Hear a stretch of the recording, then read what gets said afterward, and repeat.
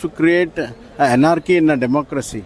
A democratic elected party is there, government is there, so he wants to create instability in the entire nation. And what about Congress? It continues to hide and dodge. One MP even had the audacity to claim they had done their own research, as if that justifies spreading lies. These are all fictitious matters that they come out as an afterthought and they give us these stories. So when Rahul Gandhi was talking so many days, what did they do? Nothing. But Sanjay Kumar openly came out and said that data was flawed because there was some misreading in the data and it was a human error as well. So Rahul Gandhi can't, if Rahul Gandhi's claim is on the basis of that data, then the data is flawed. That's okay. We'll have a debate and discussion when there's a discussion here. We'll see to that. But you think that everyone is stating that Rahul Gandhi should apologize? So I think the Election Commission should apologize. Because there is no doubt that in Bihar 60 lakh voters have lost their right to vote. Error था तो बताओ ना, affidavit दो ना, तुम affidavit दे के बोलो कि एरर था. उन्होंने तो बकायदा बाहर आए हैं. एफिडेविट दो ना, इलेक्शन कमीशन एफिडेविट दे ना. दूसरों से एफिडेविट मांगते हो, तुम एफिडेविट दे के बोलो ना, उसके बाद बात करेंगे. सर ये CSDS तो ICSR का पार्ट है, इंडिविजुअल एंटिटी है, तो डेटा पब्लिश करती है. इसी बेसिस पे तो राहुल गांधी कह रहे थे. नहीं, मैं आपको क्या पता कि उस बेसिस पे कह रहे थे? आपने कैसे समझ लिया? हमने अपना रिसर्च किया है, हमने अपना सारा काम अपना आप किया है. The truth is this. Congress has been caught red-faced, red-handed and cornered for misleading an entire state and a nation. And yet, the so-called leader of opposition remains mute. No apology, no accountability, only exposed lies.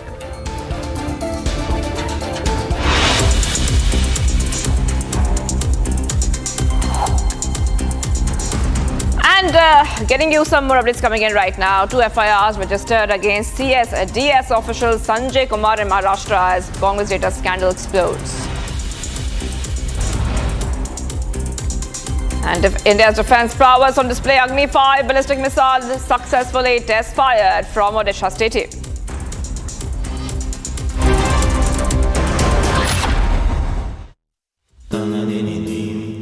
Amity has been ranked among the top universities globally for producing the most employable graduates by the Times Higher Education UK. Yet another testimony to Amity's excellent placement record. Bharat की अपनी दुकान India सोना, अपने देश का सामान India सोना, India सोना, इंडिया सोना. ये है सीक्रेट रेसिपी MDH का जीरा सिप जल जीरा मसाला. सिप सिप जीरा सिप MDH का जल जीरा सिप MDH का जल जीरा सिप. केसरिया से मन जोगी हुआ रे, दिल झूमे देखो.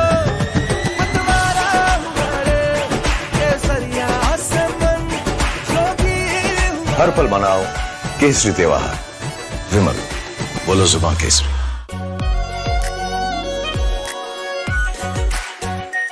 Are pure shahi paneer masala, delicious, healthy everyday.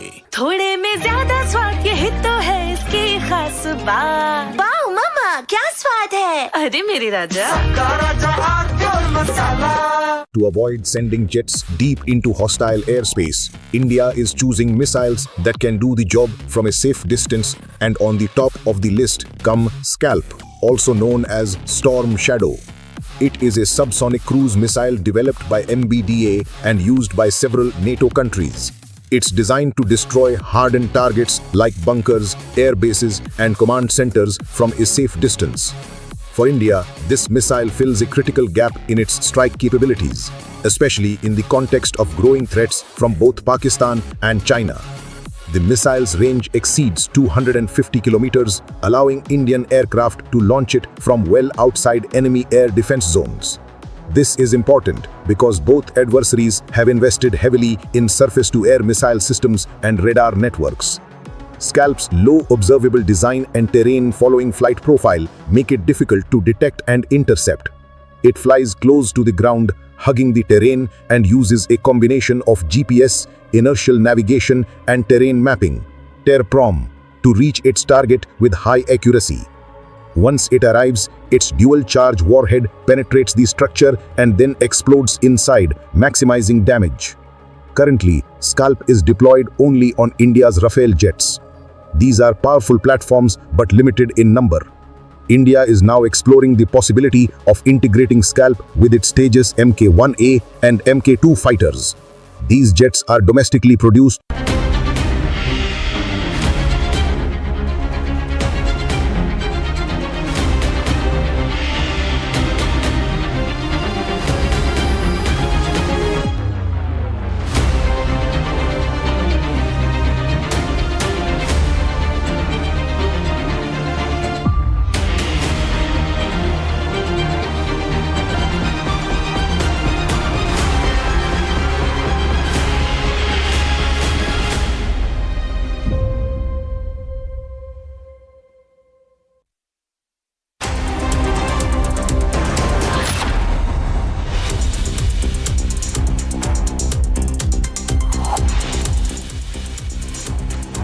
FIRs registered against the CSDS official Sanjay Kumar in Maharashtra as Congress data scandal explodes. India's defense prowess on display. Agni-5 ballistic missile successfully test fired from Odisha. High-speed car runs over and kills elderly man near Air Force station in Chandigarh. Beer bottles found in car. Allegations of cover-up surface.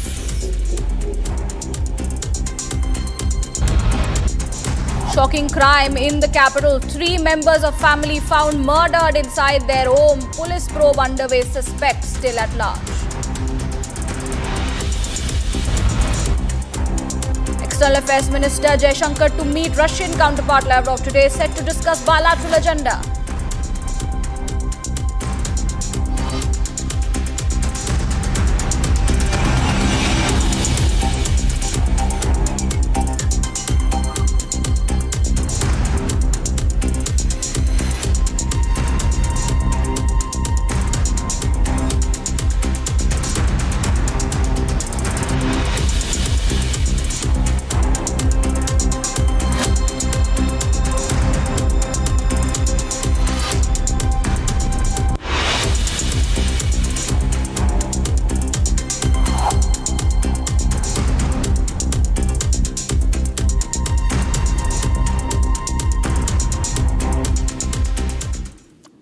Let's begin with the news coming in terms of the United States and Venezuela, who are locked in an escalating standoff with tensions flaring over politics, oil and drug trafficking allegations. As the Trump administration doubles down with $50 million bounty on President Nicolas Maduro and deploys warships off the Venezuela's coast, Maduro relies his nation's defenses, vowing to resist. Here's more to the story.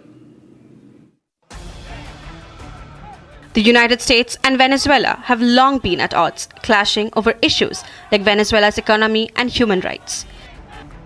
Tensions surged during the first Trump administration, with President Trump openly criticizing Venezuela's President Nicolas Maduro, pushing relations to a breaking point by recognizing Juan Guaido as the country's interim president, effectively creating a parallel government. When the Biden administration took over, it shifted gears, striking a diplomatic deal with Maduro's government. The agreement allowed US oil companies to return to Venezuela in exchange for a commitment to transparent elections. But the deal didn't last, as the US accused Maduro of failing to uphold the agreement, reigniting tensions. Now, with the return of the Trump administration, the US is taking a hardline stance once again. The administration issued a $50 million arrest warrant for Maduro, branding him the world's biggest drug dealer and vowing an all-out war against drug cartels. The rift widened further as the US deployed 3 Aegis-guided missile destroyers to the waters of Venezuela. In response, Venezuela is rallying its forces. The government has deployed hundreds of security personnel to protect Caracas and mobilize supporters across the country.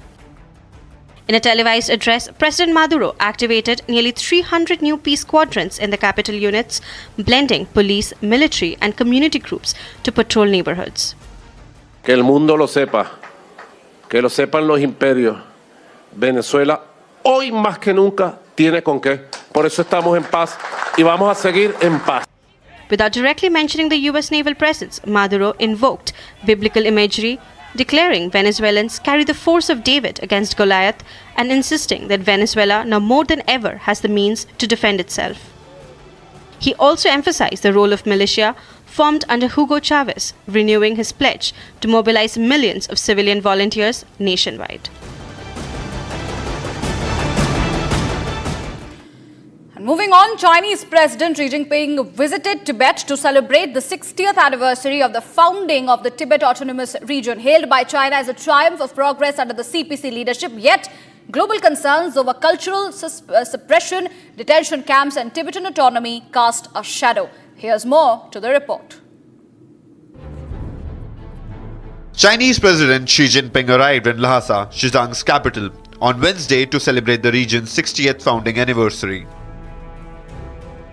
As CPC General Secretary and Central Military Commission Chairman, Xi was warmly welcomed by diverse ethnic groups.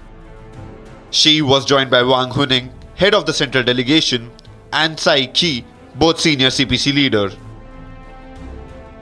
In Lhasa, Xi praised Xizang's transformation over 60 years under CPC leadership, highlighting economic and social strides toward a modern socialist future. However, China's rigid policies in Xizang face global criticism for suppressing debate and eroding indigenous Tibetan culture. Critics argue that China's education system and cultural initiatives push pro-China narratives, forcing Tibetans to abandon their traditions. Reports of detention camps also raise concerns, with allegations that Tibetans are coerced into aligning with state policies, contradicting Xi's claims of unity and progress. However, Xi went ahead and urged stability, ethnic unity, and adapting Tibetan Buddhism to socialism, emphasizing a shared Chinese national identity. He called for high-quality growth through local industries, ecological efforts, and rural-urban progress, while supporting poverty alleviation and Dingli County's reconstruction. President Xi Jinping's visit to Tibet occurs at a critical moment, with global focus intensifying on the region. The United States government is deepening ties with Tibet's government in exile, and there are reports questioning China's role in selecting the next Dalai Lama, with calls for Tibet's autonomy in this process. Xi's visit aims not only to mark an anniversary, but also to strengthen China's control. However, given China's controversial actions in Tibet, it's clear that Tibet should reclaim its sovereignty and cultural identity, free from any external influence. And moving on, Japan is making a big Africa push. Prime Minister Ishiba has opened the 9th Tokyo International Conference on African Development, pitching deeper economic, digital and strategic ties with the continent. Ishiba has proposed a new economic zone linking the Indian Ocean to Africa, unveiled $5.5 billion in development loans and pledged to train nearly 30,000 AI specialists in Africa over the next 3 years. Here's more to the story. Japan has officially opened the 9th Tokyo International Conference on African Development with focus on Africa's urgent investment needs. The summit brings together leaders of 50 African nations alongside global officials, including UN Secretary General Antonio Guterres. In his opening remarks, Japanese Prime Minister Shigeru Ishiba pledged stronger economic and strategic partnership with Africa. AI データサイエンスの人材育成、そしてアフリカの経済成長イニシアティブを通じて、アフリカの AI に関する産業人材を3年で3万人育成をいたします。The summit comes as US President Donald Trump's tariff wars and drastic aid cuts have slowed African development, while China continues expanding its grip on the continent through infrastructure projects. Africa must have a stronger voice in shaping the decisions that affect its future. That includes long overdue reform of the Security Council, where incredibly Africa has no permanent member and other regions remain underrepresented. And it includes an overhaul of today's unjust and unfair international financial architecture that must enhance African representation and endorse a strong African voice in the decisions being made. Ishiba proposed a new economic zone linking the Indian Ocean to Africa, channeling Japanese investments from India and the Middle East into the African markets. Tokyo also announced a $5.5 billion in loans in partnership with the African Development Bank to drive sustainable growth and infrastructure. And in a digital push, Japan will train 30,000 AI specialists in Africa over the next 3 years to boost innovation and create new jobs. And viewers, from trade to geopolitics, India-Russia ties are back in sharp focus. External Affairs Minister S. Jaishankar is in Moscow and he's on a 3-day visit. And on day 1, he met Deputy Prime Minister Denis Manturov, held talks with the scholars and also paid tribute at the tomb of unknown soldier. Now, Jaishankar will next hold bilateral talks with Foreign Minister Sergei Lavrov, even as both sides prepare for Russian President Putin's expected visit to India later this year. From trade to geopolitics, India-Russia relations are back in focus. External Affairs Minister Dr. S. Jaishankar is in Russia for a 3-day visit. On the first day of his official visit to Russia, External Affairs Minister Dr. S. Jaishankar held a key meeting with Russia's Deputy Prime Minister Denis Manturov.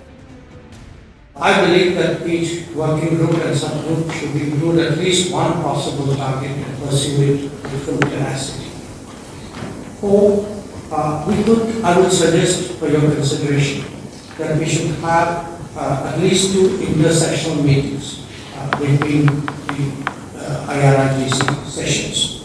We could also do a virtual midterm review with all the co-chairs like we did in 23.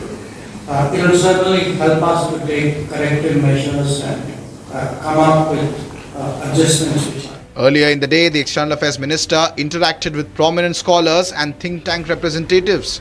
During the meeting, both sides discussed India-Russia relations, contemporary world geopolitics and India's point of view. Dr. Jaishankar also laid a wreath at the tomb of the unknown soldier in Moscow's Alexander Garden, a war memorial dedicated to the Soviet soldiers who died during the Second World War. The External Affairs Minister will also now co-chair the 26th session of the India-Russia Intergovernmental Commission on Trade, Economic, Scientific, Technological and Cultural Cooperation. During his stay, Jaishankar will also hold bilateral talks with his counterpart in Russia, Sergei Lavrov. The meeting would focus on regional and global issues. The visit precedes a potential high-level interaction as Russian President Vladimir Putin is expected to visit India later this year, following an invitation from Prime Minister Narendra Modi.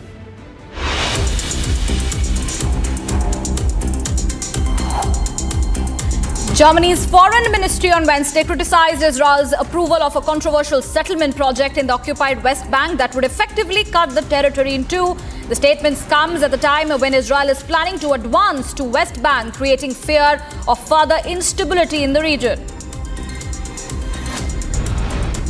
Russia's foreign minister has said Moscow is in favor of any form of dialogue with Ukraine as long as talks are organized step by step, gradually starting from the expert level and then going through all the necessary stages. This comes at a time when US is trying to organize a trilateral dialogue between the United States, Ukraine and Russia.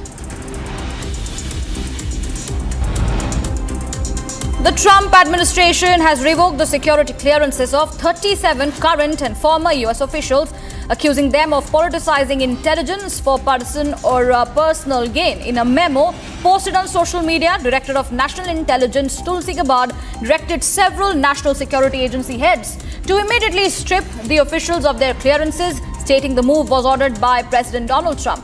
Officials include several national security staffers who served under former Democratic Presidents Joe Biden and Barack Obama. A senior Ugandan official denied that the country had agreed to take in people deported from the United States, saying it lacked the facilities to accommodate them. This comes at a time when the US government is trying to relocate its illegal immigrants to a third country. External Affairs Minister S. Jaishankar co-chaired the 26th India-Russia Intergovernmental Commission on Trade, Economic, Scientific, Technological and Cultural Cooperation with Russian Deputy Prime Minister Denis Manturov. Calling the talks extremely productive, Dr. Jaishankar highlighted discussions on the trade, energy, agriculture, and more. He proposed concrete steps to enhance cooperation, including quantifiable targets, intersessional meetings, and better coordination between business and working groups. With annual leaders summit ahead, he expressed confidence that the Commission's outcome will further deepen the India-Russia strategic partnership. The leaders of Belarus and Iran signed new agreements to boost bilateral ties in key areas, including defense, according to the two governments. Presidents Alexander Lukashenko and Masoud Pezeshkian signed a package of 13 documents in Belarusian capital Minsk. The two presidents also said their countries would start work towards a strategic partnership treaty. A blanket of smoke seen across parts of South Florida as firefighters in the Broward County work to control a brush fire in the Everglades. Winds from the west pushed the smoke into the Broward and Miami-Dade metro areas. Aerial footage from the station shows a brush fire burning and sending thick white smoke into the air. About 19,200 acres of the land has been burnt already.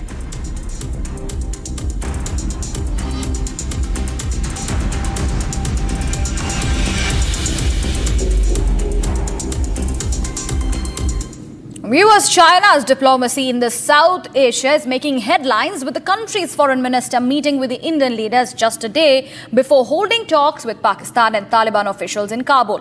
Now, the meetings raises questions about China's stance on terrorism and its relations with terror state Pakistan. Here's more to the story. Just a day after Chinese foreign minister's India visit, where a number of agreements were announced. Chinese Foreign Minister Wang Yi met with Pakistan's Foreign Minister Ishaq Dar along with Taliban officials in Kabul at Afghanistan. This was a trilateral summit which comes on the heels of Wang Yi's visit to India, with several agreements announced.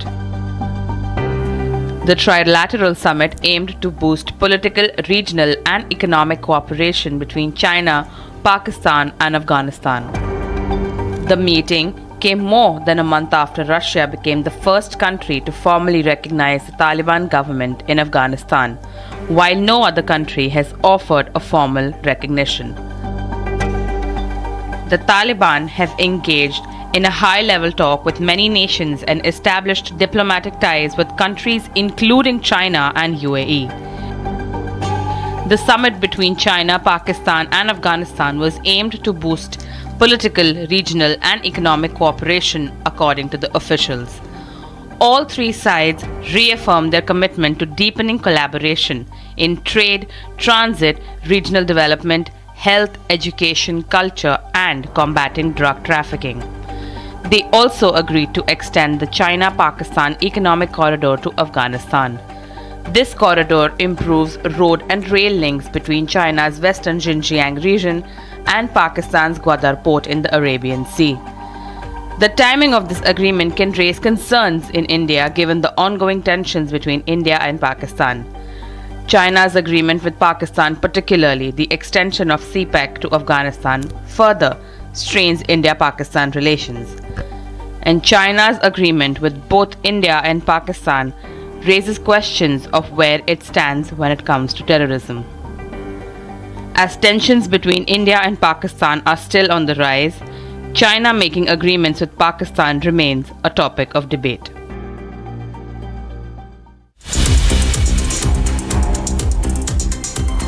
Viewers, coming up on the other side, External Affairs Minister S. Jaishankar to meet Russian counterpart Lavrov today and set to discuss bilateral agenda.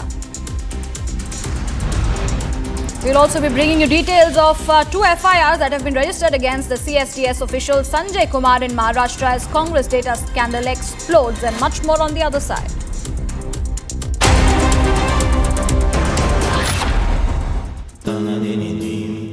Amity has been ranked among the top universities globally for producing the most employable graduates by the Times Higher Education UK. Yet another testimony to Amity's excellent placement record. थोड़े में ज्यादा स्वाद यही तो है इसकी खास बात। वाओ मामा, क्या स्वाद है? अरे मेरी राजा,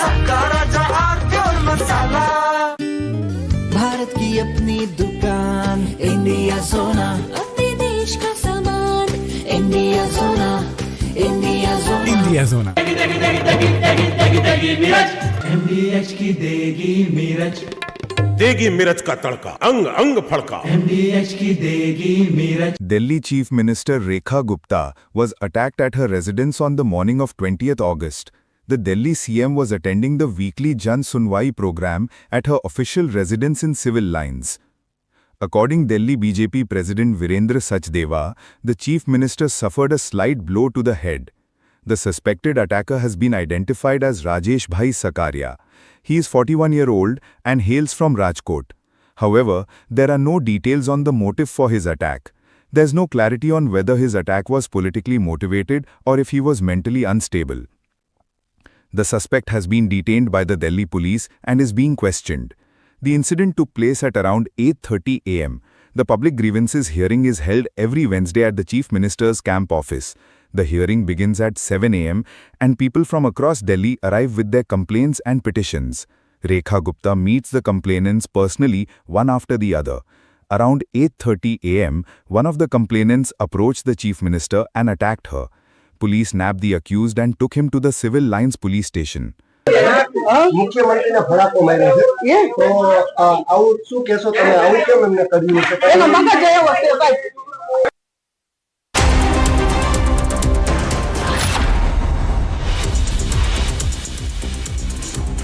India's cooling demand for energy amid robust monsoon rains led to a contraction of output of coal, crude oil, natural gas and refinery products in July, limiting the year-on-year growth of the country's 8 infrastructure industries to a modest 2%, official data showed. However, the growth in cement and steel production remained strong due to perked-up construction activity. Cement output grew 11.7%, while steel expanded 12.8% in July, according to the data from the Commerce and Industry Ministry. Indian stock market stays higher for the 5th straight session as expectations of a proposed cut in the GST rates across key categories boost hopes of a demand recovery in the economy, continuing to support the rally on the Dalal Street even as the deadline for an additional 25% US tariff hike approaches. The 5-day rally also helped the Nifty 50 reclaim the psychological 25,000 mark, closing at 25,050, gaining 0.23%. IIM Bangalore launches FinTech certificate program in an online mode to equip early career professionals and students with both foundational and advanced knowledge of rapidly evolving FinTech ecosystem. The initiative is part of the skilling and training pillar of the Centre of Excellence in FinTech, established by the Department of Electronics, IT and the BT and the Government of Karnataka to nurture and accelerate the state's FinTech landscape. India and the Russia-led Eurasian Economic Union kickstarts negotiations for a trade deal as talks with the US broke down after US President Donald Trump called India a dead economy and raised tariff on Indian products to 50%, which is highest globally. The Central Consumer Protection Authority imposed a fine of rupees 10 lakh on railing company Rapido for running misleading advertisement that promised assured services and cashback benefits.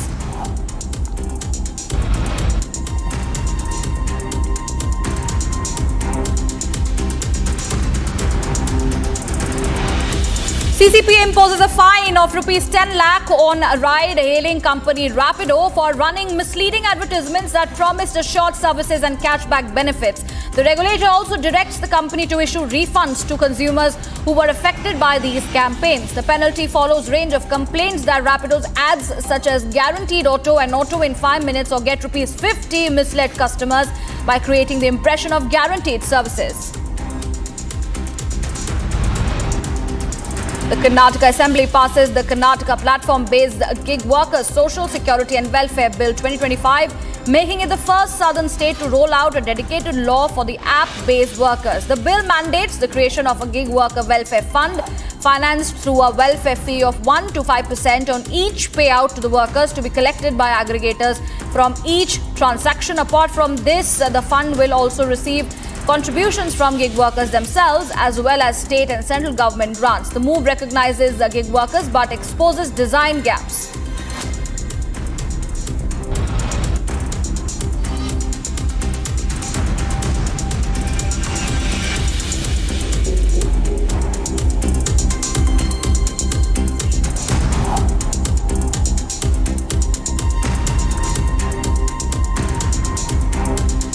Motilal Oswal Mutual Fund increases its stake in One Communications Limited, the parent company of the fintech major Paytm, by acquiring additional shares.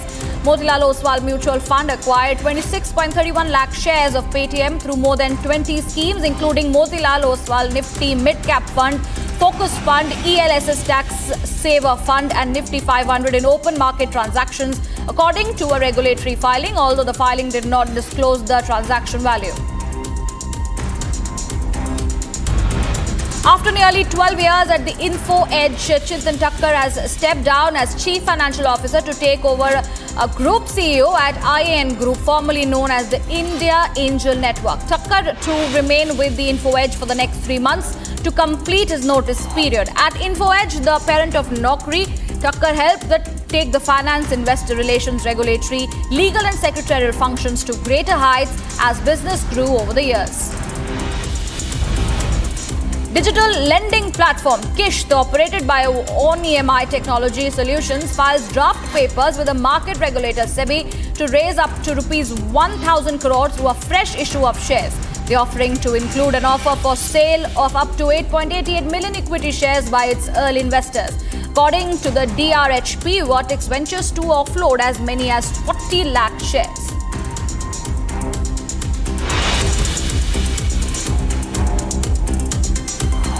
We will be focusing on more news coming up on the other side. 2 FIRs registered against the CSDS official Sanjay Kumar in Maharashtra as Congress data scandal explodes.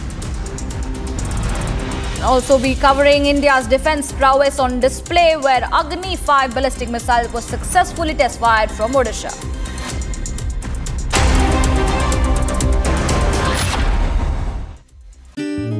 Bharat की अपनी दुकान India सोना, का सामान India सोना, India सोना, India सोना। MDH की देगी मिर्च, देगी मिर्च का तड़का, अंग अंग फड़का। MDH की देगी मिर्च। केसरिया से मन जोगी हुआ रे, दिल झूमे देखो मतवारा हुआ रे। केसरिया से मन जोगी हुआ। हर पल मनाओ केसरी त्योहार, विमल बोलो जुबान केसरी। थोड़े में ज्यादा स्वाद, यही तो है इसकी खास बात। वाह मामा, क्या स्वाद है। अरे मेरे राजा, राजा और मसाला।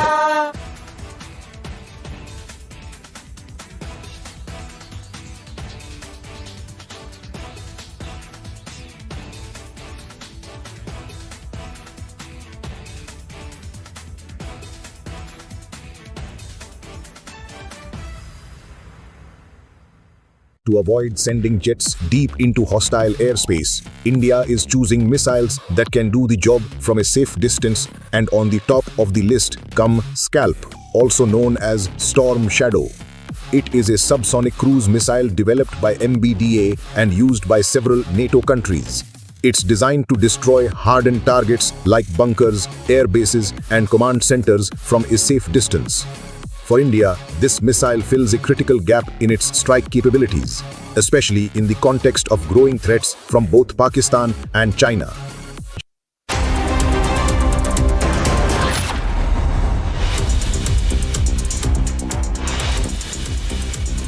East Bengal's Durand Cup campaign ended with a stunning 2-1 loss to Diamond Harbour FC in a Bengal derby. Despite being favourites, East Bengal couldn't hold off Diamond Harbour's late surge, with Jobby Justin scoring the winning goal in the 83rd minute. Diamond Harbour will now face Northeast United FC in the final. Redeemed Flang's first half strike proved decisive as defending champions Northeast United edged past Shillong Rajong 1-2-0 to secure a spot in the final of the 134th Durand Football Cup tournament. His 36th minute goal separated the two sides, handling Shillong's Lajong their second consecutive semi-final defeat to the same opponents, having lost 3-0 at the same venue back in 2024. Having secured his spot in the high-profile Diamond League finals, Indian javelin ace Neeraj Chopra will sit out the final leg of the series in Belgium. Of the 14 Diamond League meets this season, only 4 featured men's javelin throw. Chopra participated in just 2, yet still earned qualification for the DL final scheduled in Zurich, Switzerland on 28th of August. He had earlier opted out of the Silesia leg held on 16th August. More news coming up on the other side. With External Affairs Minister S. Jaishankar all set to meet his Russian counterpart Lavrov today, they will be discussing bilateral agenda.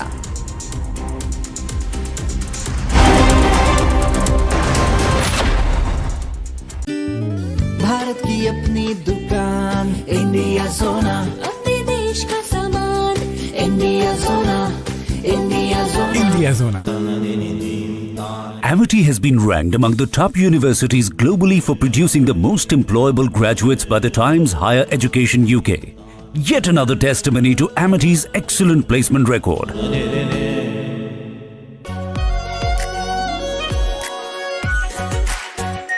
Our pure Shahi Paneer Masala. Delicious, healthy, every day.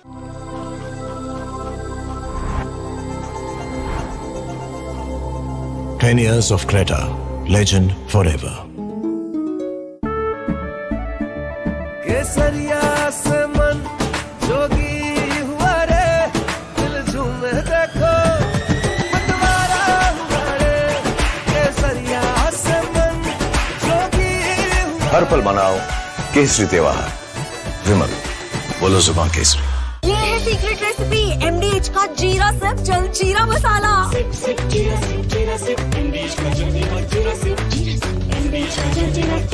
दादी के हाथों का जादू और खुशबू से महकता घर, माँ की मुस्कुराहट और खाने की सुगंध। MDH गरम मसाला, क्योंकि हर रिश्ता है स्वाद से जुड़ा। Delhi Chief Minister Rekha Gupta was attacked at her residence on the morning of 20th August. The Delhi CM was attending the weekly Jan Sunwai program at her official residence in Civil Lines.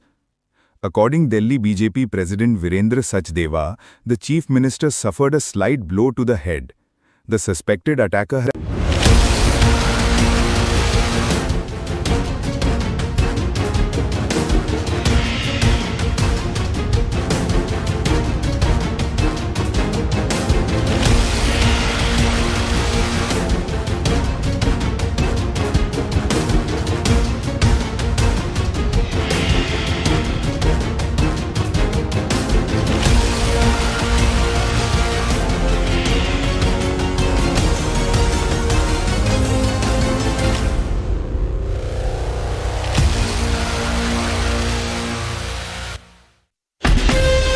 From Asia's largest news headquarters,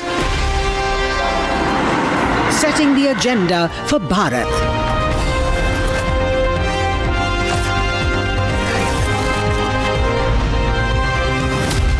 You're watching Republic.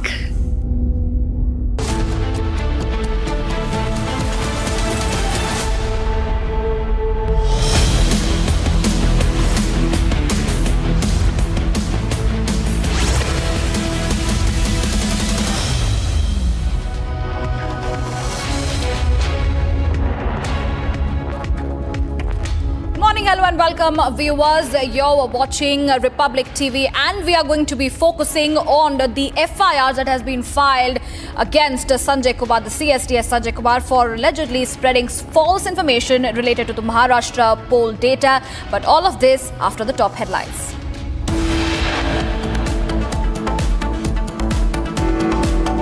High-speed car runs over and kills elderly man near Air Force Station in Chandigarh. Beer bottles found in the car. Allegations of cover-up surface.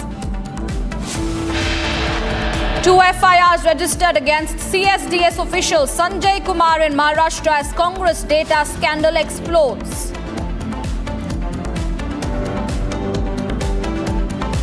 Shocking crime in the capital. 3 members of family found murdered inside their home. Police probe underway.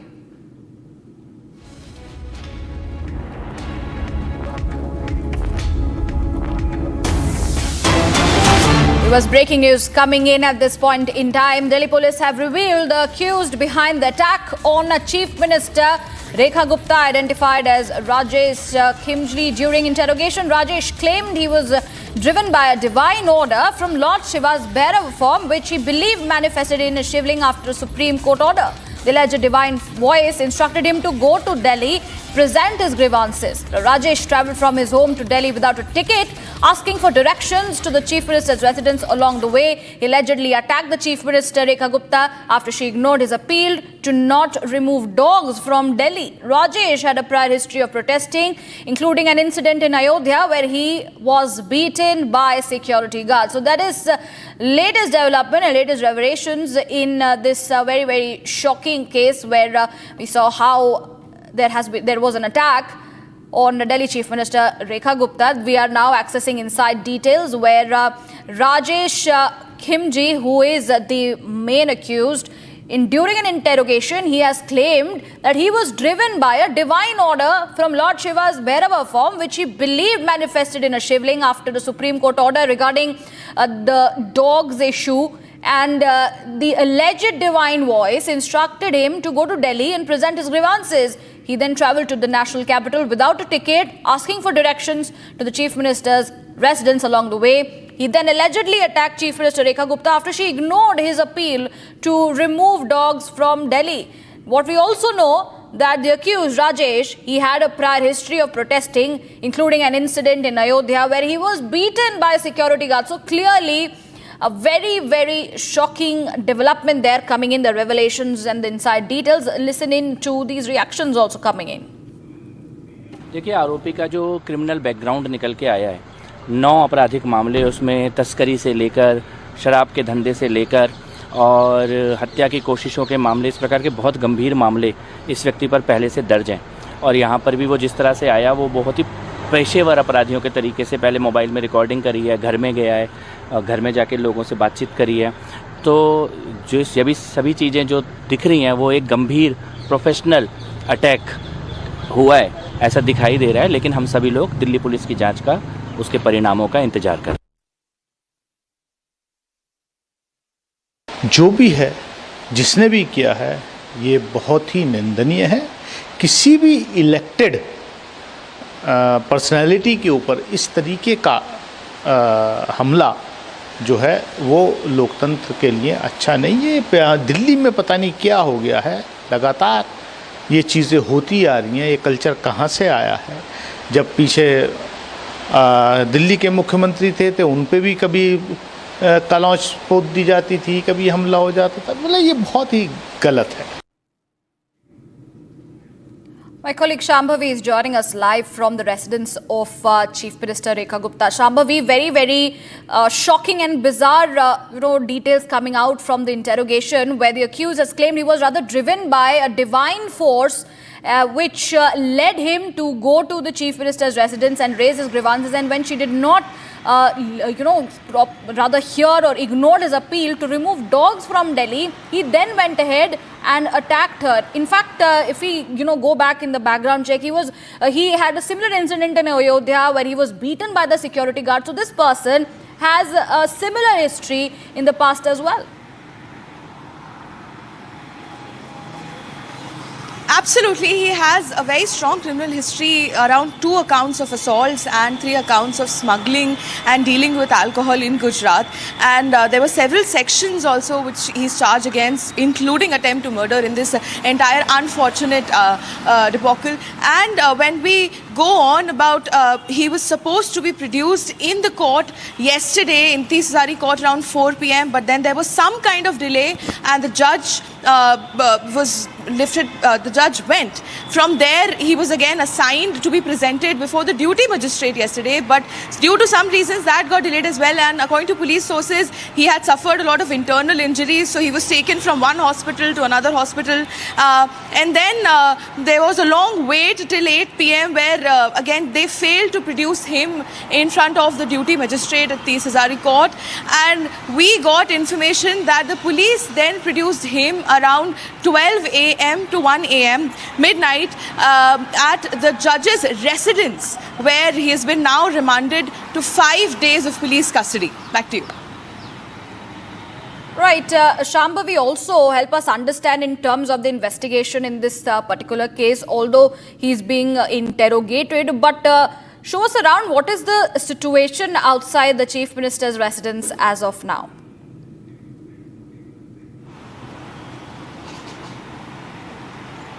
Well, absolutely. The interrogation is underway. The police has been, since he has been arrested, there has been MLC done, that is a medical legal case which needs to be done before filing an FIR. And the FIR was filed around 4 p.m. where he was charged with 3 sections. One was attempt to murder, the other one was obstruction of when a public servant is discharging their duties, that is the obstruction, and use of voluntary and criminal force when a public servant is discharging their duties. These are the 3 main sections which, after the brief interrogation that was done,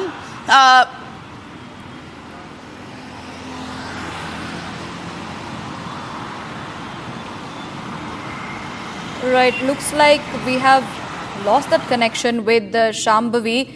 But Shambhavi, if you can hear me at this point, right, as you were rightly mentioning in terms of the interrogation, Shambhavi, but the order by the Supreme Court regarding the stray dog issue, this has led to such an attack on the Chief Minister of Delhi. There has been a security lapse as well. What next do we understand in terms of the heightened security in and around her residence? Yeah, we have been seeing a lot of protests from animal lovers. There have been a lot of backlash since the Supreme Court has passed this stray dogs judgment. And we have seen that there were recent incidents where people have passed on with peaceful protests. Police has been involved as well, where they've been detained. And when this person, also there was CCTV camera out where this person could be seen doing a recce around 24 hours before this attack of both her residence at Shalimar Bagh as well as her official residence.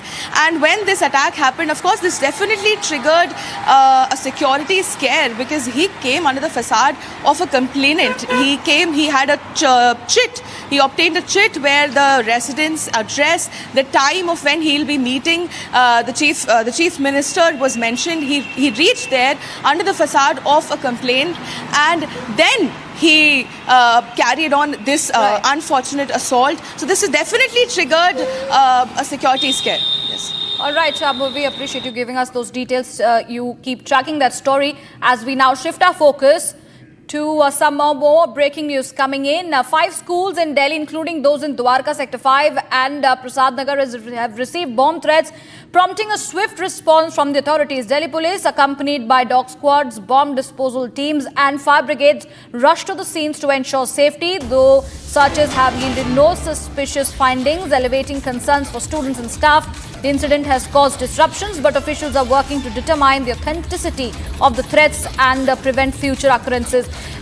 Remember, viewers, this is the scenario, something that Delhi schools have been witnessing for a very, very long time. There have been many such bomb threats. Most have been turned out to be hoax, but another day, another bomb threat saga continuing. 5 schools in Delhi, including a few of them in Dwarka Sector 5 and Prasad Nagar, they have received bomb threats, which has now prompted a swift response from the authorities. Although the Delhi police have been accompanied by the dog squads, bomb disposal teams and fire brigades, which have been rushed to the scene. Actually, today morning I received a mail on school email ID where there was again a bomb threat and threat of bloodshed. So, as a precautionary measure, I immediately called police, and everyone was here by 6:30. And bomb squad is also here, and they are also checking. I am not sending any child inside the building as a precautionary measure. ये बच्चे अंदर गए हुए हैं, ये बोला हुआ 15 minute आप वेट कीजिए यहाँ पे, पूरी रेस्क्यू चल रहा है अंदर बम स्क्वाड का। उसके बाद में इन्फॉर्मेशन आएगी, जब आपको हमारे को गाइड किया जाएगा, उसके बाद हम जाएंगे, बच्चा लेके जाएंगे। इससे पहले भी कुछ दिन पहले भी ये जानकारी 1 दिन पहले भी हुआ था, ये बच्चों को वापस भेजा गया था।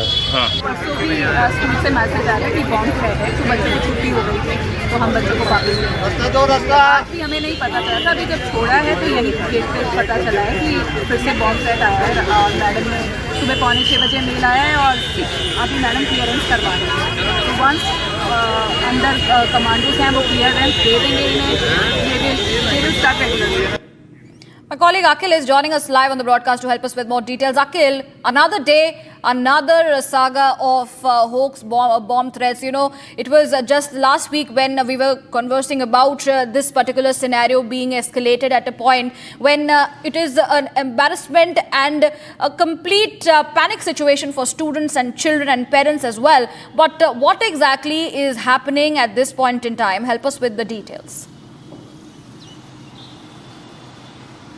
Well, that's right, Priyanka. If you see this very morning, what we have seen that again, similar kind of phenomena took place in the national capital. 5 different schools in the national capital have received the bomb threat emails, and after that what we have seen that the Delhi police team has sent their dog squad team and the bomb disposal squad team over there at the various spot, and during their scanning process a proper SOPs was being followed, and there they have found nothing suspicious in the college premises.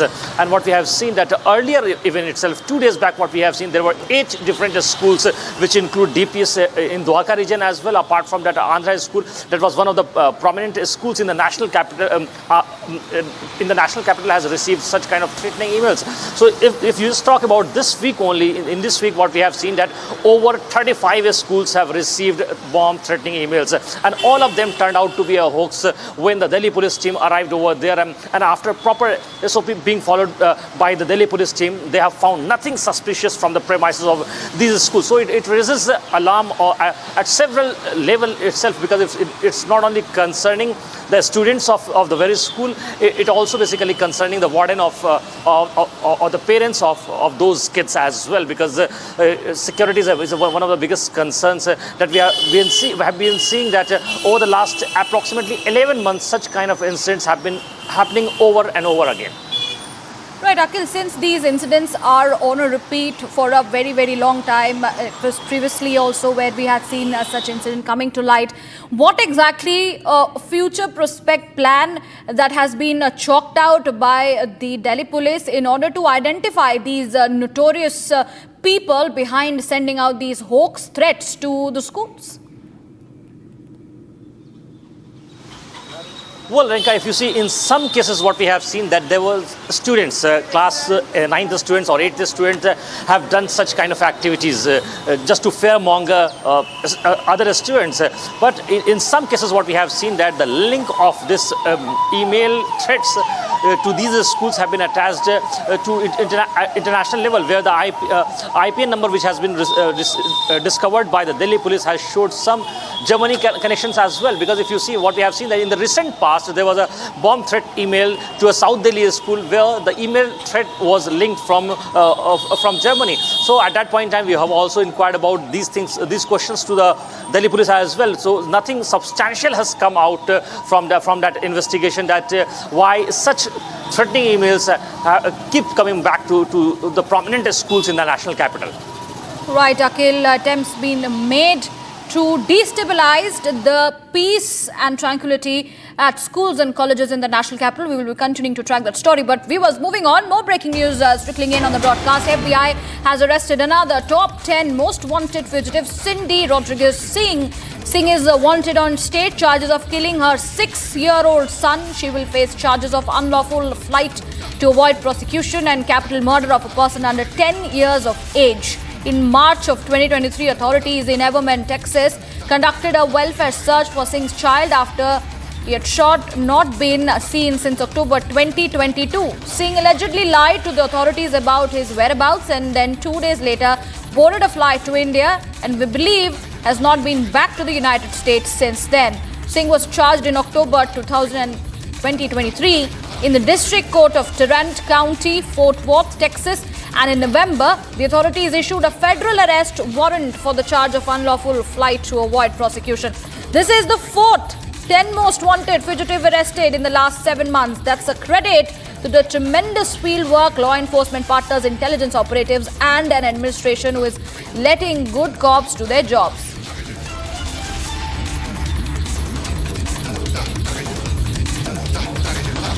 And that is the latest breaking news. We're tracking viewers on Republic at this point in time, where the FBI has arrested One more, top 10 most wanted fugitive. The picture that you see is of Cindy Rodriguez Singh. She is wanted on the state of charge of killing her 6-year-old son, and she will face the charges of unlawful flight to avoid prosecution as well, and capital murder of a person under 10 years of age. Back in 2023, authorities in Texas had conducted a welfare search for her child after he was not seen for a very, very long time. She apparently lied to the authorities about his whereabouts, and then just 2 days later boarded a flight to India.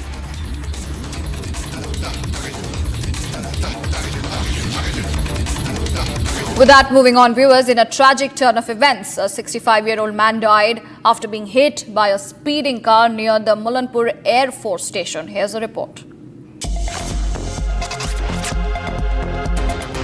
In a tragic turn of events, a 65-year-old man succumbed to his injuries after being hit by a speeding car outside Air Force Station in Mullanpur near Chandigarh. The car, bearing a Chandigarh registration plate, was driven by a teenage girl. Another girl and 2 youths were also travelling in the car, and all 4 teenagers are students of a management college in Sarangpur. Following the accident, serious allegations have surfaced against the local police. Instead of registering a formal complaint against the accused, it is claimed that a settlement of 9 lakh rupees was arranged. After the local authorities investigated the case, beer bottles and other objectionable items were recovered from the car. The incident has raised questions from law enforcement and locals demanding stricter actions. The family members of the victim are demanding justice and stricter actions against both the accused and the officials that decided to settle for the money instead of probing into the case. Bharat 1 Minute brought to you by Canara Bank. Together we can. After the heavy rainfall which have resulted in severe flooding, the NDRF and locals conduct a rescue operation after a car along with its 3 passengers were washed away in Desai Creek in Valsad district at Gujarat. The driver of the car has been rescued while his wife and child, the other 2 passengers, are still missing. Prime Minister Narendra Modi will inaugurate a 13.61 km long newly constructed metro network and a newly constructed subway at Howrah Metro Station in Kolkata on 22nd of August. He will also flag off the Naupada Jai Hind Biman Bandar metro service from Jasor Road, the Shealda Esplanade metro service and the Beleghata Hemanta Mukhopadhyay metro service.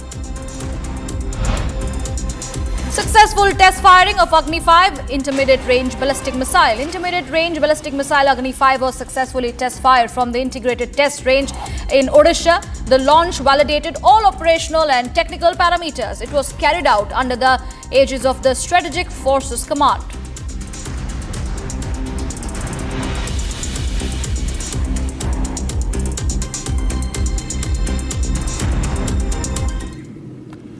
The SCALP, also known as Storm Shadow, is a long-range air-launched cruise missile developed by the MBDA, a European defence consortium involving France, the United Kingdom and Italy. With a range exceeding 250 kilometers, terrain-hugging flight and a dual-charge warhead, Scalp is designed to penetrate hardened targets like bunkers and command centers with surgical precision.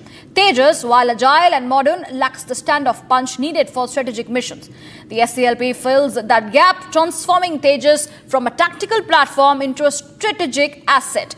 With France restarting the Scalp production in 2025 after a 15-year pause, India has a rare window to acquire a proven system that aligns with its evolving doctrine of precision, deterrence and reach. Here's why the IF urgently wants the Scalp missiles on Tejas. To avoid sending jets deep into hostile airspace, India is choosing missiles that can do the job from a safe distance, and on the top of the list come Scalp, also known as Storm Shadow. It is a subsonic cruise missile developed by MBDA and used by several NATO countries. It's designed to destroy hardened targets like bunkers, air bases and command centers from a safe distance.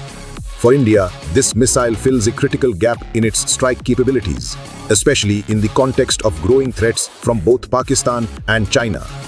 The missile's range exceeds 250 kilometers, allowing Indian aircraft to launch it from well outside enemy air defense zones. This is important because both adversaries have invested heavily in surface-to-air missile systems and radar networks.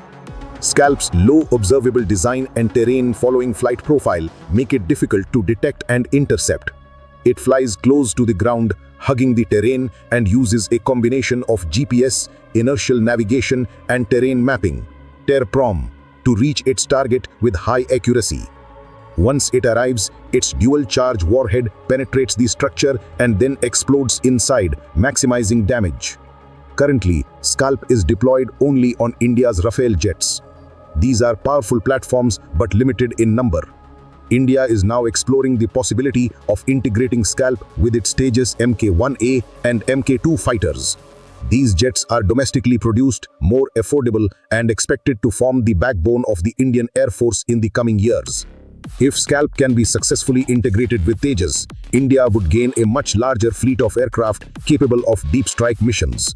This would significantly enhance its deterrence posture and operational flexibility. The interest in Scalp also reflects a shift in India's military doctrine.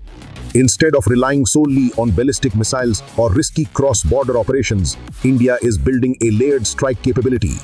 This includes standoff weapons like Scalp, precision-guided munitions, and stealth platforms. The goal is to respond to threats quickly and effectively without escalating into full-scale war. Scalp allows India to hit strategic targets like enemy air bases, missile storage sites, and command centers without crossing the line of control or the international border. This makes it a valuable tool for limited, high-impact operations. There's also a technological dimension to India's interest in Scalp. Scalp is a sophisticated missile with advanced guidance systems and programmable mission planning. It represents the kind of capability India wants to master either through joint development or future indigenous efforts. Learning from Scalp's design and performance could help India develop its own next-generation cruise missiles, reducing dependence on foreign suppliers and strengthening its defense industry. China's growing missile arsenal and Pakistan's expanding air defense network have made it clear that India needs smarter, stealthier, and longer-range weapons. Scalp is a direct response to that challenge. It gives India the ability to strike first, strike deep, and strike precisely without crossing red lines or inviting retaliation. In today's strategic environment, that kind of capability isn't just useful, it's essential.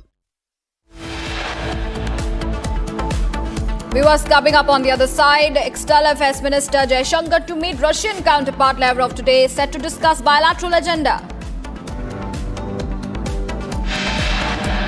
Rekha Gupta attacker sent to 5-day remand. Cops may recreate crime scene.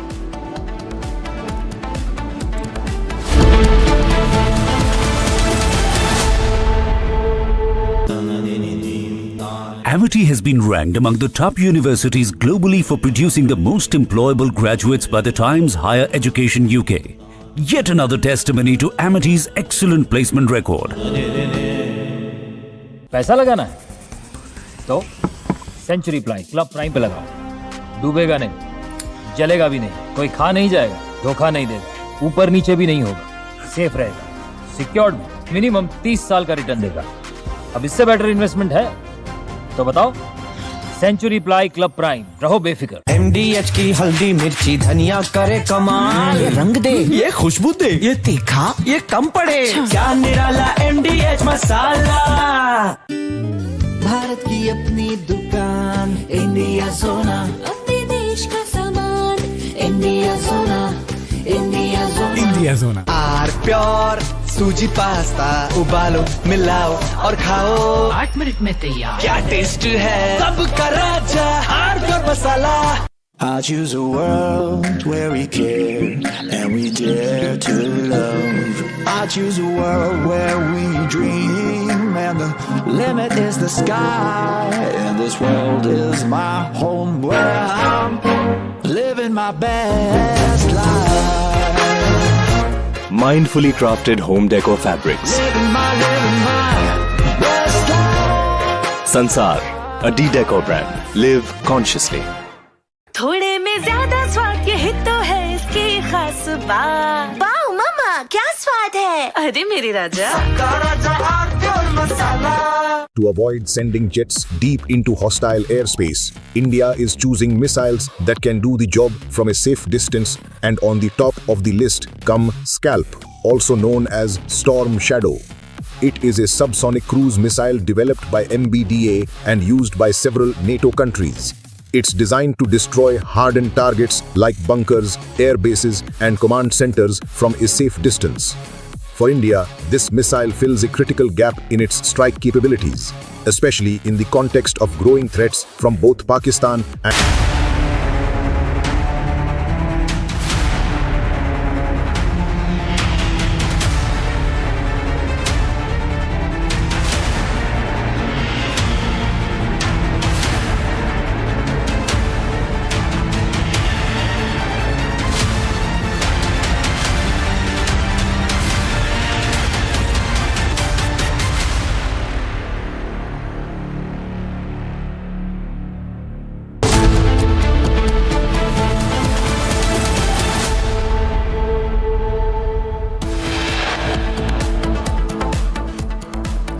Viewers, top headlines tracking right now. High-speed car runs over and kills elderly man near Air Force Station in Mullanpur. Beer bottles found in car. Allegations of cover-up surface.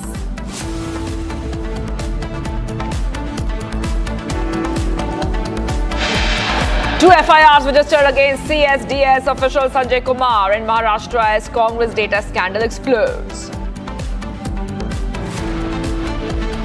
Shocking crime in the capital. 3 members of family found murdered inside their home. Police is conducting the probe. Suspects still at large. External Affairs Minister Jaishankar to meet Russian counterpart Lavrov today, set to discuss bilateral agenda. Rekha Gupta's attacker sent to 5-day remand. Cops will recreate crime scene.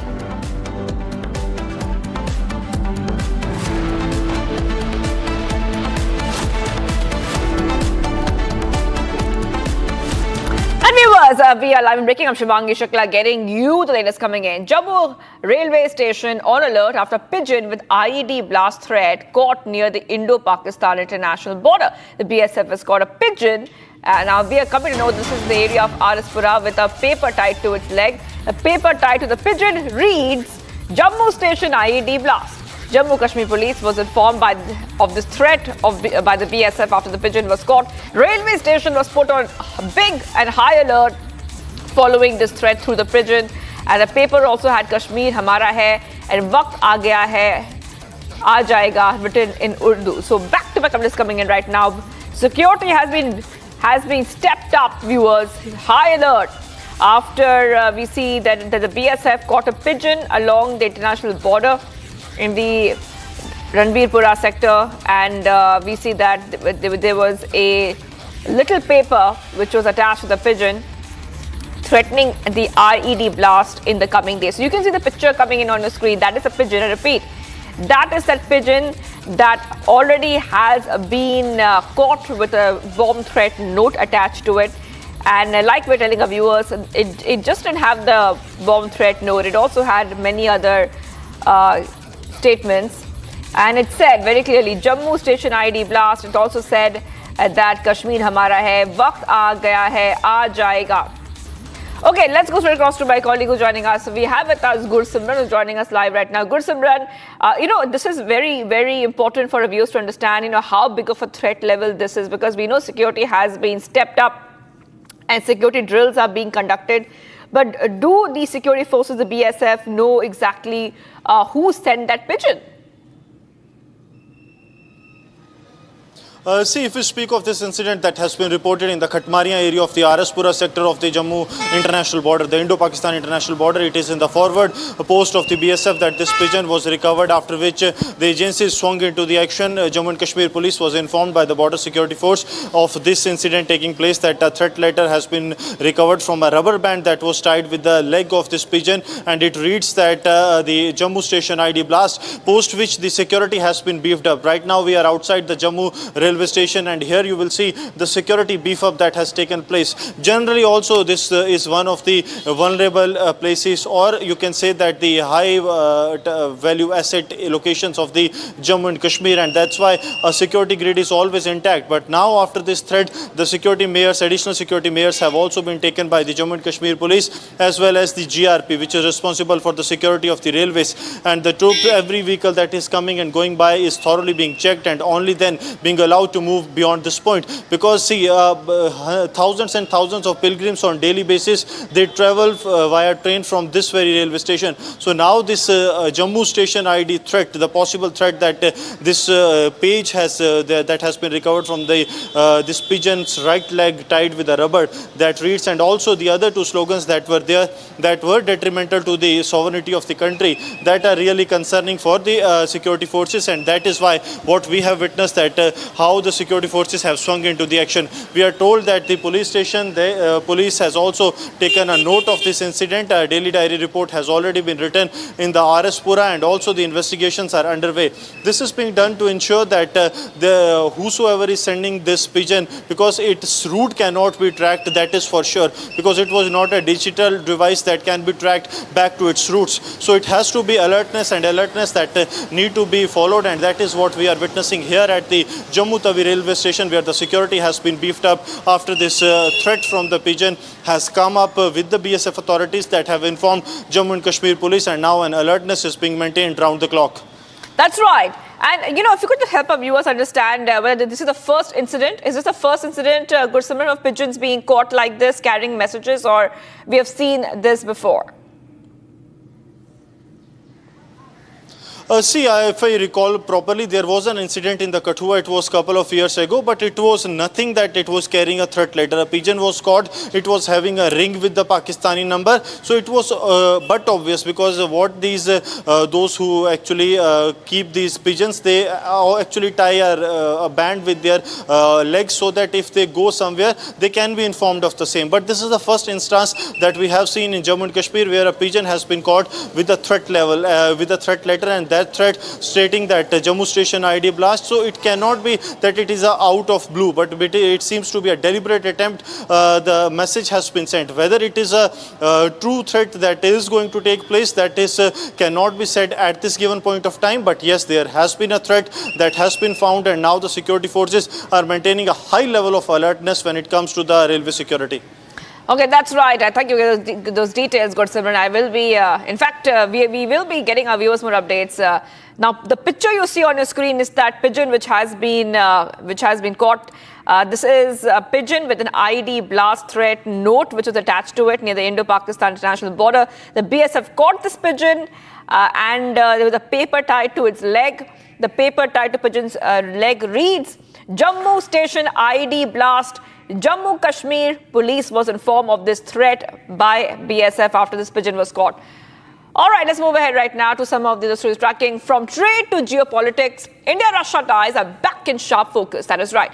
External Affairs Minister Jaishankar is in Moscow on a 3-day visit, and on day 1 he met Deputy Prime Minister, held talks with the scholars and paid tributes at the tomb of the unknown soldier. Jaishankar will also hold bilateral talks with Foreign Minister Sergei Lavrov, even as both sides prepare for Russian President Putin's expected visit to India later this year. Here's a report.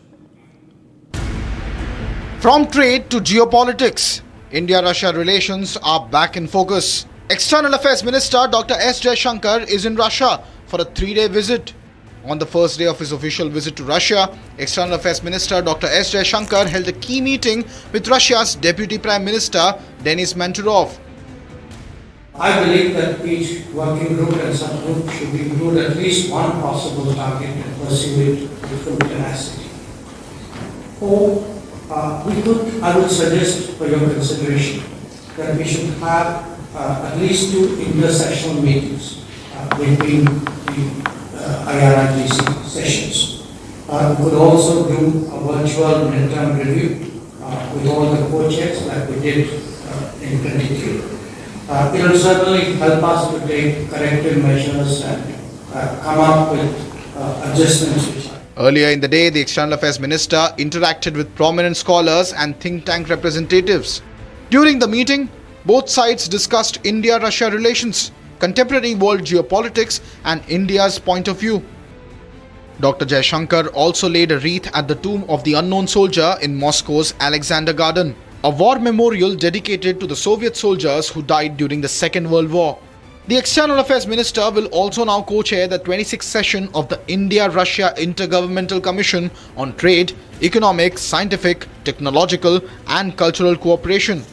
During his stay, Jaishankar will also hold bilateral talks with his counterpart in Russia, Sergei Lavrov. The meeting would focus on regional and global issues. The visit precedes a potential high-level interaction as Russian President Vladimir Putin is expected to visit India later this year, following an invitation from Prime Minister Narendra Modi. All right, viewers, opposition vice presidential candidate Justice B. Sudarshan Reddy will be filing his nomination, viewers, at 11:30 a.m. today. So that is something that we'll be tracking very, very closely. Remember that the NDA's pick already has filed the nomination yesterday. NDA candidate C.P. Radhakrishnan had filed nomination yesterday, and today Justice Reddy to file the VP nomination today. So back-to-back updates coming in here, viewers, on Republic TV.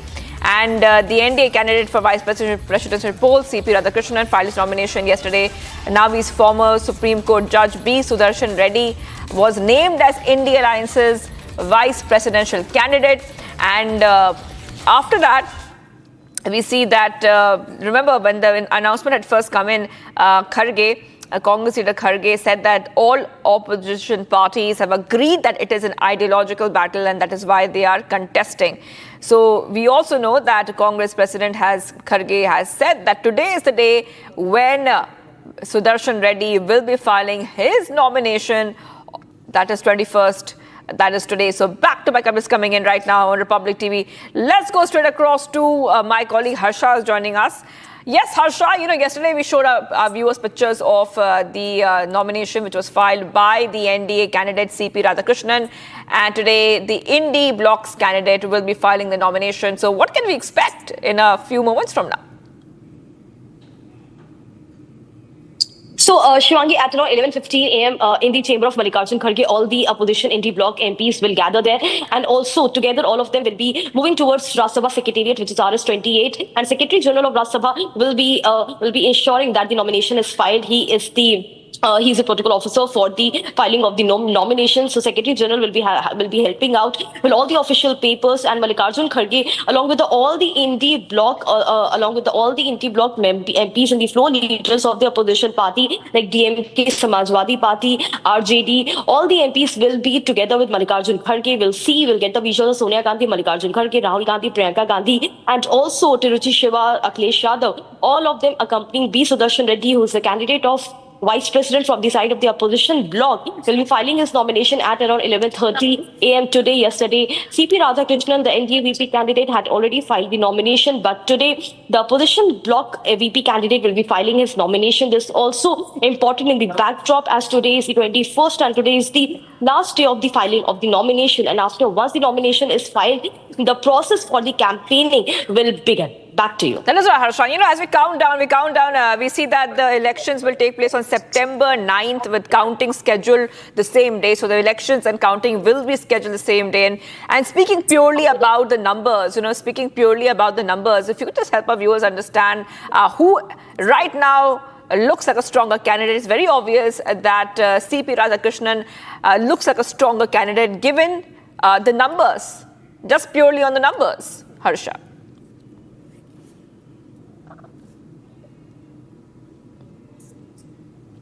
Harsha.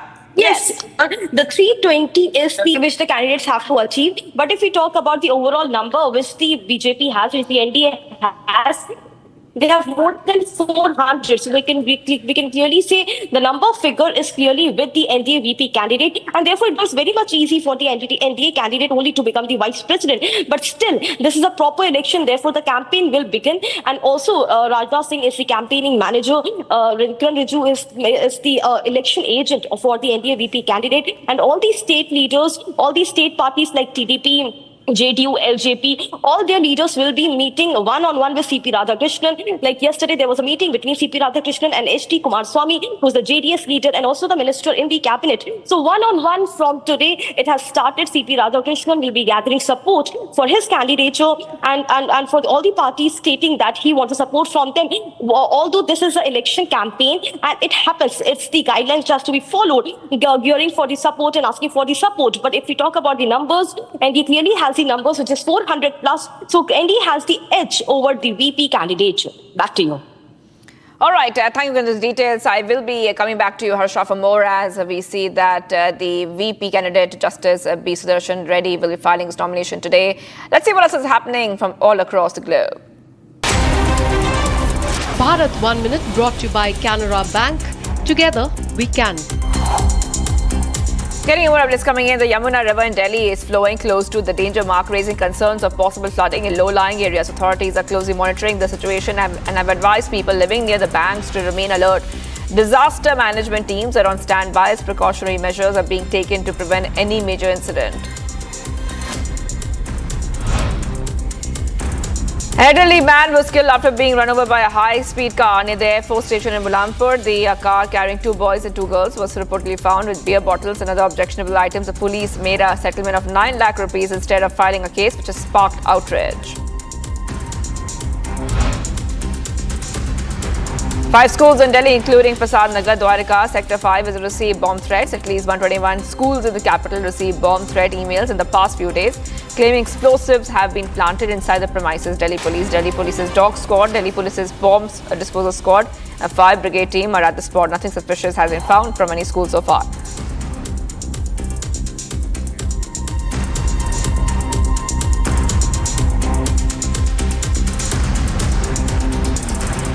Viewers, in the last 4 days, Delhi has been rattled by a series of bomb threats to schools. More than 50 schools in Delhi have received bomb threats through email since the past 3 days. Here's more.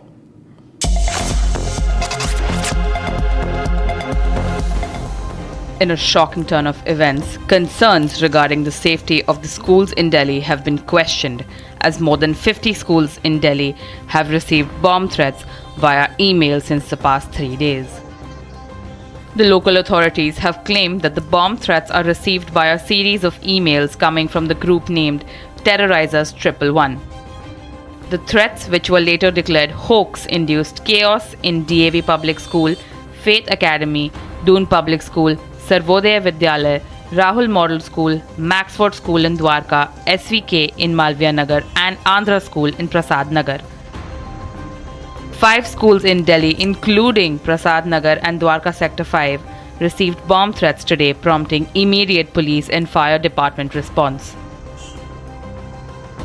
Today morning I received a mail on school email ID where there was again a bomb threat and threat of bloodshed.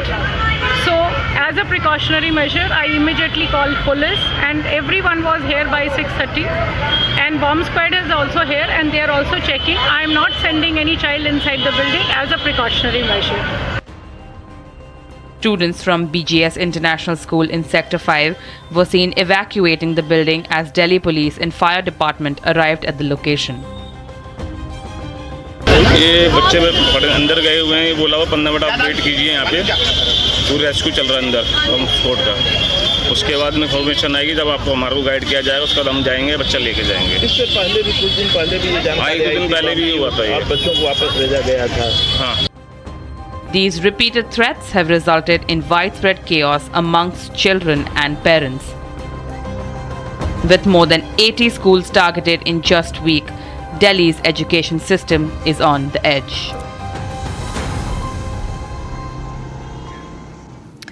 And viewers, and we go ahead to other stories coming in right now, where India's strategic defense capabilities were significantly enhanced on Wednesday when it successfully tested the Agni-5 intermediate range ballistic missile from the integrate this test range. This happened in the coast of Odisha, and according to officials, the launch, which was conducted under the Strategic Force Command's auspices, has now verified the missile's operational and technical specifications. Now, here's everything that you need to know about this. Take a look. India has successfully test-fired the ICBM, the Intermediate Range IRBM ballistic missile, that is Agni-5 from the integrated test range in Chandigarh of Odisha. And the launch has validated all operational and technical parameters. Test launch carried out under the aegis of the Strategic Forces Command. It's a long-range missile, viewers, and it is, of course, very, very important to note. It's a new capable Agni-5. It's an ICBM, what Pakistan has been fearing for the longest time. That has been fired, and remember, India had extended, viewers, recently extended the NOTAM, the Notice to Airmen, to 4,795 kilometers into the Indian Ocean for a missile test that was scheduled for 2028, that is today and tomorrow. Now, the NOTAM warning was issued by MOD, the Ministry of Defense, and now this is the Agni-5, new capable Agni-5, the ballistic missile that has been tested successfully from Odisha.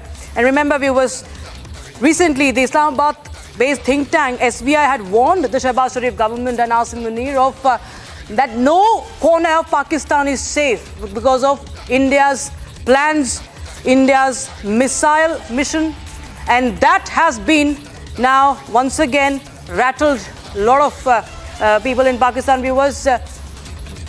All right, we will get you more updates on that. It's also known as the bunker buster, viewers. It's an intercontinental ballistic missile, and it's a new variant. It's a conventional weapon capable of carrying massive 7,500 kilogram bunker buster warhead.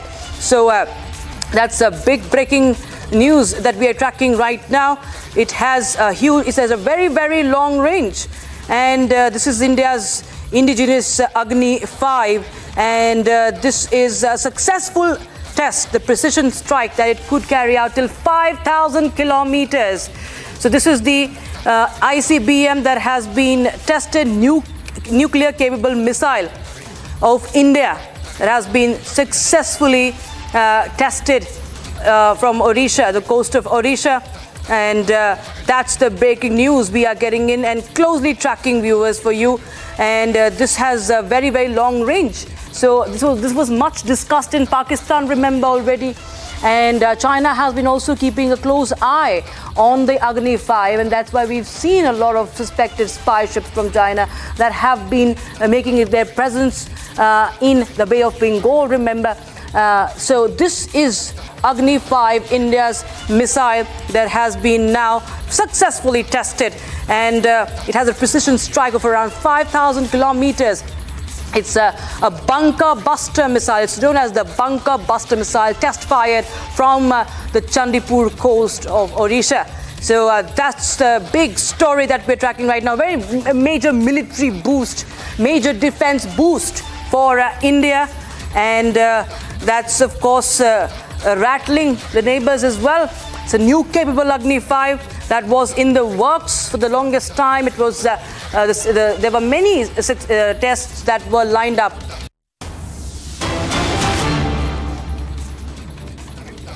Getting some more breaking updates coming in. Justin, viewers, Indian rupee rises against the dollar. Indian rupee advanced marginally on Thursday after the minutes of the Reserve Bank of India's Monetary Policy Committee August meeting stressed on uncertainties of the impact of the US tariffs. The domestic currency opened higher at around 87.03 against the dollar. The unit has slipped to 11.69% in the current financial year and 1.57% in 2025 so far. In August, it gained around 0.73% against the dollar. So this is what we see right now. Rupee rises after India-US policy. We see that. I want to go straight across to what is happening right now. Pranav is joining us. Yes, Pranav, take our viewers through what has led to the Indian rupee advancing. Well, there are two factors that normally affect beyond the larger geopolitical aspects. So one is, of course, the US dollar weakening, and the second is the rupee strengthening. Now, the two things that we're seeing here is, one, is that the uncertainty over Donald Trump's tariff has kind of put dollar in a turmoil. So that's the first aspect. The second aspect is the rupee strengthening. And as you rightly said, the minutes of the MPC yesterday just reinstated the faith in the Indian economy.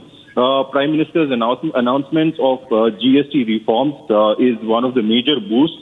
And the second is, of course, the easing of tensions over Donald Trump's tariffs, following, his hint that he may not consider the additional tariffs that he's imposed on India for buying oil from Russia. Yes. So, these are two factors that have reinstated the confidence in the Indian economy, and that's what is showing the strength in the rupee today. All right. Well, thank you for those details, Pranav. Rupee gains marginally amid a U.S. tariff threat. Huge update coming in right now on Republic TV. And like Pranav was telling us, this has happened after the minutes of the Reserve Bank of India's Monetary Policy Committee August meeting. Let's go ahead and take a short break, viewers. We are live and breaking, but do not go anywhere. We have many more stories for you, especially put a focus on the high-speed car runs over and kills elderly man near the Air Force station in Mullanpur. Beer bottles found in the car. Allegations of cover-up are surfacing now. Plus, 2 FIRs registered against CSDS official Sanjay Kumar in Maharashtra as Congress data scandal explodes. Stay tuned.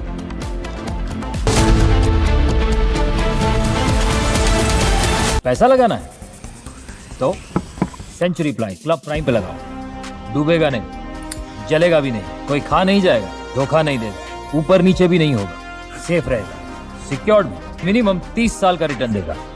अब इससे better investment है तो बताओ। Century ply club prime, रहो बेफिक्र। Are pure सूजी pasta उबालो, मिलाओ और खाओ, 8 मिनट में तैयार। क्या टेस्ट है, सब का राजा आर प्योर मसाला। इसको घर पे लगाओगे तो शादी का तो पता नहीं, पर घर पक्का नहीं टूटेगा। रुंगटा नहीं तो घर स्ट्रॉन्ग नहीं। रुंगटा स्टील TMT बार एकदम सॉलिड। पहाड़ों में हाइकिंग स्टिक भी बन सकती है।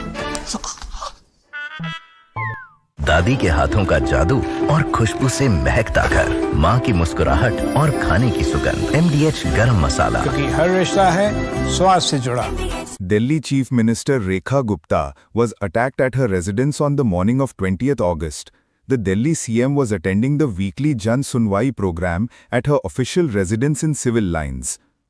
According Delhi BJP President Virendra Sachdeva, the Chief Minister suffered a slight blow to the head. The suspected attacker has been identified as Rajesh Bhai Sakaria. He is 41-year-old and hails from Rajkot. However, there are no details on the motive for his attack. There's no clarity on whether his attack was politically motivated or if he was mentally unstable. The suspect has been detained by the Delhi police and is being questioned. The incident took place at around 8:30 am. The public grievances hearing is held every Wednesday at the Chief Minister's camp office. The hearing begins at 7 am and people from across Delhi arrive with their complaints and petitions. Rekha Gupta meets the complainants personally one after the other. Around 8:30 am, one of the complainants approached the Chief Minister and attacked her. Police nabbed the accused and took him to the Civil Lines police station. મુખ્યમંત્રીને ફડાકો માર્યો છે તો આવું શું કહેશો તમે? આવું કેમ એમને કર્યું છે? એનો મગજ એવો છે ભાઈ, ઈ ગમે ને મારી દે ને મને કરી મારી દીધું, હું 15 દી વઈ ગઈ।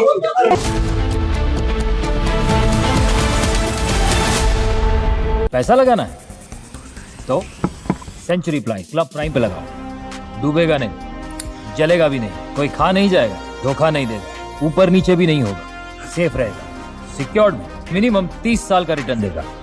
अब इससे बेटर इन्वेस्टमेंट है तो बताओ। सेंचुरी प्लाई क्लब प्राइम, रहो बेफिक्र। आधे बाउल दही में 4 चम्मच MDH चटनी पुदीना मसाला डाला, स्टर करो, पुदीना चटनी तैयार। MDH चटनी पुदीना मसाला। केसरिया से मन जोगी हुआ रे, दिल झूमे देखो मतवारा हुआ रे। केसरिया से मन जोगी हुआ। हर पल मनाओ केसरी त्योहार। विमल, बोलो जुबान Kesari.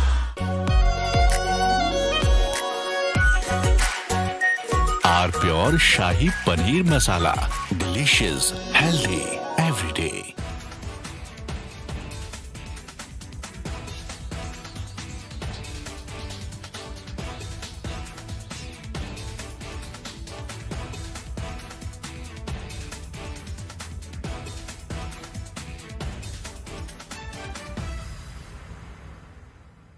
To avoid sending jets deep into hostile airspace, India is choosing missiles that can do the job from a safe distance, and on the top of the list come Scalp, also known as Storm Shadow.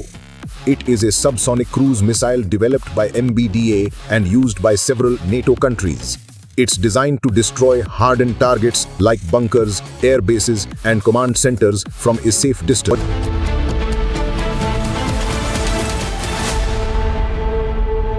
I choose a world where we care and we dare to love. I choose a world where we dream and the limit is the sky. And this world is my home where I'm living my best life. Mindfully crafted home decor fabrics. Living my best life. Sansar, a D-Decor brand. Live consciously.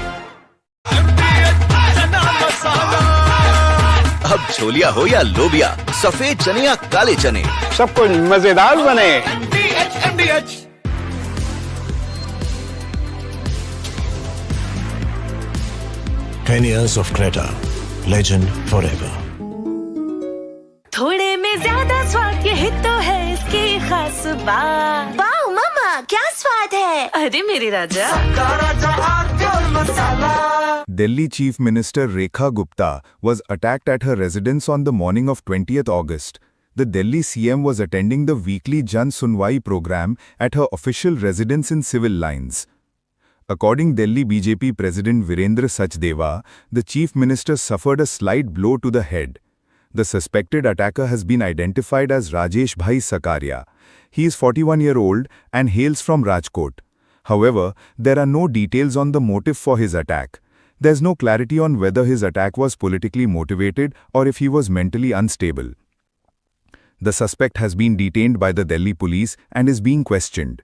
The incident took place at around 8:30 am. The public grievances hearing is held every Wednesday at the Chief Minister's camp office. The hearing begins at 7 am and people from across Delhi arrive with their complaints and petitions. Rekha Gupta meets the complainants personally one after the other. Around 8:30 am, one of the complainants approached the Chief Minister and attacked her. Police nabbed the accused and took him to the Civil Lines police station. મુખ્યમંત્રીના ભડાકો માર્યો છે તો આવું શું કહેશો તમે આવું કેમ એમને કર્યું છે એનો મગજ એવો છે ભાઈ ઈ ગમે ને મારી દે ને મને કરી મારી દીધું હું પલ્લવી વઈ ગઈ એનો મગજ ખારો હોય તો કોઈનું પાટલો લઈને મને મારવા એવો મગજ છે ટીવીમાં એને કૂતરાનું જોયું તો ઘરમાં કઈ એનું વર્તન ફરી ગયું હા આ સેફટીમાં મેં તો ઢીકા મારો સેફટી તૂટી જાય ને એવા ઢીકા માર્યા એને પશુથી પ્રેમ હા પશુનું જ વધારે ઘરનું નહીં. Chief Minister Rekha Gupta was then taken for a medical checkup. Sachdeva met from Asia's largest news headquarters, setting the agenda for Bharat.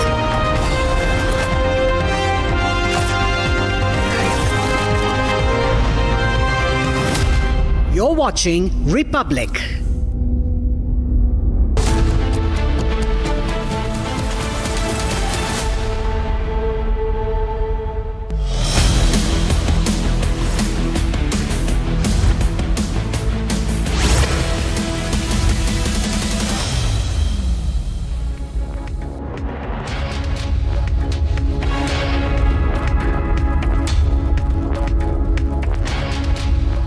Well, hello and welcome viewers. You're watching Live and Breaking. I'm Priyanka Chaudhary. We will be diving deep into the investigation and the developments in connection with the attack on Delhi Chief Minister Rekha Gupta yesterday and how the interrogation process is moving forward. But as usual, first up the top headlines.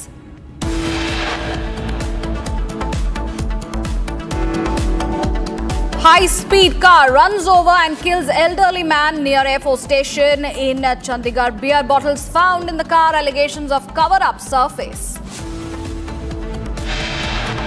2 FIRs registered against the CSDS official Sanjay Kumar in Maharashtra as Congress data scandal explodes. Shocking crime in the capital. 3 members of family found murdered inside their home. Police probe underway. Suspect still at large. External Affairs Minister Jaishankar to meet the Russian counterpart. Lavrov today set to discuss bilateral agenda. Rekha Gupta's attacker sent to 5-day remand. Cops may recreate crime scene.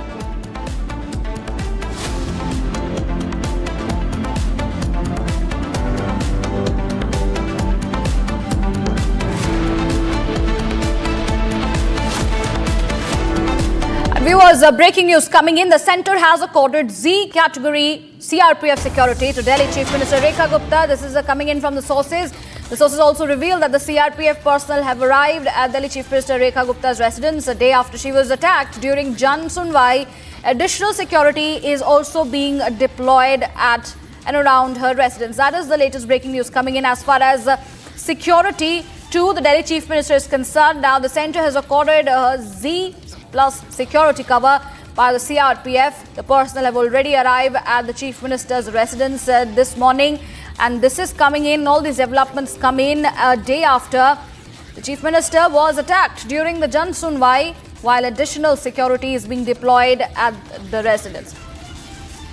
Shambhavi is joining us live to give us more details on this. Shambhavi, what we also understand now that as far as the investigation is on, there is an added security cover which has been given to the Chief Minister of Delhi, accorded 7, Z plus category CRPF security. Help us with more details. Yes, absolutely. We are standing outside Rekha Gupta's residence right now. Let us show you around.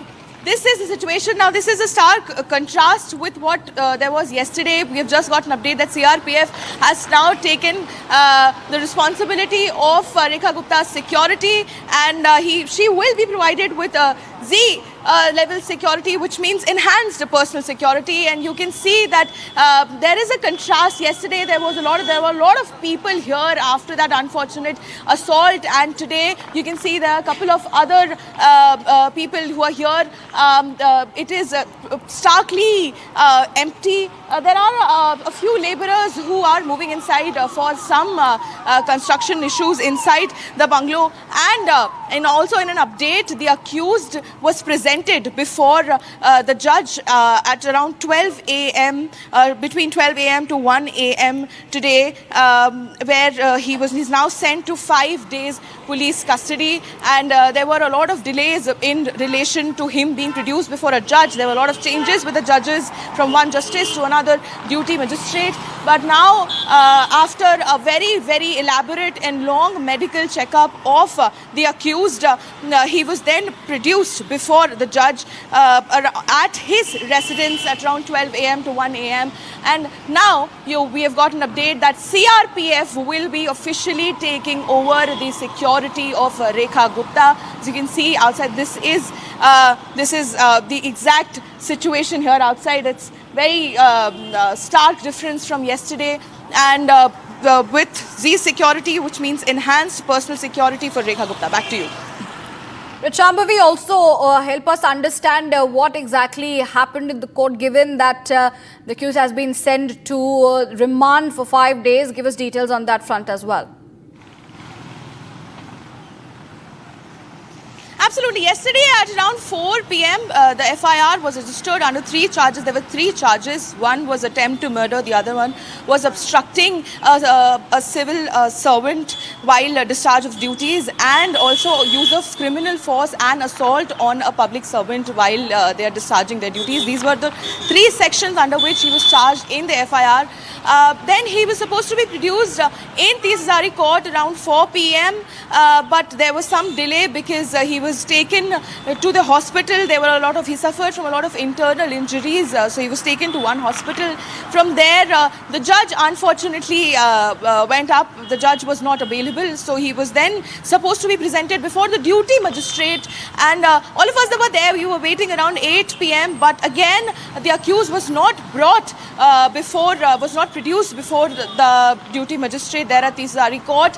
And we later got information that he was then produced at the judge's residence at the duty magistrate, which is Judge Arvind Tomar, and he was produced before that judge at his residence around 12 a.m. to 1 a.m., somewhere between that, where the judge has sent him now for a 5-day custody. There has also been information that he has a criminal history where around 2 accounts of assault and 3 accounts of smuggling and transporting and manufacturing of alcohol has also come forward. So he definitely, this was a very huge, unfortunate assault, and now he will be taken back. And there is an interrogation underway where they are trying to establish the exact motive. Although there has been reports, he has said that there was some divine intervention that he wanted to, that is why he, Right. Shambhavi, stay on with us as we address more breaking news coming in on the similar lines. Delhi police have revealed the accused behind the attack on Chief Minister, identified as Rajesh Khimji. During the interrogation, Rajesh claimed that he was driven by a divine order from Lord Shiva's Bhairava form, which he believed manifested into a shivling after the Supreme Court order on the dogs.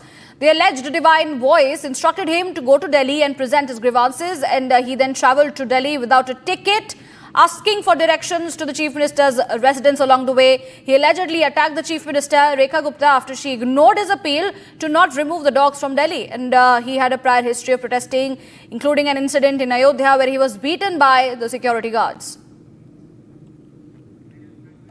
Shambhavi continues to be with us. Shambhavi, as you were rightly mentioning that he does have a history.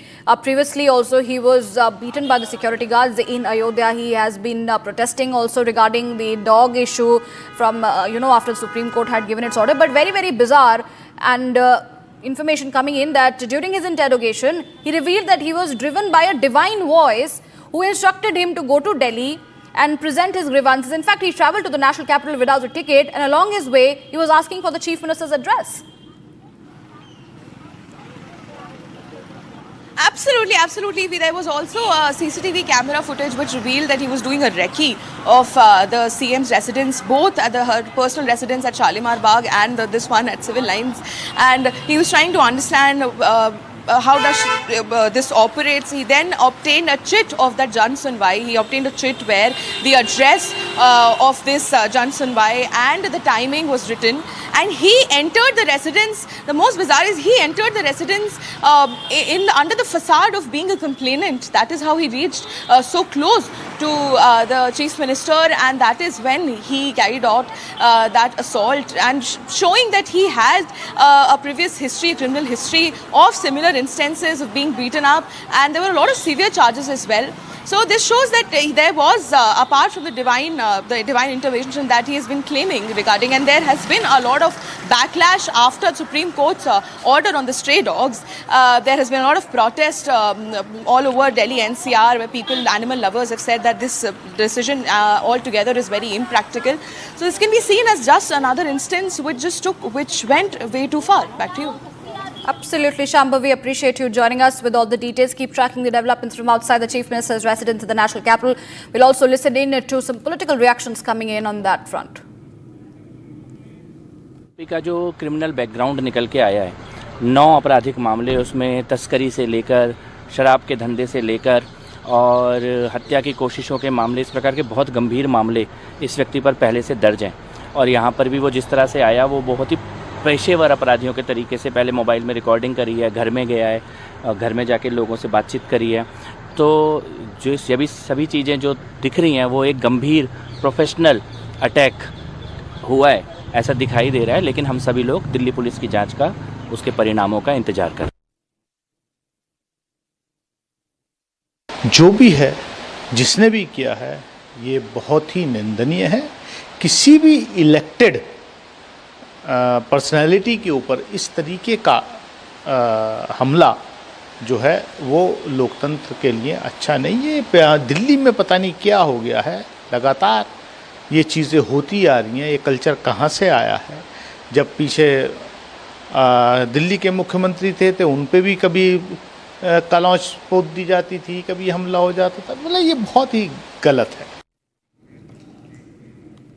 Shifting focus, in the last 4 days, Delhi has been rattled by a series of bomb threats to schools. More than 50 schools in Delhi have received bomb threats via email since the past 3 days.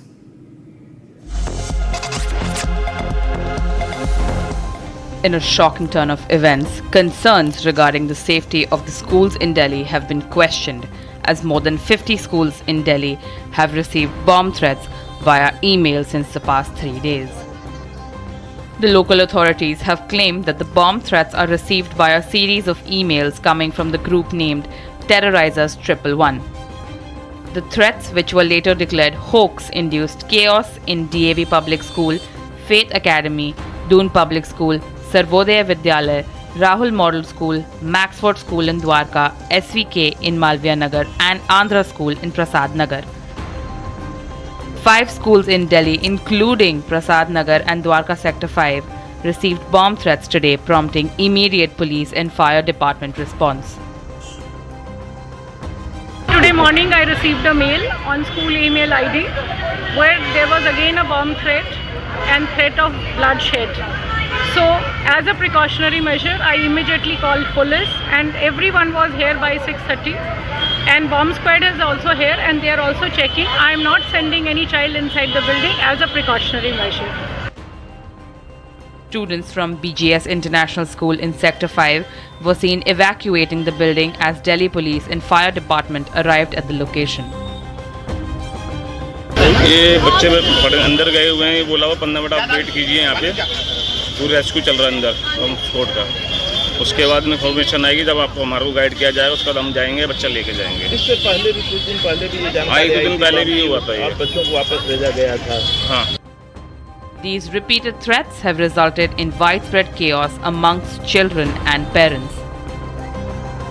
With more than 80 schools targeted in just a week, Delhi's education system is on the edge.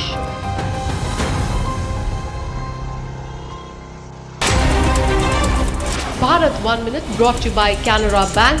Together we can. In order to generate employment for the youth of the Poonch district, the Indian Army Poonch Brigade organized a defence sporters recruitment rally in the extreme border belt of Swajuan hilly terrain. The recruitment process aims to provide job opportunities to unemployed youth while also strengthening the Army's support base in forward areas. Rawal village in Devbhumi Dwarka district faces flooding due to incessant heavy rainfall. Connectivity from Rawal village to Kalyanpur village affected due to the flooding. This comes after multiple states in the country are battling severe floods. A building collapsed near Trimbak police station in Old Nashik in Maharashtra, burying around 7 people under the debris. Fire department teams rushed to the spot and managed to rescue the trapped individuals. Police and fire brigade are carrying out operations to remove the debris. The injured have been taken to the Nashik district hospital for treatment.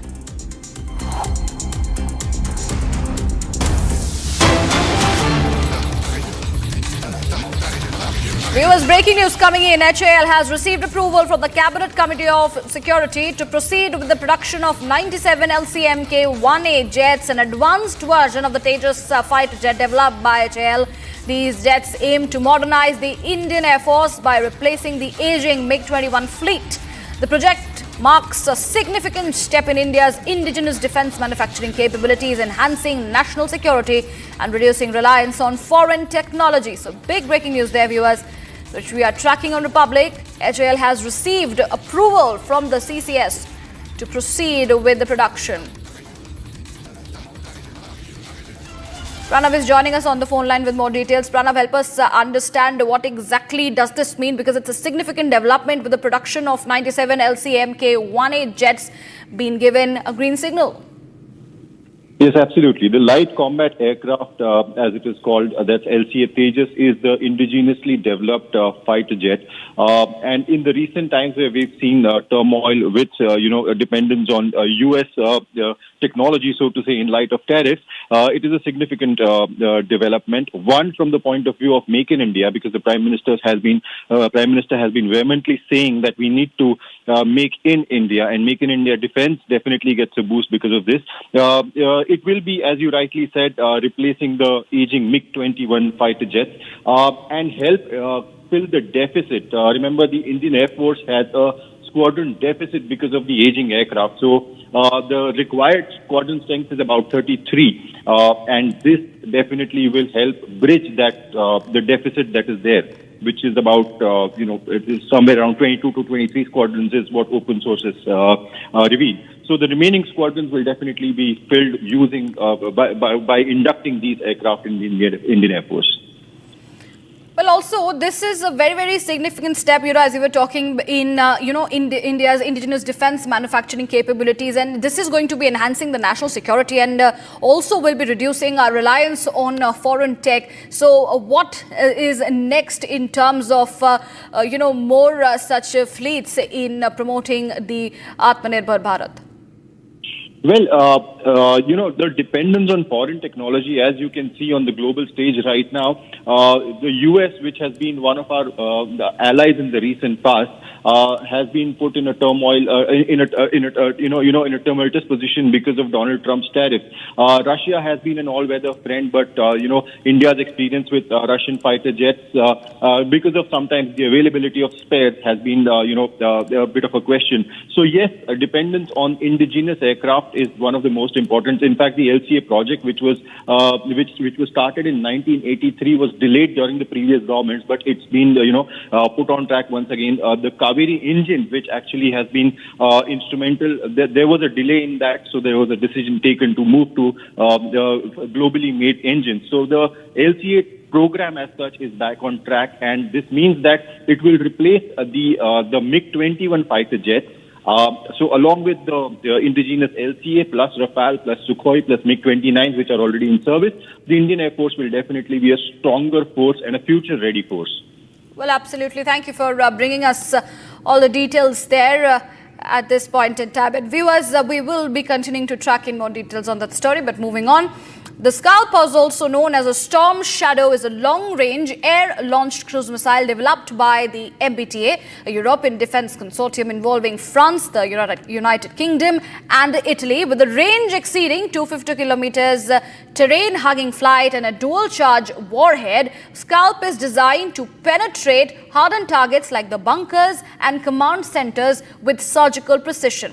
Tejas, while agile and modern, lacks the standoff punch needed for the strategic mission. Scalp fills that gap, transforming Tejas from a tactical platform into a strategic asset. With France restarting the production in 2025 after a 15-year pause, India has a rare window to acquire a proven system that aligns with its evolving doctrine of precision, deterrence and reach. Well, here's why the IAF urgently wants to scalp missiles on Tejas.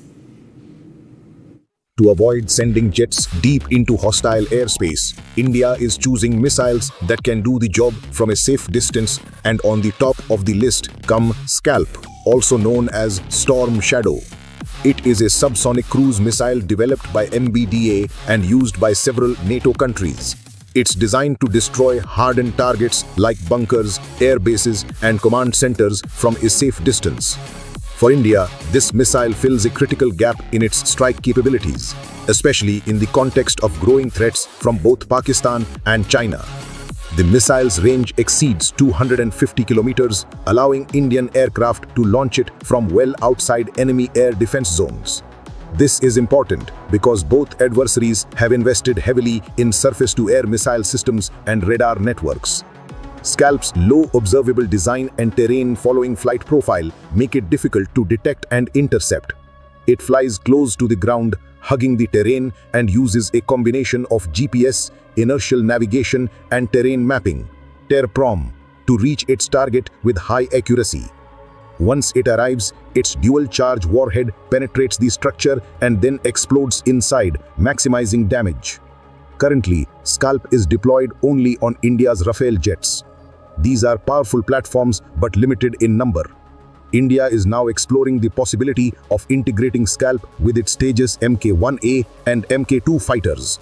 These jets are domestically produced, more affordable, and expected to form the backbone of the Indian Air Force in the coming years. If Scalp can be successfully integrated with Tejas, India would gain a much larger fleet of aircraft capable of deep strike missions. This would significantly enhance its deterrence posture and operational flexibility. The interest in Scalp also reflects a shift in India's military doctrine. Instead of relying solely on ballistic missiles or risky cross-border operations, India is building a layered strike capability.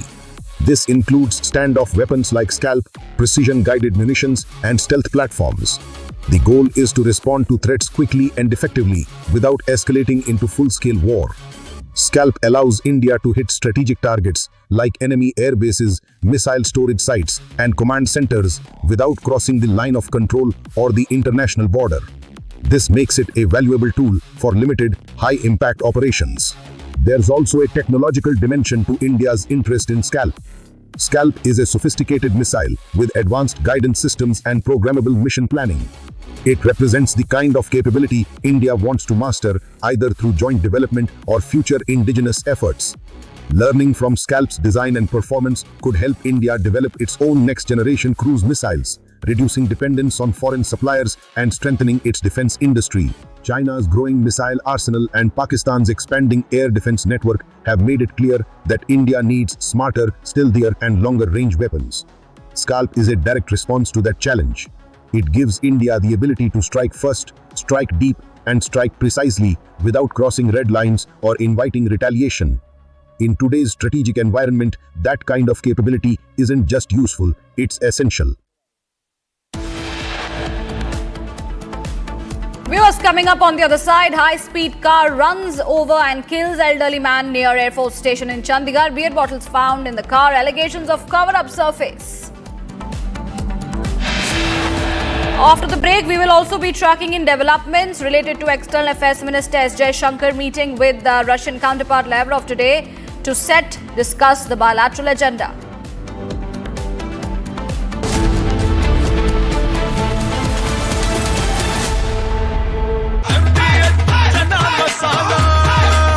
अब छोलिया हो या लोबिया, सफेद चने या काले चने, सब कुछ मजेदार बने।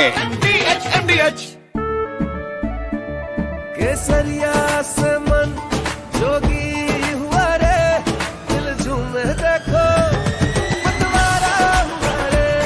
केसरिया से मन जोगी हुआ। हर पल मनाओ केसरी त्योहार।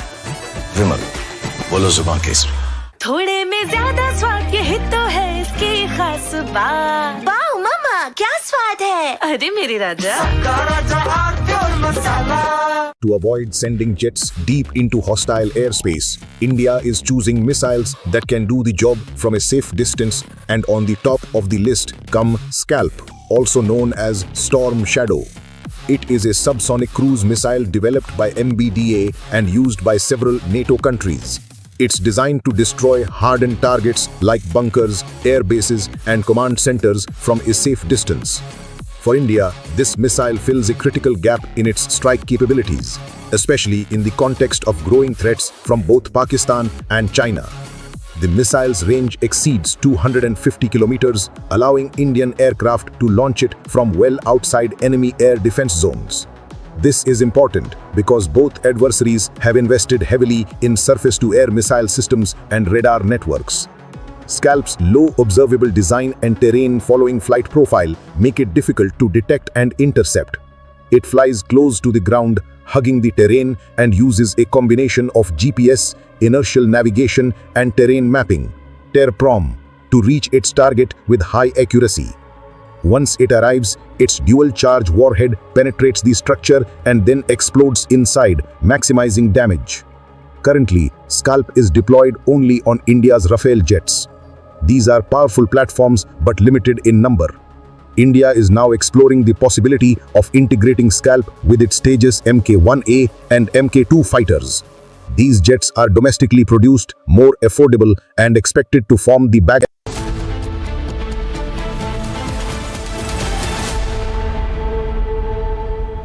Viewers, the Jammu railway station is on alert after pigeon with IED blast threat caught near India-Pakistan international border. Our colleague Gursimran brings you this report. This incident that has been reported in the Khatmaria area of the Hoshiarpur sector of the Jammu international border, the Indo-Pakistan international border. It is in the forward post of the BSF that this pigeon was recovered, after which the agency swung into the action. Jammu and Kashmir police was informed by the border security force of this incident taking place, that a threat letter has been recovered from a rubber band that was tied with the leg of this pigeon, and it reads that the Jammu station ID blast, post which the security has been beefed up. Right now we are outside the Jammu railway station, and here you will see the security beef up that has taken place. Generally also this is one of the vulnerable places, or you can say that the high value asset locations of the Jammu and Kashmir, and that's why a security grid is always intact. But now after this threat, the security mayors, additional security mayors have also been taken by the Jammu and Kashmir police, as well as the GRP, which is responsible for the security of the railways, and the troop, every vehicle that is coming and going by is thoroughly being checked, and only then being allowed to move beyond this point. Because see, thousands and thousands of pilgrims on daily basis, they travel via train from this very railway station. So now this Jammu station ID threat, the possible threat that this page has that has been recovered from the this pigeon's right leg tied with a rubber that reads, and also the other two slogans that were there that were detrimental to the sovereignty of the country, that are really concerning for the security forces. And that is why what we have witnessed, that how the security forces have swung into the action. We are told that the police station, the police has also taken a note of this incident. A daily diary report has already been written in the Hoshiarpur, and also the investigations are underway. This is being done to ensure that the whosoever is sending this pigeon, because its route cannot be tracked, that is for sure, because it was not a digital device that can be tracked back to its roots. So it has to be alertness that need to be followed, and that is what we are witnessing here at the Jammu Tawi railway station, where the security has been beefed up after this threat from the pigeon. Coming up on the other side, high-speed car runs over and kills elderly man near Air Force Station in Chandigarh. Beer bottles found in the car, allegations of cover-up surface. After the break, we will also be bringing in details of External Affairs Minister Jaishankar meeting with Russian counterpart Sergei Lavrov today, set to discuss bilateral agenda.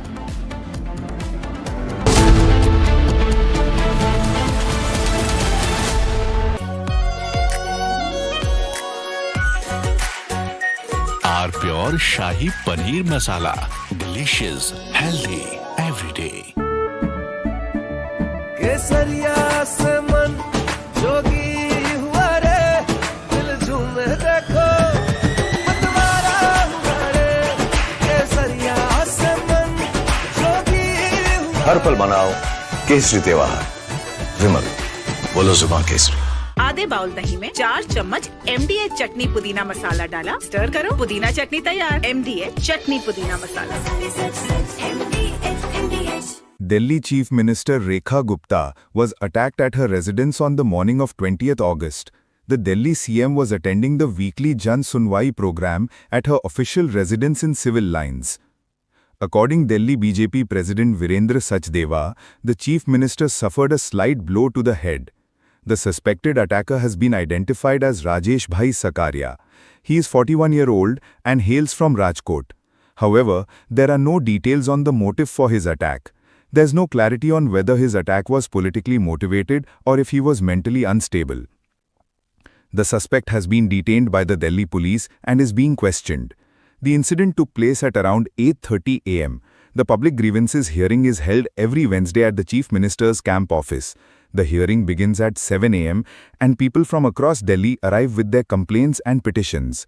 Rekha Gupta meets the complainants personally one after the other. Around 8:30 am, one of the complainants approached the Chief Minister and attacked her. Police nabbed the accused and took him to the Civil Lines police station. મુખ્યમંત્રીના ભડાકો માર્યા છે તો આવું શું કહેશો તમે? આવું કેમ એમને કર્યું છે? એનો મગજ એવો છે ભાઈ, ઈ ગમે ને મારી દે ને મને કરી વાત.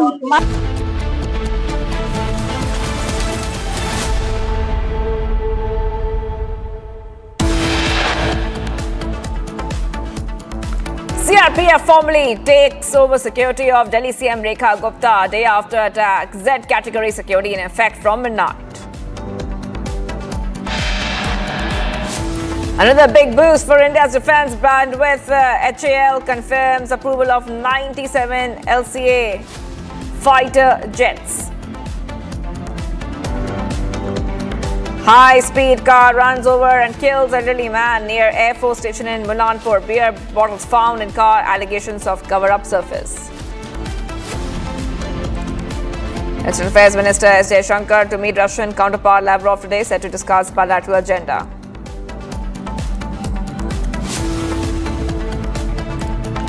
Amid tariff war by Washington, Indian rupee advances marginally against US dollar.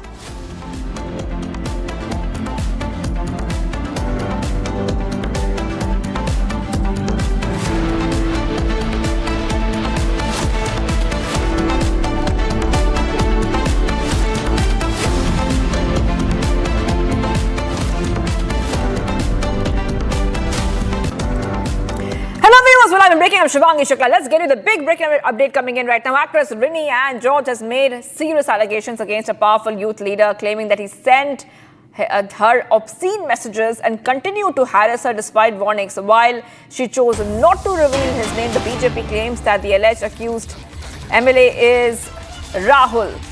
That is right, Rahul Manko Patil. And Rini stated that she had filed complaints against him in multiple places, but despite this, he continued to be rewarded with positions and honors within the party. So, back-to-back updates coming in right now, viewers on Republic TV. Have huge allegations coming in. Actress Rini George has made a huge allegation, and she has accused a Kerala youth politician of harassment. That is right. Malayalam actor Rini George has accused a youth leader of harassment, and in fact, the BJP claims that the alleged accused MLA is a youth leader from a prominent political party. I want to go straight across to my colleague who's joining us right now. We have with us Ashwin who's joining us. Ashwin, just take our viewers through exactly what we know so far, because we see that though Rini had not really, named the politician, the BJP has gone ahead and held a march towards the office of a Congress MLA. Absolutely. The BJP has taken out a march claiming that the person in question is none other than the Palakkad MLA who had recently won from the constituency of Palakkad in by-poll elections. And this is none other than Rahul Mankuttathil is what the BJP is claiming. And they have taken out the march. In fact, there has been many rumors that has been going around for quite some time in the last few weeks about Rahul Mankuttathil, misbehaving with women, allegedly misbehaving with women. And this has now again come forward where Rini George has not named the particular Congress party member, but has given hints that he has recently become an MLA, and then the party has given him more positions and power despite giving this complaint. Rini has come forward to even state that she knows many members of this particular party and that he does not want to tarnish the party whatsoever, and therefore she does not want to take the name. But she has come forward to claim that this person has sent lewd messages to her, and despite a warning, despite telling him that she would take it up with the higher authorities, he did not stop at it, and therefore this allegation is certainly serious and needs to be seen how whether the Congress party will officially respond or not to it. However, the BJP has taken out a protest march against Rahul Mankuttathil's office in Palakkad.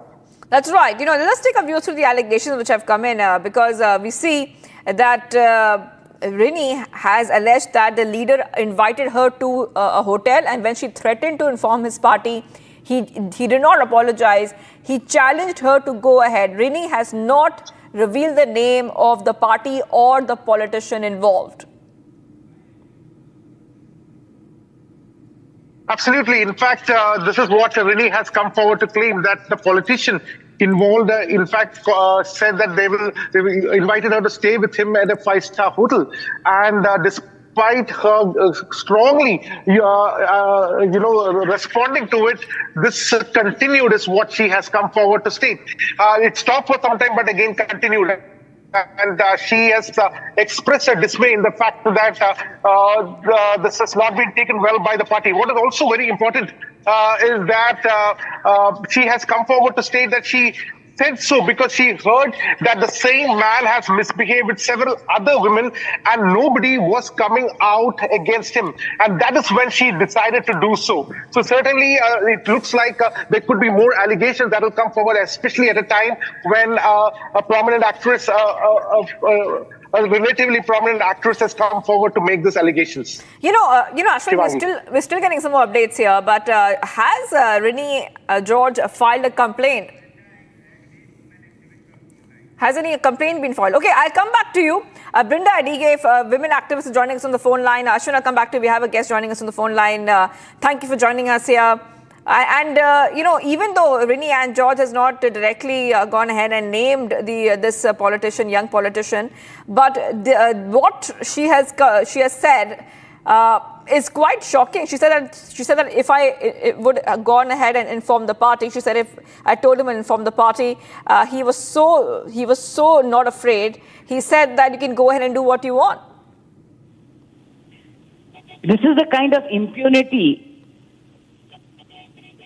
May I continue? Yes.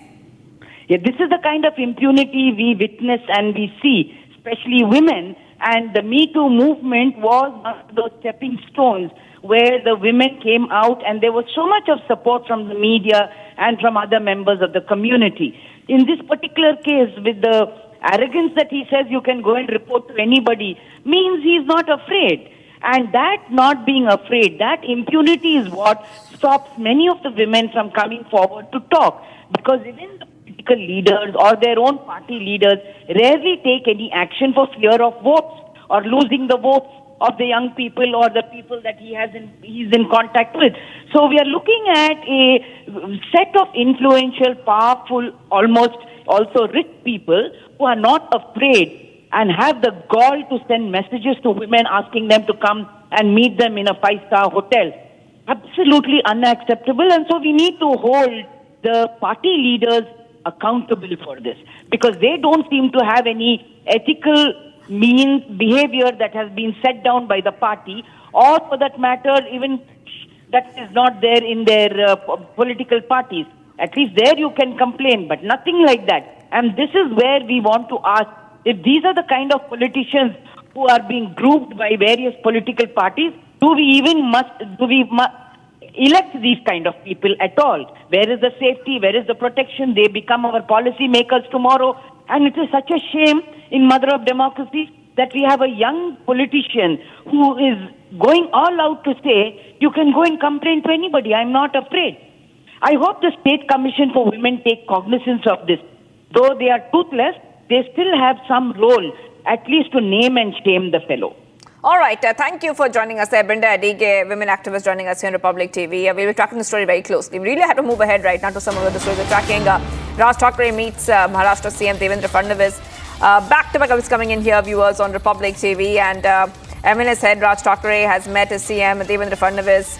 And this is coming in after the first joint electoral contest where Thackeray led Shiv Sena UBT and Raj Thackeray's Maharashtra Navnirman Sena in the elections which were held. This is the BEST Employees Cooperative Credit Society elections had ended a short while back, and just after that we see that both these leaders are meeting.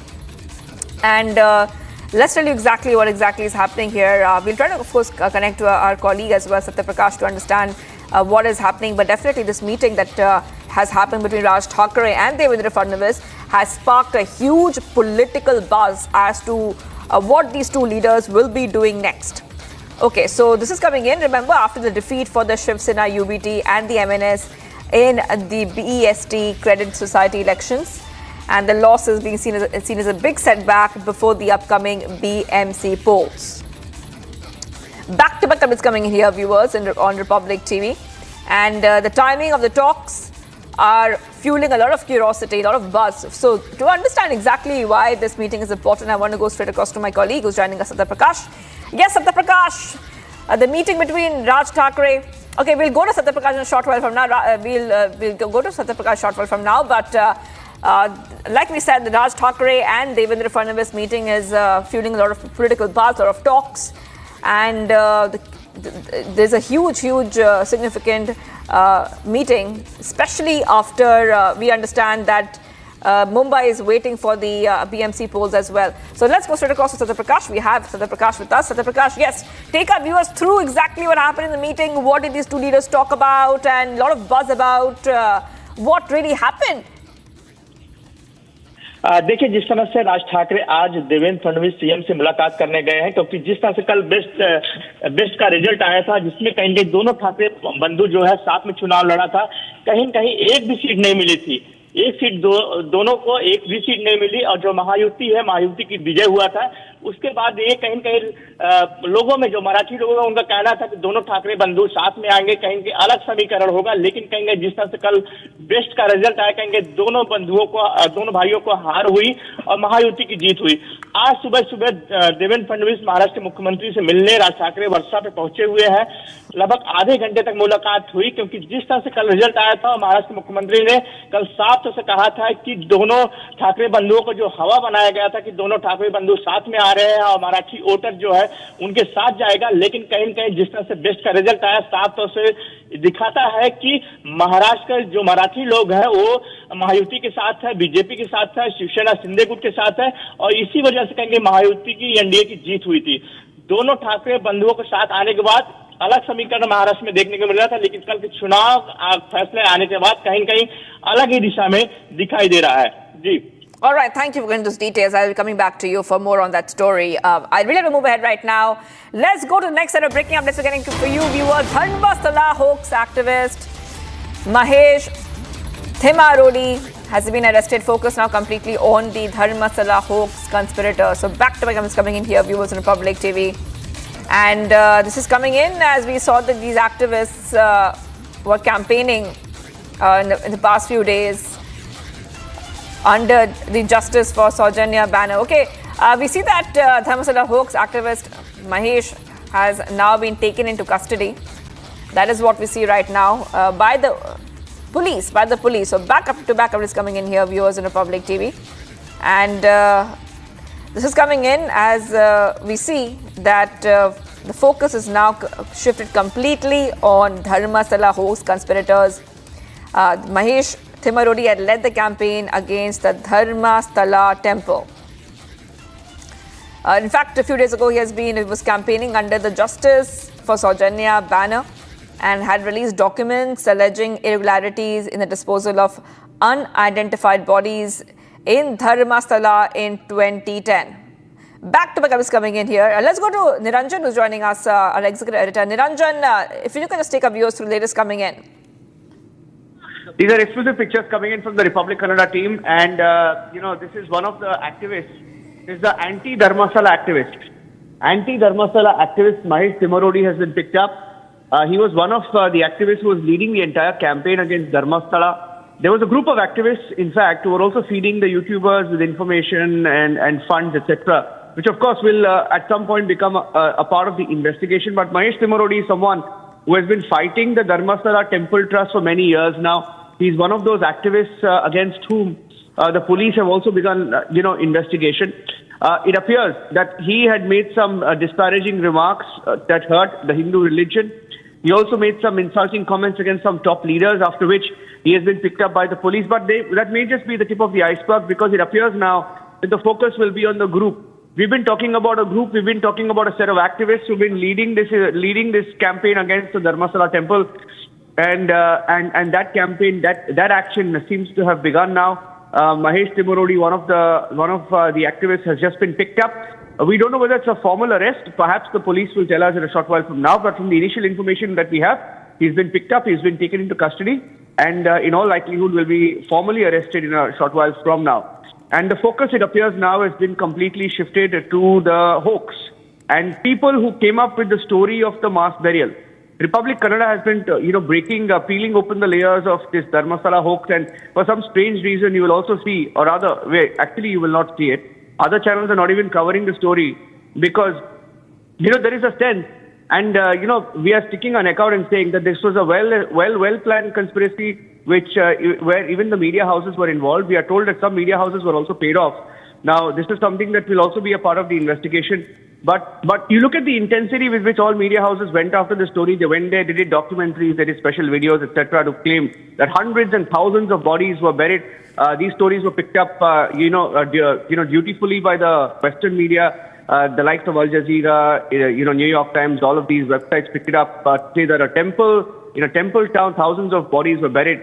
And it appears to be a part of a very well-oiled campaign. And the allegation is that there is a Congress MP from Tamil Nadu who's behind this, who planned this very well, someone who served in Karnataka at some point.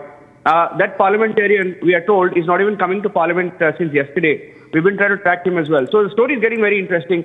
But the point is, the hoax about the mass burial is laid bare, and the focus now is on the conspirators, and they are being picked up one by one. Even the state government. Just look at the response of the state government. First claimed, we will investigate, we will find bodies, etc. They formed an SIT. When they found no bodies, they said, okay, we are waiting and watching. We'll wait for the report. And when the reports actually came out, they failed to even cite those reports. The report said that the skull that was found was not even of a woman, it was of a man. And then the Deputy Chief Minister, very embarrassed because he has a Hindu vote bank, came out and said there is a conspiracy. And now it appears that the state government has egg on its face for back to left lobby and giving in to this investigation demand. But this has turned out to be such a big hoax that even leaders within the Congress are speaking out openly, saying that this was not needed for a state government that faced so much anti-incumbency in the first year itself, with all the corruption allegations, etc. The anti-Hindu image that has hit them now is going to be very difficult to erase. Back to you for now. That is right. And Niranjan, we also have to make our viewers understand exactly what has been happening, because we have seen that Mahesh Timmarodi has made a lot of controversial remarks. The BJP has said that the kind of remarks that he is making can cause a lot of hatred and cause a panic among the public. They had pointed this out a long time back, Niranjan. Well, the official reason I think that has been given for the arrest of this anti-Dharmastala activist is that he made some comments. Now, there is also high drama. Let me tell you a little bit about the drama, because you'll see this activist just waving his hands, pretending like he's the victim here. Mahesh Timmarodi is the face of this entire campaign against Dharmastala. And we are live on story right now. And we'll try to get somebody live from the Republic Kannada newsroom as well. Republic Kannada has been, investigating the story, has been exposing these conspirators. And yesterday, they had Sujata Bhatt. That's another story. That's another story that we must focus on, because Sujata Bhatt, the story, every lawyer, every leader who came and said there were bodies, they hinged their claim on this lady called Sujata Bhatt. Sujata Bhatt, there is a lady who claimed that she had a daughter called Ananya Bhatt who was killed and perhaps buried in Dharmasthala. But it appeared that there was nobody called Ananya Bhatt. She actually showed a picture of a lady called Vasanti. And I mean, it's such a big, can you imagine the level of conspiracy that they actually made up stories, cooked up stories, found people, etc. To bolster these theories of mass burials. And as these details started to come out, they've all gone hiding right now. So I think they've been picked up to ensure that the full conspiracy is not, doesn't really reach at the doorstep of the government, perhaps there in Karnataka, because there is also a big element of doubt. I think that Nagendra, you'll see Nagendra of Republic Kannada, he's there and he's been live throughout, and we will try and get him live as well. We need somebody from the Republic Kannada newsroom right now, so we will get them live. But let me tell you, the focus is also on the group of activists. We are hearing that all of these activists were working in one house. Can you believe it? They were all apparently, working from one house, and all the characters were living under one roof. So it appeared like they were all working independently, but instead were working under one roof. And all of this is starting to come out right now. All of this is, starting to come out right now, and we are looking at all the details coming in. The Dharmastala hoax completely exposed. You'll see that, this story never really added up. And it's strange. You look at the kind of silence that is there in other media houses. When the story broke out, they played it like one of the biggest stories in Indian media, the biggest story of the decade, biggest cover-up, biggest mass burial, biggest rape, murder, cover-up, etc. But nobody's saying a word on it. Is it because they were complicit somewhere? Now that is the story. They were complicit. Right. Okay, Niranjan is going to get these back-to-back updates coming in where we see that it's a huge update where Republic Network and Republic Canada have exposed the Dharmastala hoax. And the latest coming in, we see that Mahesh Thimarodi has now been detained in this case. So this is a huge update coming in, big breaking update coming in. We're also understanding that as he's being taken by the police in a private vehicle, we're understanding that police from Dharmastala have taken Mahesh in fact, he's being taken away. And we also know that more than 50 policemen have reached Mahesh Thimarodi's house. He is likely to be taken to custody, and that has already happened over the derogatory statements that he has been making recently. So back-to-back updates coming in right now on Republic TV. And let's go back to our colleagues who are on the ground. We'll try to connect to our colleagues. We'll try to connect to Republic Bangla. But this is a huge exclusive of Republic Bangla viewers, where we are understanding that this hoax is very much out in the front, viewers. So back-to-back is coming in here, viewers on Republic TV, where we are understanding that the latest, the Dharmastala hoax activist Mahesh Thimarodi has been arrested. Focus now completely on Dharmastala hoax conspirators. All right, we've been joined by GS Prashant, a BJP spokesperson, joining us right now on Republic TV. Mr. Prashant, if you can hear me right now, this is not coming as a surprise, because the BJP had pointed out already that Mahesh Thimarodi has been making remarks which are causing a lot of hatred, which were causing a lot of misinformation. Yes, definitely. See, his statements were bordering on hatred towards Hindus, and he was making comments on the sanctity of the Dharmastala temple, and which means it is hurting the sentiments of lakhs of devotees of the Dharmastala temple, and the government is not taking any action. So, as BJP always believe in the rule of law, and that he was guilty, and if he is being caught, and let him be interrogated and let the truth come out. We have always stood by the truth, and we want the truth to come out and ensure that the sentiments of lakhs of devotees are not hurt. And especially when it comes to Hindu pilgrimage sites and talking about our virasat, we don't want to engulf minds of our devotees with any fears and doubts. So let the truth come out, and I'm sure.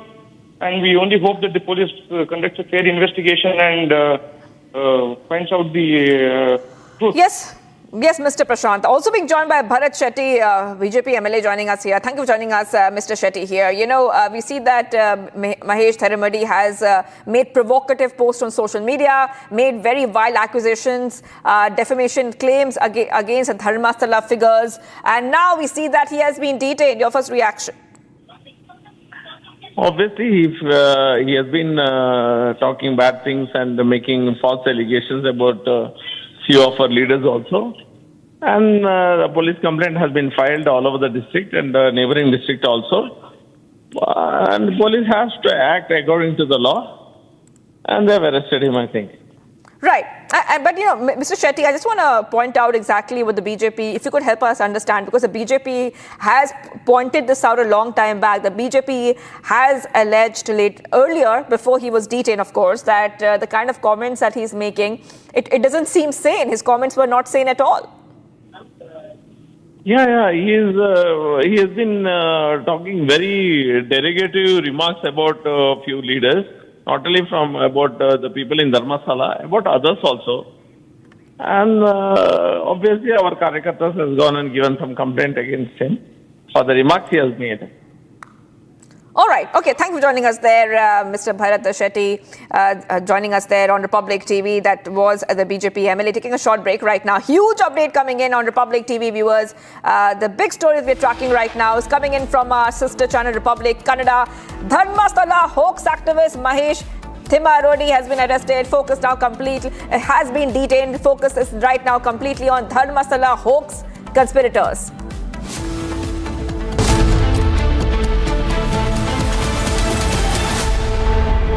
इसको घर पे लगाओगे तो शादी का तो पता नहीं, पर घर पक्का नहीं टूटेगा। रुंगटा नहीं तो घर स्ट्रॉन्ग नहीं। रुंगटा स्टील TMT बार एकदम सॉलिड। पहाड़ों में एक हाइकिंग स्टिक भी बन सकती है। आर प्योर सूजी पास्ता उबालो मिलाओ और खाओ 8 मिनट में तैयार। क्या टेस्ट है सबका राजा R pure masala. I choose a world where we care and we dare to love. I choose a world where we dream and the limit is the sky. And this world is my home where I'm living my best life. Mindfully crafted home decor fabrics. Living my best life. Sansar, a D-Decor brand. Live consciously. दादी के हाथों का जादू और खुशबू से महकता घर, माँ की मुस्कुराहट और खाने की सुगंध। MDH गरम मसाला, क्योंकि हर रिश्ता है स्वाद से जुड़ा। आधे बाउल दही में 4 चम्मच MDH चटनी पुदीना मसाला डाला, स्टर करो, पुदीना चटनी तैयार। MDH चटनी पुदीना मसाला।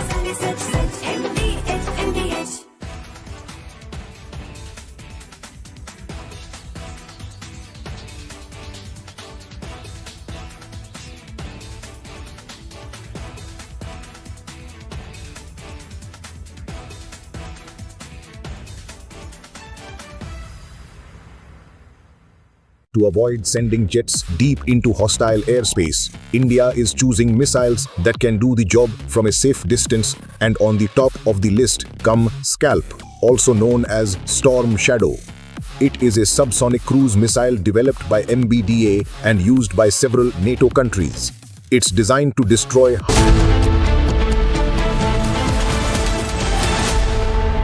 MDH की हल्दी मिर्ची धनिया करे कमाल। ये रंग दे, ये खुशबू दे, ये तीखा, ये कम पड़े। क्या निराला MDH masala. What makes you a legend? Maybe that you're followed by everyone. Maybe that you follow no one. Maybe both. 10 years of Creta. Legend forever. R pure सूजी पास्ता उबालो मिलाओ और खाओ 8 मिनट में तैयार। क्या टेस्ट है सबका राजा R pure masala.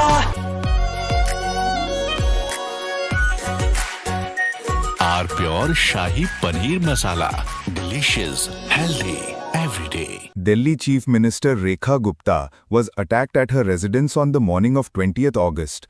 The Delhi CM was attending the weekly Jan Sunwai program at her official residence in Civil Lines. According Delhi BJP President Virendra Sachdeva, the Chief Minister suffered a slight blow to the head. The suspected attacker has been identified as Rajesh Bhai Sakaria. He is 41-year-old and hails from Rajkot. However, there are no details on the motive for his attack. There's no clarity on whether his attack was politically motivated or if he was mentally unstable. The suspect has been detained by the Delhi police and is being questioned.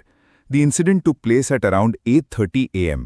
The public grievances hearing is held every Wednesday at the Chief Minister's camp office. The hearing begins at 7 am and people from across Delhi arrive with their complaints and petitions. Rekha Gupta meets the complainants personally one after the other. Around 8:30 am, one of the complainants approached the Chief Minister and attacked her. Police nabbed the accused and took him to the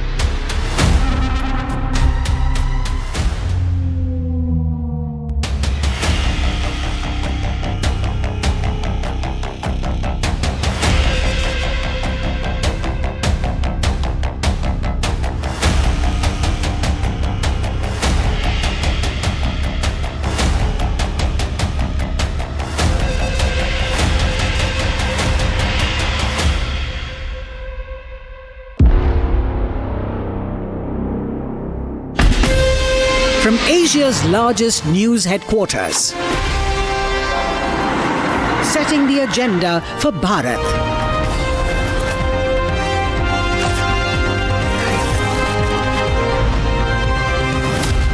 You're watching Republic.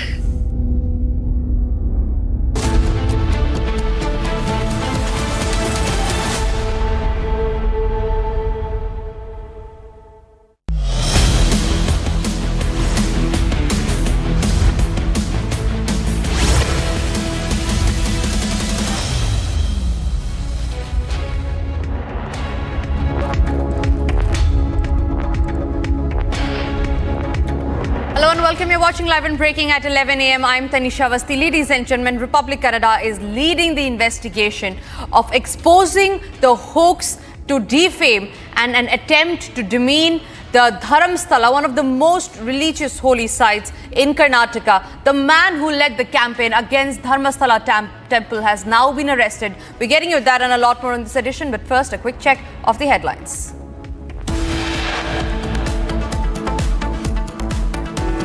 CRPF formally takes over security of Delhi Chief Minister Rekha Gupta day after the attack. Z category security in effect from midnight. Another big boost for India's defence bandwidth. HAL confirms approval of 97 LCA Mk-1A fighter jets. High-speed car runs and kills elderly man near Air Force Station in Mohali. Beer bottles found in car, allegations of cover-up surface. External Affairs Minister S. Jaishankar to meet Russian counterpart Lavrov today, set to discuss bilateral agenda.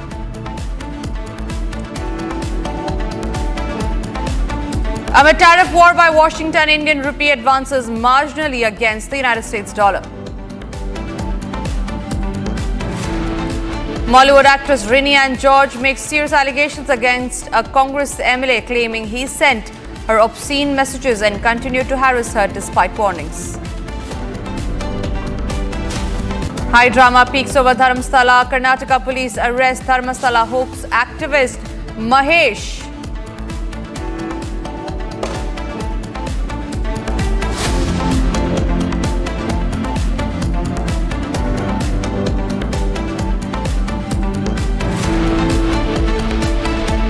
And we start this edition with the top story, the big breaking news that's coming in. Mahesh Shetty Timarodi, an activist vocal on the Dharmastala issue who led the campaign against Dharmastala temple, was taken into custody today by the Udupi police for questioning.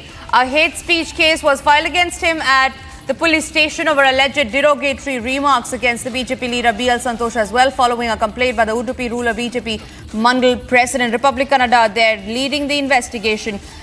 Republic Network and Republic Canada has now exposed the Dharmastala hoax. The big breaking at the moment, more than 50 policemen, we learn, have reached Mahesh Tiramodi's house in Ujire. He is likely to be taken into custody over derogatory statement against Hindu religion and B.L. Santosh as well. Mahesh Shetty has been taken by police in a private vehicle. He was taken to the police station. He will be questioned. Police from Dharmastala reportedly took Mahesh Shetty to Brahamvar in Udupi. There is high drama that is also unfolding at his house as police has taken him into custody.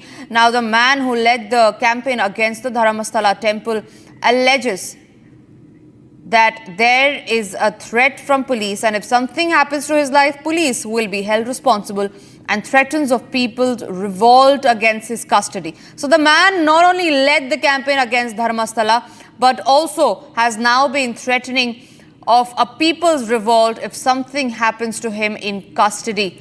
A big allegation there that's been leveled. The man leading the Dharmastala hoax has now been arrested. The big breaking news of the moment, broken by Republic Canada first. Smita is joining us live along with Abhishek from Kannada Newsroom and Abhishek from Bengaluru. Smita, first to you, talk to us about details of this man, Mahesh. We learned that he led the campaign against the Dharmastala temple. But what was the campaign about? What did he intend to do? And how did he spread false narratives? Yeah, he is an activist who was, pro-Saujanya campaign, was led by three prominent faces. Mahesh Shetty Timrodi is one amongst them.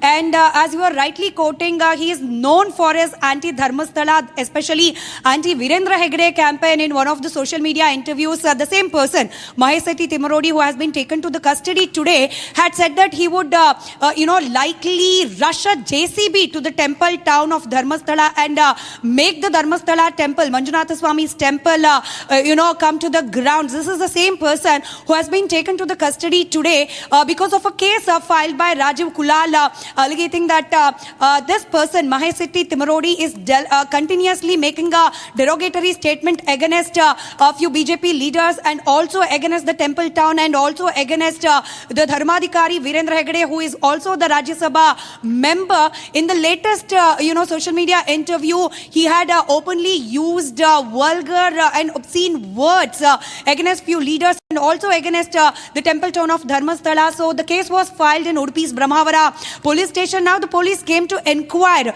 and there was a huge drama in Mahesh Shetty Timurodi's house. Many people named as his followers gathered there and they were, chanting the slogan against the government and they were chanting the slogan against the BJP-led central government and they were asking justice for Saujanya. But whereas the arrest or the custody of Mahesh Shetty Timurodi is nowhere connected to Saujanya case, this is completely a separate case filed against him. But the people who call themselves as activists and who call themselves as people who are, fighting for justice of Saujanya case, were trying to deviate the entire scenario, who were continuously chanting the slogan justice for Saujanya, and they gave a quick reaction to the media saying that this arrest is to divert the ongoing SIT investigation. But let me tell clearly, the arrest or the custody of Mahesh Shetty Timurodi is nowhere connected to the SIT investigation, nowhere connected to the Saujanya case. This is entirely a separate case filed against Mahesh Shetty Timurodi for making a derogatory statements in an social media interview. The custody is for that particular case, but in front of his house there was a huge drama where many people gathered, were chanting the slogan that this arrest or this custody is completely illegal, and the state government and also the state and also the BJP central government is deliberately making a Mahesh Shetty Timurodi to step away from Dharmasthala so that the SIT investigation get diverted or diluted is what they were chanting in the slogans. But we can clearly notice that there was a deliberate effort to divert the issue. As I'm repeatedly saying, the arrest or taking of Mahesh Shetty Timurodi to the custody is not related to the Saujanya case or to the SIT, but it is a completely different case filed against him in Udupi Brahmavara police station. Back to studio. Right, Smita, stay with me. I'm also being joined by Abhishek live from Bengaluru. Abhishek, what next for Mahesh now since he's been taken into custody? We learned that there were nearly 50 policemen who reached at his residence. There was high drama that unfolded at his residence. He's now been taken into custody. What is the process that will be followed after this? Well, with respect to the Mahesh Shetty Timurodi's arrest procedure, more than 50 to 60 police from the Udupi had to reach out to Mahesh Shetty Timurodi's residence to arrest him. On the other hand, we've also seen at least a mob of people who might be outnumbered by the police were present at Timurodi's residence to contest against the police behavior. The police were threatened, stating that the Mahesh Shetty Timurodi will be brought to the concerned station by themselves, and they didn't want the arrest to happen right in front of the people who were assembled in Timurodi's residence. On the other hand, we've also seen Girish Mattannanavar and other people who were present there told that they would bring the accused person in the Brahmavara police station case, that is Mahesh Shetty Timurodi, in their private vehicle because of the safety concern. On the other hand, police who couldn't give a heed to the demands of the people who were assembled at Timurodi's residence took him into custody. As of now, with respect to this arrest, the police have taken Mahesh Shetty Timurodi into custody. They will be taking him towards the Brahmavara police station is what we've been informed as of now. With respect to what Smita has already informed, this is with respect to a derogatory statement made against BL Santosh on a social media platform by Mahesh Shetty Timurodi. So we will have to see how Timurodi's fans and advocates would behave in the next couple of days, because we've always seen Timurodi, who was speaking against the Dharmastala family or the administration family of the Dharmastala temple. And also, on the other hand, Timurodi had various other allegations against the Dharmastala shrine as well.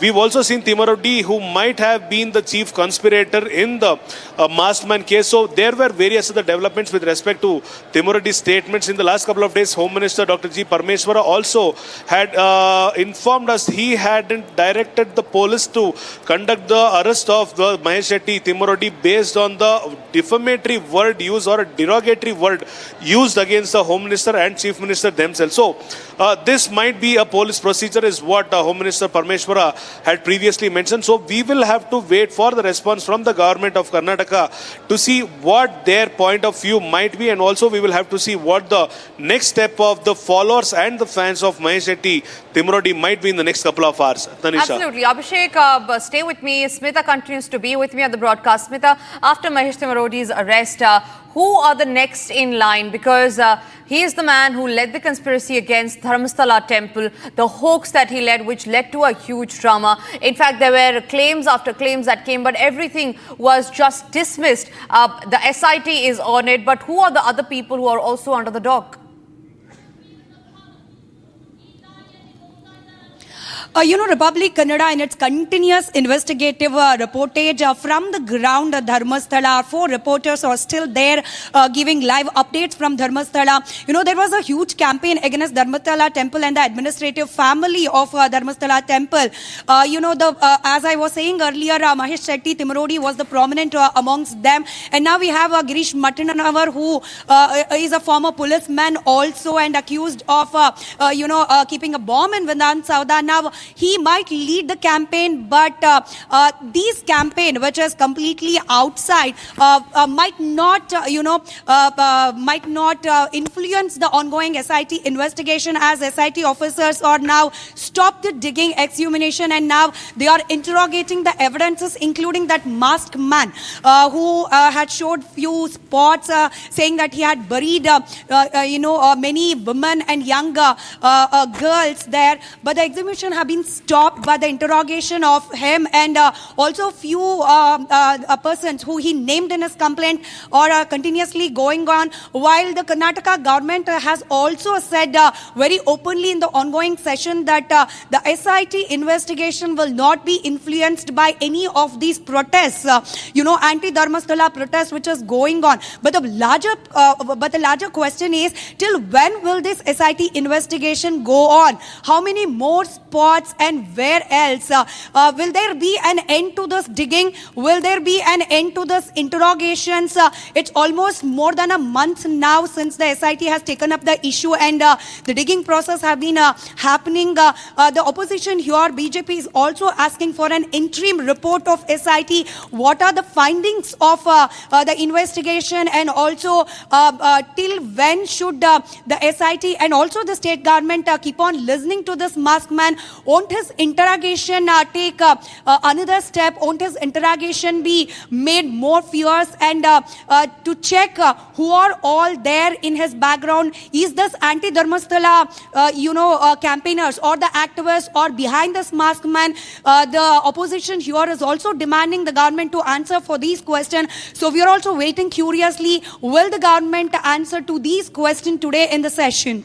Right, Smita, on that note, thank you very much. Abhishek, thank you very much for joining us here on the broadcast, sharing those details. We will come back to you as and when there are updates in the story. But for now, we have to move across to some other breaking news that's coming in. This one is from the national capital. Union Minister Harsh Malhotra and Delhi BJP MPs met Chief Minister Rekha Gupta today. This is just 24 hours after she was attacked inside her own residence. The Chief Minister was attacked by Rajesh Khimji during a public meet inside her residence. He's been taken to 5-day police remand. We learned that there might be a scene recreation that might be held today by the Delhi police officials. First visuals of the meeting that has been chaired by Chief Minister Rekha Gupta on your screens. She looks unwell. She looks like she has received injuries, and along with her is Union Minister Harsh Malhotra. BJP MP Manoj Tiwari can also be seen in the picture. These are the first visuals of the Chief Minister Rekha Gupta 24 hours after she was attacked. Akhil is joining me on the broadcast on that note. Akhil, what is this meeting all about, and any health update about the Delhi Chief Minister who the BJP claims had received severe injuries?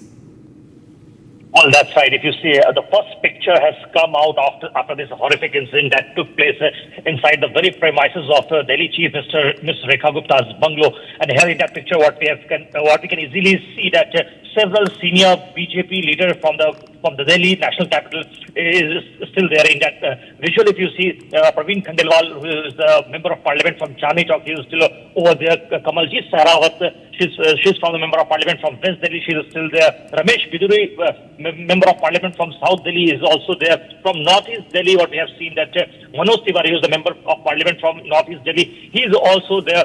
So all the 7 member of parliament from the national capital are there. They are meeting and they are inquiring about the health and well-being of the chief minister at this point in time at the very residence of the chief minister at a bungalow in civil lines. Here you can see in that visual, it's pretty clear that Bansuri Swaraj is also over there. Yogendra Chandolia, who is the member of parliament from Northwest Delhi, he is also there. So all the 7 member of parliamentarians from the national capital is still there after that horrific incident. And on the part of the investigation, if you see, what has happened that the Delhi police team has recovered the details, the CCTV footage as well from the chief minister's residence, and in connection with the case, and sustained interrogation of the accused is still going on. Right, absolutely, Akhil. One more thing that I wanted to know is about the health update of the Chief Minister. It was said that she had received injuries on her hand, on her leg and also on her head, is what the BJP claimed yesterday. Is there a medical bulletin that has been released yet by the hospital? Well, that's right, Tanisha. This was an unprovoked attempt. This was a deliberate attempt in which what we have seen that the Chief Minister has got badly injured. This was a serious attack. This is what the BJP has been constantly claiming. And I spoke to Manjinder Singh Sirsa yesterday itself, and he has said this to Republic TV that the person who attacked the Chief Minister, his intentions were not right, and it was a deliberate attempt. And he has said that earlier as well. If you see, if you just go by the visuals that we have recovered from 2 different locations. So one is from the Shalimar Bagh area, from where different CCTV footages have come from. In that, what we have seen that the accused has rakied both the places. One, the ancestral home of Chief Minister Rekha Gupta at Shalimar Bagh itself, and apart from that, he has also rakied her second home, which is the official residence, official bungalow at civil line. So both the houses were rakied by the accused in connection with the case, and after that, he has planned it meticulously and then entered into the premises of Rekha Gupta when Jan Sunwai program was being held at around 7:45. And when Chief Minister arrived over there, he was sitting over there, and the moment he found the right time, then he attacked the Chief Minister. Right, Akhil, thank you very much for getting us those details. Quickly moving across to some other breaking news that we are getting in as the centre tabled the bill for the removal of the Prime Minister, Chief Ministers and Ministers held on serious criminal charges. Bihar leader of opposition Tejasvi Yadav took a dig at the centre. Here's what he had to say.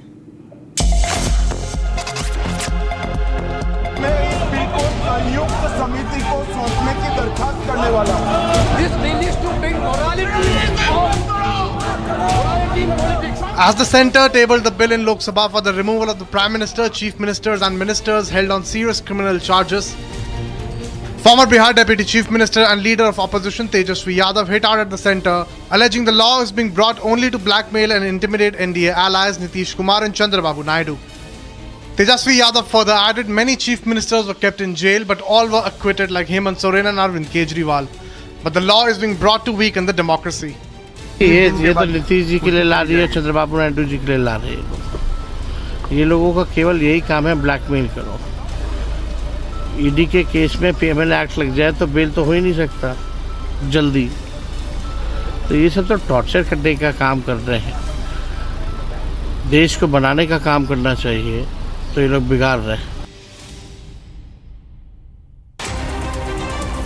Bharat 1 Minute brought to you by Canara Bank.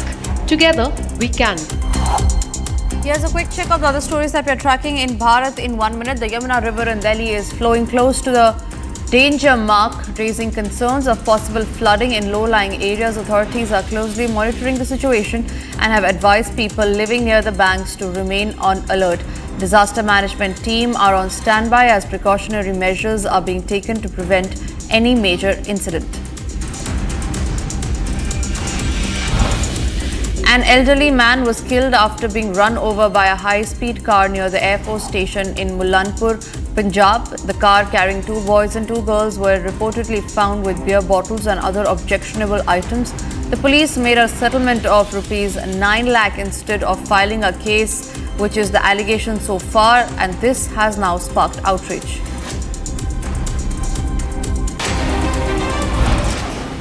Five schools in Delhi, including Prasad Nagar, Dwarka Sector 5, have received bomb threats. At least 121 schools in the capital have received bomb threat emails in the past few days, claiming explosives have been planted inside the premises. Delhi Police, Dog Squad, Bomb Squad and Fire Brigade team are at the spot. Nothing suspicious has been found from the school so far.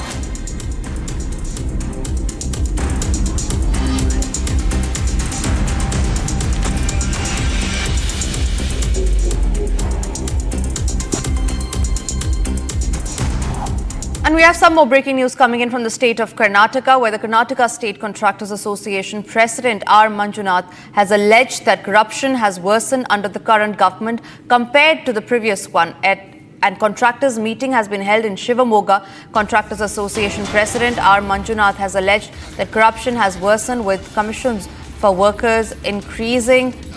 Manjunath has said that earlier there were 40% commission covered everything from the inaugural puja to the final payment for the work. That remains the same even now, but the commission rate has been increased compared to the previous government.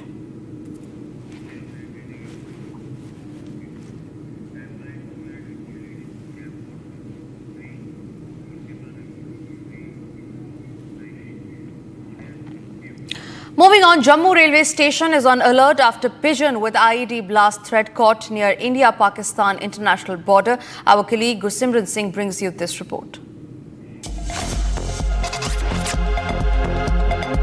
This incident that has been reported in the Khatmaria area of the Araspura sector of the Jammu international border, the Indo-Pakistan international border. It is in the forward post of the BSF that this pigeon was recovered, after which the agency swung into the action. Jammu and Kashmir police was informed by the border security force of this incident taking place, that a threat letter has been recovered from a rubber band that was tied with the leg of this pigeon, and it reads that the Jammu station ID blast, post which the security has been beefed up. Right now we are outside the Jammu railway station, and here you will see the security beef up that has taken place. Generally also this is one of the vulnerable places, or you can say that the high value asset locations of the Jammu and Kashmir, and that's why a security grid is always intact. But now after this threat, the security mayors, additional security mayors have also been taken by the Jammu and Kashmir police, as well as the GRP, which is responsible for the security of the railways, and the troop, every vehicle that is coming and going by is thoroughly being checked and only then being allowed to move beyond this point.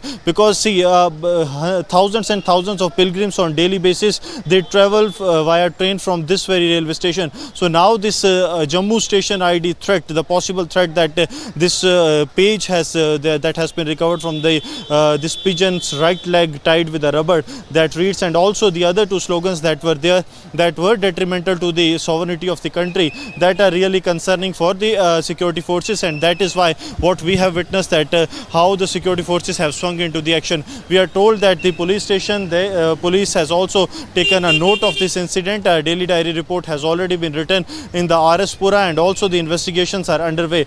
This is being done to ensure that the whosoever is sending this pigeon, because its route cannot be tracked, that is for sure, because it was not a digital device that can be tracked back to its roots. So it has to be alertness that need to be followed, and that is what we are witnessing here at the Jammu Tawi railway station, where the security has been beefed up after this threat from the pigeon. The Scalp, also known as Storm Shadow, is a long-range air-launched cruise missile developed by MBDA, a European defense involving France, the United Kingdom and Italy as well. We learned that with this range exceeding 250 kilometers, terrain-hugging flight and a dual-charge warhead, Scalp is designed to penetrate hardened targets like bunkers and command centers with surgical precision. Tejas, while the modern lacks the standoff punch needed for strategic missions, Scalp fills that gap, transforming Tejas from a tactical platform into a strategic asset. With France restarting Scalp production in 2025 after a 15-year pause, India now looks at a rare window to acquire a proven system that aligns with its evolving doctrine of precision, deterrence and reach. Here's why the IAF urgently needs the Scalp missiles on Tejas. To avoid sending jets deep into hostile airspace, India is choosing missiles that can do the job from a safe distance, and on the top of the list come Scalp, also known as Storm Shadow. It is a subsonic cruise missile developed by MBDA and used by several NATO countries. It's designed to destroy hardened targets like bunkers, air bases and command centers from a safe distance. For India, this missile fills a critical gap in its strike capabilities, especially in the context of growing threats from both Pakistan and China. The missile's range exceeds 250 kilometers, allowing Indian aircraft to launch it from well outside enemy air defense zones. This is important because both adversaries have invested heavily in surface-to-air missile systems and radar networks. Scalp's low observable design and terrain-following flight profile make it difficult to detect and intercept. It flies close to the ground, hugging the terrain, and uses a combination of GPS, inertial navigation, and terrain mapping (TERPROM) to reach its target with high accuracy. Once it arrives, its dual-charge warhead penetrates the structure and then explodes inside, maximizing damage. Currently, Scalp is deployed only on India's Rafale jets. These are powerful platforms but limited in number. India is now exploring the possibility of integrating Scalp with its Tejas Mk-1A and Mk-2 fighters. These jets are domestically produced, more affordable, and expected to form the backbone of the Indian Air Force in the coming years. If Scalp can be successfully integrated with Tejas, India would gain a much larger fleet of aircraft capable of deep strike missions. This would significantly enhance its deterrence posture and operational flexibility. The interest in Scalp also reflects a shift in India's military doctrine. Instead of relying solely on ballistic missiles or risky cross-border operations, India is building a layered strike capability. This includes standoff weapons like Scalp, precision-guided munitions, and stealth platforms. The goal is to respond to threats quickly and effectively without escalating into full-scale war. Scalp allows India to hit strategic targets like enemy air bases, missile storage sites, and command centers without crossing the line of control or the international border. This makes it a valuable tool for limited, high-impact operations. There's also a technological dimension to India's interest in Scalp. Scalp is a sophisticated missile with advanced guidance systems and programmable mission planning. It represents the kind of capability India wants to master either through joint development or future indigenous efforts. Learning from Scalp's design and performance could help India develop its own next-generation cruise missiles, reducing dependence on foreign suppliers and strengthening its defense industry. China's growing missile arsenal and Pakistan's expanding air defense network have made it clear that India needs smarter, stealthier, and longer-range weapons. Scalp is a direct response to that challenge. It gives India the ability to strike first, strike deep, and strike precisely without crossing red lines or inviting retaliation. In today's strategic environment, that kind of capability isn't just useful, it's essential.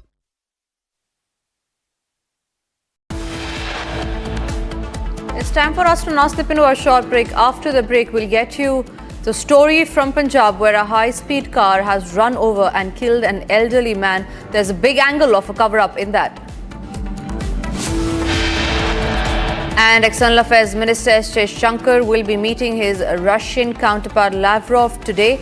He's all set to discuss the bilateral agenda. Inside details of that crucial meeting coming up after a short break.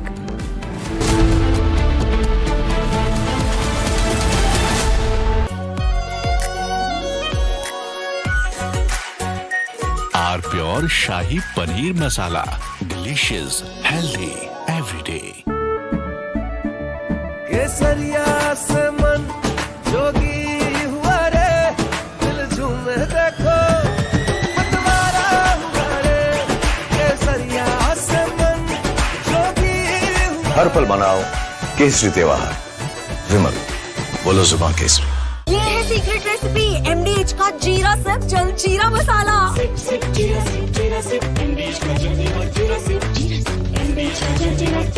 MDH की हल्दी मिर्ची धनिया करे कमाल, ये रंग दे, ये खुशबू दे, ये तीखा, ये कम पड़े, क्या निराला MDH masala. To avoid sending jets deep into hostile airspace, India is choosing missiles that can do the job from a safe distance, and on the top of the list come Scalp, also known as Storm Shadow.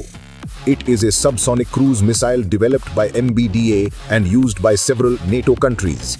It's designed to destroy hardened targets like bunkers, air bases, and command centers from a safe distance. For India, this missile fills a critical gap in its strike capabilities, especially in the context of growing threats from both Pakistan and China. The missile's range exceeds 250 kilometers, allowing Indian aircraft to launch it from well outside enemy air defense zones. This is important because both adversaries have invested heavily in surface-to-air missile systems and radar networks. Scalp's low observable design and terrain-following flight profile make it difficult to detect and intercept. It flies close to the ground, hugging the terrain, and uses a combination of GPS, inertial navigation, and terrain mapping (TERPROM) to reach its target with high accuracy.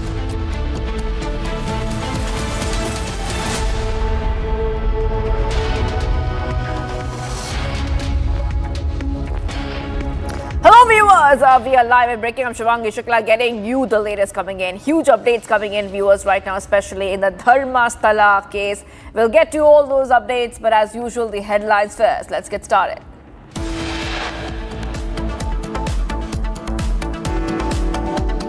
CRPF formally takes over security of Delhi CM Rekha Gupta. Day after attack, Z category security is in effect from midnight.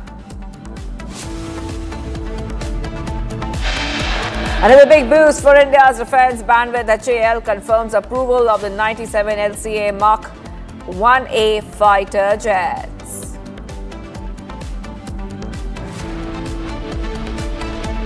High-speed car runs over and kills elderly man near his at the Air Force station in Mullanpur. Beer bottles found in car. Allegations of cover-up surface.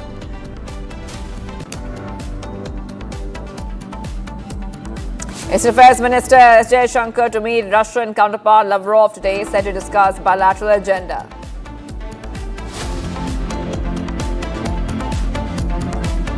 Amid tariff war by Washington, Indian rupee advances marginally against the US dollar. Bollywood actress Rini George makes serious allegations against a Congress MLA, claiming he sent her obscene messages and continued to harass her despite warnings. And we see that high drama is peaking over Dharmastala. Karnataka police arrest Dharmastala hoax activist Mahesh Themarodi.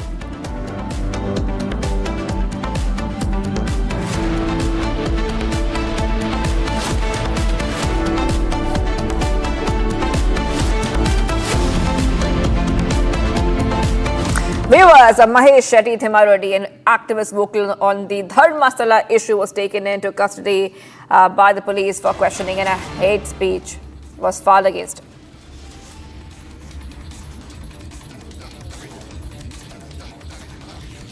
All right, we should have focused right now to the pictures that we are getting for our viewers, and this is the nomination filing, which we are seeing right now happening as we speak, where the Indie Bloc's VP candidate B. Sudarshan Reddy is filing his nomination today as we speak. He is the former Supreme Court Judge, B. Sudarshan Reddy. This is the joint opposition's candidate for the upcoming VP elections, which is scheduled for September 9th. Is filing his nomination in the Parliament House complex. Those pictures coming in right now. And you see a lot of leaders, including Sonia Gandhi, can be seen as well. Mallikarjun Kharge, top leaders there of the Indie Bloc, the opposition, are gathering at the chambers of Kharge now, on post that now they are joining B. Sudarshan Reddy as he files his nomination. So back-to-back updates coming in here, viewers, on Republic TV. Remember that the ruling NDA's candidate, C.P. Radhakrishnan, who's the current governor of Maharashtra, has already filed his nomination papers yesterday.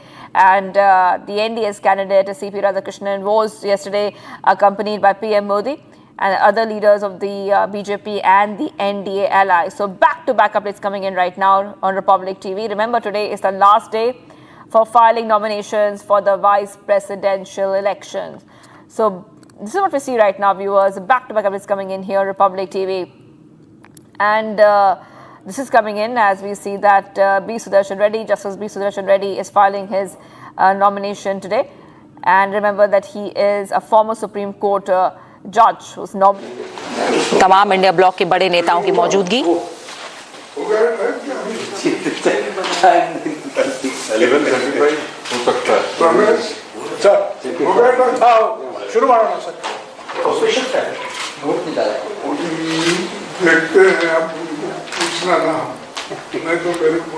और नामांकन के वक्त अनुमोदक प्रस्तावक और अनुमोदकों का जो signature है वो जरूरी होता है और माना जा रहा है कि विपक्ष के जो 80 सांसद हैं प्रस्तावक और अनुमोदक के तौर पर उन्होंने साइन किया है।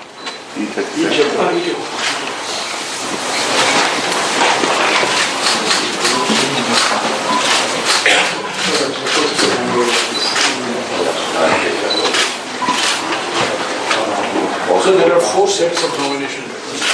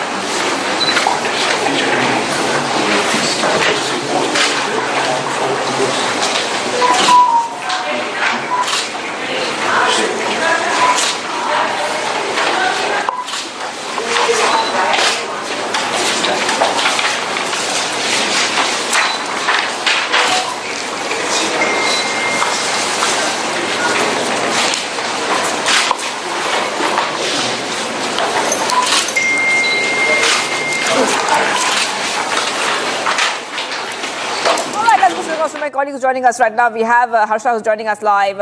Okay, Harsha, let's go ahead and see what exactly is happening there, because we see that top leaders there, Sonia Gandhi, Kharge, we see SP, MP, Ram Gopal Yadav, among 80 other MPs signing as proposers in the nomination papers for the Indie Bloc candidate.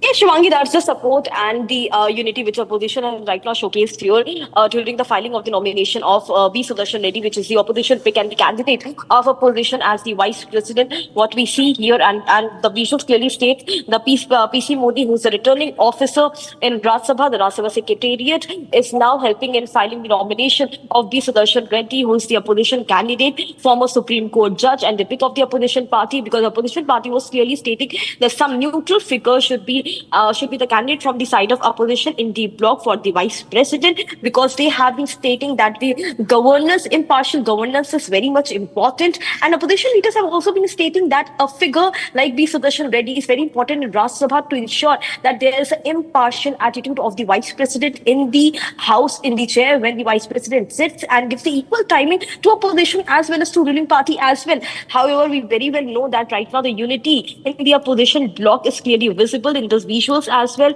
Along with Mallikarjun Kharge, we see Rahul Gandhi, Sonia Gandhi, Ram Gopal Yadav, Sanjay Raut, and also other opposition party leaders like the leaders from the RJD and leaders from the Sharad Pawar's party also. They're sitting behind. Sharad Pawar himself is sitting in front. Next to Sonia Gandhi, we see Ram Gopal Yadav, Telugu Shiva, the DMK floor leaders. and other leaders as well from the left party, CPI, CPM, and RSP. All have here joined to sign the proposal, being the proposers, and to second the proposals as well. As we very well know, Shivangi, there's a 3 set of proposals, and to second those proposals, there is the seconders as well. So in this case, the first signature is going to be of Sonia Gandhi, the CPP, the CPP of Congress Party, then Mallikarjun Kharge, and it will be seconded by other floor leaders of the other opposition bloc leaders. So these are the visuals on our screen. 11:30, the timing when Mallikarjun Kharge, Sonia Gandhi led B. Sudarshan Reddy towards Rajya Sabha Secretariat for filing of the nomination of B. Sudarshan Reddy. Today is the last day of nomination, and the voting will begin on the date of the voting is 9th of September, which will happen in Parliament only. And if we talk about the campaign, also Sudarshan Reddy, when he landed at the airport yesterday, he clearly stated that he will be seeking support from all the opposition parties,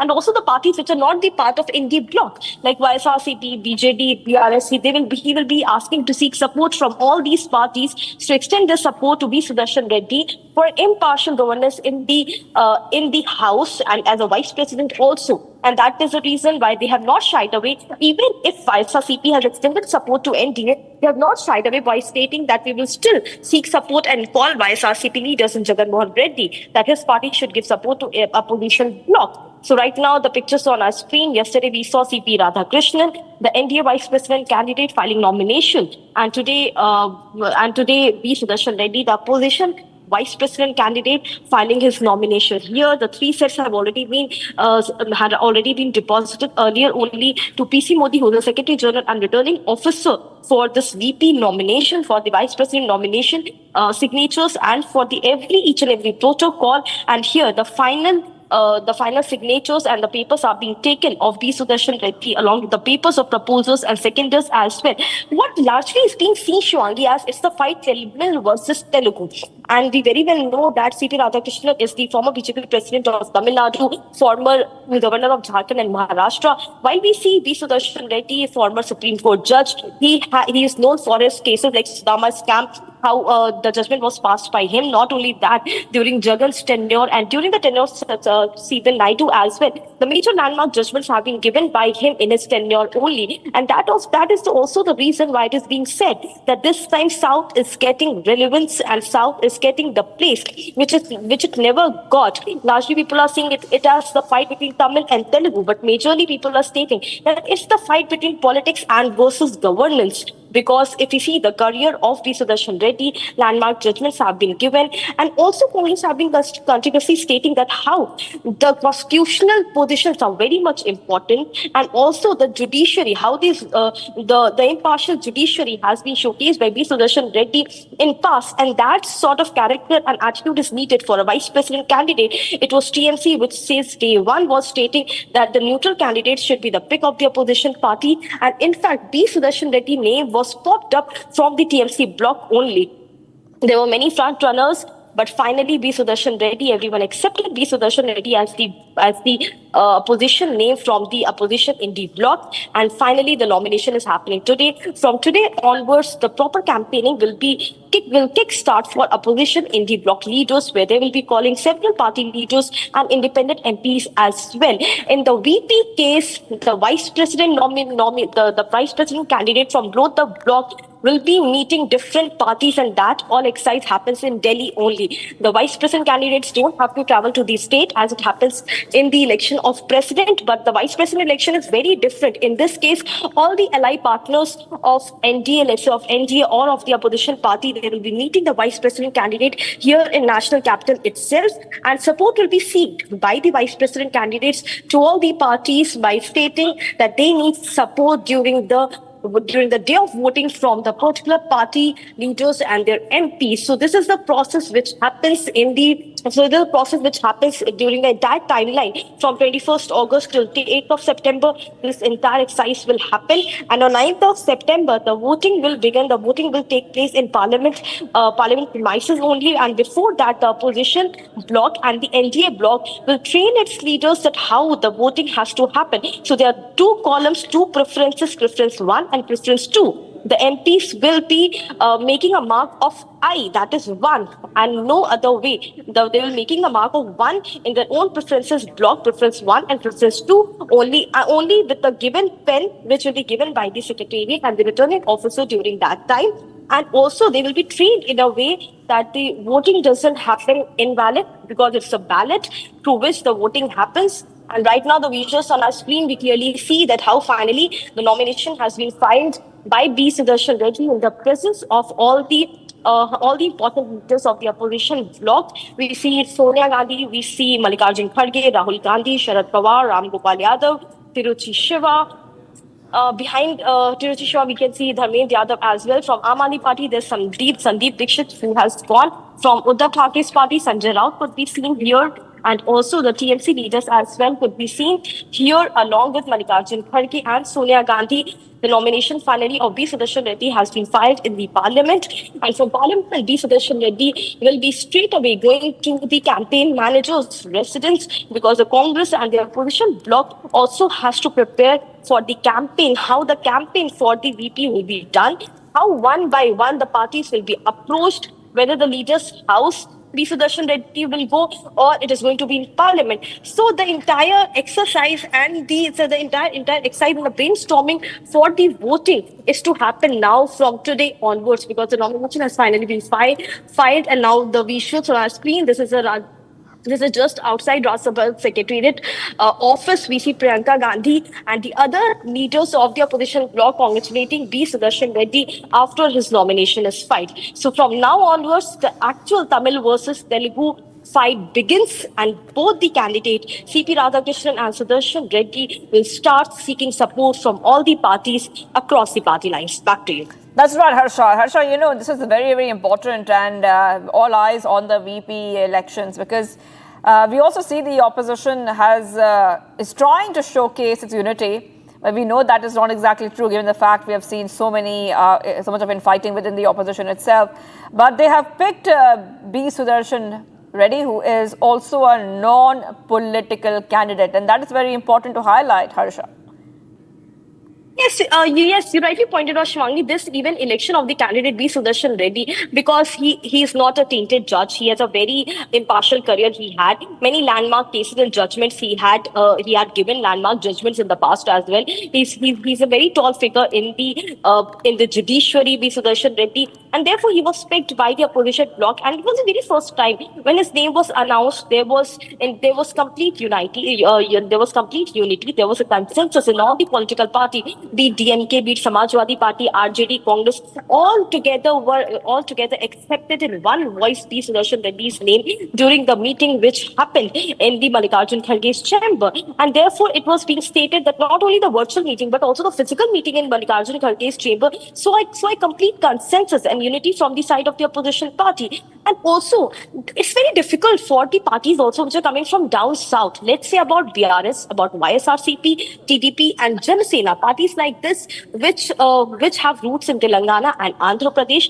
For all these parties are right now supporting NDA candidate, but for them also, it was a very difficult choice. Although the parties who are the part of the NDA like TDP, Janasena, they can't go without, they have to support the NDA candidate. They have stated in the NDA Parliamentary Party meeting as well. Ram Mohan Naidu himself has stated that TDP's full support is to the NDA candidate. But for them also, it was was extremely welcoming when they saw that a candidate has been chosen from down south. Like Lavu Krishna Devaru yesterday while speaking to media, he stated that we are very happy that Congress has finally seen Andhra Pradesh as a very important place, and finally some important figure from the region is being picked as a vice president candidate. So he welcomed the step of the opposition bloc to give a place and to nominate a candidate from down south, from Andhra Pradesh. Revant Reddy has been stating that the parties like YSRCP, TDP, Janasena, BRS should support Sudarshan Reddy because he comes from Andhra Pradesh and he was a part of undivided Telangana, and therefore support should be given to him. But we already know that YSRCP and TDP are already giving support to NDA candidate C.P. Radhakrishnan. So it's a very tough fight. And the number game, if we talk about, the numbers are still intact with NDA party, because if we talk about figures, they have 400 plus support MPs in their favor, and the mark which they only have to cross is 329. So more than 329 is the figure which NDA has. So right now it's already being said that this is an election which has to be conducted, but right now the most of the figure and number game and the support is with the NDA candidate CP Radhakrishnan. All right, Harshad, thank you for those details. So it's a big fight for the VP post. CP Radhakrishnan versus Sudarshan Reddy. Sudarshan Reddy filing his nomination papers. This big story that we're tracking right now, viewers. It's time for a very short break. We will be right back. Much more coming right up as we are live and breaking. And putting our focus on some of the other stories we're tracking after a short break, CRPF formally takes over security of Delhi CM Rekha Gupta days after attack. Z category security in effect from midnight. High drama peaks over Dharmastala. Karnataka police arrest Dharmastala hoax activist Mahesh Thimarodi. Stay tuned.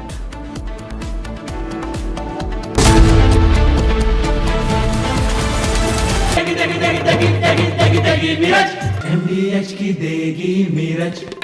देगी मिर्च का तड़का अंग अंग फड़का MDH की देगी मिर्च. I choose a world where we care and we dare to love. I choose a world where we dream and the limit is the sky. And this world is my home where I'm living my best life. Mindfully crafted home decor fabrics. Living my best life. Sansar, a D-Decor brand. Live consciously. थोड़े में ज्यादा स्वाद ये हित तो है इसकी खास बात. वाओ मामा क्या स्वाद है. अरे मेरे राजा. Delhi Chief Minister Rekha Gupta was attacked at her residence on the morning of 20th August. The Delhi CM was attending the weekly Jan Sunwai program at her official residence in civil lines. According Delhi BJP President Virendra Sachdeva, the Chief Minister suffered a slight blow to the head. The suspected attacker has been identified as Rajesh Bhai Sakaria. He is 41-year-old and hails from Rajkot. However, there are no details on the motive for his attack. There is no clarity on whether his attack was politically motivated or if he was mentally unstable. The suspect has been detained by the Delhi police and is being questioned. The incident took place at around 8:30 am. The public grievances hearing is held every Wednesday at the Chief Minister's camp office. The hearing begins at 7 am and people from across Delhi arrive with their complaints and petitions. Rekha Gupta meets the complainants personally one after the other. Around 8:30 am, one of the complainants approached the Chief Minister and attacked her. Police nabbed the accused and took him to the civil lines police station. મુખ્યમંત્રીને ફડાકો માર્યો છે તો આવું શું કહેશો તમે આવું કેમ એમને કર્યું છે એનો મગજ એવો છે ભાઈ ઈ ગમે ને મારી દે ને મને કરી મારી દીધું હું 15 દી વઈ ગઈ એનો મગજ ખારો હોય તો કોઈનું પાટલો લઈને મને મારવા એવો મગજ છે ટીવી માં એને કૂતરાનું જોયું તો ઘરમાં કઈ એનું વર્તન ફરી ગયું હા આ સેફટીમાં મેં તો ઢીકા મારો સેફટી તૂટી જાય ને એવા ઢીકા માર્યા એને પશુથી પ્રેમ હા પશુનું જોડાવે ઘરનું નહીં. Chief Minister Rekha Gupta was then taken for a medical checkup. Sachdeva met the Chief Minister after the incident and said that the doctors have examined her. जन सुनवाई के दौरान मुख्यमंत्री जिस तरह से जनता के बीच में रह के लगातार बात करती हैं वो बात कर रही थी. ऐसे में एक शख्स उनके पास आता है, कुछ कागज आगे रखता है और अचानक उनका हाथ पकड़कर उनको खींचने की कोशिश करता है और उस दौरान थोड़ी सी धक्का मुक्की जो होती है तो In a tragic turn of events, a 65-year-old man succumbed to his injuries after being hit by a speeding car outside Air Force Station in Mullanpur near Chandigarh. The car bearing a Chandigarh registration plate was driven by a teenage girl. Another girl and two youths were also travelling in the car, and all four teenagers are students of a management college in Sarangpur. Following the accident, serious allegations have surfaced against the local police. Instead of registering a formal complaint against the accused, it is claimed that a settlement of 9 lakh rupees was arranged. After the local authorities investigated the case, beer bottles and other objectionable items were recovered from the car. The incident has raised questions from law enforcement and locals demanding stricter action. The family members of the victim are demanding justice and stricter actions against both the accused and the officials that decided to settle for the money instead of probing into the case. थोड़े में ज्यादा स्वाद यही तो है इसकी खास बात। वाओ मामा क्या स्वाद है। अरे मेरे राजा मसाला केसरिया से मन जोगी हुआ रे दिल झूमे देखो मतवारा हुआ रे केसरिया से मन जोगी हुआ। हर पल मनाओ केसरी त्योहार। विमल बोलो जुबान केसरी। ये है सीक्रेट रेसिपी MDH का जीरा सिप जल जीरा मसाला। सिप सिप जीरा सिप MDH का जल जीरा सिप MDH का जल जीरा SIP.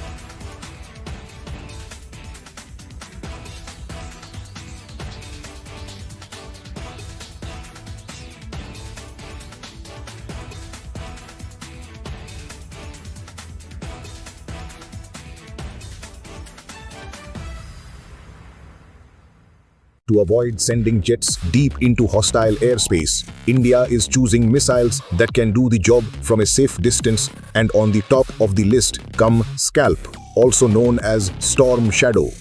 It is a subsonic cruise missile developed by MBDA and used by several NATO countries. It's designed to destroy hardened targets like bunkers, air bases, and command centers from a safe distance. For India, this missile fills a critical gap in its strike capabilities, especially in the context of growing threats from both Pakistan and China. The missile's range exceeds 250 kilometers, allowing Indian aircraft to launch it from well outside enemy air defense zones. This is important because both adversaries have invested heavily in surface-to-air missile systems and radar networks.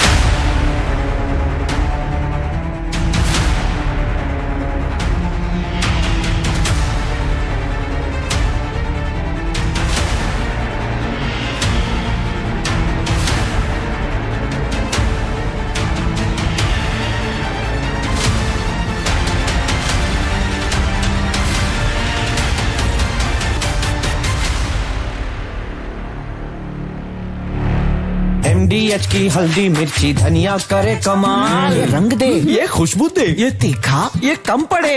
क्या निराला MDH masala.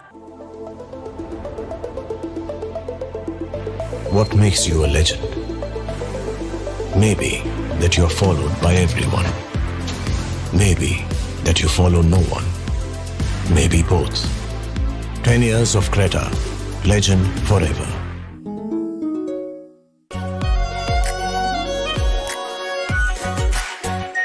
Our pure Shahi Paneer Masala. Delicious, healthy, every day. Delhi Chief Minister Rekha Gupta was attacked at her residence on the morning of 20th August. The Delhi CM was attending the weekly Jan Sunwai program at her official residence in Civil Lines. According Delhi BJP President Virendra Sachdeva, the Chief Minister suffered a slight blow to the head. The suspected attacker has been identified as Rajesh Bhai Sakaria. He is 41-year-old and hails from Rajkot. However, there are no details on the motive for his attack. There's no clarity on whether his attack was politically motivated or if he was mentally unstable. The suspect has been detained by the Delhi police and is being questioned. The incident took place at around 8:30 am. The public grievances hearing is held every Wednesday at the Chief Minister's camp office. The hearing begins at 7 am and people from across Delhi arrive with their complaints and petitions. Rekha Gupta meets the complainants personally one after the other. Around 8:30 am, one of the complainants approached the Chief Minister and attacked her. Police nabbed the accused and took him to the Civil Lines police station.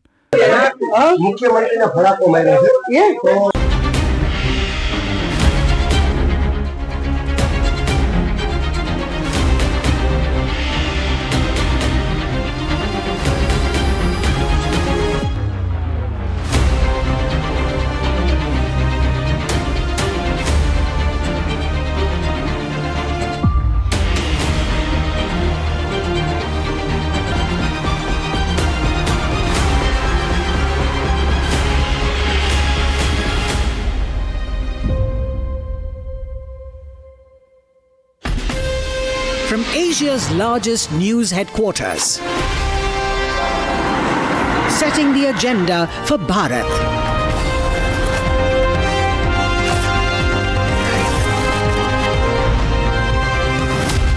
You're watching Republic.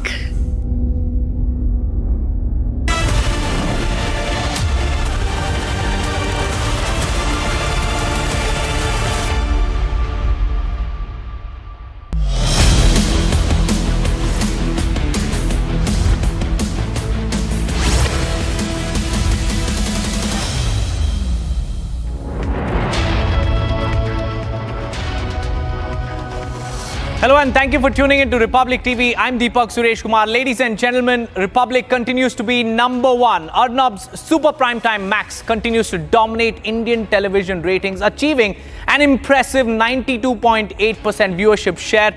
And the channel leads across every single hour, with Arnab's Primetime show drawing in the largest audience. The nation has given its verdict. Republic is their first choice. Now let's get started with the headlines at 12.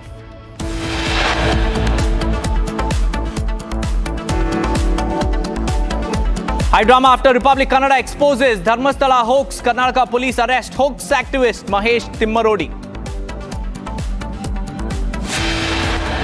CRPF formally takes over security of Delhi. Chief Minister Rekha Gupta day after attack.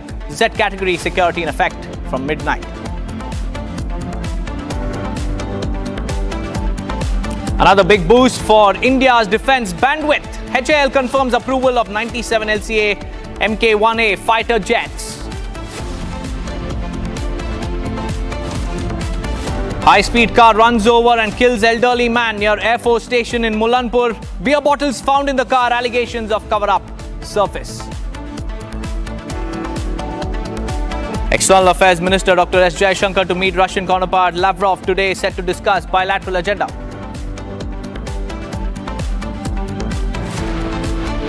Bollywood actor Rini and George makes serious allegations against a powerful youth leader, claiming he sent her obscene messages. BJP has launched a protest march to Congress MLA's house. Republic TV smashes all records across time bands. Your channel is the most watched and most trusted. And he remains India's undisputed primetime king. Arnab Goswami debate buries landing channels. Debate hits 92.8% record.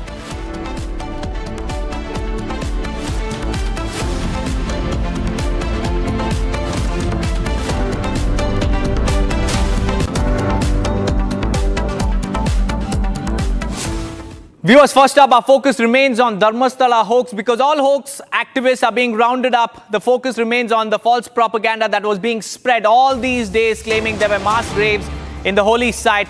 And now, Mahesh Timmarodi, another face, another key cog in this propaganda wheel, has now been taken into custody by the Udupi police for questioning. A hate speech case was also filed against him at Brahmawar police station over alleged derogatory remarks against Hindu community as well as BL Santosh, a BJP leader. And following the complaint by Udupi Rural BJP Mandal President, he has been picked up today from his residence. 50 police officials arrived at his house and they whisked him away in private cars. It's a huge convoy just to pick up this man, who's also a hoax activist. Remember, he is also one of them who made baseless allegations, citing a 2010 government document saying that there were undeclared deaths and also burials in Dharmastala, which fueled the ongoing investigation. And in the end, they found nothing but a conspiracy, a well-planned conspiracy. We have Abhishek also joining us live. Abhishek, Mahesh Timmarodi is arrested. He has been detained by the police. Tell us about his role in the entire Dharmastala hoax and also about the cases that he is facing right now for insulting Hindus and also his derogatory remarks against BL Santosh. Deepak, the name Mahesh Timmarodi dates back to the case Saujanya, when he was against the Dharmastala family, to mention that the influential family of Dharmastala, indirectly quoting Virendra Hegde's family, is involved in the murder or the rape of Saujanya.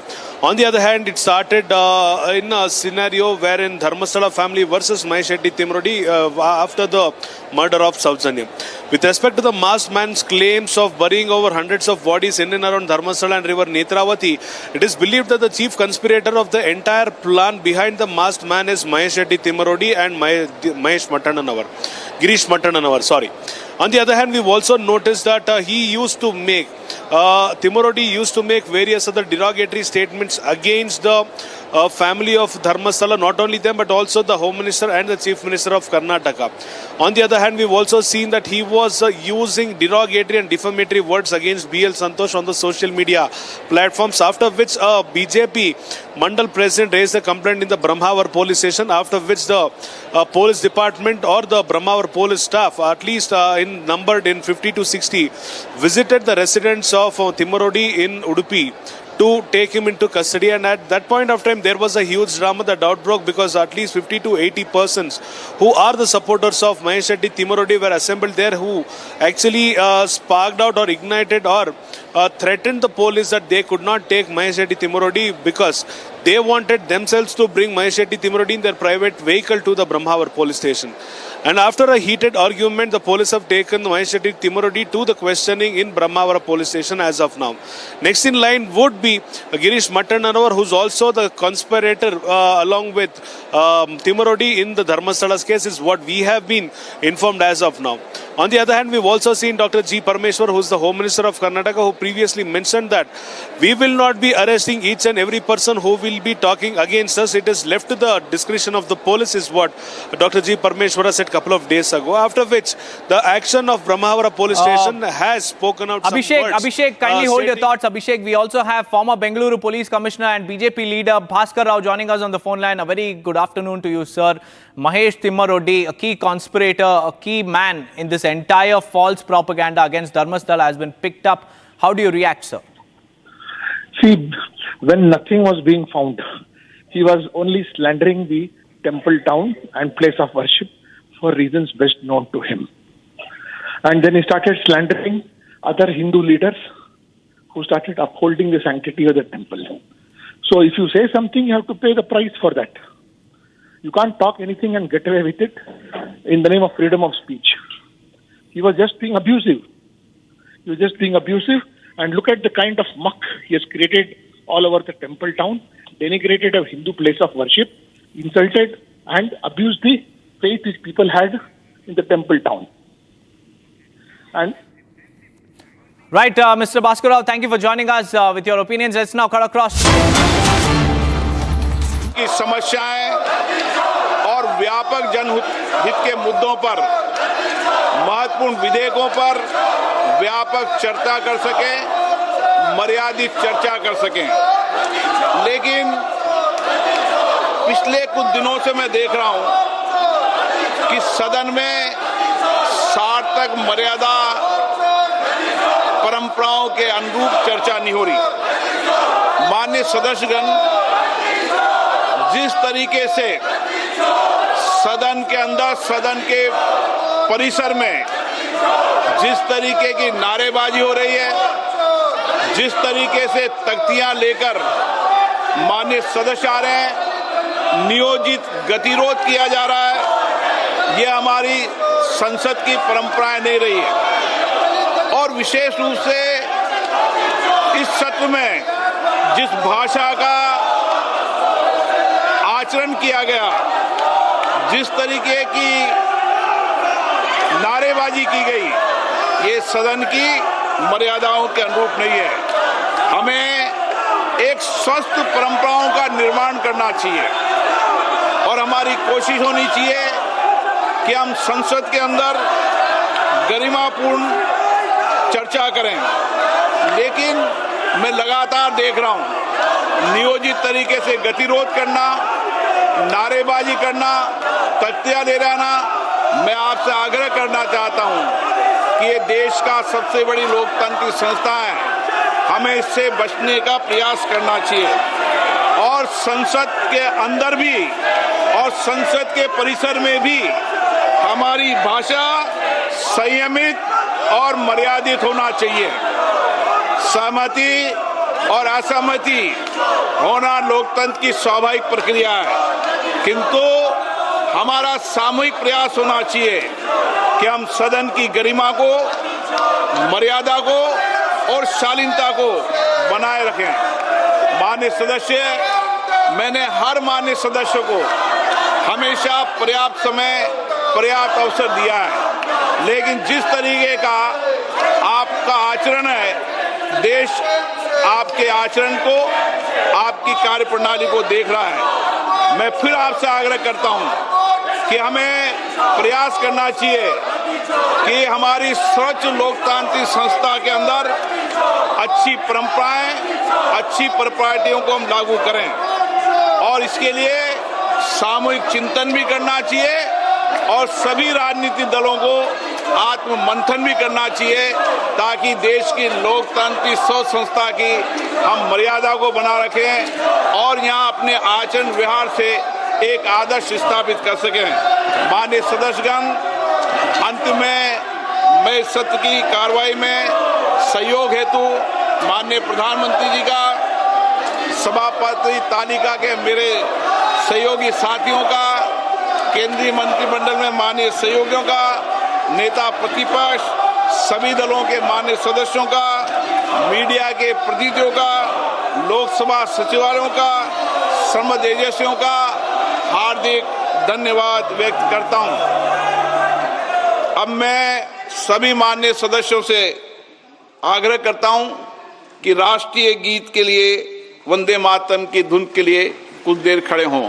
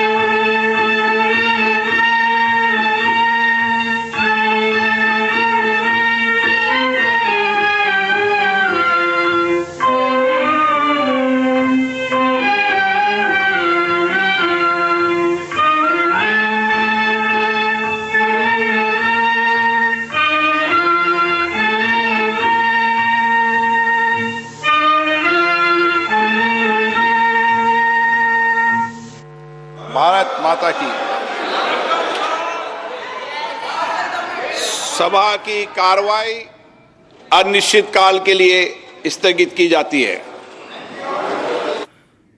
Well, that was the last day of the monsoon session and opposition yet again trying to disrupt the proceedings. Only 37 hours of discussion have been held so far, and all owing to the opposition's ruckus and disrupt the parliament plot. And day after day, we've seen how the opposition have been continuing with this tactic, which has not really helped any discussion. A healthy discussion is what the Lok Sabha Speaker was urging for. But despite that, we have the opposition storming the well, staging walkouts and raising slogans. We have Riyanka joining us live.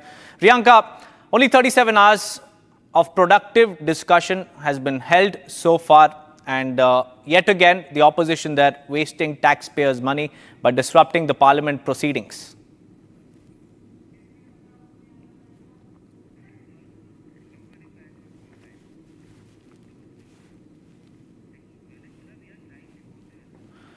Okay, we'll get our reporters in just a few seconds, but this is what we are looking at from the parliament. This is the last day of the parliament, and the house has been adjourned, Lok Sabha has been adjourned, and Lok Sabha Speaker Om Birla, they're clearly mentioning how the opposition has been trying to disrupt the proceedings despite repeated calls, despite repeated requests by top ministers, top BJP MPs, and also the Speaker. Nothing has really worked out.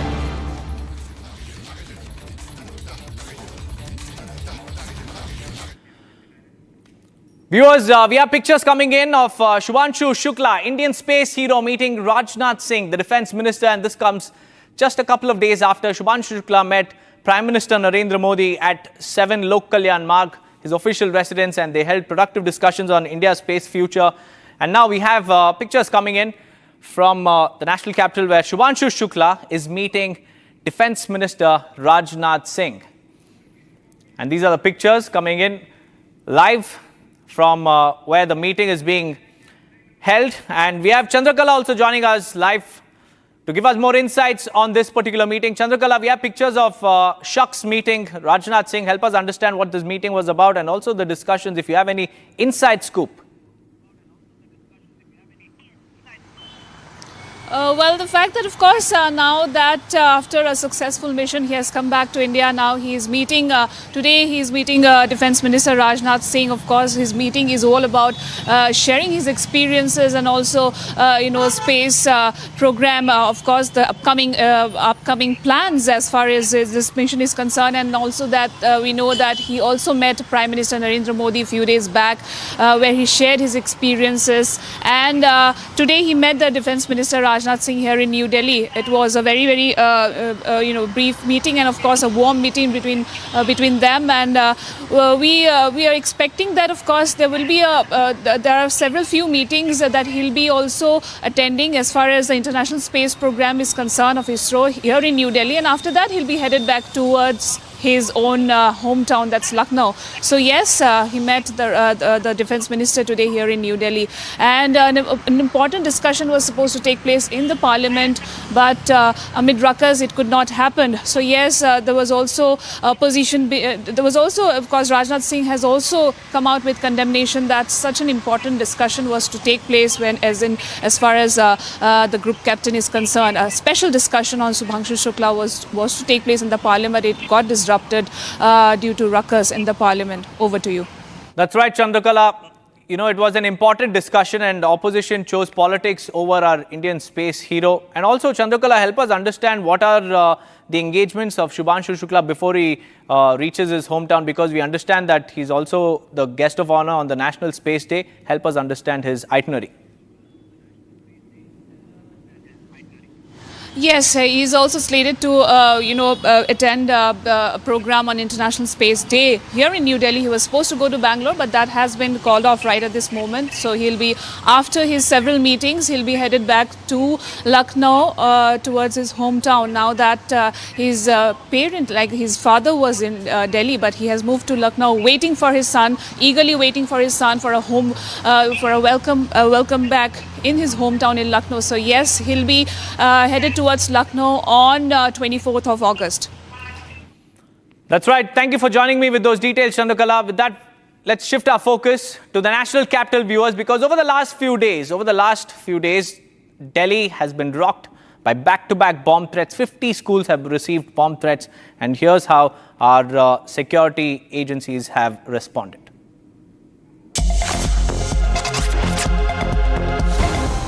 In a shocking turn of events, concerns regarding the safety of the schools in Delhi have been questioned, as more than 50 schools in Delhi have received bomb threats via email since the past 3 days.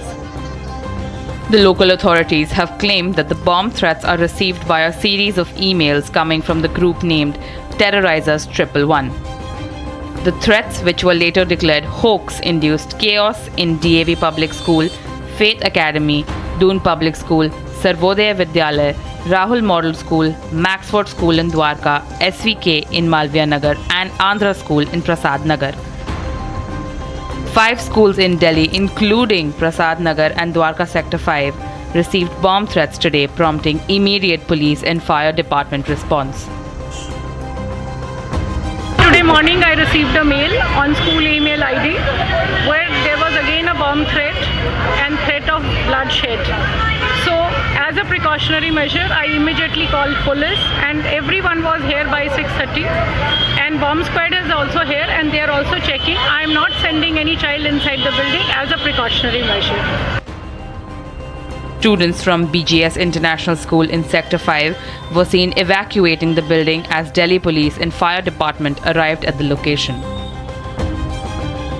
ये बच्चे अंदर गए हुए हैं, बोला हुआ 15 minute आप wait कीजिए, यहाँ पे पूरा रेस्क्यू चल रहा है अंदर बम स्क्वाड का। उसके बाद में इन्फॉर्मेशन आएगी, जब आपको हमारे को गाइड किया जाएगा उसके बाद हम जाएंगे, बच्चा लेके जाएंगे। इससे पहले भी कुछ दिन पहले भी ये जानकारी कुछ दिन पहले भी हुआ था, और बच्चों को वापस भेजा गया था। हाँ।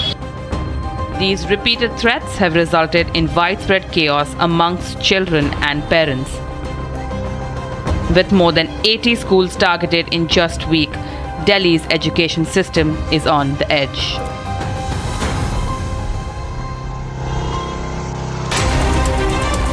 Bharat 1 Minute brought to you by Canara Bank. Together we can. The Delhi police has agreed to enhance security for Chief Minister Rekha Gupta despite having Z+ security cover. Senior officials from the Delhi police claim that the centre will be reviewing Delhi Chief Minister Rekha Gupta's security arrangements and might enhance it following a physical assault by a 41-year-old man during the Jan Sunwai grievance redressal session at her official residence. In Gujarat, Junagadh, heavy waterlogging led to 3 to 4 individuals being trapped inside a house. The National Disaster Response Force promptly carried out a successful rescue operation, safely evacuating all those stranded due to flooding.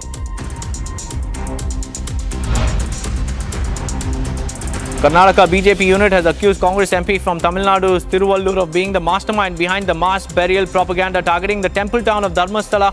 The BJP has alleged that Senville, a former IAS officer of Karnataka cadre, is fueling misinformation, challenged him to face an inquiry if he had no involvement in the controversy.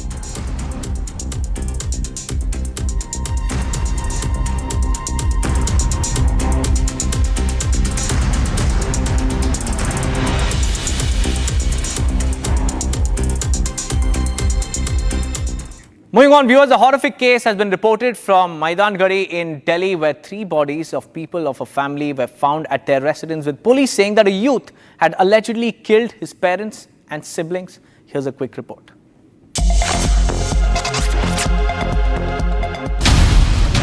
A tragic incident has come to light from Maidan Gadi in the national capital.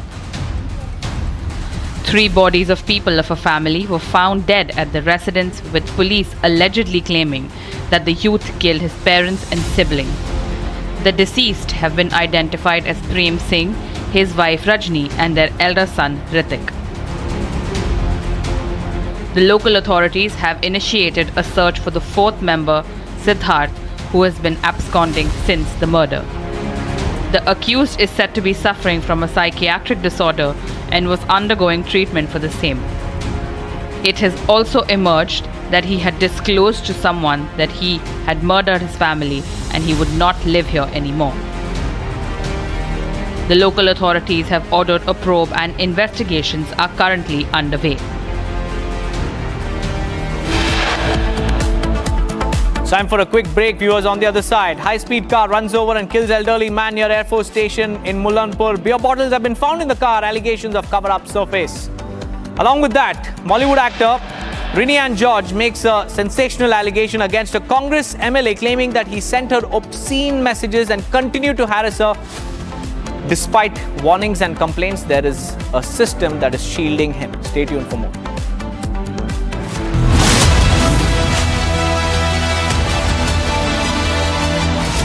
थोड़े में ज्यादा स्वाद यही तो है इसकी खास बात। वाओ मामा, क्या स्वाद है? अरे मेरे राजा, राजा और मसाला। केसरिया से मन जोगी हुआ रे, दिल झूमे देखो मतवारा हुआ रे। केसरिया से मन जोगी हुआ। हर पल मनाओ केसरी त्योहार। विमल, बोलो जुबान केसरी। अब छोलिया हो या लोबिया, सफेद चने या काले चने, सब कुछ मजेदार बने। To avoid sending jets deep into hostile airspace, India is choosing missiles that can do the job from a safe distance, and on the top of the list come Scalp, also known as Storm Shadow. It is a subsonic cruise missile developed by MBDA and used by several NATO countries. It's designed to destroy hardened targets like bunkers, air bases, and command centers from a safe distance. For India, this missile fills a critical gap in its strike capabilities, especially in the context of growing threats from both Pakistan and China. The missile's range exceeds 250 kilometers, allowing Indian aircraft to launch it from well outside enemy air defense zones. This is important because both adversaries have invested heavily in surface-to-air missile systems and radar networks. Scalp's low observable design and terrain-following flight profile make it difficult to detect and intercept. It flies close to the ground, hugging the terrain, and uses a combination of GPS, inertial navigation, and terrain mapping (TERPROM) to reach its target with high accuracy. Once it arrives, its dual-charge warhead penetrates the structure and then explodes inside, maximizing damage. Currently, Scalp is deployed.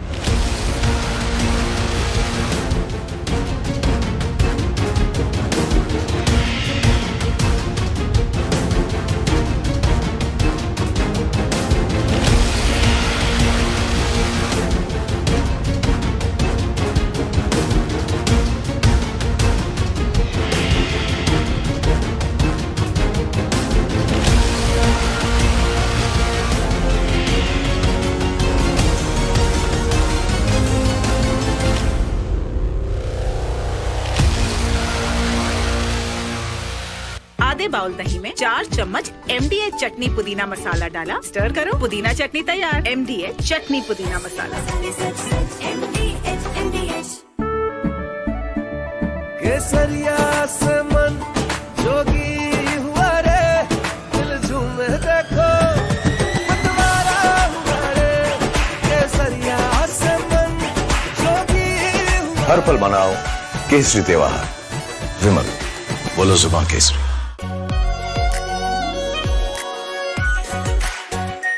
Are pure shahi paneer masala, delicious, healthy everyday.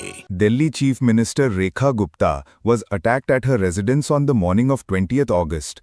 The Delhi CM was attending the weekly Jan Sunwai program at her official residence in Civil Lines. According Delhi BJP President Virendra Sachdeva, the Chief Minister suffered a slight blow to the head. The suspected attacker has been identified as Rajesh Bhai Sakaria. He is 41-year-old and hails from Rajkot. However, there are no details on the motive for his attack. There's no clarity on whether his attack was politically motivated or if he was mentally unstable. The suspect has been detained by the Delhi police and is being questioned. The incident took place at around 8:30 am. The public grievances hearing is held every Wednesday at the Chief Minister's camp office. The hearing begins at 7 am and people from across Delhi arrive with their complaints and petitions. Rekha Gupta meets the complainants personally, one after the other. Around 8:30 am, one of the complainants approached the Chief Minister and attacked her.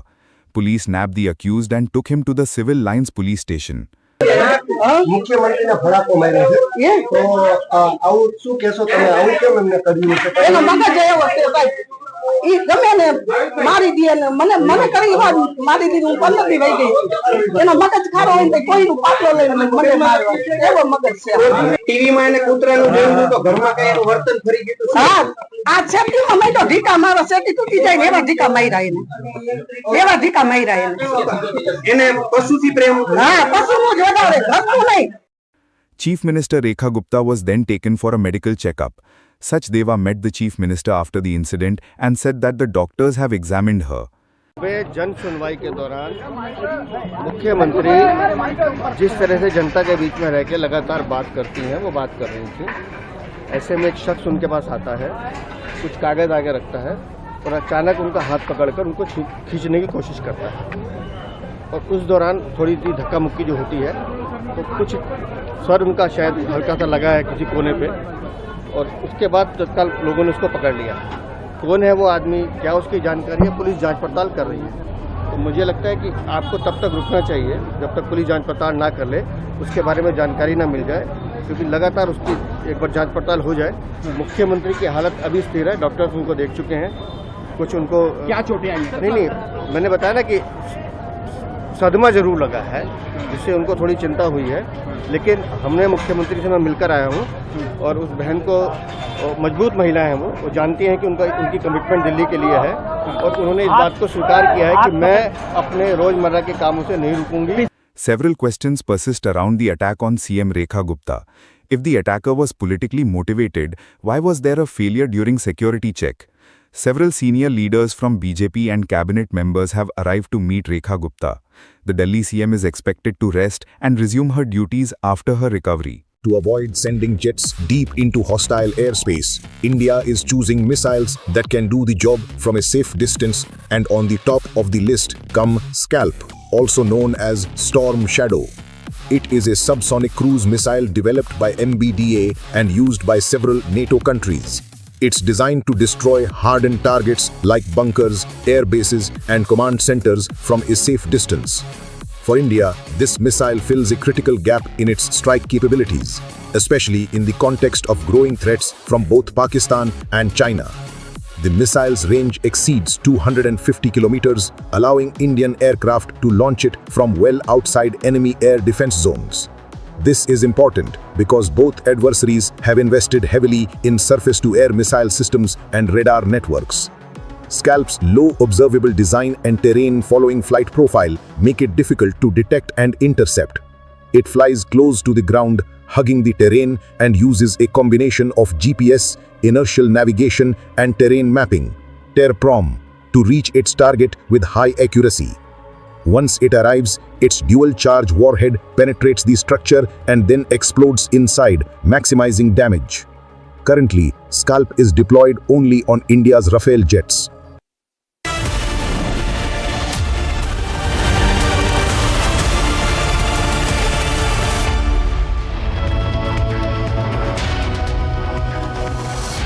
Welcome, you're watching Republic TV with me, Akanksha Khajure. And ladies and gentlemen, Republic continues to be #1. Arnab Super Prime Time Max continues to dominate Indian television ratings, achieving an impressive 92.8% viewership share. The channel leads across every hour, with Arnab Goswami's primetime show drawing in the largest audience in the country. The nation has given the verdict. Republic is their first choice. Let's get started with the headlines now. High drama after Republic. Kannada exposes Dharmastala hoax. Karnataka police arrest hoax activist Mahesh. High-speed car runs over and kills elderly man near Air Force Station in Mullapur in Punjab. Beer bottles have been found in the car. Allegations of cover-up has now surfaced. India's space hero group captain Shubhanshu Shukla has met with Rajnath Singh. He's set to address a press conference in some time with MOS PMO Jitendra Singh. CRPF formally takes over security of Delhi Chief Minister Rekha Gupta. A day after the attack, Z security has also been given to her. External Affairs Minister Jaishankar will be meeting Russian counterpart, set to discuss the bilateral agenda. And Republic TV smashes all records across time bans. Your channel is the most watched and most trusted. And he remains India's undisputed primetime king. Arnab Goswami debate buries landing channels, hits 92.8% record.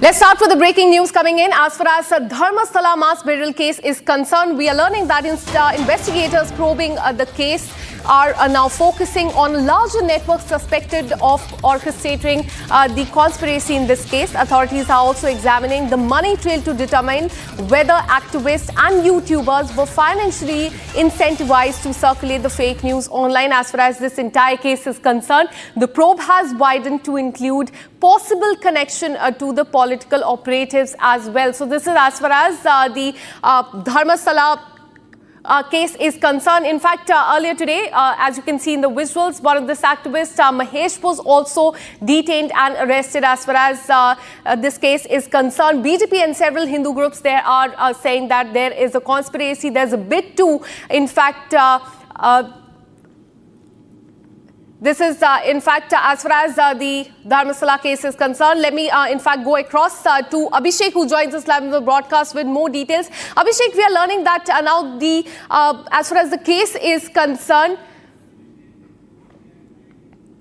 All right, we'll try and connect with the reporter. But as far as the case is concerned, we are learning that now the police is focusing on larger networks suspected of orchestrating the conspiracy in this case. And as we told you earlier today, Mahesh, one of the activists there, was also arrested in this case. And authorities are examining the money trail to determine whether the activists and the YouTubers were financially given any money to circulate the fake news as far as this case is concerned. Well, the probe has also widened, including a possible connection to the political operatives as well.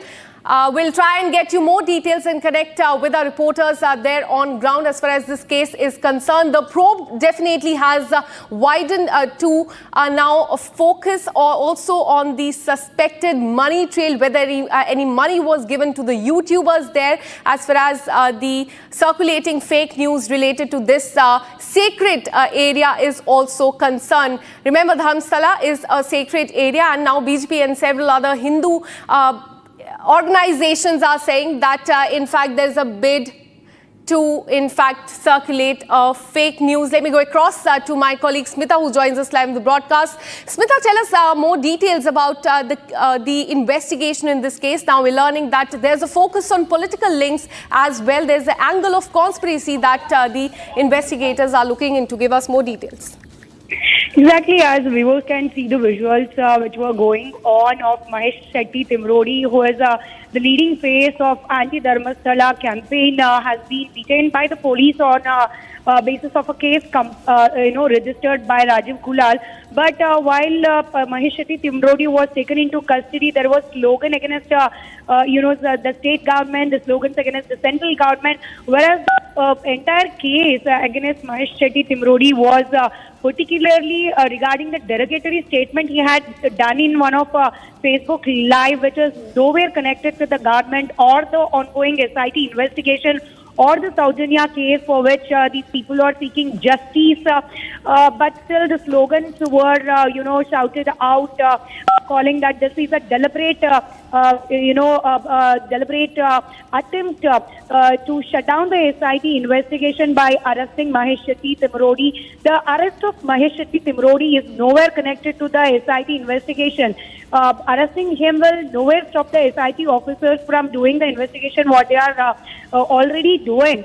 But still there is a constant and a deliberate effort to divert the issue, and there was a political tint for this also, where Mahesh Shetty Timrodi, before getting detained by the police, gave a quick reaction to Republican and also saying that the BJP-led central government is, trying to protect the Dharmastala Temple Trust family members on whom these people are making the false allegation. The BJP, in a trial to save them, is making the protester arrest, is what Mahesh Shetty Timrodi has called out. But the police, we also got the reaction from the police department, also from the complainant.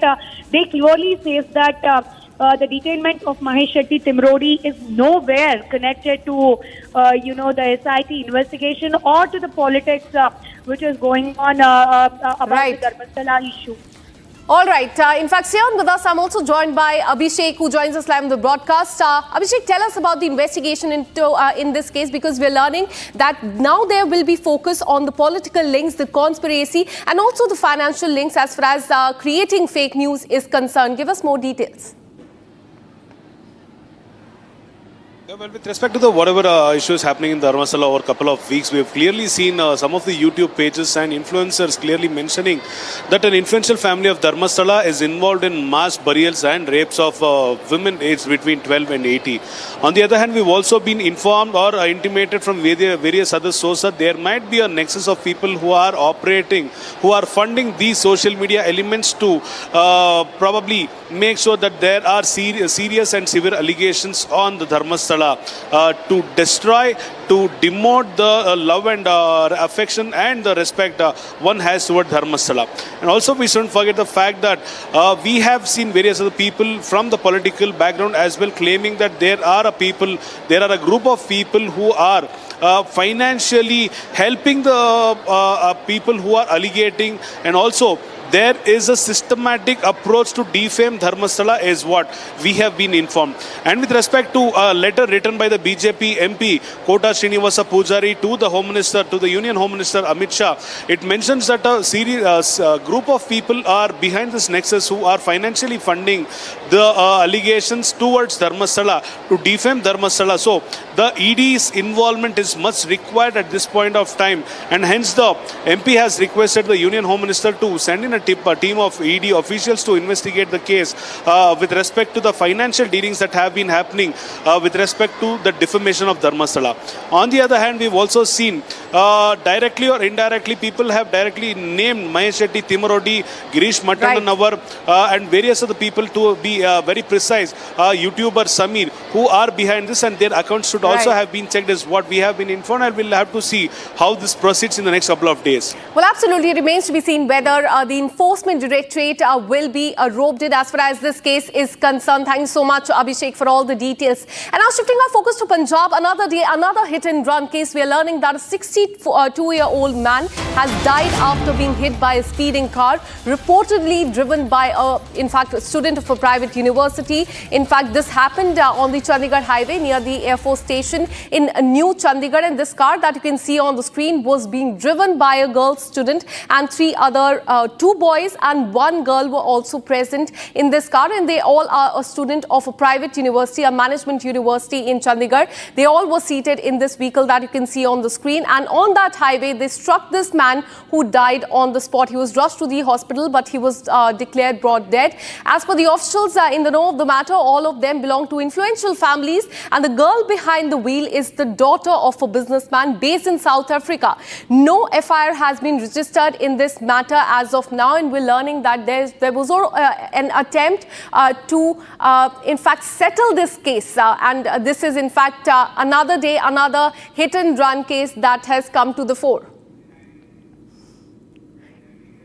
In fact, just a while back, my colleague Lalit has spoken to the eyewitness in this case. Listen in. 11:25 की घटना है। 11:25 पे गाड़ी overbridge से आ रही थी और बंदा क्रॉस हो रहा था। बंदा क्रॉस होने के बाद में जब बंदा जैसे जैसे क्रॉस होने लगा वैसे वैसे गाड़ी आ रही थी। उसमें गाड़ी में जब गाड़ी ने टक्कर मारा तो वो शीशे के ऊपर गिर गया। शीशे के ऊपर गिरने के बाद में फिर उस शीशा टूट गया। शीशे से फिर नीचे गिर गया। नीचे से गाड़ी जाके पास हो गई है। लोग रुका रहे थे। गाड़ी बहुत ज़्यादा आगे जाके खड़ी हुई। जाके गाड़ी कम से कम 200-300 मीटर दूरी पे खड़ी हुई।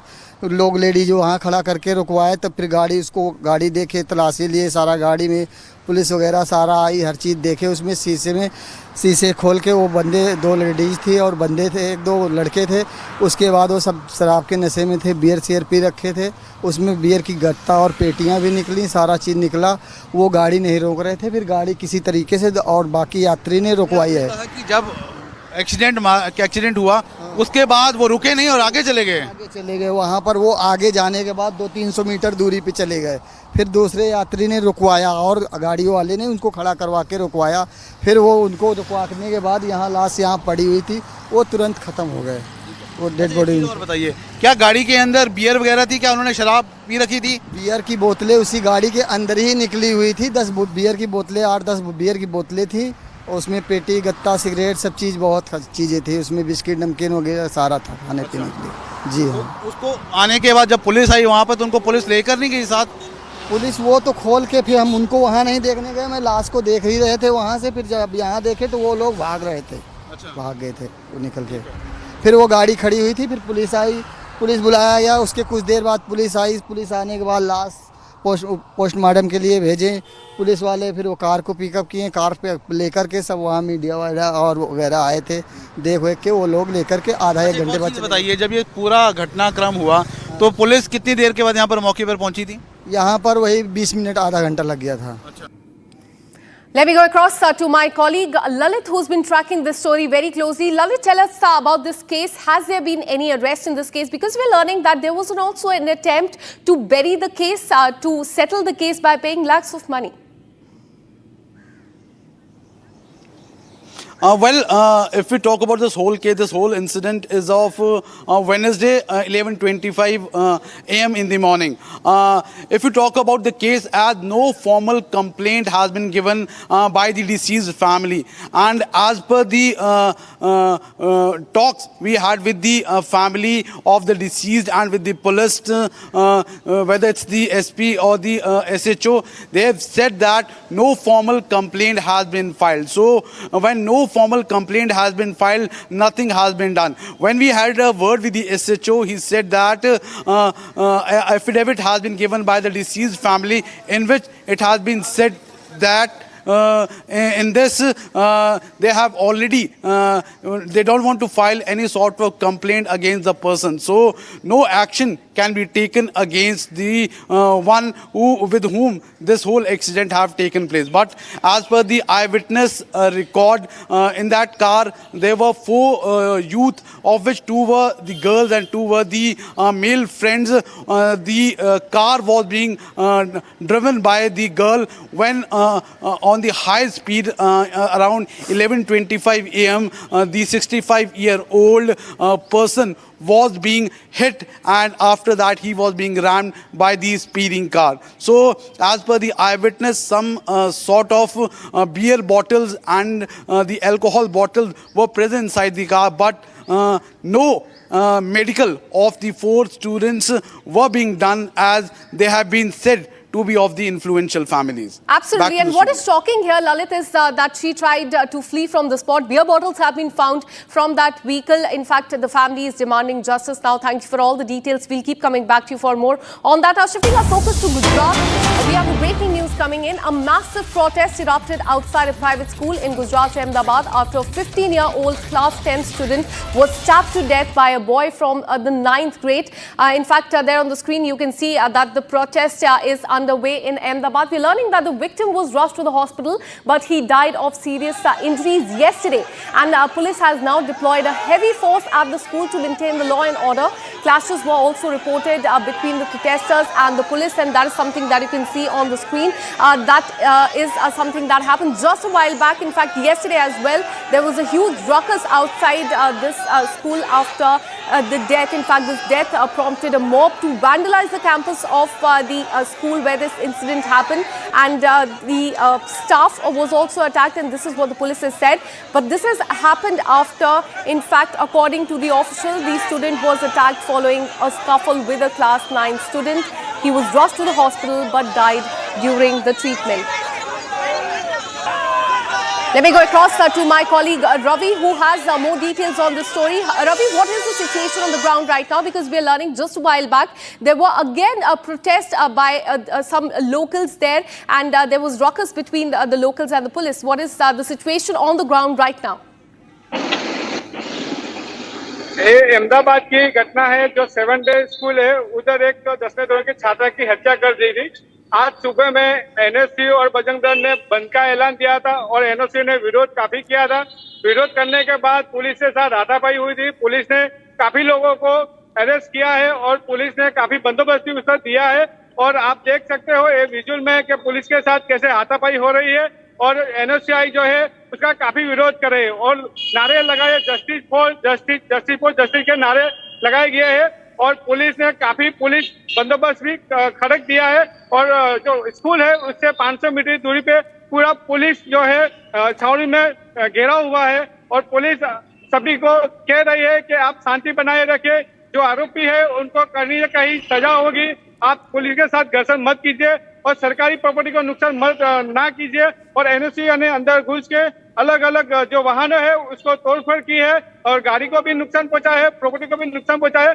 पुलिस अभी उस दिशा में तपास कर रही है कि ये जो वारदात बनी है, जो 10वीं कक्षा का जो लड़का है उसका जो मर्डर हुआ है, क्यों हुआ है, किस तरह से हुआ है, उसकी अभी पुलिस तपास कर रही है। Absolutely. There's a massive uproar there in Ahmedabad over the stabbing case, and those are the visuals on your screen. Thanks so much, Ravi, for all the details. We'll keep coming back to you for more on this. And now, as the central government tabled a bill for the removal of the Prime Minister, Chief Minister and Ministers held on serious criminal charges, Bihar LOP Tejasvi Yadav took a dig at the central government. Here's a quick report. मैं इस bill को संयुक्त समिति को सौंपने की बर्खास्त करने वाला हूं। This bill is to bring morality in politics. As the centre tabled the bill in Lok Sabha for the removal of the Prime Minister, Chief Ministers and Ministers held on serious criminal charges, former Bihar Deputy Chief Minister and leader of opposition Tejasvi Yadav hit out at the centre, alleging the law is being brought only to blackmail and intimidate NDA allies Nitish Kumar and Chandrababu Naidu. Tejasvi Yadav further added many chief ministers were kept in jail, but all were acquitted like Hemant Soren and Arvind Kejriwal.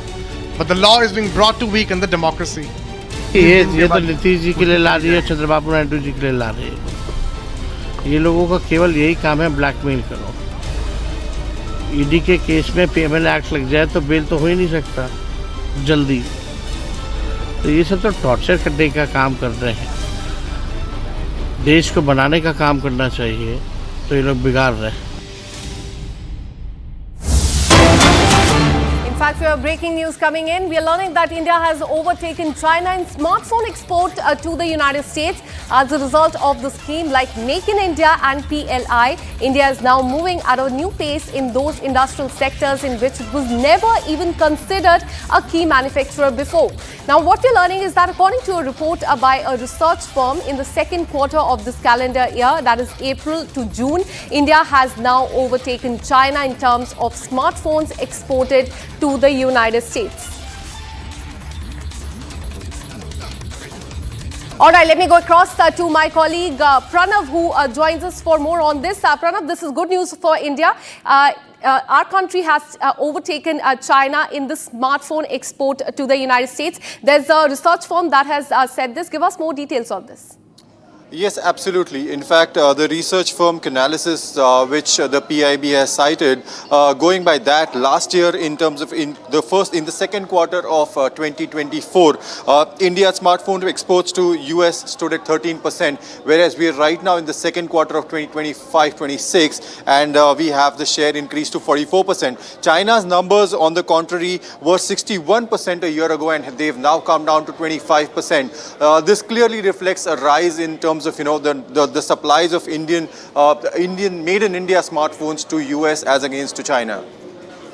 Absolutely. This is, in fact, good news for India. Now, we're learning that the share of made in India smartphone imported to the US has now increased to 44%. A very good news for India. Thank you so much, Pranav, for all the details. We'll keep coming back to you for more on this. Now, shifting our focus, actress Rini and George has made serious allegations against a powerful youth leader, claiming that he sent her obscene messages and continued to harass her despite warnings.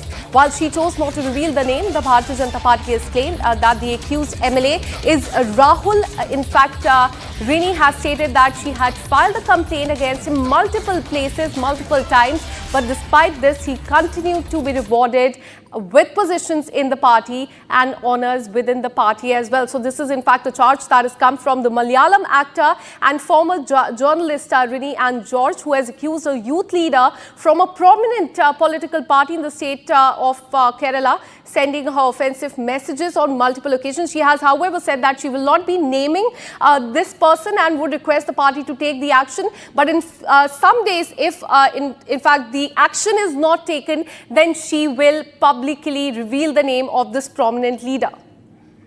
Let me go across to my colleague Ashwin, who's tracking this story very closely. Ashwin, tell us more about this case and the allegations that has come in from the Malayalam actor.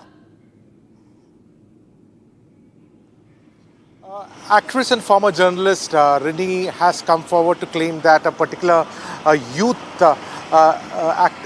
party worker who is at the top position and who has been given a lot of higher positions and even is an MLA has misbehaved with her. In fact, he had even spoken in a manner that he had invited her to be with him in a 5-star hotel and share a room with him. And despite the warning that was given by this actress to him, he heeded this advice and he went on to even say that, go on, you can tell this to anybody you want, it will not matter to him. So this is a kind of allegation that has been brought forward by this actress. So actress has so far not named it, but by the hints, what has been given and what has already been in the public limelight for some time, for the past many weeks, this particular youth leader of the Congress party has been in trouble for similar issues as well. And what we know is that the leader of opposition, V.D. Satishan, has also responded to this allegation. He said these allegations that has been raised will be definitely be checked, and he has also went on to say that the Congress party will show no mercy if such allegations come to light, and there will be a quick decision on this matter as well. Certainly, this actress allegation is pretty big. She has said that this leader, despite complaining to the party, he has been given more power and responsibility within the party, and she knows a lot of people within the party, have friendly relationship with the party, but no action has been taken so far. Meanwhile, the BJP has taken out a protest against against Rahul Mankutatil, who is the MLA of the Congress from the Congress party in Palakkad. They have protested, stating that this person in question is in fact Rahul Mankutatil. Well, that needs to be ascertained. The complaint has not officially been lodged by the actress in any of the police stations. It has only been raised within the party ranks, is what we understand. And certainly this story is likely to come forward, and if there is a likely chance of this actress filing a formal complaint with the police. And absolutely, and what is more shocking here is that she said not just her, but several other women have also faced a similar issue, and it remains to be seen whether the party now takes any action against him. Thanks so much, Ashwin, for all the details. We'll keep coming back to you for more on this.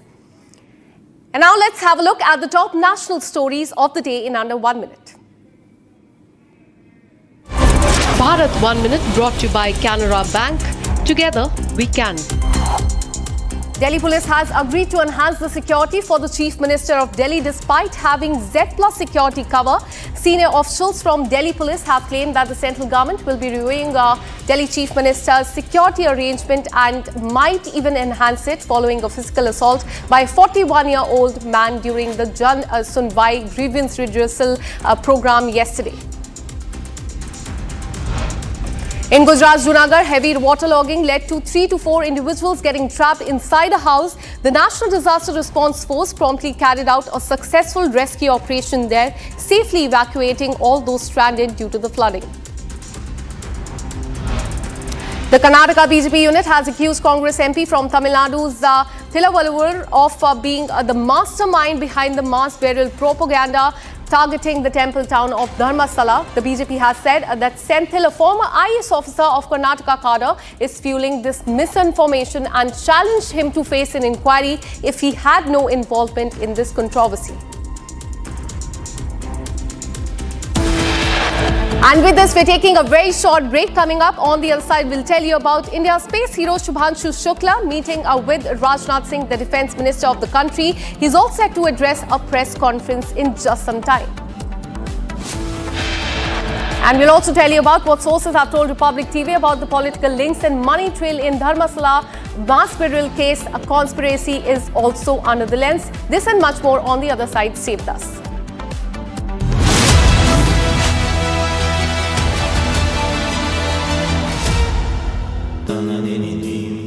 Amity has been ranked among the top universities globally for producing the most employable graduates by the Times Higher Education UK. Yet another testimony to Amity's excellent placement record.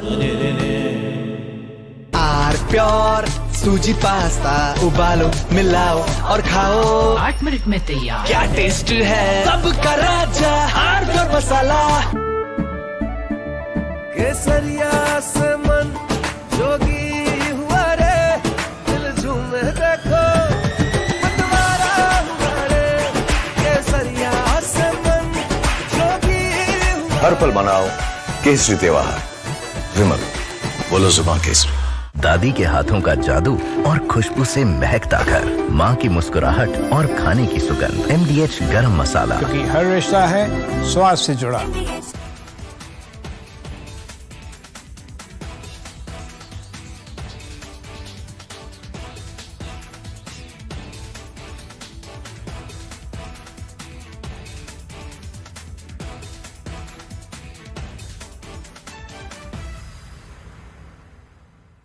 The Agni-5 missile, recently tested, exhibited a flight path that deviated from the typical ballistic trajectory expected of such missiles. Unlike the standard parabolic arc that characterizes most ballistic missile flights, the Agni-5's movement included a distinct zigzag pattern during its ascent, which is for conventional ballistic trajectories.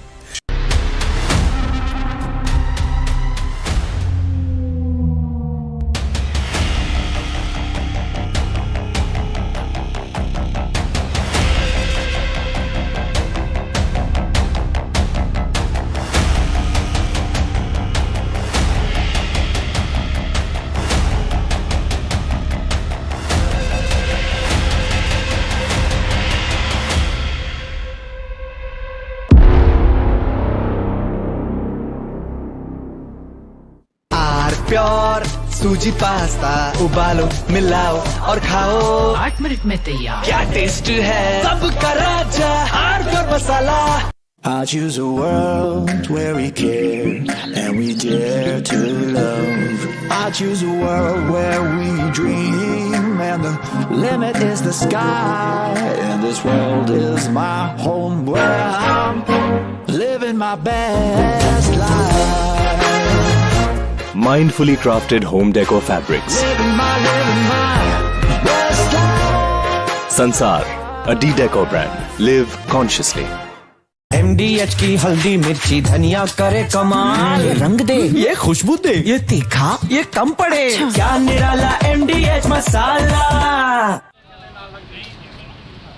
मेरी गाड़ी की photo भी ले लो मैं कह रहा हूं बंदा मारते हैं यार मेरी गाड़ी की फोटो खींचे यार वीर हो रहा है कहना हाईवे पे या फिर हां ले ली सारी फोटो खींच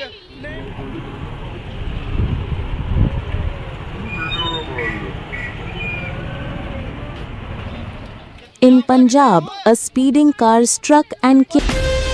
From Asia's largest news headquarters,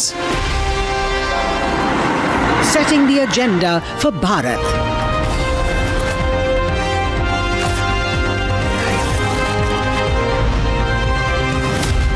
You're watching Republic.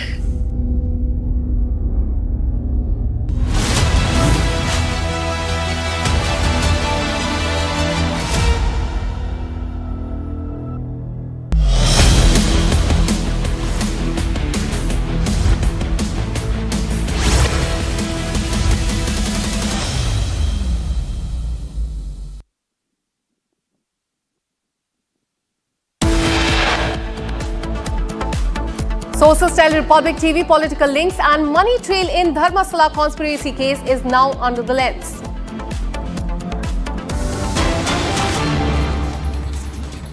Doctor Jitendra Singh ji, sir आपका हार्दिक स्वागत है। साथ ही हमारे साथ धन्यवाद। इसके साथ ही हमारे साथ सचिव अंतरिक्ष विभाग और इसरो के अध्यक्ष doctor V Narayan ji, Gaganyaan mission के लिए नामित डेजिग्नेटेड अंतरिक्ष यात्री श्री प्रशांत बी नायर जी और ग्रुप कैप्टन शुभांशु शुक्ला, दोनों लोग ग्रुप कैप्टन हैं, उनका स्वागत है। इस आज के प्रेस कॉन्फ्रेंस और ये परिचय का फ्लो इस प्रकार होगा। सबसे पहले इसरो के अध्यक्ष एक संक्षिप्त प्रेजेंटेशन करेंगे और he will update on ISRO activities. फिर गगनयान मिशन के लिए नामित अंतरिक्ष यात्री ग्रुप कैप्टन प्रशांत बी नायर और ग्रुप कैप्टन शुक्ला अपने विचार साझा करेंगे।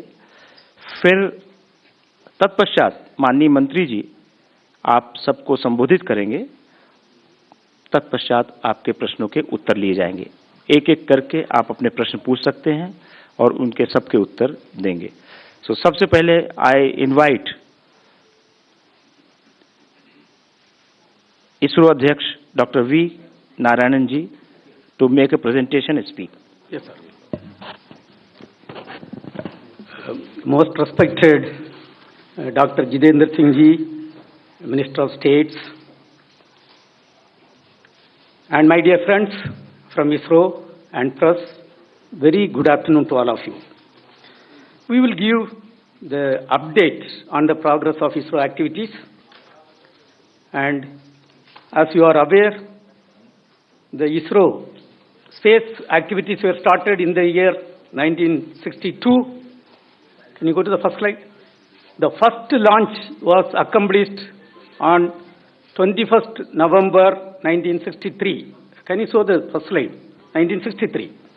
From that till now, we have accomplished 133 satellite missions, 102 launch vehicle missions, 5 technology demonstration missions, and 4,002 sounding rockets, including 240 total number of missions.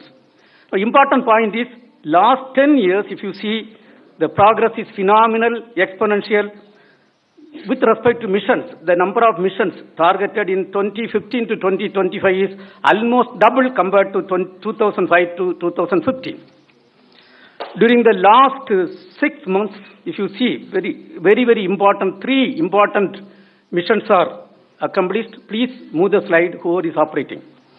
And Axiom 4 mission is a very prestigious mission. We have successfully accomplished, and the first Indian is sent to safely to International Space Station and brought back safely. You are having the Gaganyaan 3 with us, Subhashan Suklaji.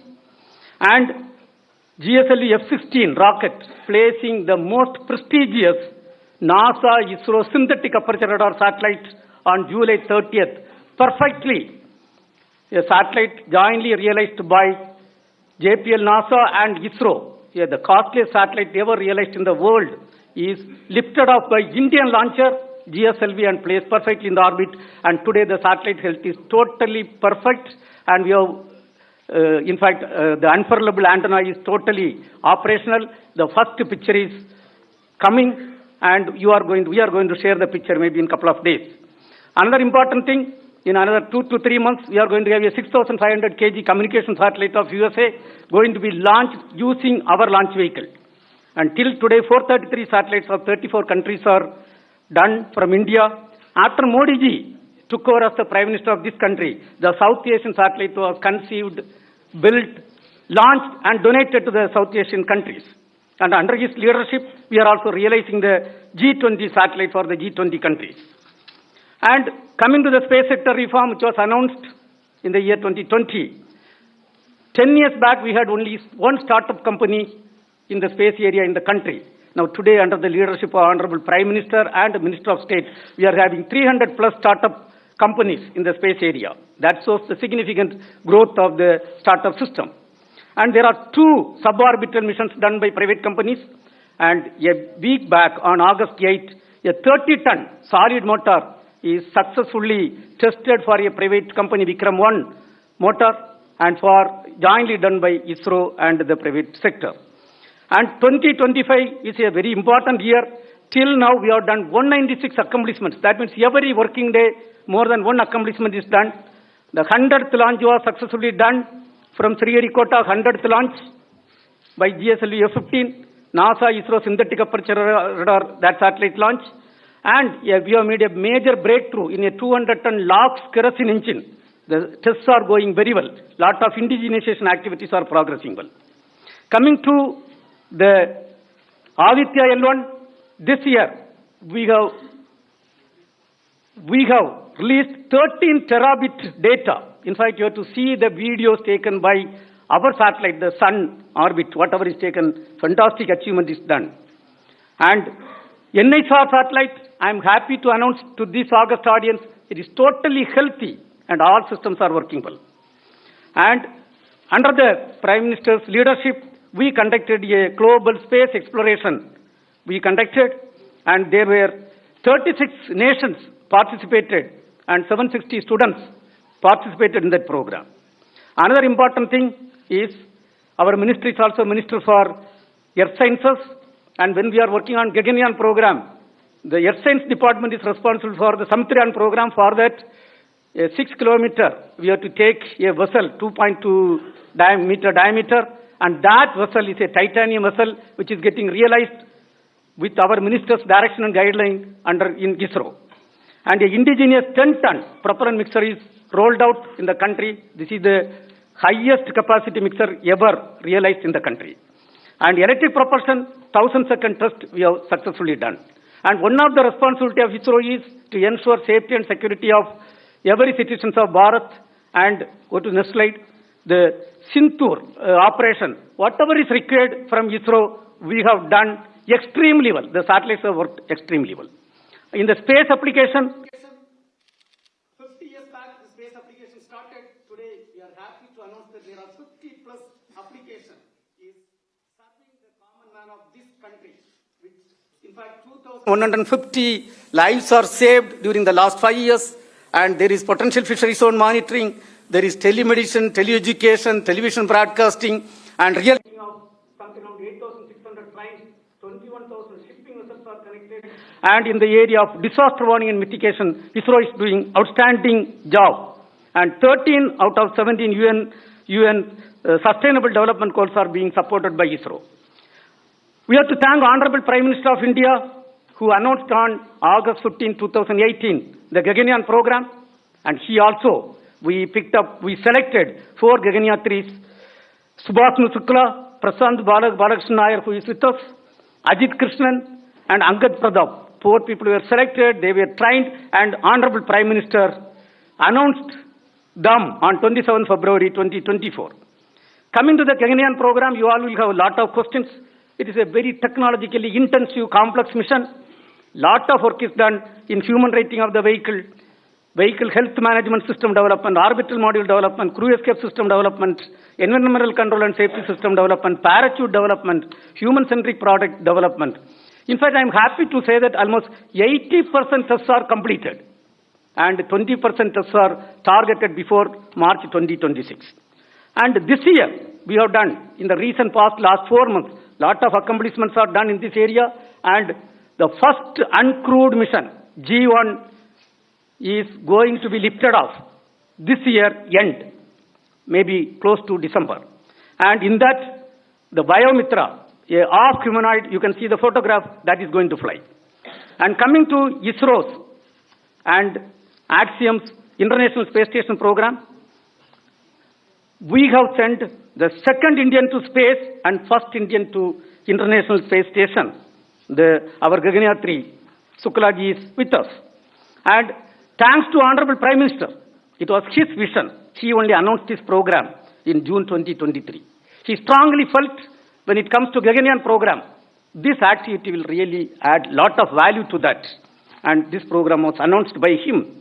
And you can see, on June 25th, the launch was successfully done, and docking was done on June 26th, and Gaganyatri, Suklaji interacted with the Honorable Prime Minister, with the school children, and the undocking was successfully done, and splashdown was successfully done, and they arrived back safely to India on August 17. And in this, the ISRO team had a crucial role to play. In fact, I want to say, number one, this entire contract based on the direction and guideline from Honorable Prime Minister and our Minister, the ISRO team effectively did. And another important thing is, originally the mission was targeted on 11th June and 10th June we came to know there was a leakage in the Falcon rocket. It was ISRO team which insisted for complete correction. Based on ISRO team insistence, the complete correction was done by the US SpaceX team, and we had accomplished successfully. But for that complete correction, it would have ended up with a catastrophic situation. And thereby, we have saved the life of 4 of the astronauts, and I am proud to say that Indian education system, under the leadership of our Honorable Prime Minister and ISRO training, has proved that we are second to none, even in stopping a faulty rocket and ensuring safety of the astronauts. And our Gaganyatri, Mr. Sukraji, has effectively carried out 7 experiments. We are going to dwell little later on that in human health, space biotechnology, space agriculture, and astronaut nutrition, space biology. And in fact, this is going to feed huge wealth of data for the Indian science. And Honorable Prime Minister interacted. That shows the enthusiasm and the moral improvement of Honorable Prime Minister. He interacted with Suklaji when he was in space. Of course, he also had the opportunity to interact with students and of course with ISRO team. I was leading an ISRO team. And coming back, the government of India gave a warm welcome. Honorable Prime Minister himself was there in the midnight, early morning, 2 o'clock, to receive Suklaji and Prasant Nair. And let me also thank Honorable CM of Delhi, Madam was there early morning. Please understand what type of enthusiasm this country under the leadership of Honorable Prime Minister has happened. And we three were there to receive him and receive both of them. And then Sukraji also had a detailed interaction with Honorable Prime Minister of India, and we have got lot of direction and guideline from that. And to have lot of outcome from this mission, the country is going to get lot of benefit. There, the entire training, what they had, we are going to be benefited in the BAS, Bharat Antarikshya program, and Honorable Prime Minister has already directed us to work for taking man to moon. By 2040, it is going to serve there, and immediately by 2027, we are going to have the first Gaganyaan crewed mission. This entire experience is going to yield very good result for that. Not only that, for the next generation, 30 to 40 years, the entire program conceived by Honorable Prime Minister is going to be utilized. And I would like to say in this, other than the Gaganyatris, the entire program is a teamwork in ISRO. And 20,000 employees are involved in the activity. And they are represented by the directors. Mr. Rajarajan is there, director from Vikram Sarabhai Space Center. Mr. Rajarajan, please get up. He is the director leading the mother center of the space program, the Vikram Sarabhai Space Center. Of course, Mohan could not reach now. Then we are having Mr. Chankaran, who has led the team for enabling the successful NISR mission. And we had Nilesh Desai, and he is the person who has realized the L-band synthetic aperture radar payload. And we are having Bhatma Kumar, who has taken over as the director of Sriharikota. And we have got another important unsung hero, Mr. Ganesh Pillai, as the scientific secretary. He is hand in hand working. And of course, now we have got the new IASU director. He is in front of us. He is standing here. Saubhya Narayanan. He is a veteran in mission management. Then D.K. Singh. He is the director of the Human Spaceflight Program, who has ensured the successful mission. And then we are having Rajiv, who is our front face in Delhi, I think our OSC.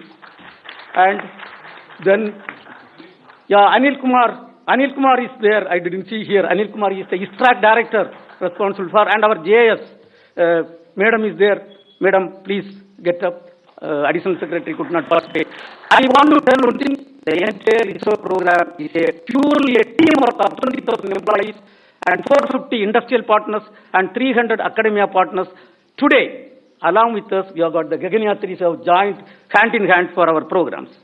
And dear friends, we have conducted, based on the direction and guidelines from Honorable Prime Minister, the Chintan Severe 2025. It was conducted on July 16 and to 18. We have looked at, there were 360 participants, all ISRO top management people were there. And we have done, based on the vision given by Honorable Prime Minister, the implementation of Space Vision 2047 and looking beyond 2047 up to 2062. We have looked at the major missions and brought all the implementation status up to 2047 for the Viksit Bharat 2047. And the report is going to be submitted on 23rd, and there are something around 11 domains we debated, discussed, and we have charted out our program. Another important thing, Honorable Prime Minister, when he took over as the Prime Minister of this country, 2015, we had a national meet. We brought all the stakeholders together.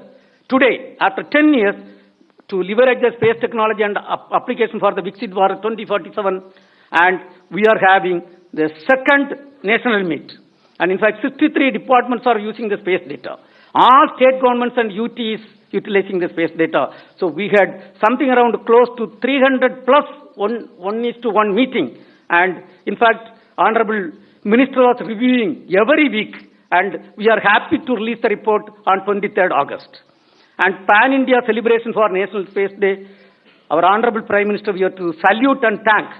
He declared August 23, 2023, when we accomplished the Chandrayaan-3, and India is the only country till today successfully soft landed near the south pole of moon.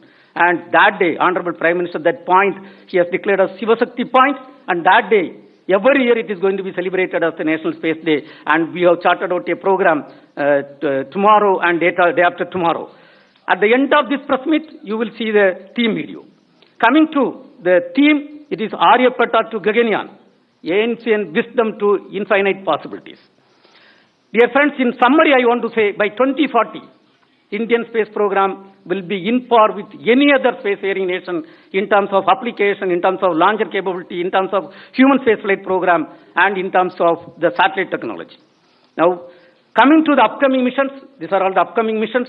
This year we are going to have at least another 8 more launches, minimum 8 more launches. Of course, 9 we are targeting, 8 launches we are targeting. Minimum we are going to accomplish. And LVM-3 is going to accomplish the CMS-02 mission. And there is going to be a PSLV C-62. And this year we have declared the Gaganyaan year. By December, we are going to have the first unmanned G1 mission. And the Vayomitra, the ARC humanoid is going to fly in that. Then we are going to have Navy satellite during the last quarter and SSLV. Another important mission, a commercial mission, 6,500 kg of a commercial mission is going to be accomplished by LVM-3M6. And Honorable Prime Minister has rolled out the space sector reform, thereby 5 PSLVs are given to private industries. And the first PSLV N1 is going to lift off before this end of this financial year. There it is going to place a technology demonstration satellite. We are having 30 technologies are going to be demonstrated, including electric propulsion, quantum technology, and lot of new things are there. Then we are having the OceanSat mission and GASat-1A. And you know, for the SBS, special project, some 52 satellites we have to launch, and the first satellite is targeted this financial year itself. And thereby, we are extremely happy the Department of Space is doing outstanding contribution. And today, we are a proud nation. We are having the Gaganyaan 3. Mr. Suklaji is with us. And the mission based on the vision of Honorable Prime Minister was a 100% success. Thank you, sir. Thank you very much. Thank you. Thank you very much. Now I request Group Captain Prashant B. Nair, designated astronaut for the Gaganyaan mission, to share his thoughts and experiences. Thank you. Jai Hind to all my countrymen. Thank you for inviting us out here today. A few months from now, we're going to be having Diwali. And that's the time when Sri Ramji entered Ayodhya. Over here right now, to the Ram that is Shooks, if I can call myself Lakshman, it feels like there's Diwali here today when all our countrymen are here to receive us. But remember, even though I'm elder to Shooks, I would love to be Lakshman to this Ram any day. That's how professional he is. But remember, even Sri Ramji and Lakshman got a lot of help from the entire Vanar Sena, that is our fantastic ISRO team. Thank you, Hanuman and team, and also from the Devtas, the entire gang out here. Otherwise, it would not have been possible. Also, the entire experience when we were there, I can just sum it up in Sat Chit Anandam. What is Sat? Satyam. Satyam Shivam Sundaram. Satyam, the truth. The time of Bharat has come. There is no doubt about it. Whether it's technical prowess, whether it's industry, whether it's a Josh, our time has come. It's no small feat what the chairman has listed out till now. To know the implications, you must see the way when we were abroad, with a lot of pride and with a little bit of envy from the others. You know, they say, how come you all have achieved so much? And that too with a lot of humility. So that's the Satyam part of Sat. Chit, that is Shivam. Whenever Bharat does something, we make sure that everyone benefits. That's the consciousness we have, because we believe one is everyone. It's not a zero-sum game. So similarly, from the experience point of view, when we were in the US, everyone had a lot of respect for all the things that we do. And they said that whatever you guys have been doing, you make sure that you share knowledge.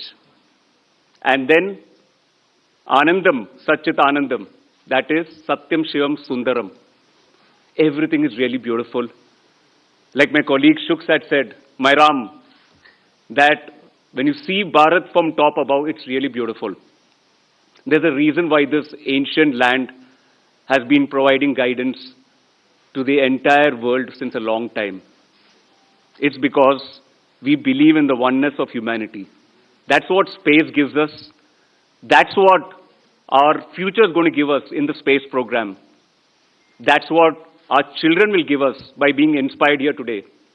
Not just in STEM research, but also in the arts, whether it's space management, whether it's culture, whether it's space. When we do all this, we should not forget the base on which all this has been made, because we all, whichever field we are from, have contributed a lot. So, I would like to reiterate what has been our slogan since, days immemorial in this country. Jai Jawan, Jai Kisan, but add to it, Jai Vaigyanik now. And also, why not? Jai Har Bharatiya. You are the reason we are here. We get to wear the cool suits and look good in front of the camera. But remember, the leaves will not blossom if the foundation is not strong. All of you sitting out here, right from the minister to chairman, to all of you, in every street, in every way, have been contributing to this program. And I would like to thank the Prime Minister and the entire team for being with us throughout. Jai Hind, Jai Bharat. बहुत बहुत धन्यवाद group captain Prashant बिनायर. Now I invite Group Captain Subhanshu Shukla, astronaut of the Gaganyaan mission, to share his experiences. नमस्कार. It's good to see you all. आप लोगों के सिर्फ सवाल सुने थे अभी तक, बट अब चेहरे भी दिख रहे हैं, तो अच्छा लग रहा है आप लोगों को देख के. It is difficult to follow Lakshman in speech, but I will try my best. I would like to start by thanking the people who have made this mission possible. And there are multiple layers to this, not just one person. I will start by thanking the Government of India for conceiving about this mission and finally making it happen. I would like to thank ISRO for enabling this entire mission, the people, my colleagues at ISRO who have worked so hard for successfully executing this mission. I would also like to, I see some faces here, the PIs, the researchers who have enabled the experiments for the Agni-5 mission. And I would like to thank them for their contribution and their work for this mission. I would like to thank you guys for bringing this mission to the population of this country, to the common man, and making it accessible by everyone to view. And in the end, I would like to thank each and every citizen of this country who behaved in a way that they actually owned this mission. I really felt that this was a mission for this entire nation. So with this, I have limited time to share my experience of this past 1 year. I will try my best to cover the salient aspects, and thereafter we can follow up in the question and answers. This mission, the Agni-5 mission, was a mission to the International Space Station. So we were flying on top of the Falcon 9 vehicle in the Crew Dragon, and to the International Space Station for a period of 2 weeks, and thereafter coming back. The launch was from Cape Canaveral, Florida, and recovery was off the coast of San Diego in the Pacific Ocean. Crew Dragon is one of the 3 vehicles which can take humans to space as of now. And we were fortunate to have the training on the other one, the Soyuz, which goes from Russia, as well as Crew Dragon now. International Space Station, as you know, is an orbiting laboratory which has been there since 2000 and has been conducting cutting-edge science and is actually a perfect example of marvel of human engineering and human collaboration. My profile in this mission was as a mission pilot. So, Crew Dragon, there are 4 seats, and I was the mission pilot. I had to work with the commander and interact with the systems of the Crew Dragon. Basically, anything that has to be done with the Crew Dragon was our responsibility. Now, with this mission profile, for the 2 weeks on the ISS, the work that we had, the job that we had was we had to perform the experiments that were conceived, developed, and realized by the Indian researchers, and also to perform STEM demonstrations and just capture photographs and videography to bring it back to you. So that was the primary job while we were up on the station. To execute this mission profile, we were training at various places, and it was distributed. So we were at NASA, European Space Agency, and also we traveled to Japan for executing the training for the International Space Station. At the same time, we also went to SpaceX for training on the Crew Dragon vehicle, which was the vehicle on which we were going to travel to space. For training on the experiments that were prepared by researchers, we traveled to various NASA centers. the benefit of executing a human spaceflight mission end to end is more than the training, actually. The supplementary knowledge that you get just by being there, the experience of it, the conversations that you have, the interaction that you have with people who have had a history of human spaceflight, it is invaluable. And I think all of this information that I have been able to collect in the past 1 year is going to be extremely useful for us for our own mission. The Gaganyaan and the Bharatiya Antariksh Station. And very soon we shall see somebody traveling up in our capsule from our rocket, from our soil.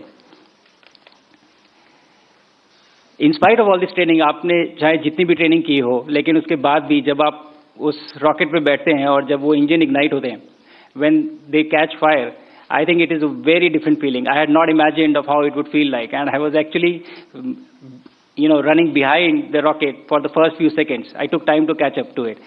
From that point of time till the time we splashed down, the experience has been unbelievable. It has been so exciting and so amazing that I really have been struggling to find words of how do I convey it to you so that you live that through my words. Probably I'll take some more time. But the training prepares you very well for the mission, but the experience is very different from what you learn on ground.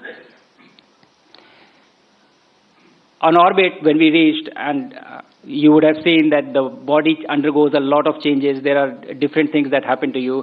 जब प्रधानमंत्री जी के साथ मेरा interaction हो रहा था तो आप लोगों ने देखा होगा कि मेरा सर इस समय प्रॉब्लम इस साइज से दुगना था. It was double this size.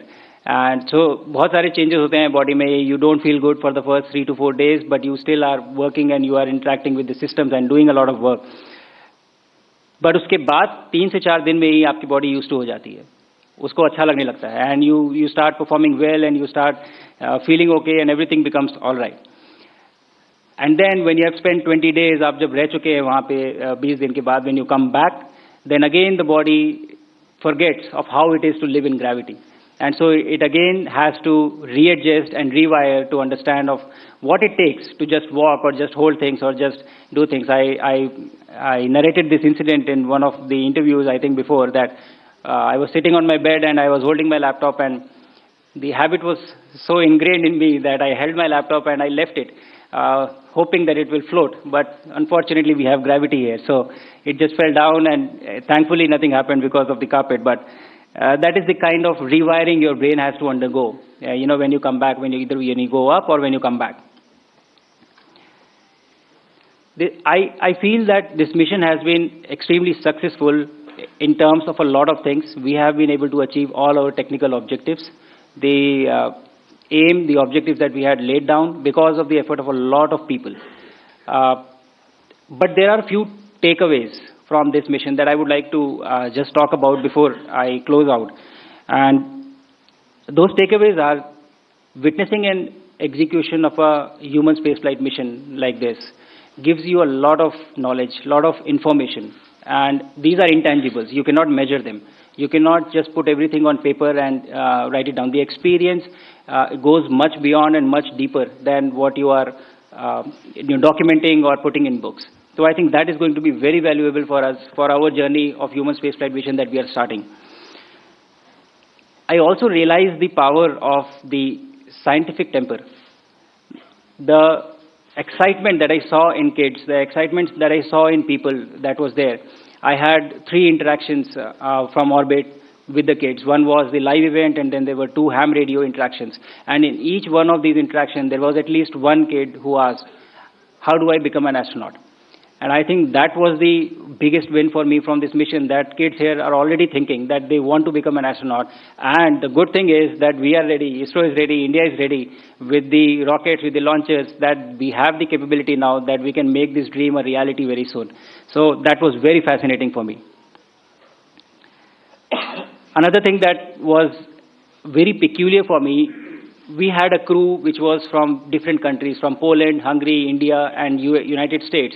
And the mission itself was being executed by people who were sitting in Japan, Europe, Germany, US, all over the world. But all of them are able to come together for one single cause, for one single mission. And what this conveyed to me was the unifying nature of space, of how it brings people together, the power of collaboration that it has. And I think that speaks volume about this discipline in particular, and overall values that we have as a nation of always, trying to bring people together. So this resonated with me very strongly. And in the end, I just have a message for everybody who is listening in on this, conference that we are having. All the kids who are listening to this message, I was sitting there with you, I was sitting on the chairs that you are sitting on today, and I had never thought I will reach here, I would go to space. But my message to you is, if I can do this, you can do this too. And we have to make it work, and we have to go forward from here. One mission after another. We'll have Gaganyaan, and thereafter Bharati Antariksh Station, and we'll have a series of missions. So I want you to dream, I want you to think that you can do this, and we will together make this happen. And with this, I will end this with the key message that I've had throughout the mission, while going up, while on orbit, and while coming back. Bharat आज भी अंतरिक्ष से सारे जहां से अच्छा दिखता है. जय हिंद, जय Bharat.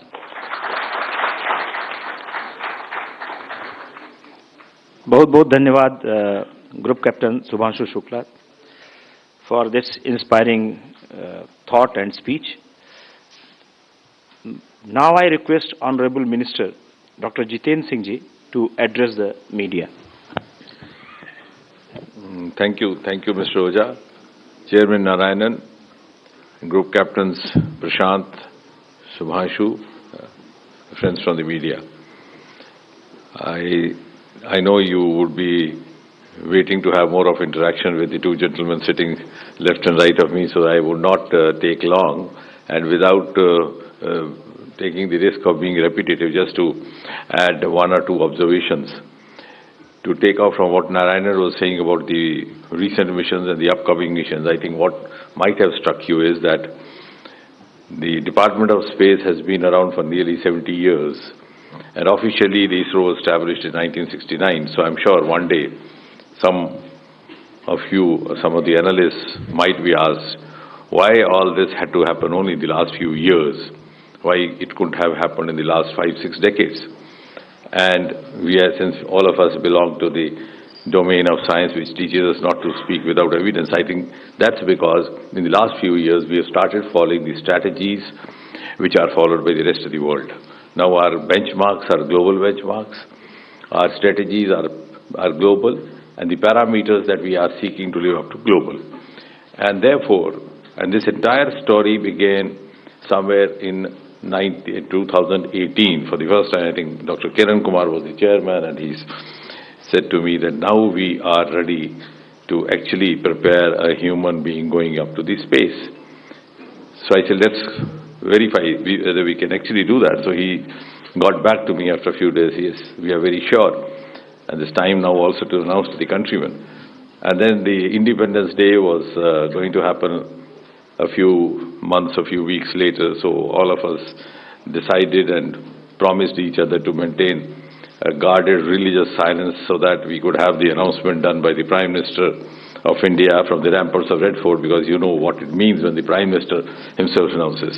And I think that was the first momentous occasion for each one of us associated with ISRO when we heard the Prime Minister on the Independence Day of 2018 declaring to the nation that we are now ready to send an Indian into the space.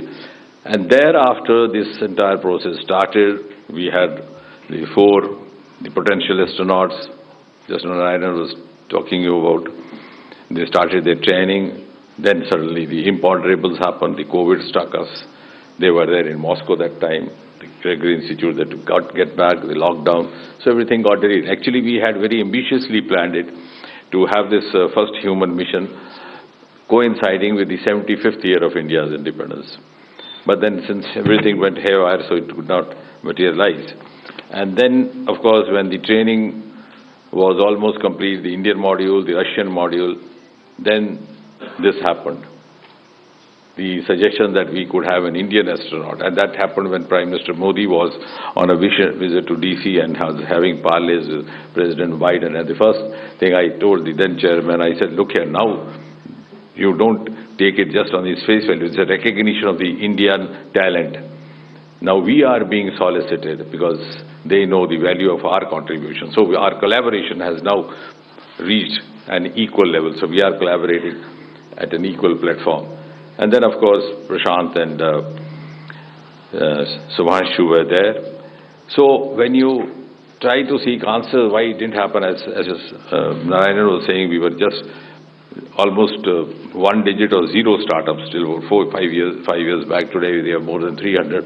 What also I think he should have mentioned is that our space economy was almost dismal, not even worth mentioning. Today we are $8 billion, and the manner in which we are progressing, our projections indicate that in just next 8 to 10 years we'll be going up nearly 5 times, maybe $45 billion, which otherwise means that as we move on from economy number 4 to 3, 2 and 1, space component is going to be a major value addition to the future economy growth. And as I've always said, that when you scientifically think how the economy is going to grow from where we are, it is going to happen from the unexplored or the underexplored sectors which were there but which were not attended to. So one of them is space, the other is oceans, which also we have started deep ocean mission. I'm not going to talk about it right now. Now, I think the biggest turning point was when the Prime Minister agreed to open up the space sector to the private sector. And some of the media friends very fancifully and very beautifully reported the Prime Minister Modi has unlocked India's space.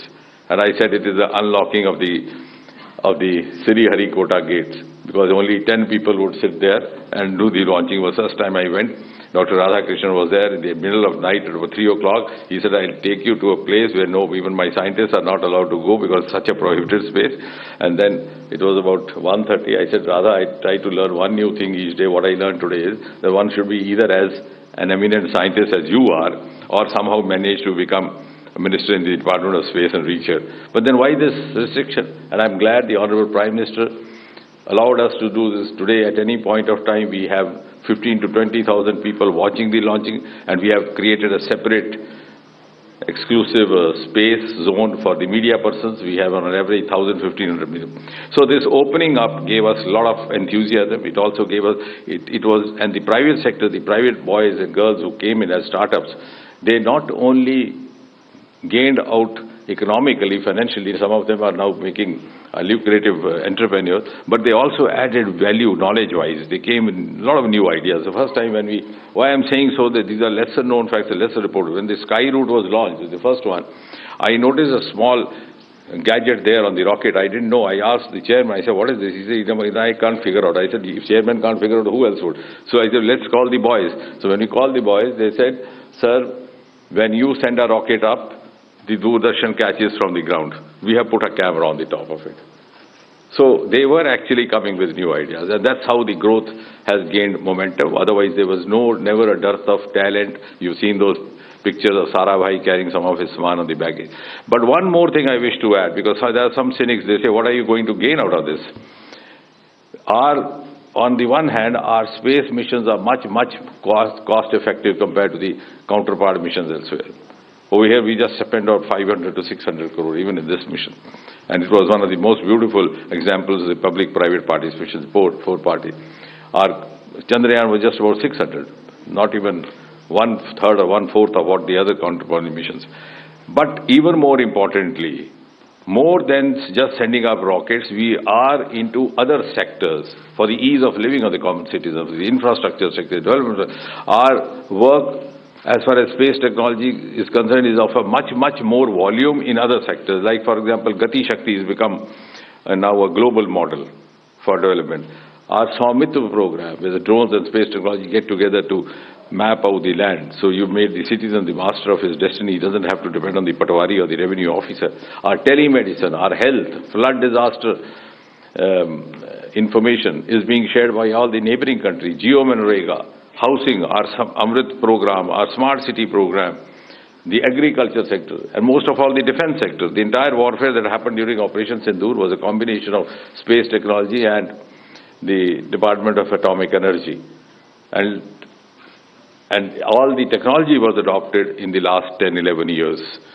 So this was, the Operation Sindoor gave us an opportunity to test our capabilities on the Pakistani soil, incidentally.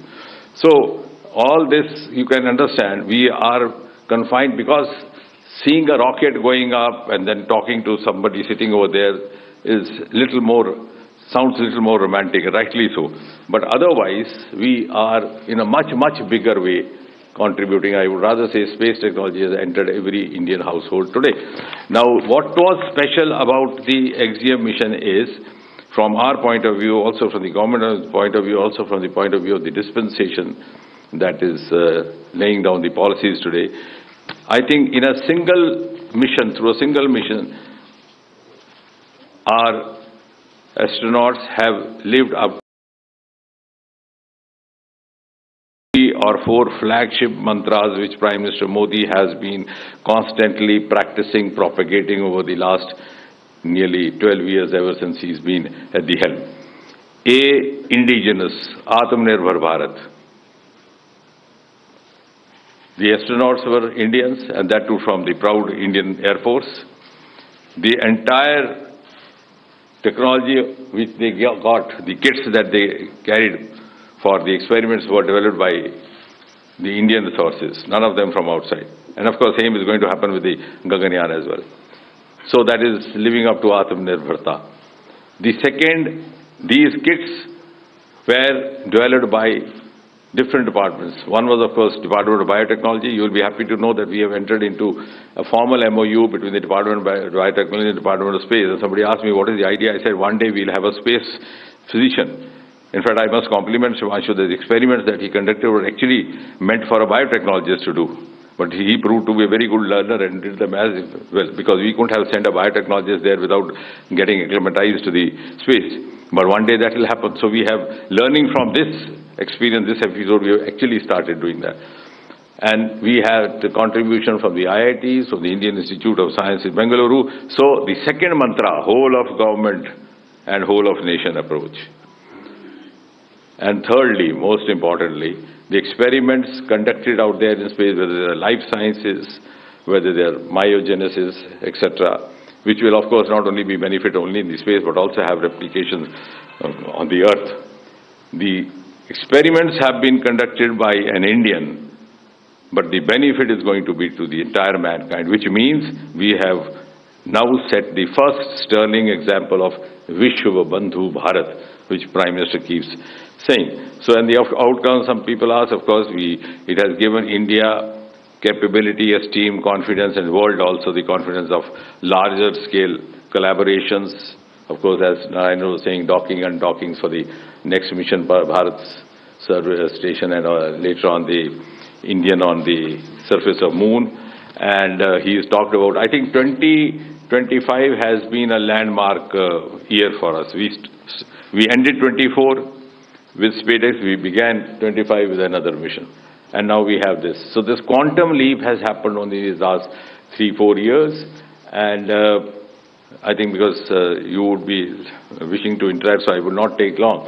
But what I don't know whether you have noted is that we, the Government of India, and therefore also the nation has laid down before it the award target of 2047 when India celebrates the 100 years of independence, and we achieve that coveted goal of being acknowledged as Viksit Bharat.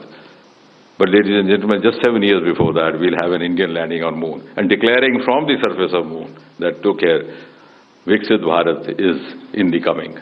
So that's going to be the importance of space. Thank you very much. Thank you sir. Media मित्रों, इसके बाद अब हम प्रश्न लेंगे। एक बात आपसे और बतानी थी कि प्रश्नोत्तर के दौरान भी आप अपने प्रश्न पूछ लें, क्योंकि अलग से कोई बाइट या साक्षात्कार देना संभव नहीं होगा। और दूसरे, चूंकि सबके प्रश्नों के उत्तर लिए जाएंगे, तो हम एक तरफ से सर लाइन से ले लेते हैं, एक जिससे क्रम बना रहेगा। तो पहली रो से अगर कोई नहीं है तो सेकेंड रो में आप प्रश्न पूछें। और एक चीज और ध्यान रखें, अगर किसी ने प्रश्न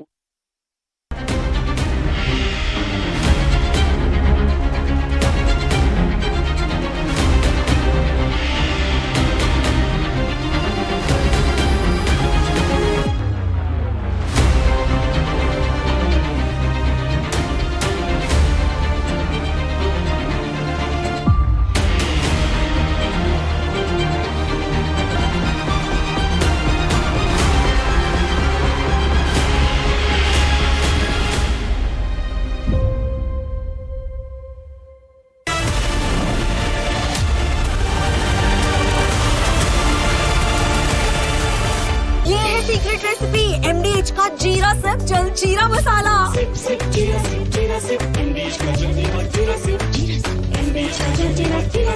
इसको घर पे लगाओगे तो शादी का तो पता नहीं, पर घर पक्का नहीं टूटेगा।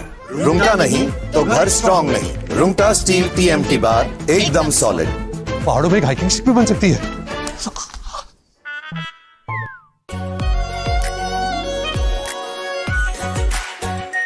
Are pure shahi paneer masala, delicious, healthy everyday. R pure सूजी पास्ता, उबालो मिलाओ और खाओ 8 मिनट में तैयार। क्या टेस्ट है सबका राजा R pure masala.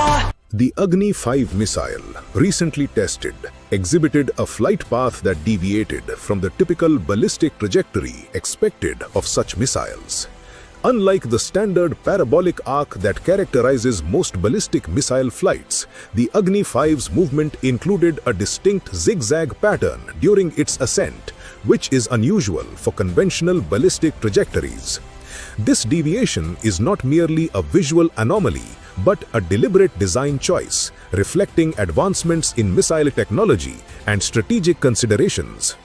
The zigzag pattern observed in the Agni-5's flight can be attributed to several factors.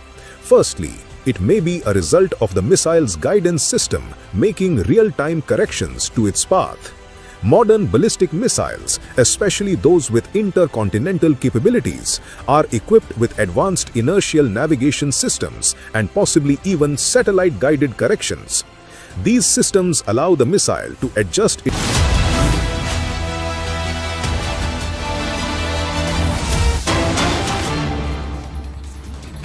Breaking news now coming in. There are strong tremors that have been felt in the Kashmir Valley, a massive earthquake that has jolted the parts of Kashmir. We learn initial details just coming in. The tremors have caused panic among the residents. However, there has been no loss or damage of property or life. Details on where was the magnitude, what was the initial point and what was the magnitude of the earthquake on the Richter scale is still awaited. But the details that are just coming in is that there is a massive earthquake that has been felt in parts of Kashmir Valley. Jammu, however, has not been affected. There were strong tremors that were felt across North Kashmir, to be specific. This has caused panic among the residents. However, there has been no immediate reports of any damage to property or life. Arawat is joining us live on the broadcast. Arawat, what are the details that we are getting in as far as this earthquake is concerned? What was the magnitude on the Richter scale? Yes, absolutely. We have seen that the reports are coming from the North Kashmir districts that the strong earthquake tremors were felt, and we have also got the reports from the South Kashmir where the minor reports are coming that there is no loss of life or any property damage. And right now in the Baramulla or Kupwara and other districts of the North Kashmir, including Bandipora, we have seen that the district administration is accessing the situation, but there is no reports of any type of property damage anywhere in the North Kashmir or human loss. But yes, the strong earthquake tremors felt a while back in the North Kashmir. Also, we are getting to know that the same kind of tremors are also felt in the South Kashmir, Anantnag and other parts of the Kashmir Valley. As of now, we have seen that the administration is on alert, and also they have started to gather the inputs where what was the magnitude of this earthquake, and also the reports are being collected. After a while back, we have also learned that the district administration in the Baramulla and other parts of the Kashmir has told officers to access the situation, whether it's any kind of report of the property damage or any other loss of the life. But yes, there is no loss of life so far, but the situation is normal. People have left their homes for a while back after felting the earthquake tremors in the parts of the Kashmir Valley. Yes. Right, Arawat. It seems the epicenter seems to be same objective. Training was different, but philosophies broadly, for a human spaceflight mission are similar, but the methodology is probably different. That's what I will say. 54. Yeah. So, I'd like to just, add to what Shuks has said. When we did our training in Russia and in the US, They were slightly different, but the astronaut or the cosmonaut community, we are all one. So even when we were there in Houston, we interacted with the cosmonauts. They were there to go in the Crew Dragon. And when we were there in Moscow, we interacted with the American astronauts. So space actually gets everybody together. And it is a common place where all knowledge is going from one side to. And I can tell you one thing out here, and that's what makes us Indians very unique. We adapt very fast. Whether it's our accent, whether it is the way we can, understand, and anywhere we go, whether it's in Moscow or in the US, the first thing they say is, my God, you guys have brought out, problems in our books, which the last 60 years, nobody has brought out. Because we want to, I don't use the Hindi word out here, you know what I'm trying to say, it starts with a K. We always, we have that inside us, but it's a good thing. And that's why we always are best wherever we go. And I'm telling you, from the horse's mouth, they actually said this. Thank you. 54. Hi, this is Anona from the Indian Express. My question is to both the astronauts and Dr. Narayanan. What have we learned from Axiom 4 that can be used in Gaganyaan mission? If you could give a couple of specific things that we have picked up during this mission. I think I did mention it when I was speaking in generic about what was the experience and how we did it. Human spaceflight missions are inherently much more complex than unmanned missions, because there are lives involved and there are complexities which come in with a human being on board. And there is literature available. You can read up about this and you can, learn about it. But still, there are, like I said, the intangibles. You don't get to know them by just reading in the books or by reading the articles. By being a part of this mission, we witnessed an end-to-end execution of a human spaceflight mission, and the learnings that are gained are much beyond the textbooks and the material that we have. Like the experience, small things, small stuff that you see every day happening. Why are they important? And what would happen if you miss it? And then during our mission, there were certain things that happened. The contingencies which were slightly off nominal, and that also helps you understand of why these missions are so complex, and what is important. So I think the value of being a part of such mission is really immeasurable, like the minister was mentioning, that it is, the information gained is much more and much beyond than what is the defined objective of the entire mission. Just by being there, having the experience, you touch the suit, feel it, and then you come back and say, this is what it was like. You cannot describe it in words, but you know how it feels like. So I think that is very important, and I think we have extensive information now, extensive knowledge, and also the perspective of both the sides, the Russian side and the US side as well, and I think that is going to prove really beneficial for our own mission, Gaganyaan. 39. Sorry. Okay, please. Like what Shuk said, I would say, even if you write a PhD on the smell of a rose, a person who has never smelled a rose will not know what it means after reading the entire PhD.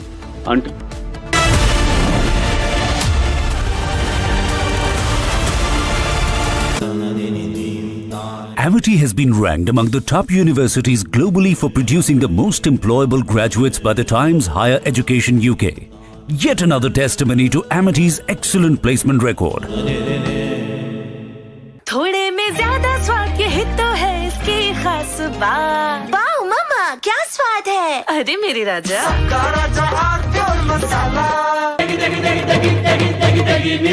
MDH की देगी मिर्च। देगी मिर्च का तड़का, अंग अंग फड़का। MDH की देगी मिर्च। मेरी गाड़ी की फोटो भी ले रहे हो? मैं कह रहा हूं बद्दा मारते हैं यार। मेरी गाड़ी की फोटो खींचे यार वीडियो। हो रहा है कहना हाईवे पे यार। फिर हां ले ली साहब फोटो खींच।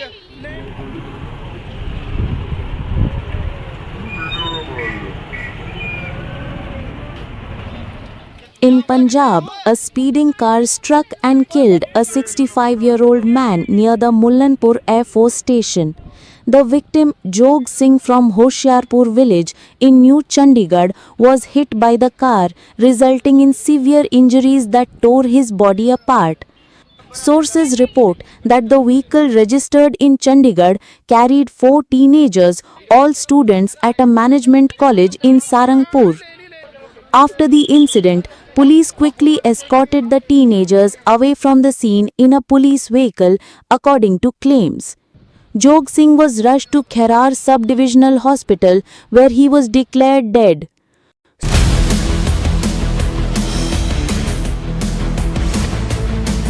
This is Republic Jack Oliver's studio. Stay tuned for all the breaking news and updates. I am Tanisha Avasthi. Let's get started.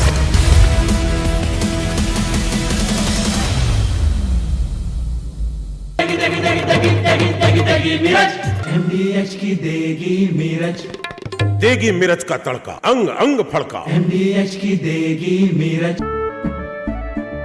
केसरिया से मन जोगी हुआ रे, दिल झूमे देखो मतवारा हुआ रे। केसरिया से मन जोगी हुआ। हर पल मनाओ केसरी त्योहार। विमल, बोलो जुबान केसरी। थोड़े में ज्यादा स्वाद, यही तो है इसकी खास बात। वाओ मामा, क्या स्वाद है। अरे मेरे राजा, राजा आरती और मसाला।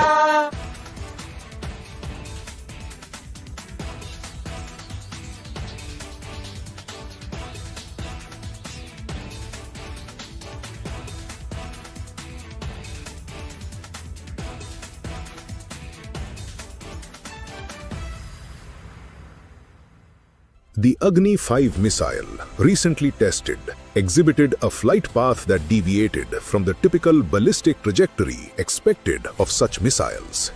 Unlike the standard parabolic arc that characterizes most ballistic missile flights, the Agni-5's movement included a distinct zigzag pattern during its ascent, which is unusual for conventional ballistic trajectories. This deviation is not merely a visual anomaly, but a deliberate design choice, reflecting advancements in missile technology and strategic considerations. The zigzag pattern observed in the From Asia's largest news headquarters, setting the agenda for Bharat.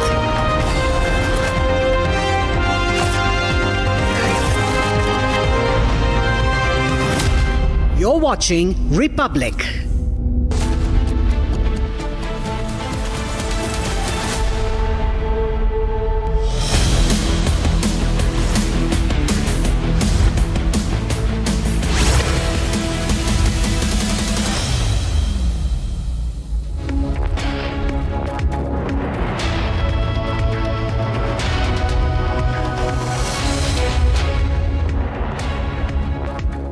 A very good afternoon, viewers. It's 2 p.m. and you're watching Live and Breaking with me, Antara Gupta. We are tracking a lot of big stories for you, but first, Arnab remains the undisputed primetime king, hitting a record of 92.8%. We'll be getting you all of that.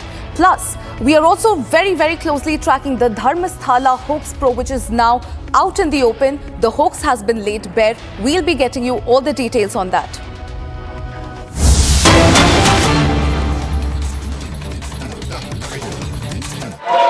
Motion में दो in favour VP से आए, दो against VP से no. I think the ayes have it, the motion is adopted. Please हाथ में इस तरह का पोस्टर का आना गलत है बिल में। Please go back to your seats, please go back to your seats. Shri Ashwini Vaishnav to move a motion for consideration of the promotion and regulation of online gaming Bill 2025. Honorable Deputy Chairman, sir, I rise to move that the promotion and regulation of online gaming Bill 2025 as passed by the Lok Sabha be taken into consideration.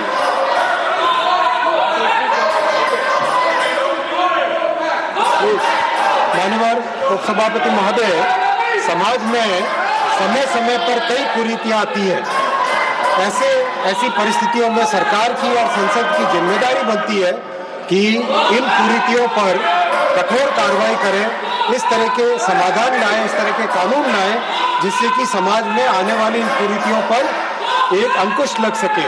हम सब जानते हैं पहले एक chit fund, और जो chit fund वाले थे आज वेल में खड़े हैं, जो एक चिट फंड के कारण जो कई परिवार नष्ट हो रहे थे, उनको मोदी जी की सरकार ने कानून लाकर समस्या को समाप्त किया, कंट्रोल किया। बिल्डर्स जो हमारे मध्यम वर्ग के परिवारों को एक तरीके से परेशान कर रहे थे, उन बिल्डर वर्ग को भी मोदी जी की सरकार ने कानून लाकर इस समस्या का समाधान किया।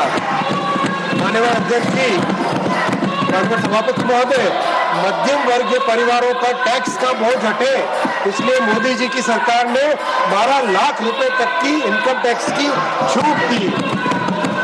माननीय सभापति महोदय, इलेक्ट्रॉनिक सिगरेट से स्वास्थ्य को हानि हो रही थी, ऐसे में भी मोदी जी की सरकार ने कानून लाकर समस्या का समाधान किया।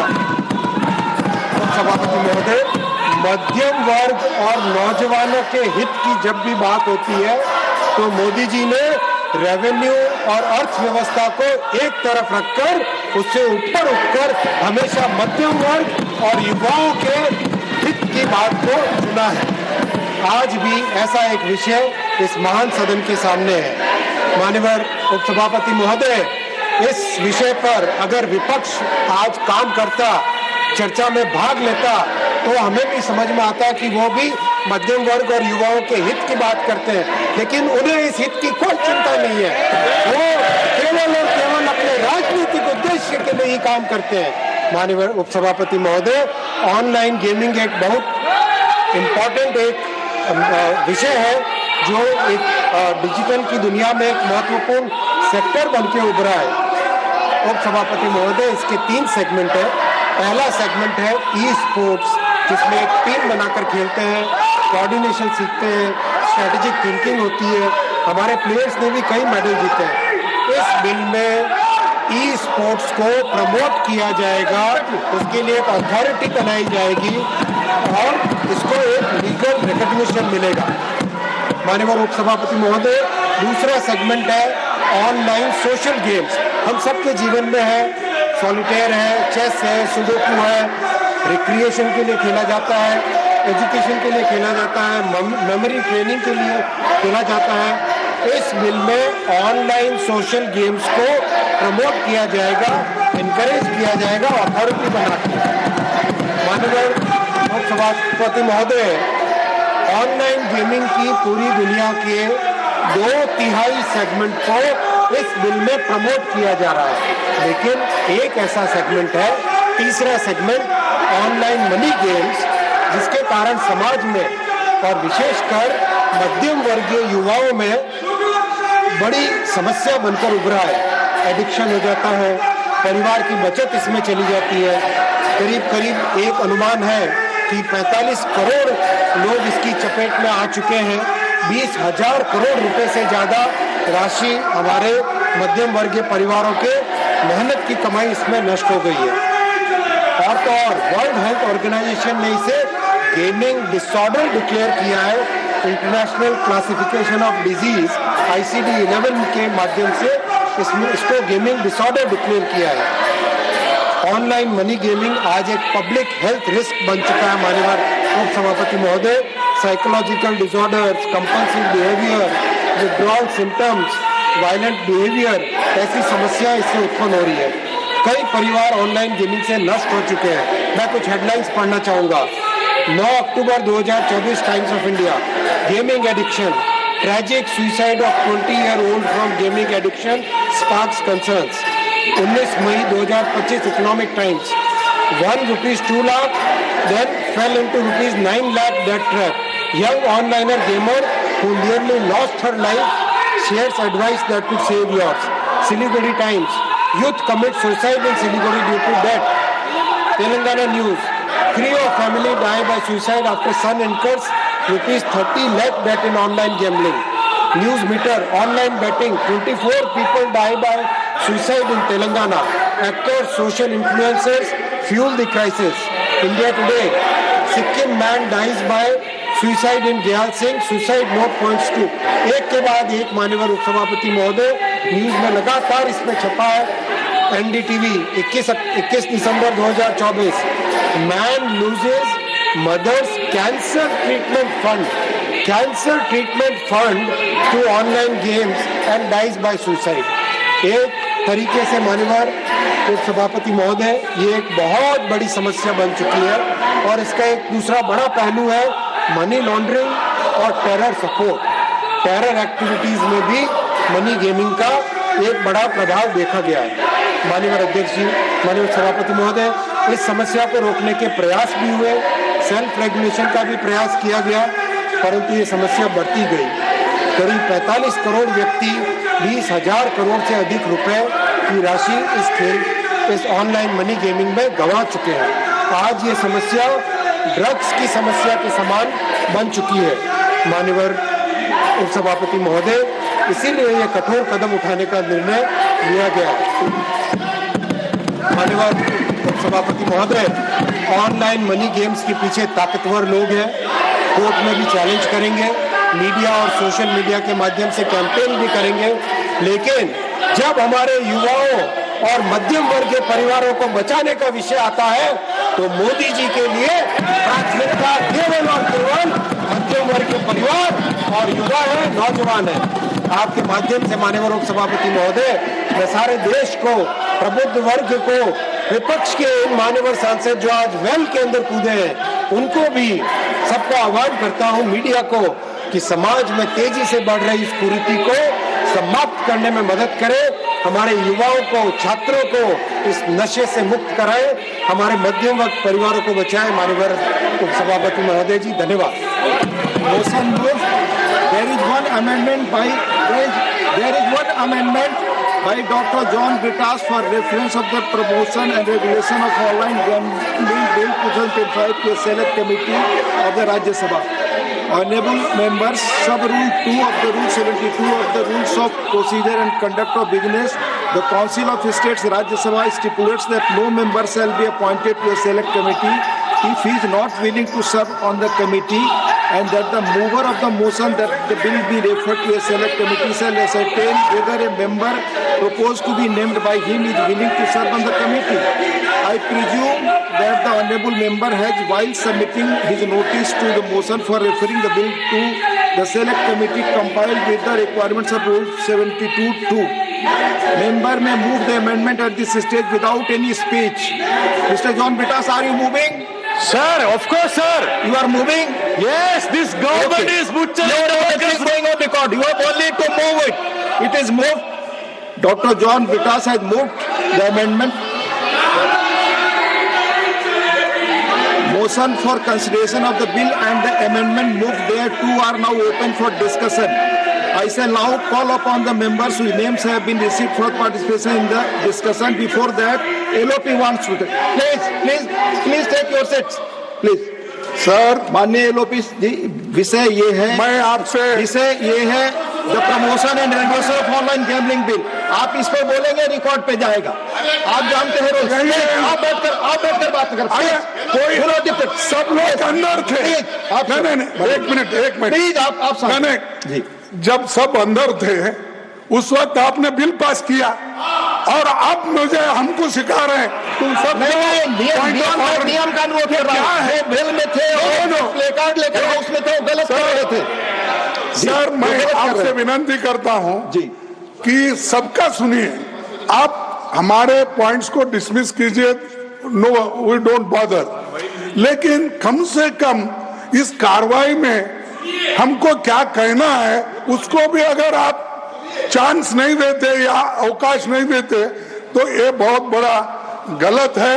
और इससे मैं ये कहूंगा, आप सर इस बिल पर बोलना चाहेंगे, मैं स्वागत करूंगा।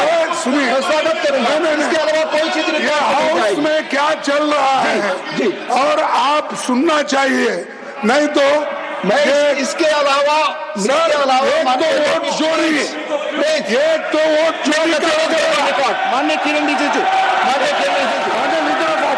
खड़गे जी ने चेयर के ऊपर में अभी जो बात किया, चेयर के ऊपर में क्वेश्चन जो उठाया, ये गलत बात है।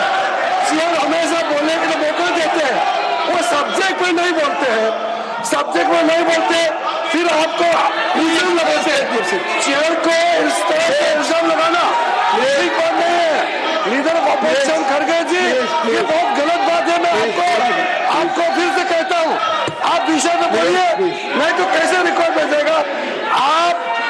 इस तरह से जब से सदन चला है पूरा ये सत्र, मानसून सत्र में आप लोगों ने चेयर को कोऑपरेट नहीं किया, बिल पे चर्चा के लिए समय दिया, बिजनेस एडवाइजरी में टाइम सेट किया, आप बोलते नहीं है, फिर अंत में आज इल्जाम लगा रहे हैं कि बोलने के लिए मौका नहीं देते हैं। ये गलत बात है, मैं इसका खंडन करता हूँ। Showing placards in the house is against the convention. Now we go back for discussion. Shrimati माया नारनोलिया। माननीय उपसभापति महोदय जी, मैं आपका धन्यवाद ज्ञापित करती हूँ कि आपने इस महत्वपूर्ण बिल में मुझे बोलने का अवसर प्रदान किया। यह विधेयक हमारे देश के युवाओं वो पार्टिसिपेट नहीं कर रहे, इसलिए हम लोग इस शोरगोल में कोई बोल नहीं सकते, सुनने वाला नहीं, डिस्टर्ब कर रहे हैं, इसलिए बिल को पारित करने के लिए हम अनुरोध करते हैं। माननीय सदस्य बोलने वाले हैं, अगर वो नहीं बोलना चाहते तो मैं बिल पास करने की ओर मैं आगे बढ़ रहा हूँ। Please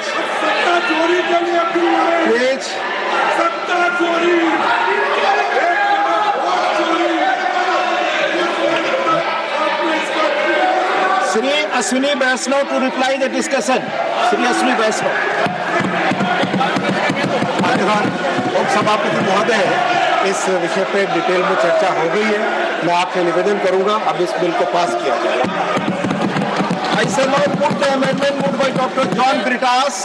Dr. John Britas, I am bringing your amendment. Sir, he wants to speak. No, you speak to me. Nothing is going on record. No. I shall now put the amendment moved by Dr. John Britas for the reference of the promotion and regulation of online gaming bill 2025 as passed by Lok Sabha to a select committee of the Rajya Sabha to vote. The question is that the bill to promote and regulate the online gaming sector including e-sports, educational games and social gaming, to provide for the appointment of an authority for coordinated policy support, strategic development and regulatory oversight of the sector, to prohibit the offering, operation, facilitation, advertisement, promotion and participation in online money games through any computer resource, mobile device or the internet, particularly where such activities operate across state borders or from foreign jurisdictions, to protect individuals, especially youth and vulnerable populations, from the adverse social, economic, psychological and privacy-related impacts of such games, to ensure the responsible use of digital technology, to maintain public order and protect public health, to safeguard the integrity of financial systems and the security and sovereignty of the state, to establish a uniform national level legal framework in the public interest and the formats connected therewith or incidental thereto as passed by Lok Sabha, we refer to a select committee of the Rajya Sabha consisting of the following members: Dr. John Britas, Professor Manoj Kumar Jha, Sri A. Rahim, Sri Vikas Ranjan Bhattacharya, Dr. V. Sivadasan, Sri Sandosh Kumar P, Sri P.P. Sunir, Sri Jos K. Mani, Sri Trichu Siva, Sri Abdul Wahab, with Sri Harish Viren, with instructions to report by the last day of the first week of the next session 269 of the Rajya Sabha. Parliamentary affairs. Opposition का हंगामा की वजह से चर्चा पूरा नहीं हो पा रहा है। इतना इम्पोर्टेंट बिल समाज के लिए, युवाओं के लिए बना रहे हैं, फिर भी साथ नहीं दिया, तो हमारा जो माननीय सदस्य अपना बात रखना चाहता है तो अनुमति दे दीजिए। रिकॉर्ड में सपोर्ट, बिल के सपोर्ट में रखना चाहते हैं। 1 minute. With instructions to report by the last day of the first week of the next section 269 of the Rajya Sabha. Those in favor will please say aye. John Britas, please.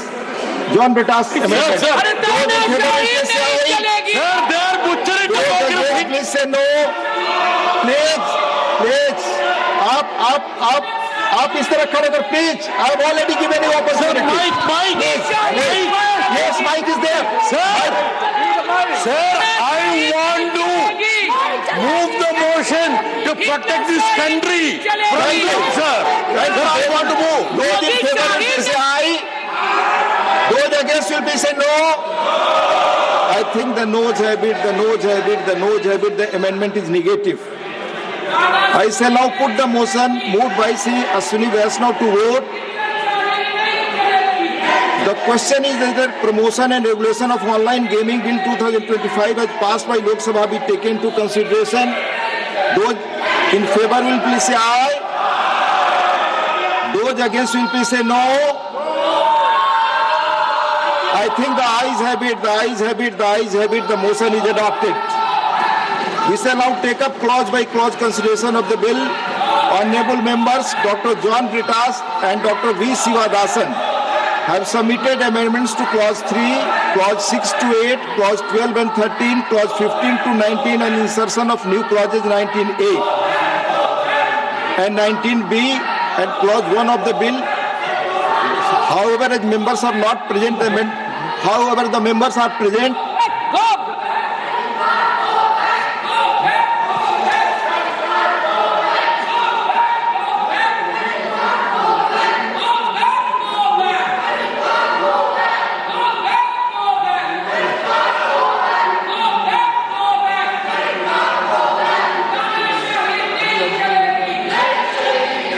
We shall now take up clause by clause consideration of the bill. Clause 2 stands part of the bill. Those in favor will please say aye. Those against will please say no. I think the ayes have it, the ayes have it, the ayes have it. Clause 2 is adopted. Clause 3 stands part of the bill. There is one amendment, number 15 by Dr. V. Sivadasan. Dr. V. Sivadasan. Yes.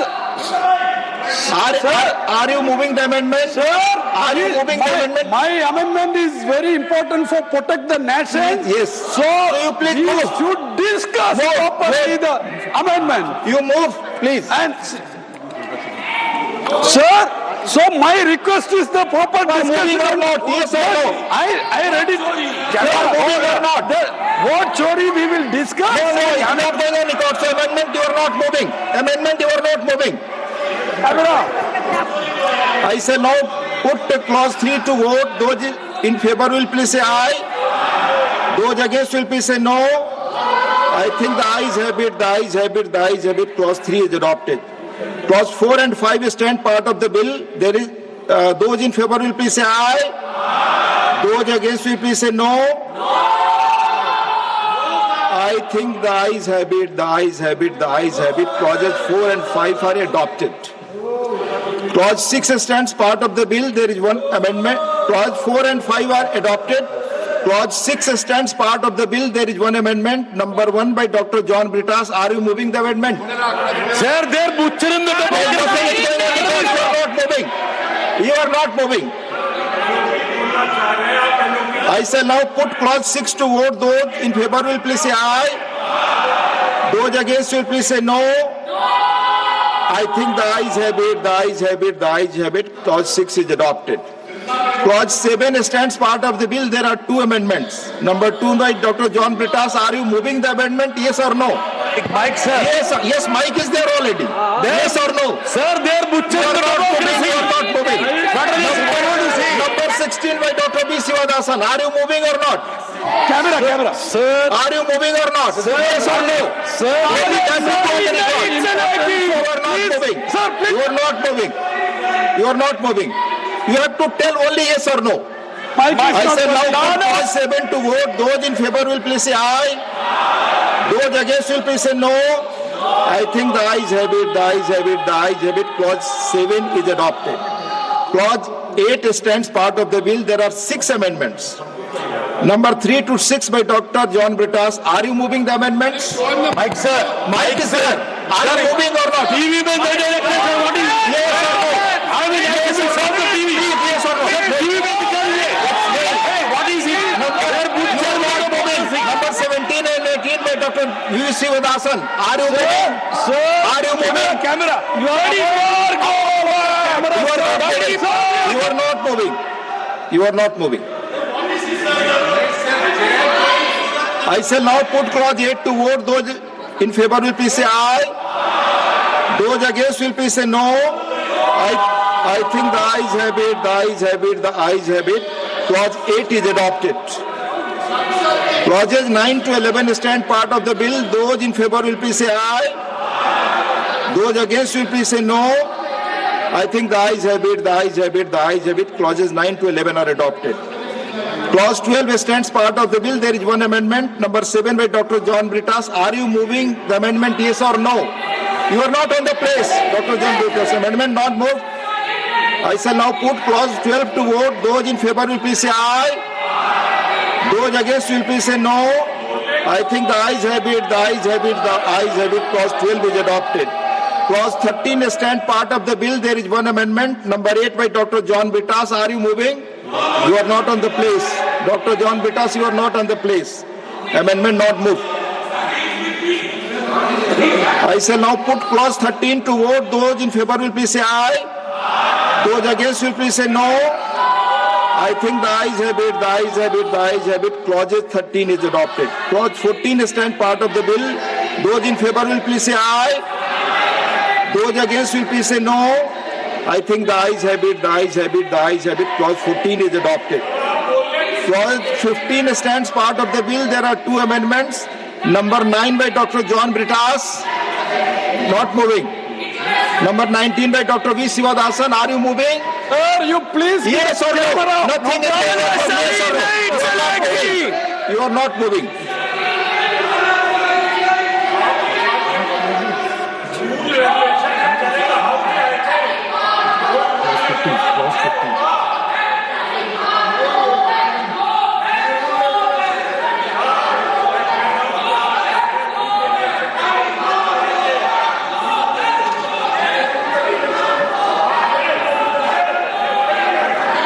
I shall now put clause 15 to vote. Those in favor will please say aye. Those against will please say no. I think the ayes have it, the ayes have it, the ayes have it. Clause 15 is adopted. Clause 16 stands part of the bill. There are two amendments, number 10 and 11 by Dr. John Brittas. Are you moving? You are not on the place. Not moved. Amendment not moved. I shall now put clause 16 to vote. Those in favor will please say aye. Those against will please say no. I think the ayes have it, the ayes have it, the ayes have it. Clause 16 is adopted. Clause 17 stands part of the bill. There are two amendments, number 12 and 13 by Dr. John Brittas. Are you moving the amendment? Not on the place. Amendment not moved. I shall now put clause 17 to vote. Those in favor will please say aye. Those against will please say no. I think the ayes have it, the ayes have it, the ayes have it. Clause 17 is adopted. Clause 18 stands part of the bill. There is one amendment, number 20 by Dr. V. Sivadasan. Are you moving? Sir, you please provide the mic. Mic is there. Mic and camera, sir. Mic and camera, sir. Please, you are not moving. Yes, you are not interested in moving. Please protect the right of the public. I shall now put clause 18 to vote. Those in favor will please say aye. Those against will please say no. I think the ayes have it, the ayes have it, the ayes have it. Clause 18 is adopted. Clause 19 stands part of the bill. There is one amendment, number 21 by Dr. V. Sivadasan. Are you moving the amendment? Sir, you please yes or no? You are not interested. The opposition, you are not interested. You are not very much. I shall now put clause 19 to vote. Those in favor will please say aye. Those against will please say no. I think the ayes have it, the ayes have it, the ayes have it. Clause 19 is adopted. Insertion of new clauses 19A and 19B. There is one amendment for insertion of new clauses 19A and 19B, number 22 by Dr. V. Sivadasan. Are you moving the amendment? Sir, democratic rights. Nothing is going on record. Nothing is going on record. You have to say yes or no. That's all. Clause 20 stands part of the bill. Those in favor will please say aye. Those against will please say no. I think the ayes have it, the ayes have it, the ayes have it. Clause 20 is adopted. The preamble stands part of the bill. Those in favor will please say aye. Those against will please say no. I think the ayes have it, the ayes have it, the ayes have it. The preamble is adopted. Clause 1 stands part of the bill. There is one amendment, number 14 by Dr. V. Sivadasan. Are you moving the amendment? Sir, the right of the opposition. Yes, you are not interested in moving. You have to say yes and no only. I shall now put clause 1 to vote. Those in favor will please say aye. Those against will please say no. I think the ayes have it, the ayes have it, the ayes have it. Clause 1 is adopted. The enacting formula and the title stand part of the bill. Those in favor will please say aye. Those against will please say no. I think the ayes have it, the ayes have it, the ayes have it. The enacting formula and the title are adopted. Shri Astronaut to move that the bill be passed Honorable Deputy Chairman, sir, I rise to move that the bill be passed. Motion moved that the bill be passed. The question is that the bill be passed. Those in favor will please say aye. Those against will please say no. I think the ayes have it, the ayes have it, the ayes have it. The bill is passed. The House is adjourned for 10 minutes.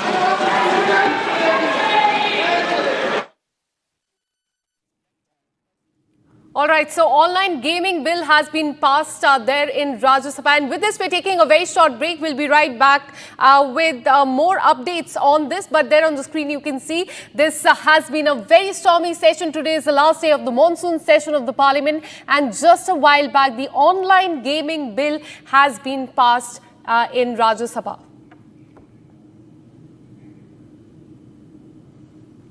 All right, so this is as far as the online gaming bill that is concerned. It will, in fact, defer all the celebrities and influencers from promotion of the betting app. Offshore operators flouting compliance norms has also been tightened as far as the gaming bill is concerned. And just a while back, it was passed in Rajya Sabha. There on the screens, you can see the visuals of the stormy session of the Parliament. Today is the last day of the monsoon session of the Parliament. The Lok Sabha has been adjourned, and now so has Rajya Sabha as far as the monsoon session of the Parliament is concerned.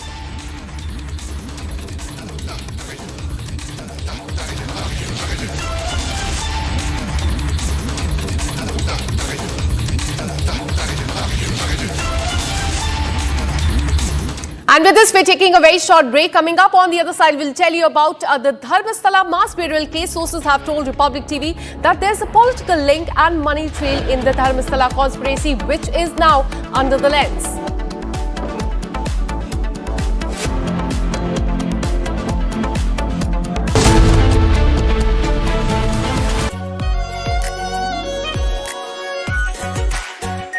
Our pure Shahi Paneer Masala. Delicious, healthy, every day. I choose a world where we care and we dare to love. I choose a world where we dream and the limit is the sky. And this world is my home where I'm living my best life. Mindfully crafted home decor fabrics. Living my best life. Sansar, a D-Decor brand. Live consciously. ये है secret recipe MDH का जीरा SIP जल जीरा मसाला।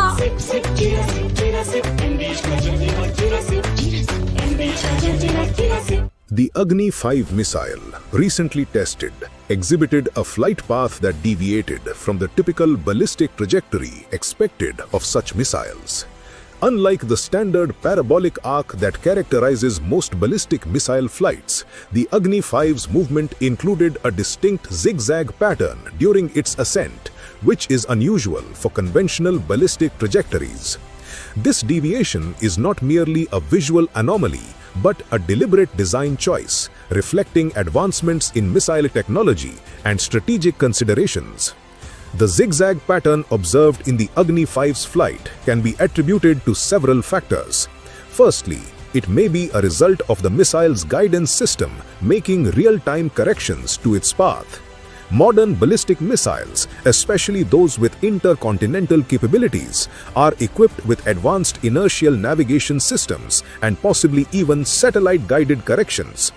These systems allow the missile to adjust its course mid-flight to compensate for external factors like wind resistance, atmospheric density, or even potential defensive measures.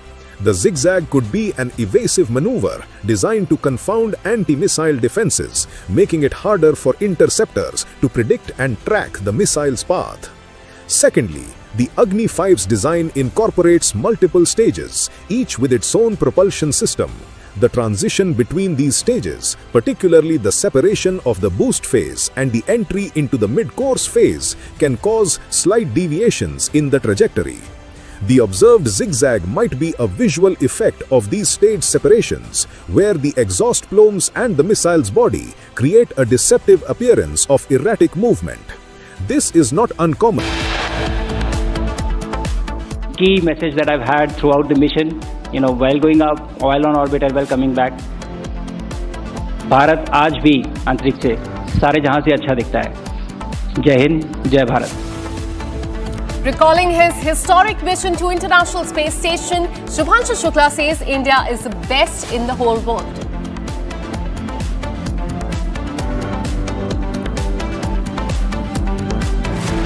Shubhanshu Shukla shares an inspirational message to space aspirants, says never give up on your dreams.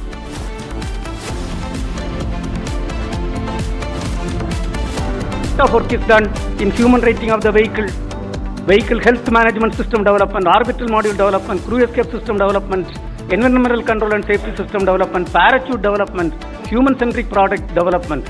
In fact, I am happy to say that almost 80% tests are completed.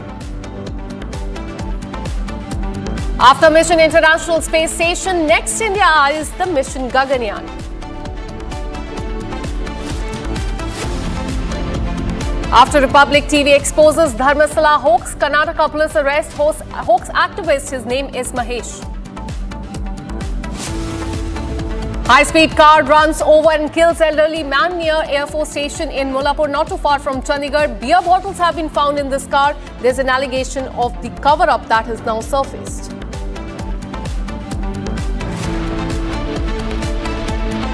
And just a while back, External Affairs Minister Jaishankar has met with his Russian counterpart in Moscow. He's all set to discuss the bilateral agenda. Republic TV smashes all records across our time bands. Your channel is most watched and most trusted. And he remains India's undisputed primetime king. Arnab Goswami debate buries landing channels, hits 92.8% record.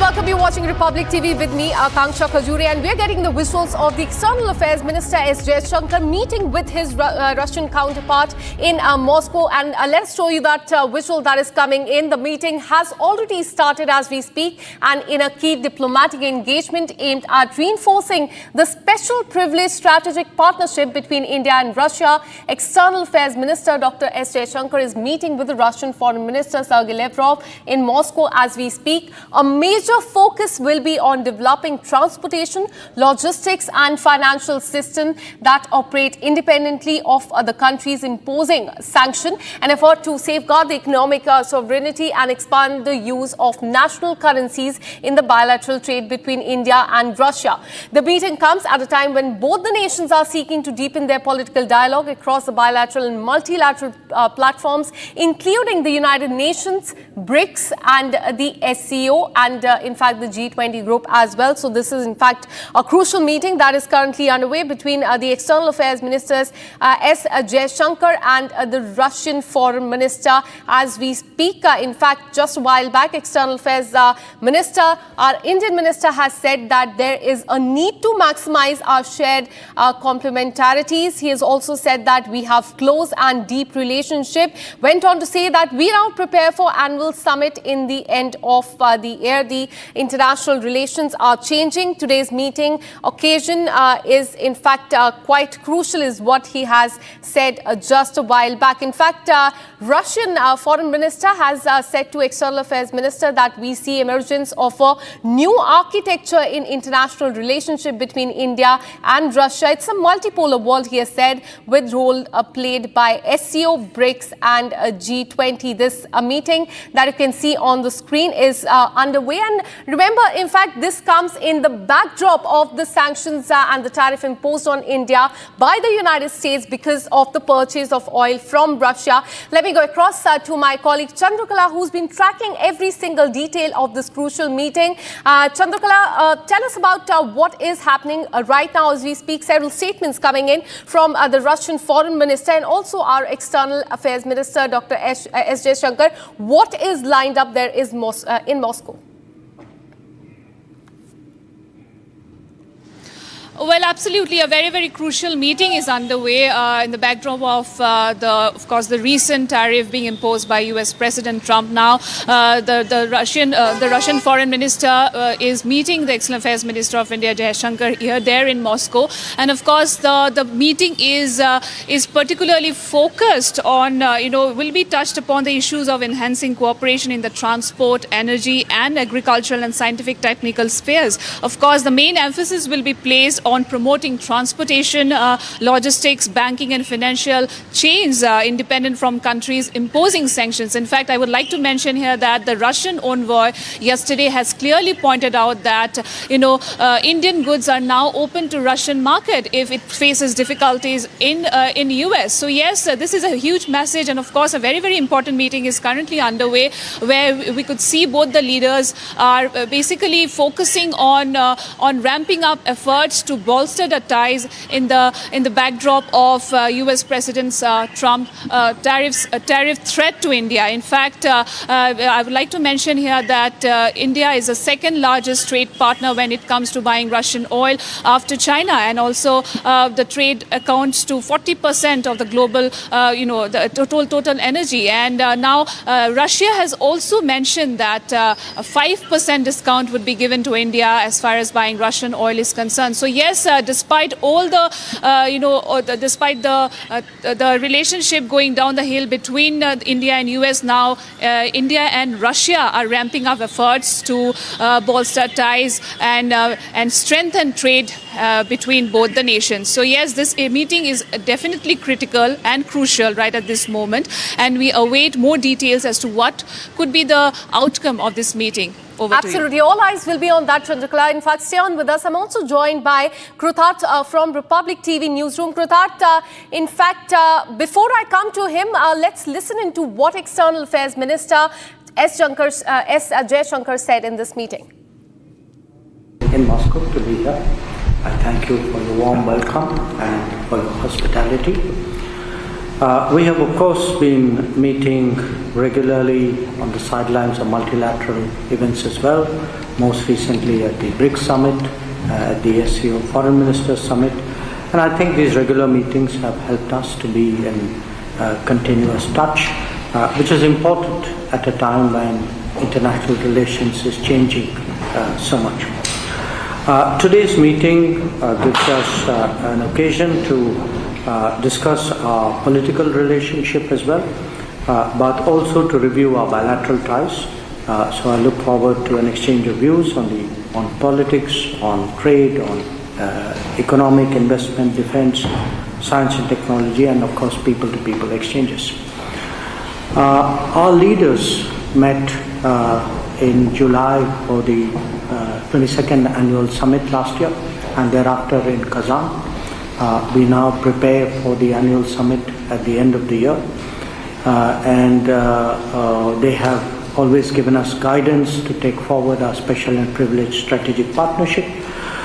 We've had, as you noted, a very productive meeting yesterday with Denis Manturov on the Intergovernmental Commission. I think we discussed a lot of issues in our bilateral cooperation, found a lot of solutions as well. I'd be very happy to share that. But most important, what I want to do today is to take those bilateral discussions forward so that we have the maximum outcomes for the annual summit when that happens. From our side, we've had quite a busy calendar. National Security Advisor Ajit Doval was here. Before that, our Minister of Railways and Information Technology, Ashwini Vaishnav, and the head of our Niti Aayog, Suman Berry, were here for SPIF. And all these show how close and deep our relationship is.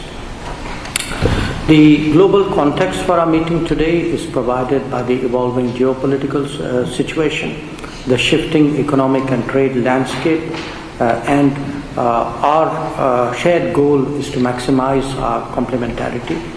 So So today I am very confident that our exchange of views will be very fruitful, will be very productive, and will certainly contribute to making the annual summit as outcome-oriented as possible. Thank you again for your warm welcome.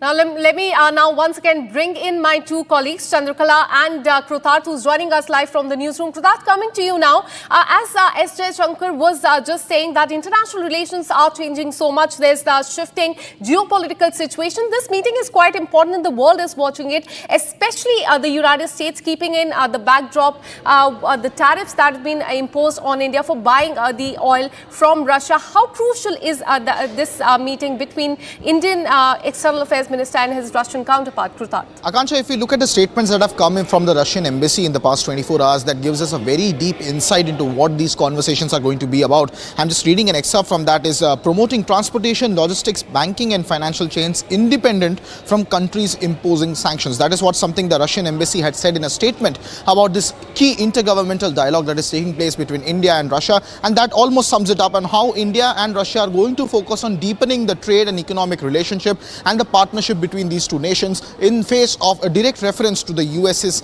quote-unquote secondary sanctions imposed on India's oil imports from Russia. It is truly a big statement that India is continuing its intergovernmental dialogue. It had a conversation with the Chinese as well back in New Delhi in the special representative mechanism, and now it's also talking to Russia. So in light of the Peter Navarro statement, White House trade advisor's statement that India needs to act as quote-unquote a strategic partner if it wants to be treated like one, India has reiterated in its statement with China as well that India bats for a multipolar, rules-based world order.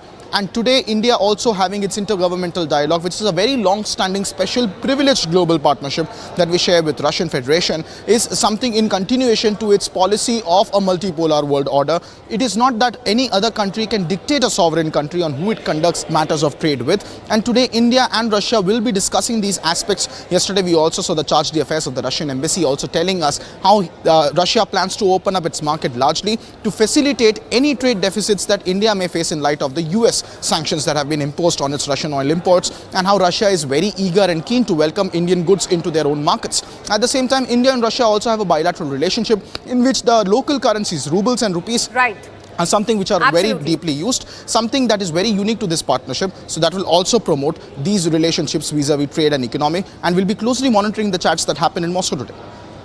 Absolutely. So all eyes will be on the outcome of this very crucial meeting between the External Affairs Minister and his counterpart there in Russia. Thanks so much, Krutarth and Chandrakala, for all the details. We'll keep coming back to you for more on this. Now, shifting our focus, let's tell you the top national stories of the day in under 1 minute. Bharat 1 Minute brought to you by Canara Bank. Together, we can. The Delhi police has agreed to enhance the security of the Chief Minister of the national capital despite having Z+ security cover. Senior officials from the Delhi police claim that central government will be reviewing her security arrangements and might even enhance it following, remember, a physical assault by a 41-year-old man yesterday.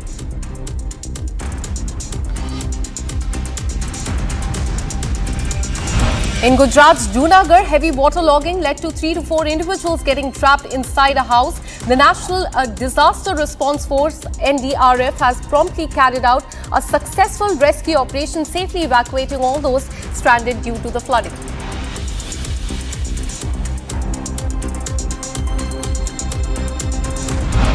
The Karnataka BJP unit has accused Congress MP from Tamil Nadu of being the mastermind behind the mass burial propaganda targeting the temple town of Dharmastala. The Bharatiya Janata Party has claimed that Senthil, a former IAS officer of Karnataka cadre, is fueling misinformation and challenged him to face an inquiry if he had no involvement in this controversy.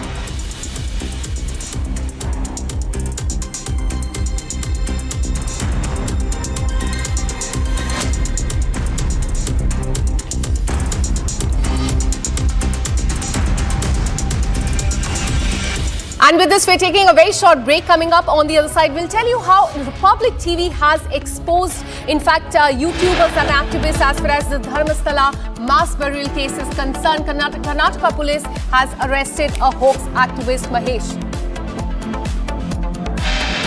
We'll also give you updates on the high-speed car running over and killing an elderly man near the Air Force station in Mullapur. Now, there's an allegation of a cover-up that has surfaced.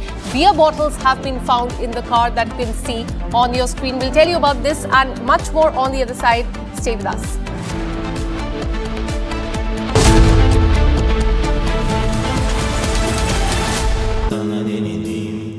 Amity has been ranked among the top universities globally for producing the most employable graduates by the Times Higher Education UK. Yet another testimony to Amity's excellent placement record. MDH की हल्दी मिर्ची धनिया करे कमाल, ये रंग दे, ये खुशबू दे, ये तीखा, ये कम पड़े, क्या निराला MDH मसाला। केसरिया से मन जोगी हुआ रे, दिल झूमे देखो मतवारा हुआ रे, केसरिया से मन जोगी हुआ। हर पल मनाओ केसरी त्योहार। विमल, बोलो जुबान केसरी। आर प्योर सूजी पास्ता उबालो मिलाओ और खाओ 8 मिनट में तैयार। क्या टेस्ट है सबका राजा R pure masala. The Agni-5 missile, recently tested, exhibited a flight path that deviated from the typical ballistic trajectory expected of such missiles. Unlike the standard parabolic arc that characterizes most ballistic missile flights, the Agni-5's movement included a distinct zigzag pattern during its ascent, which is unusual for conventional ballistic trajectories. This deviation is not merely a visual anomaly, but a deliberate design choice, reflecting advancements in missile technology and strategic considerations. The zigzag pattern observed in the Agni-5's flight can be attributed to several factors. Firstly, it may be a result of the missile's guidance system making real-time corrections to its path. Modern ballistic missiles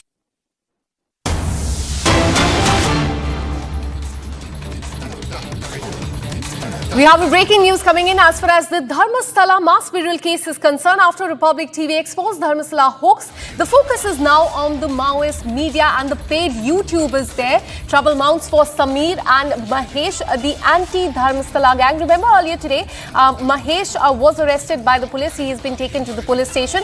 Now the trouble is mounting for Sameer as well, who's the YouTuber of that area, for defaming Hindus and in fact hurting Hindu sentiments is what we are learning. And now the focus has shifted to the Maoist media, the paid activists and the YouTubers that have conspired to defame the Hindu temple will be facing the action now. In fact, YouTubers who led the campaign against the Dharmastala, this is a sacred temple in the sacred town, they will be arrested is what we are learning. And this is a big Republic TV impact that you can see on the screen. Those who took money, allegedly took money, will now be arrested. One of them is someone you can see on the screen on the left side of hand side of your screen. That is Mahesh, who has already been arrested, and now we're learning that another YouTuber, Sameer, will also be taken into custody. So the trouble is mounting for the trio, Sameer and also in fact Mahesh is what we are learning. Republic took lead in the arrest of Sameer for his anti-Hindu content, and in fact YouTuber Sameer will likely be arrested is what we are learning from our sources on the ground, that police team has reached his residence, and after Mahesh now it is Sameer that who could be arrested there, and they will be facing the action, facing the law now to in fact defame the Hindu temple.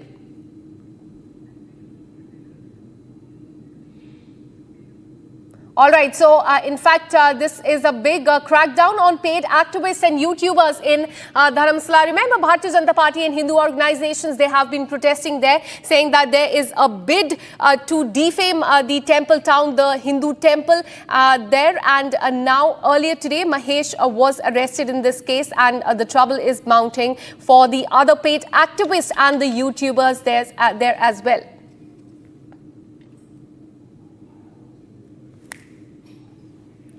In fact, what we're learning is that the police team led by the Dharmastala PSI Anand have arrived at YouTuber's Sameer's rented house in Bengaluru, and he will be taken in for questioning. Is the breaking update that we are getting for you in this point in time. In fact, he could also face action as far as defaming the Hindu temple is concerned. Let me go across to my colleague Abhishek, who joins us with more update on this. Abhishek, after Mahesh, we're learning that it could be Sameer who could be arrested in this case for defaming the Hindu temple, the Hindu sentiments as well. And the police team is at his residence even as we speak, and he could be taken in for questioning. What more are you learning about this? Akanksha, with respect to MD Sameer, who owns a channel, YouTube channel named Dhuta, he was the actual person who actually brought this news, probably the fake news or the allegation against the family of Dharmastala, where he clearly stated, even without mentioning the name of the family and the temple, that that family was responsible for the rape, physical assault and murder of hundreds of women over a couple of years. And this point of time, a complaint has been lodged against him. And this is the same person who is also facing an allegation that some of the amount or money has been diverted to his YouTube account for generating fake news against the Dharmastala and the family.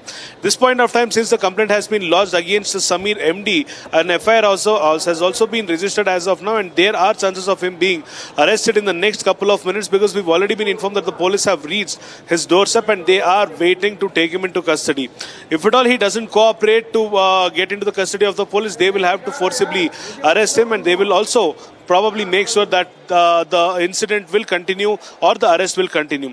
On the other hand, we've also seen Mahesh Timurodi, who's also been taken into the custody by the Brahmavara police with respect to another situation where he spoke derogatory statements or words about BJP leader, Congress leaders and various other Hindu feelings. Now, this comes line to line parallel, because Sameer, Mahesh Shetty, Timurodi, Girish Mattananavar are believed to be a part of a conspiracy against Dharmastala. So we will have to see how this proceeds in the next couple of hours, Akanksha.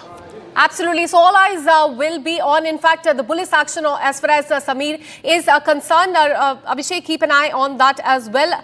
In fact, with this, we're taking a very short break. Coming up on the other side, we'll tell you about the Republic TV, how we have exposed the Dharmastala hoax. Karnataka police has arrested activist Mahesh, and now the focus is on another YouTuber, Sameer. And right now, External Affairs Minister Jaishankar is in fact meeting Russian counterpart. He is all set to discuss the bilateral agenda. We'll tell you about this and much more on the other side. Stay with us.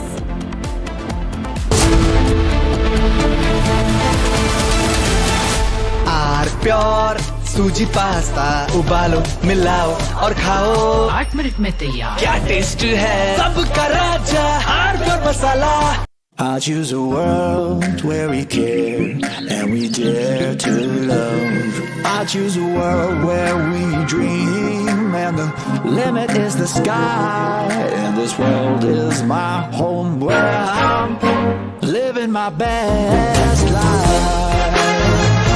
Mindfully crafted home decor fabrics. Living my best life. Sansar, a D-Decor brand. Live consciously. दादी के हाथों का जादू और खुशबू से महकता घर, माँ की मुस्कुराहट और खाने की सुगंध, MDH गरम मसाला, क्योंकि हर रिश्ता है स्वाद से जुड़ा। The Agni-5 missile, recently tested, exhibited a flight path that deviated from the typical ballistic trajectory expected of such missiles. Unlike the standard parabolic arc that characterizes most ballistic missile flights, the Agni-5's movement included a distinct zigzag pattern during its ascent, which is unusual for conventional ballistic trajectories. This deviation is not merely a visual anomaly, but a deliberate design choice, reflecting advancements in missile technology and strategic considerations. The zigzag pattern observed in the Agni-5's flight can be attributed to several factors. Firstly, it may be a result of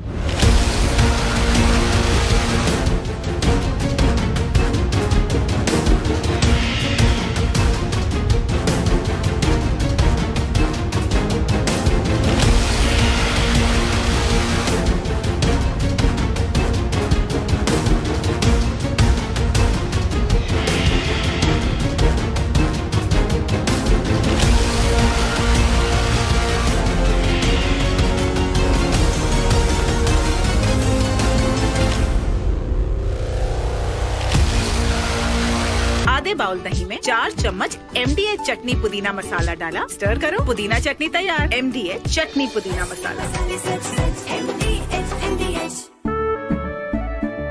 केसरिया से मन जोगी हुआ रे, दिल झूमे देखो मतवारा हुआ रे।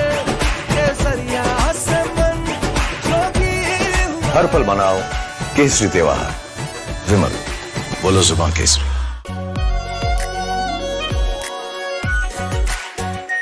Are pure shahi paneer masala, delicious, healthy everyday. R pure सूजी पास्ता, उबालो, मिलाओ और खाओ, 8 मिनट में तैयार। क्या टेस्ट है सबका राजा, R pure masala.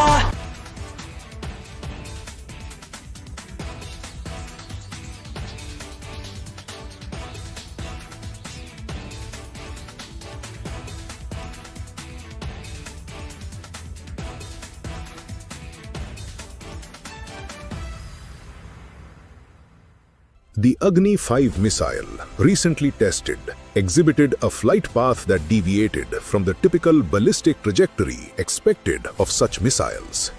Unlike the standard parabolic arc that characterizes most ballistic missile flights, the Agni-5's movement included a distinct zigzag pattern during its ascent, which is unusual for conventional ballistic trajectories.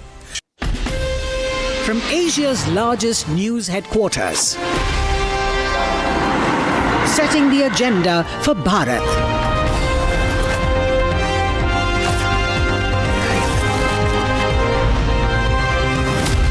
You're watching Republic.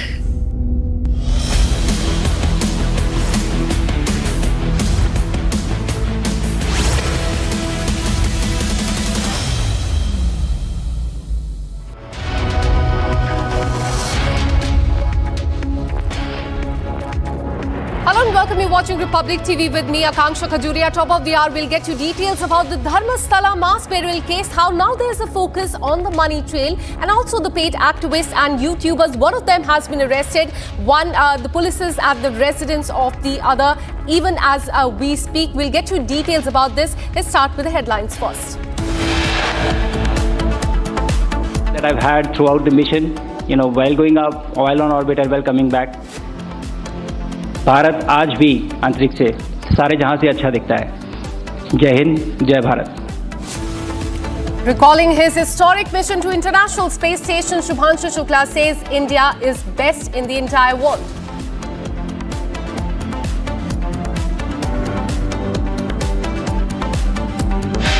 Shubhanshu Shukla shares an inspirational message to space aspirants, says never give up on your dreams.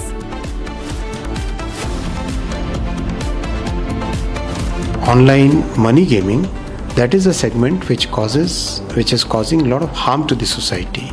We have to look at the interest of the society as paramount.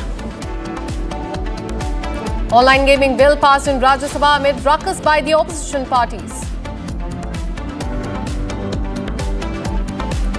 After Republic TV exposes Dharmastala hoax, Karnataka police has arrested one activist.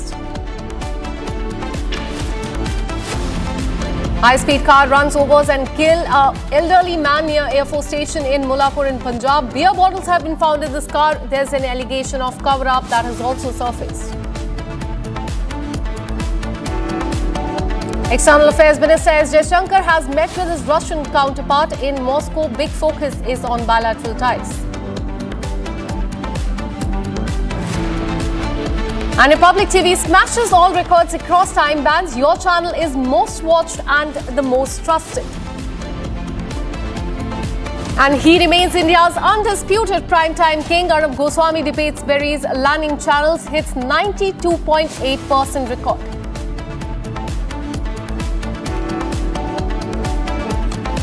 Let's start with a breaking update coming in as far as the Dharmastala mass burial case is concerned, and this is the big impact of the Republic TV back-to-back exclusive exclusive coverage that we've been getting for you in the last few weeks. YouTuber Sameer will now be arrested is what we are learning. Police team has reached his home in Karnataka. Dakshina Kannada Corps led by Dharmastala PSI Anand N. They have arrived at YouTuber Sameer MD's rented accommodation in Bengaluru, and he will likely be taken in for questioning. So there's a likelihood that he could be arrested in this case.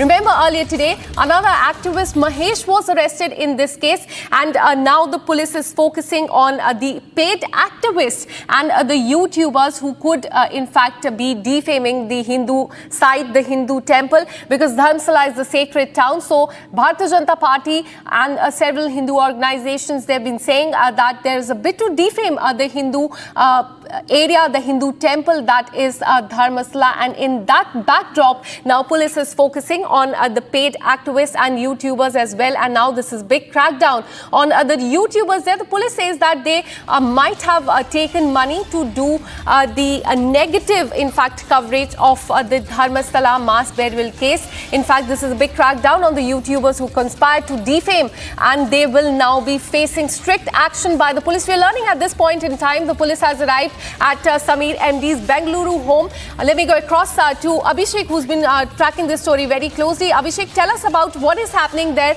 on the ground. We're learning that police team is there at the spot right now. Give us more details.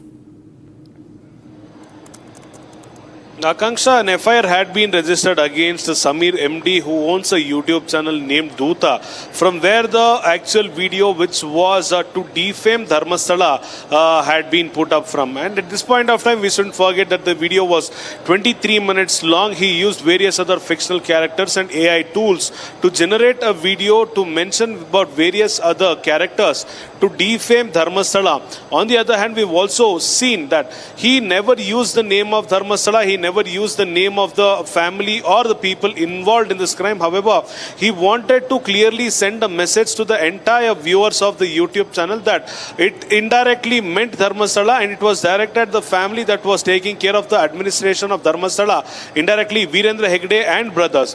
At this point of time, when the Hindu belief started being attacked, it was decided that a FIR had to be registered against him, and the police who have acted upon the FIR have now reached the residence of Sameer MD, a rented plot in Banerghatta. The Dharmasthala police have reached out to Sameer MD's location. He will be taken into custody after questioning, and we are also expecting that he will have to face the legal trial, because it was alleged that by Kota Srinivas Pujari, the BJP MP who wrote the letter to Union Home Minister Amit Shah, that a team has been operating to defame Dharmasthala in various other instances, and illegal money has been transferred to the people or the nexus who are beyond the screen to defame Dharmasthala in various other ways. Indirectly mentioning Sameer MD, because Sameer MD is the person who actually uploaded a video with respect to defamation of Dharmasthala. So we will have to see if the Sameer MD is in his current location, I mean in Bengaluru, or has he shifted to any other place, or has he absconded to any other place. So this will be out in next couple of moments. Arjun, the sub-inspector of Dharmasthala police station, is actually in Banerghatta, who is tracing out Sameer, and he might be taken into custody in the next couple of minutes or hours. Akanksha. Absolutely. So all eyes will be on that. What really happens there? The police team is there at his residence. He could be taken in for questioning. Remains to be seen whether he's there or not. In fact, stay on with us, Abhishek. We have another breaking news coming in. As far as the investigation in this mass burial case is concerned, the focus now is on the Maoist media, the paid YouTubers and activists. And the trouble, as my colleague also mentioned, is mounting for Sameer and Mahesh for the anti-Dharmasthala voices and in fact the statements that they have been making through their YouTube channel. As far as Sameer is concerned, as my colleague has been saying, that he has uploaded a video on his YouTube channel regarding Dharmasthala, which now the police says is in fact it's a bid to defame the Hindu temple and the Hindu sentiments there.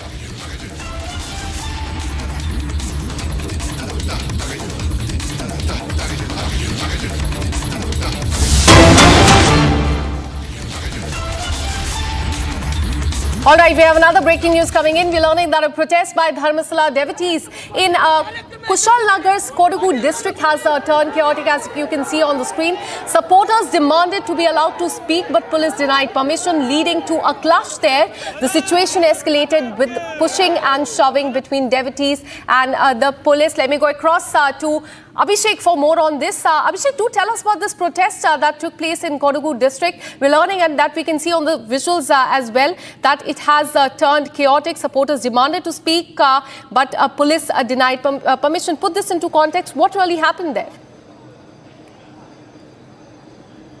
Well, with respect to the incident that happened at Kushal Nagar or in Kodagu, we should also get back to a couple of days when Dharmastala incident started, or the hoax against Dharmastala started.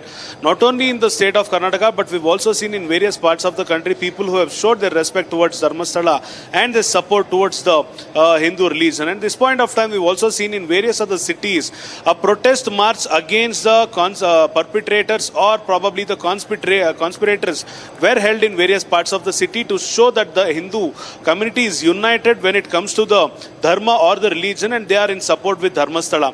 And at this point of time, we have seen many Hindu activists who were assembled in Kodagu's Kushal Nagara to show their unity against the conspirators who are behind Dharmasthala hoax. At this point of time, Puneet Kerihalli, an activist who was there to give a speech to the public who wanted to invite people towards Dharmasthala for a protest march in the next couple of days.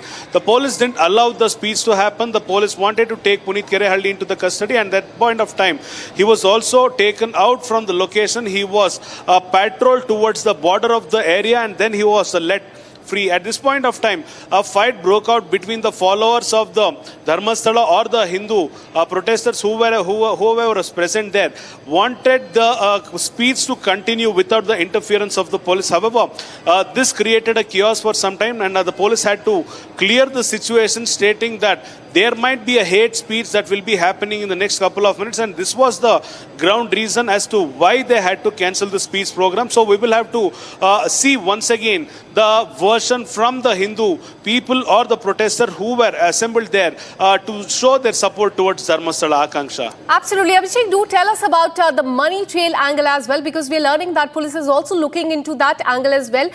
Where did these activists, the YouTubers, get the money from to do this? Is there an angle of money laundering as well, Abhishek? Very much, Akanksha, because we shouldn't forget that BJP MP Kota Srinivasa Pujari wrote a letter to the Union Home Minister Amit Shah stating that a serious nexus of people are involved in the defamation and the derogation of Dharmasthala, indirectly reducing the belief of trust and love towards the Lord Manjunatha in Dharmasthala, and also using the name of the family of Dharmasthala to reduce the belief on God. At this point of time, he also mentioned in the letter that these people, whoever are involved in this nexus, are getting funds from various other sources. At this point of time, he also demanded that Enforcement Directorate investigation be carried out with respect to the nexus which is operating behind defamation of Dharmasthala, because if at all we unfold various series in the last couple of days, we have seen a YouTuber uploading a video which indirectly, despite not naming Dharmasthala, he used the name of the family of Dharmasthala and the temple. On the other hand, we've also seen Mahesh Timorodi, who has been taken into custody. In fact, Mahesh Shetty Timorodi has been taken into custody by the police because he also raised his voice against the family of Dharmasthala, clearly mentioning that not only hundreds, but there are much more deaths and rapes that have been occurred in the last couple of decades, and he will unearth them. On the other hand, the same Mahesh Timorodi spoke ill about the Chief Minister, Home Minister, and various other leaders from the BJP as well. He has also been taken into custody. Samir and Girish operated together is what we have been informed. Mahesh Shetty Timorodi, Girish Mattananavar, and Samir, who owns the YouTube channel. All these people are interlinked with each other when it comes to the matter of Dharmasthala. So at this point of time, Timorodi has been taken into custody by the Brahmavara police. Samir MD will be taken into custody or probably will be arrested by the Dharmasthala police place in Bengaluru in the next couple of hours. On the other hand, we are also seeing if Girish Mattannanavar will also be taken into custody by the police. So there is definitely a movement of illegal cash between all these accounts is what BJP MP has claimed, but we will have to see how the special investigation team reacts, or the Union Home Minister Amit Shah will react with respect to the ED's requirement or the demand from the state BJP MP, Akanksha. Absolutely. So all eyes will be, in fact, on the arrest of the second accused in this case. Thanks so much, Abhishek, for all the details. In fact, let's now listen in to what the Bharatiya Janata Party there is saying, because in the last few days they have been saying that there's a bid to defame the Hindu temple, the Hindus there as well. Listen in to what Bharatiya Janata Party State President of, in fact, Karnataka, B.Y. Vijendra has to say on this. Regarding Dharmastala episode, when state government constituted SIT, Bharatiya Janata Party had welcomed this move. We never interfered in this matter. Now the issue is, when state government, whenever Hindu Karyakarta or any social activist, if they post anything on social media, without wasting any time, state government used to initiate action against those people. They used to arrest them. When it comes to taking action against Hindu Karyakarta or any social activist who posts anything on social media, when Congress government is so active in this, when Congress government is so active in taking action against those people, why Congress government is slow, or why they have not taken any action against the conspirators who are spreading false rumors in Dharmastala episode? Now shifting our focus to the national capital. Remember, there was an attack on Delhi Chief Minister Rekha Gupta yesterday. Now another CCTV footage has come to the fore of the private residence of Chief Minister in Shalimar Bagh that is now surfaced. Now according to the CCTV footage that we will show you on the screen just now, accused Rajesh stayed at the Chief Minister's private residence for 12 minutes. He was talking to someone on the phone for 3 minutes. Entry was made in the register at the Chief Minister's private residence. Accused Rajesh, in fact, was seen sitting on the chair there as well, and was also seen making a video inside the Chief Minister's private residence. And that is something that you can see on the screen. This is, in fact, the visuals coming in from the private residence of the Chief Minister. He was there for 12 minutes and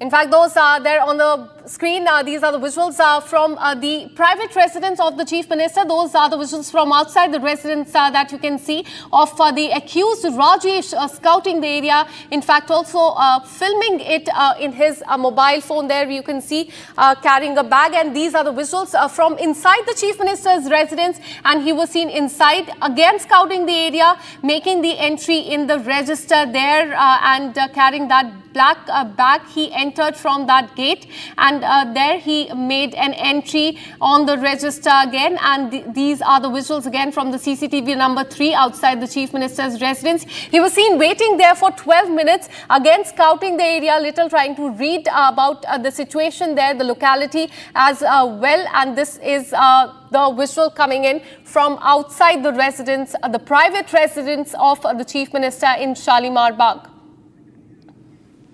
Let me go across to my colleague Akhil, who's been tracking every little detail of this story. Akhil, we have 3 CCTV footages that have come to the fore from both inside and outside the residence, the private residence of the Chief Minister. But clearly, the accused can be seen wrecking the area, scouting the area. He's on his phone, calling someone, being there for 12 minutes, talking to someone on the phone for 3 minutes as well. Has police said anything about the person that he was talking to? Was there a conspiracy? Multiple people involved as far as this case is concerned? That's right, Akansha. If you see, at this point in time, Delhi police is trying to connect the dots between that individual, and was there any other person that was also involved? Because if you see, this is the fourth CCTV footage that has come out into the foray, in which what we have seen that the accused was seen making videos just outside the ancestral residence of Delhi Chief Minister Ms. Rekha Gupta. If you see, what we have been learning that initially what has happened, that the accused who arrived 48 hours back in the national capital, and after that he directly visited Shalimar Bagh's residence of Chief Minister Rekha Gupta, and he tried to meet her over there. Then he got to know that recently Delhi Chief Minister Ms. Rekha Gupta has shifted to civil lines area, and after that he has arrived over there, and he also stayed a night at one of the shelters in the civil lines area. And after completing his Reiki work, he again then came back in the morning at around 7:30 a.m. at the very residence of the Chief Minister. And after that, what we have got to learn that that for the Jan Sunwai program, he basically participated in that, and he entered into the premises of the Chief Minister at around 7:45 a.m. And when the program began, after that, what has happened, that when he found the right time, then he attacked the Chief Minister, in which what we have got to know that the Chief Minister has got severely injured. She has got some bruises as well, because her head got basically tapped on the table itself. So right now the Delhi police team is constantly questioning. There is a detailed interrogation by the central agencies and the Delhi police team as well in connection with the case. And Delhi police team is also monitoring his social media account, that was there any other person's involvement as well. And the person basically who's in question right now, Rajesh Khimji, did he send any of those videos to any other individual or not after committing such crime? Because the Delhi police team has recovered several footages from his phone. So that's a big concern for the Delhi police team to basically connect those dots, that whether that videos that the accused made has been sent or shared with anyone else or not. So the larger picture is in the Delhi police investigation right now, that whether he was the lone person who was basically conspiring everything against the Delhi Chief Minister Mr. Rekha Gupta, or was there any other individuals' involvement in connection with the case or not. So this is being verified by the Delhi police. Back to you. Absolutely. All eyes will be on what really comes out of this investigation. The focus is on the conspiracy angle, as my colleague Akhil has stated. Thanks so much for all the details. We'll keep coming back to you for more on this. Now let's have a look at the top national stories of the day.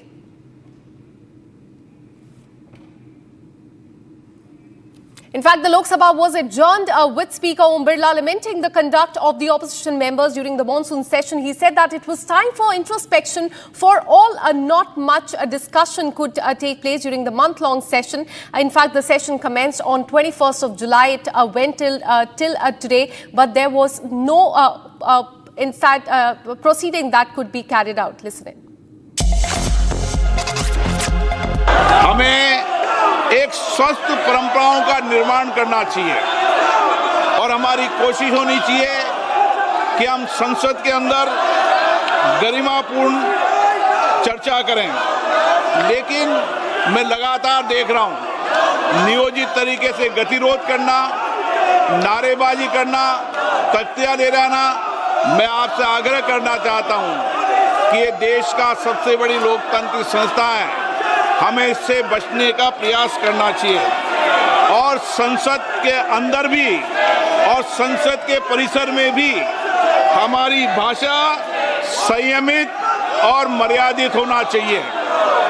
सहमति और असहमति होना लोकतंत्र की स्वाभाविक प्रक्रिया है, किंतु हमारा सामूहिक प्रयास होना चाहिए कि हम सदन की गरिमा को, मर्यादा को और शालीनता को बनाए रखें। माननीय सदस्य, मैंने हर माननीय सदस्य को हमेशा पर्याप्त समय, पर्याप्त अवसर दिया है, लेकिन जिस तरीके का आपका आचरण है, देश आपके आचरण को, आपकी कार्यप्रणाली को देख रहा है। मैं फिर आपसे आग्रह करता हूं कि हमें प्रयास करना चाहिए कि हमारी स्वच्छ लोकतांत्रिक संस्था के अंदर अच्छी परंपराएं, अच्छी प्रॉपर्टियों को हम लागू करें, और इसके लिए सामूहिक चिंतन भी करना चाहिए और सभी राजनीतिक दलों को आत्म मंथन भी करना चाहिए, ताकि देश की लोकतांत्रिक संस्था की हम मर्यादा को बना रखें और यहाँ अपने आचरण व्यवहार से एक आदर्श स्थापित कर सकें। मैं इस सत्र की कार्रवाई में सहयोग हेतु माननीय प्रधानमंत्री जी का, सहयोगी साथियों का, लोकसभा सचिवालयों का, संबद्ध एजेंसियों का हार्दिक धन्यवाद व्यक्त करता हूँ। Now shifting our focus to the state of Punjab, there's a big crackdown on terrorists. What we are learning, we have breaking news coming in. Gangster arrested with arms are linked to the UK-based operative in Pakistan's ISI in an intelligence-led operation with the central agencies. Amritsar Rural Police has apprehended Malkeet Singh, his residence of Pandori in Amritsar, and police has recovered one hand grenade, one .0 bore pistol and 10 live rounds. And the initial investigation has revealed his direct links with UK-based gangster Dharmastala, a close aide of Harvinder Rinda, a Babbar Khalsa International operative based in Pakistan and backed by Pakistan's BSI. So this is in fact a big crackdown on terror. Pakistan-linked terror module has been busted by the Punjab police there. Let me go across to my colleague Lalit, who's been tracking this story very closely. Lalit, tell us about the recovery by the police and also by the involvement as far as this person is concerned and his connection to the Babbar Khalsa International. Well, Akanksha, if we talk about the recovery, one hand grenade, one .30 bore pistol and 10 rounds have been found with the person who have been apprehended by the counterintelligence and the rural Amritsar police. So it's a big breakaway which the Punjab rural and the intelligence has got as the Babbar Khalsa International operative who was directly in touch with Harvinder Rinda and who was a close aide of UK-based gangster Dharmastala. So Malkeet has been arrested by the Amritsar Rural and Intelligence Police, in which one hand grenade, one .30 bore pistol and 10 rounds have been found, have been recovered from Malkeet Singh. Right now, police is further investigating the matter, and it's a major breakthrough which the intelligence and the Amritsar Rural Police has got. Back to the studio. Absolutely. In fact, this is a big terror crackdown as far as Punjab is concerned. This is a breaking update coming in. Gangster has been arrested with arms and he's linked to the UK-based operative Babbar Khalsa International and Pakistan's ISI as well. And let's now get you the top national stories of the day in under 2 minutes.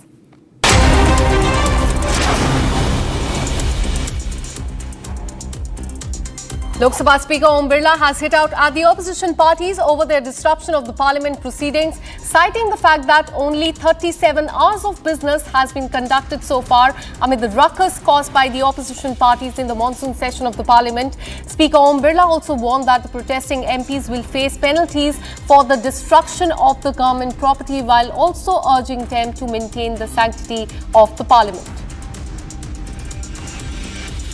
ISRO Chief V. Narayanan, along with Captain Shubhanshu Shukla and Union Minister Jitendra Singh, gave a press briefing earlier today. The press briefing saw the discussion of the success of Agni-5 mission while also addressing the nation about ISRO's upcoming Gaganyaan mission. This mission will be India's first human spaceflight program, aiming to send 3 Indian Air Force pilots into the space by 2027 in an Indian-made aircraft.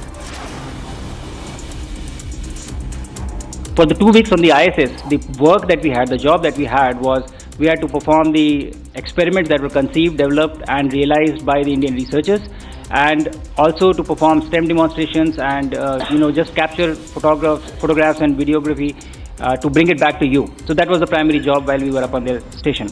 Astronaut and fighter pilot Group Captain Shubhanshu Shukla, who conducted the Agni-5 mission, met with the Defence Minister Rajnath Singh in the national capital today. His meeting with the Defence Minister comes days after he met with the Prime Minister in his residence in the national capital. They had discussion on the mission, Agni-5 mission, his space research of the 18 days on the International Space Station, as well as India's space future, among other things. In an intelligence operation with the central agencies, the Amritsar police has recovered a hand grenade, a pistol, 10 live rounds from the person who may have ties with the Babbar Khalsa International as well as Pakistan's ISI. The accused, identified as Malkeet Singh of Pandori of Amritsar, has been found to have direct links with Dharma Sandhu, who is a close aide of Harvinder Rinda, who is a Babbar Khalsa International operative based in Pakistan and also backed by Pakistan's ISI. Further details are awaited as the investigation in this case continues.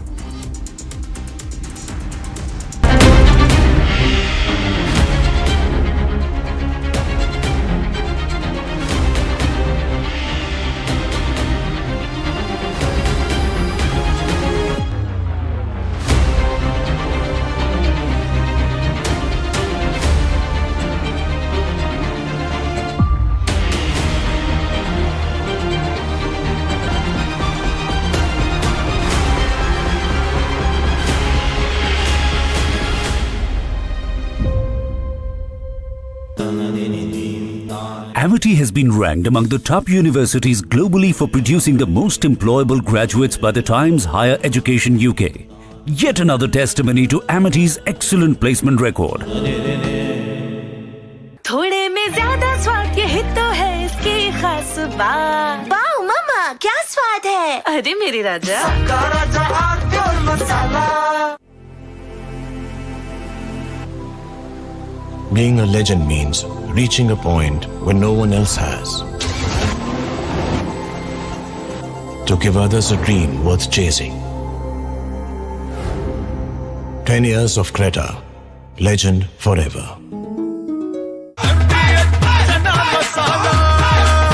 अब छोलिया हो या लोबिया, सफेद चने या काले चने, सब कुछ मजेदार बने। MDH की हल्दी मिर्ची धनिया करे कमाल, ये रंग दे, ये खुशबू दे, ये तीखा, ये कम पड़े, क्या निराला MDH masala. It's good to see you all. आप लोगों के सिर्फ सवाल सुने थे अभी तक, बट अब चेहरे भी दिख रहे हैं, तो अच्छा।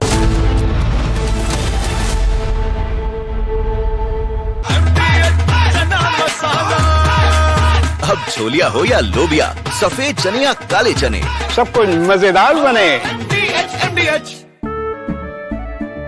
केसरिया से मन जोगी हुआ रे, दिल झूमे देखो मतवारा हुआ रे, केसरिया से मन जोगी हुआ। हर पल मनाओ केसरी त्योहार। विमल, बोलो जुबान केसरी। थोड़े में ज्यादा स्वाद ये तो है इसकी खास बात। वाओ मामा क्या स्वाद है? अरे मेरे राजा। सबका राजा और मसाला। The Agni-5 missile, recently tested, exhibited a flight path that deviated from the typical ballistic trajectory expected of such missiles. Unlike the standard parabolic arc that characterizes most ballistic missile flights, the Agni-5's movement included a distinct zigzag pattern during its ascent, which is unusual for conventional ballistic trajectories. This deviation is not merely a visual anomaly, but a deliberate design choice, reflecting advancements in missile technology and strategic considerations. The zigzag pattern observed in the Agni-5's flight can be attributed to several factors. Firstly, it may be a result of the missile's guidance system making real-time corrections to its path. Modern ballistic missiles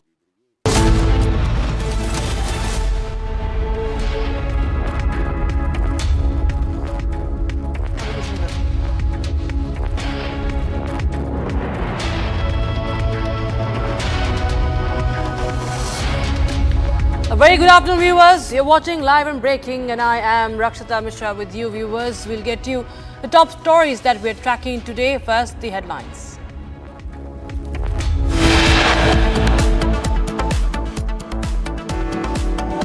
Going up, oil on orbit and well coming back. Bharat आज भी अंतरिक्ष से सारे जहां से अच्छा दिखता है। जय हिंद, जय Bharat.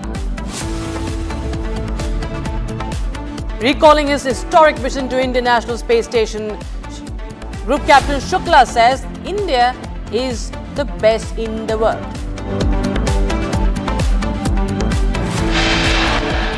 Shuk shares an emotional and inspirational message to space aspirants, says never give up on your dreams.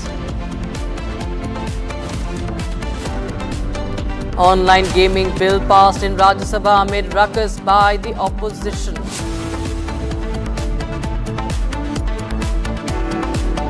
After Republic Kannada exposes Dharmastala hoax, Karnataka police arrest the hoax activist Mahesh Thimmarodi. An high-speed car runs over and kills an elderly man near Air Force Station in Mullanpur. Beer bottles found in the car, allegations of a cover-up surface. External Affairs Minister Dr. Jaishankar meets Russian counterpart Lavrov, a big focus on bilateral ties. Republic TV smashes all records across time bands. Your channel is the most watched and most trusted. And he remains India's undisputed primetime king. Arnab Goswami debate buries landing channels. It's 92.8% record.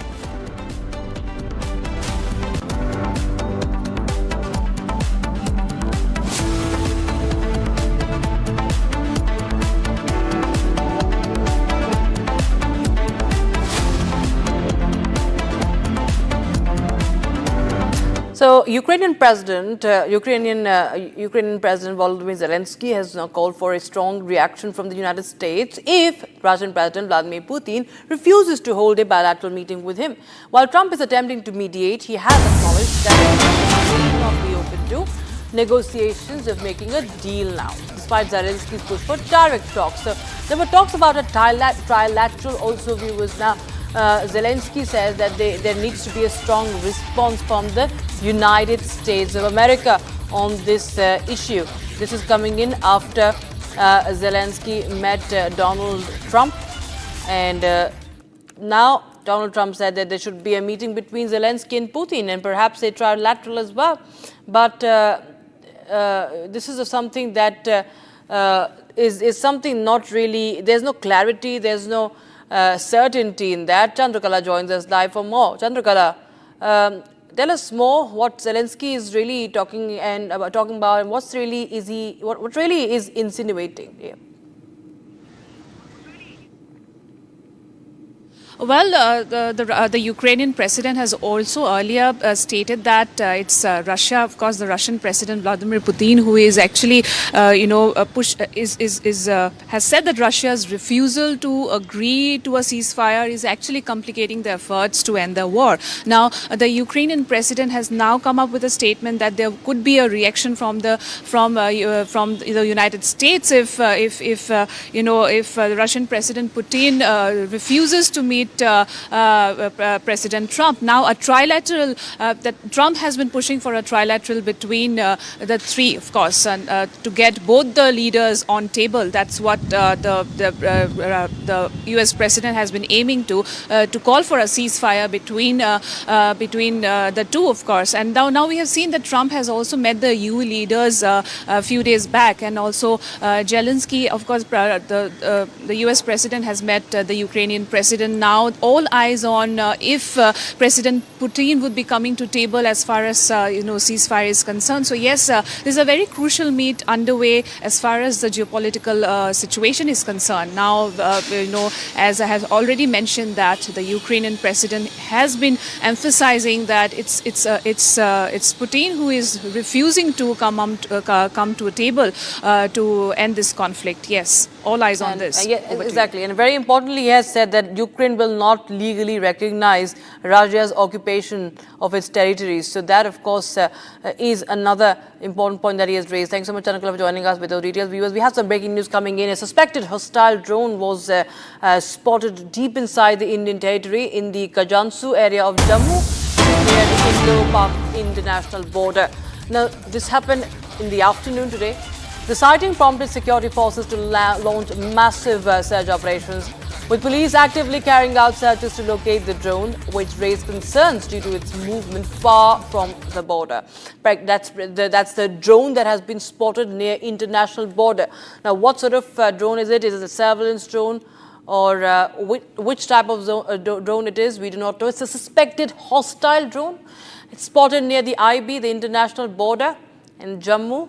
and that's the footage of that we've accessed for you, and we are showing that's the drone near the international border in Jammu. Matter, of course, being investigated, and this has happened just a while ago. Gursimran Singh joins us live from Gursimran. Tell us more about what are we picking up on this hostile drone, suspected hostile drone. Yes, this was a hostile drone, and now this can confirm that it is a hostile drone that was seen inside the Indian territory. And now, as you see, the Jammu and Kashmir police along with the border security force has launched a massive crackdown to find this suspected drone that entered the Indian territory. It is not only that the Jawans are on the ground, but also the officers of the Jammu and Kashmir police, including the in charge of the local police post. He is also here, and with the help of sophisticated weapons, and they are searching this entire area, because this area in the past has also been, since it is being close to the Indo-Pakistan international border, this threat has always been persistent that this area might have been used by the Pakistan for its drone dropping. And here you will see that the border security force troops along with the J&K police troops, they are carrying out the international north-south transport corridor, the Chennai-Vladivostok Eastern Maritime Corridor, and cooperation in the Northern Sea Route. These corridors promise to deepen economic linkages, reduce transit times, and expand trade access between Eurasia, across Eurasia and beyond. Our defense and military technical cooperation also remains robust. Russia supports India's Make in India goals, including joint production and technology transfer. The opening of 2 new Indian consulates in Kazan and Yekaterinburg need to be fast-tracked. That was also a subject of our conversation today. These consulates will further deepen our regional outreach and enhance trade and people-to-people ties. I took up the issue of Indians serving in the Russian army. While many have been released, there are still some pending cases with some missing persons. We hope that the Russian side would expeditiously resolve these matters. On global and multilateral cooperation, we reaffirmed our shared commitment to reform of global governance. We underlined the imperative to expand and energize the UN Security Council to reflect contemporary realities. Our collaboration in the G20, BRICS, and SCO remains deep-rooted and forward-looking.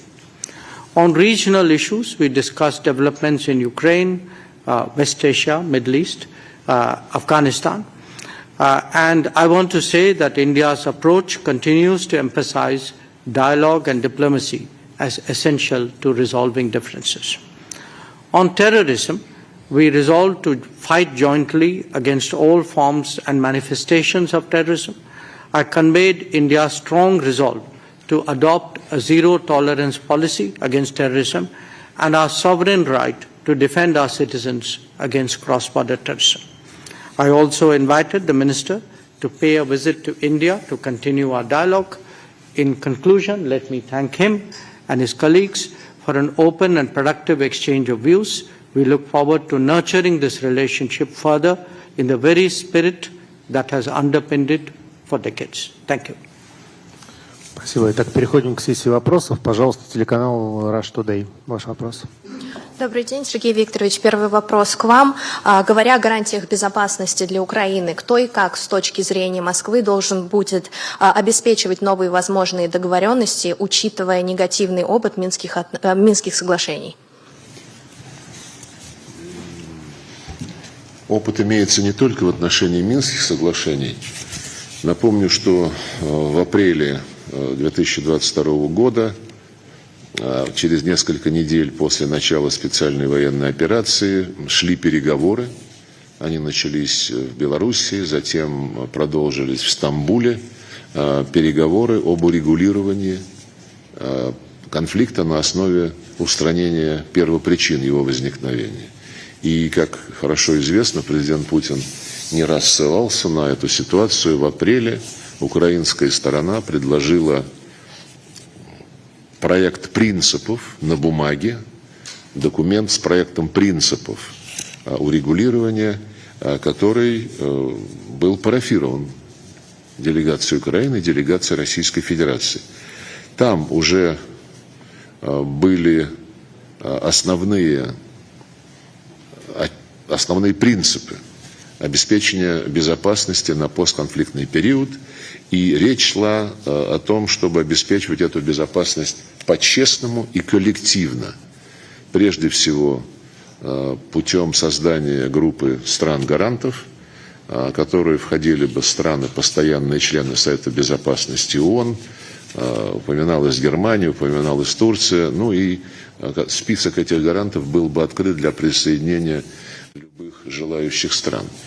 Эти страны гарантировали бы безопасность Украины, по сути дела, в русле той логики, которая лежит в основе статьи 5 Вашингтонского договора НАТО, но при этом подчеркиваю, что Украина останется внеблоковым государством, не будет вступать в НАТО и в другие военные союзы, безъядерным государством и нейтральным государством. Кстати, вот эти компоненты, нейтралитет, безъядерный статус и внеблоковый статус, они были закреплены в 1990 году в Декларации о суверенитете, о независимости Украины.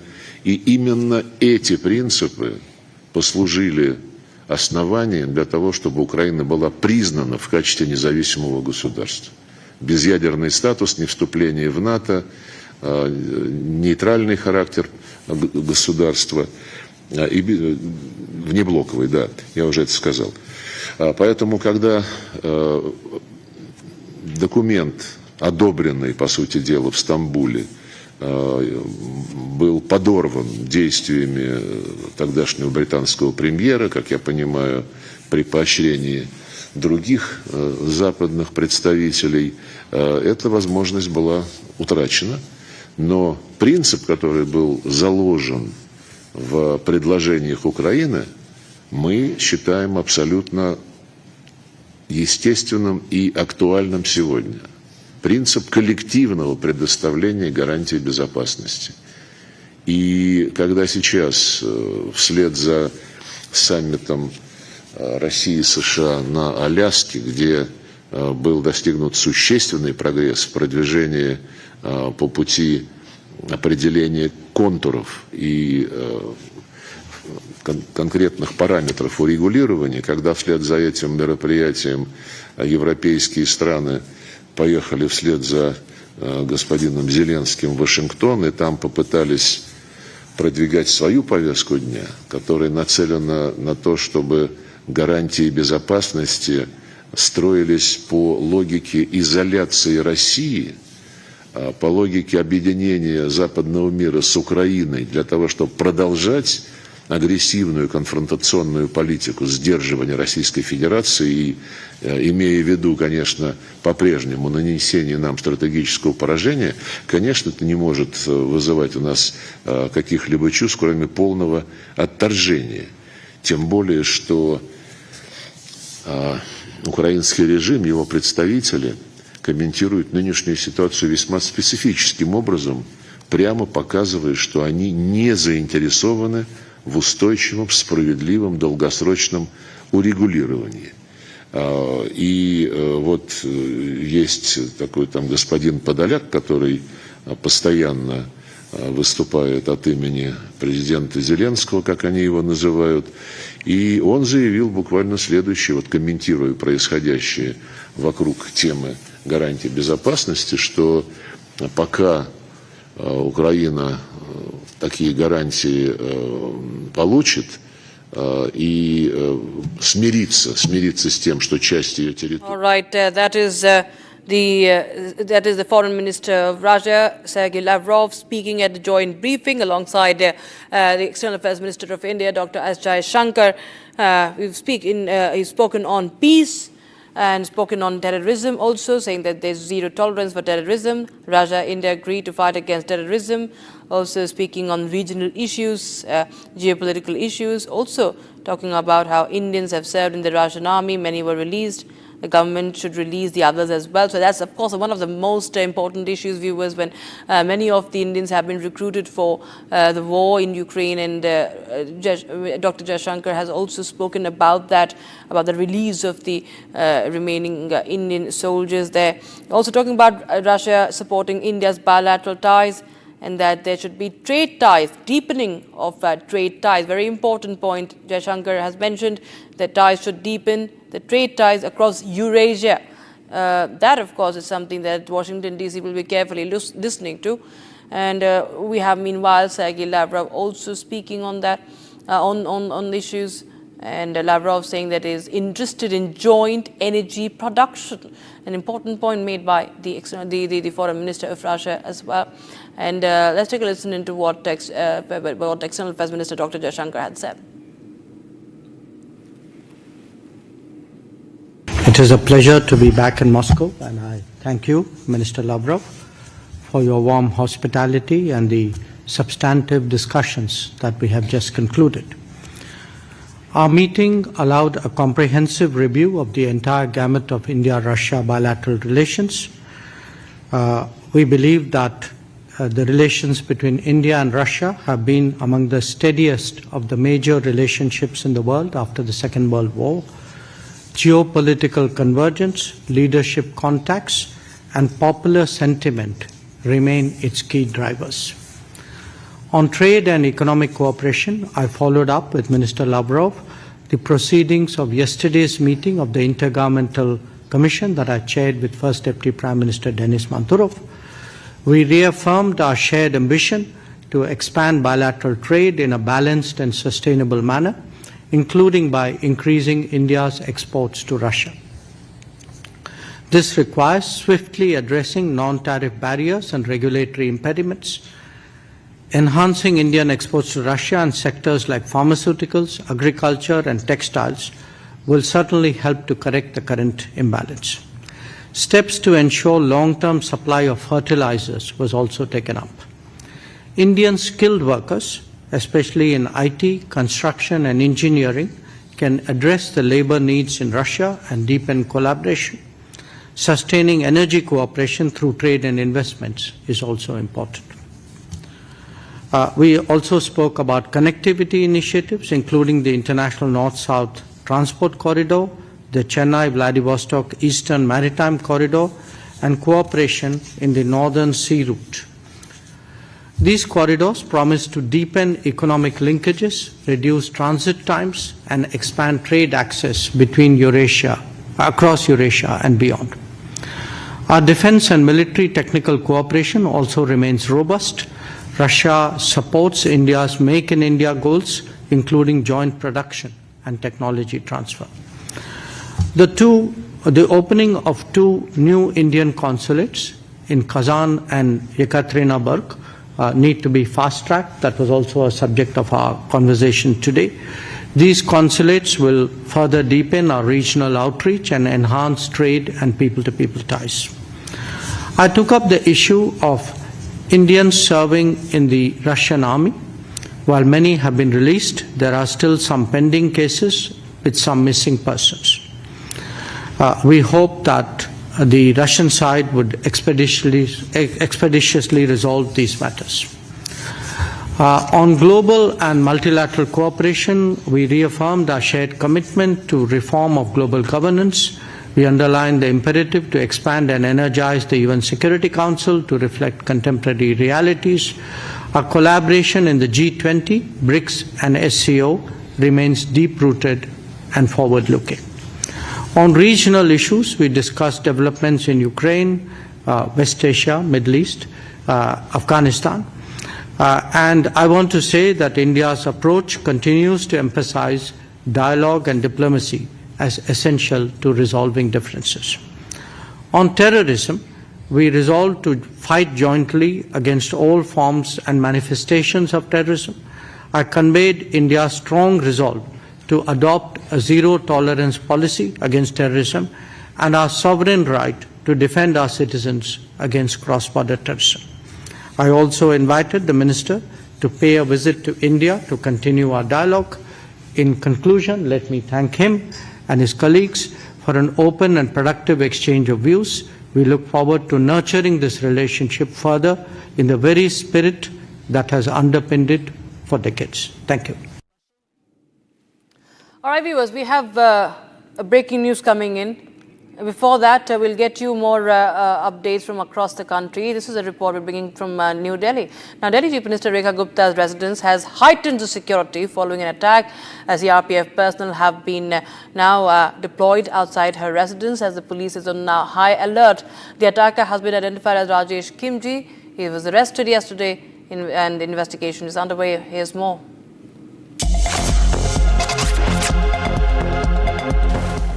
CM आवास में हुए CM पर हमले के बाद CM security को review किया गया है। सीएम हाउस के अंदर सिक्योरिटी में कई बदलाव किए गए। तस्वीरें मैं आपको दिखा रहा हूं कि ये सीएम हाउस देख रहे हैं, जो कि सरकारी आवास है दिल्ली सीएम का। इसी जगह पर कल हमला हुआ सीएम के ऊपर, जिसके बाद गिरफ्तारी की गई। लेकिन अब सीएम सिक्योरिटी में कई बदलाव किए गए हैं। सीएम, दिल्ली की सीएम जिनको Z+ सिक्योरिटी है, लेकिन सीएम हाउस में जितने भी दिल्ली पुलिस के जवान तैनात हैं उनमें बदलाव किया गया। और सबसे बड़ी बात कि अब जब सुनवाई होगी तो सीएम का स्टाफ पहले जो याचिका करता है, जो अपनी परेशानी लेकर यहाँ पर पहुंच रहे हैं, उनको जांचेंगे, वेरीफाई करेंगे, उनके तमाम दस्तावेजों को चेक किया जाएगा और उसके बाद सीएम तक जो है वो पहुंचाया जाएगा। आप देखेंगे तमाम बैरिकेड सीएम हाउस के बाहर कर दिए गए हैं। सीआरपी की बस आप यहाँ पर खड़े हुए देख रहे हैं, जो कि जवान अभी अंदर पहुंचे हैं। तो कहीं ना कहीं अंदरूनी स्तर पर सीएम सिक्योरिटी में तो बदलाव किए गए, लेकिन सीएम हाउस को किस तरीके से प्रोटेक्ट किया जाए उसको लेकर सीआरपी की जो तैनाती है वो भी अब यहाँ पर कर दी गई है। और बस आप देख रहे हैं, इसी बस के जरिए जो तमाम जवान हैं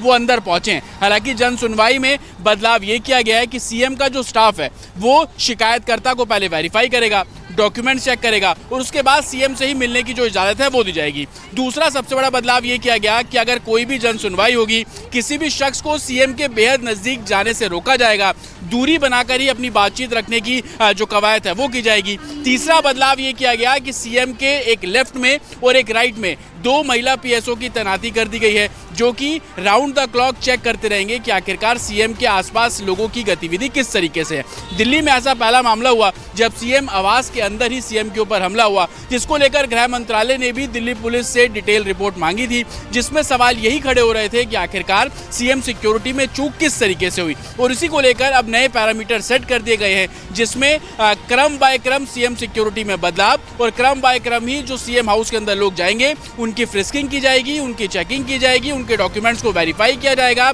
उनकी शिकायतों को पहले सीएम स्टाफ के लोग सुनेंगे और उसके बाद ही दिल्ली सीएम तक उनको पहुंचाया जाएगा। सदन के ज्वाइंट कमेटी को रेफर किया है, इसका मैं सिर्फ इतना ही उल्लेख करूंगा। आजादी के बाद पहली बार ऐसा सरकार ने कदम उठाया जिसमें प्रधानमंत्री खुद को भी इस कैटेगरी में रखा कि अगर वो अरेस्ट हो जाते हैं, 30 दिन तक बेल नहीं मिलता है, तो ऑटोमेटिक उसको इस्तीफा दिया माना जाएगा। ये इतना बड़ा क्रांतिकारी फैसला और कदम उठाया गया है। कई पार्टी जैसे अपने आप को बचाने के लिए कानून बनाते हैं, लेकिन प्रधानमंत्री मोदी जी ने कहा कोई भी कानून से ऊपर नहीं हो सकता है, प्रधानमंत्री भी कानून से ऊपर नहीं हो सकता है। इसलिए अगर गलती किया है, कोर्ट से जमानत नहीं मिला है, तो फिर आपको कुर्सी छोड़ना होगा 30 दिन के अंदर में। अगर आप जेल जाते हैं, कोर्ट ने बेल दे दिया, तो फिर आपको इस्तीफा नहीं देना पड़ेगा। तो ऑपोजिशन पार्टी इस बिल के स्पिरिट को जबरदस्ती नहीं समझने का कोशिश किया या गलत समझ रहे हैं, गुमराह करने का कोशिश किया, जबकि बिल बहुत साफ और सरल बिल है कि करप्शन करोगे तो नहीं बचोगे। चाहे आप प्रधानमंत्री हो, मुख्यमंत्री हो, सेंट्रल मंत्री हो, स्टेट में मंत्री हो, करप्शन किया, जेल गया, तो जेल से आप सरकार नहीं चला सकते हैं। इसके लिए देश भर में जोरदार स्वागत किया जा रहा है।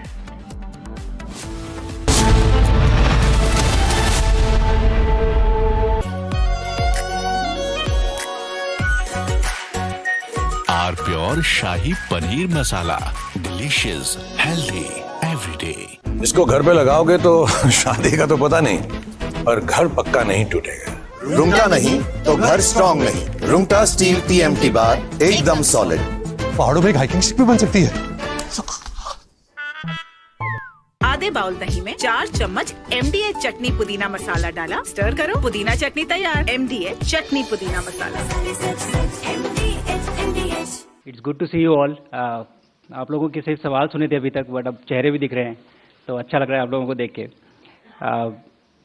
It is difficult to follow Lakshman in speech, you know, but I will try my best. I would like to start by thanking the people who have made this mission possible.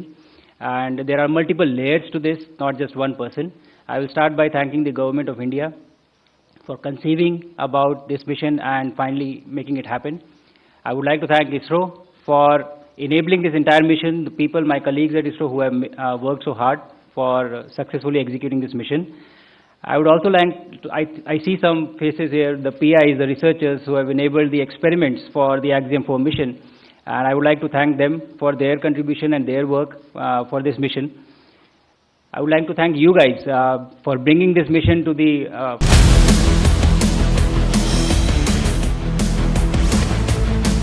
This is Republic Jack Oliver's studio. Stay tuned for all the breaking news and updates. I am Tanisha Avasthi. Let's get started.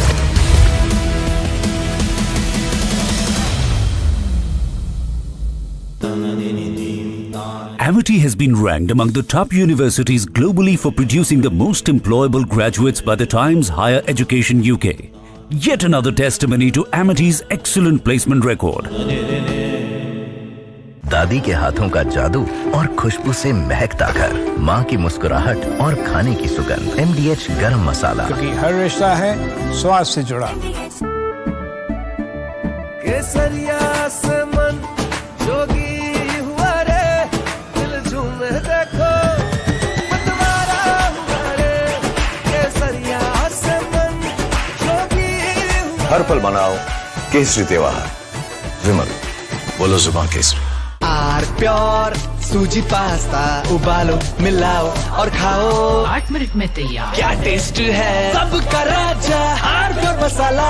थोड़े में ज्यादा स्वाद, यही तो है इसकी खास बात। वाओ मामा क्या स्वाद है। अरे मेरे राजा, सबका राजा आर प्योर मसाला।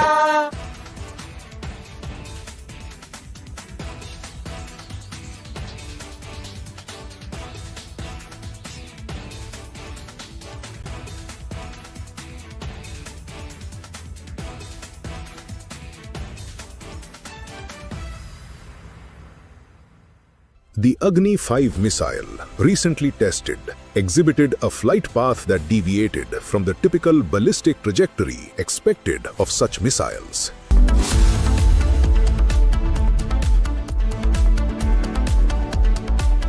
MDH की हल्दी मिर्ची धनिया करे कमाल। ये रंग दे, ये खुशबू दे, ये तीखा, ये कम पड़े। क्या निराला MDH masala. I choose a world where we care and we dare to love. I choose a world where we dream and the limit is the sky. And this world is my home where I'm living my best life. Mindfully crafted home decor fabrics. Living my best life. Sansar, a D-Decor brand. Live consciously. R pure सूजी pasta उबालो, मिलाओ और खाओ। 8 minute में तैयार। क्या taste है सबका राजा R pure masala. It's good to see you all. आप लोगों के सिर्फ सवाल सुने थे अभी तक, बट अब चेहरे भी दिख रहे हैं, तो अच्छा लग रहा है आप लोगों को देख के। It is difficult to follow Lakshman in speech, you know, but I will try my best. I would like to start by thanking the people who have made this mission possible. And there are multiple layers to this, not just one person. I will start by thanking the government of India for conceiving about this mission and finally making it happen. I would like to thank ISRO for enabling this entire mission, the people, my colleagues at ISRO who have worked so hard for successfully executing this mission. I would also like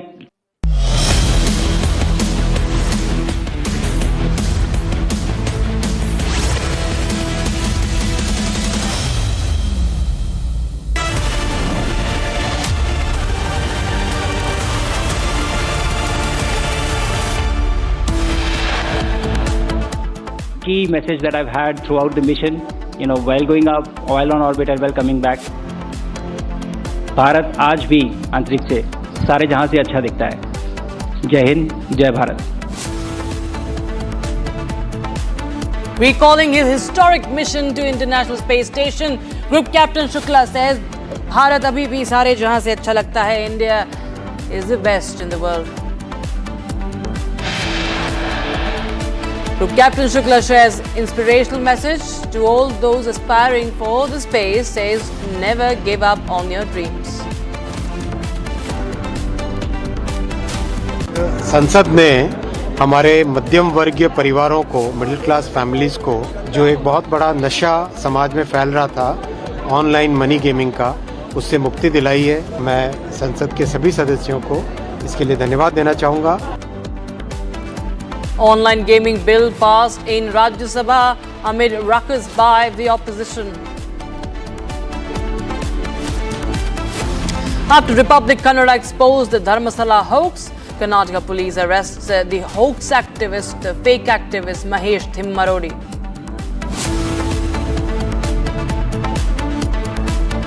High-speed car runs over and kills an elderly man near Air Force Station in Mullanpur. Beer bottles found in the car, allegations of cover-up surface. External Affairs Minister Dr. Jaishankar meets Russian counterpart Sergei Lavrov. Big focus on bilateral ties, talks on trade and energy. Republic TV smashes all records across time bands. Your channel is the most watched and most trusted. And he remains India's undisputed primetime king. Arnab Goswami debate buries landing channels, hits 92.8% record.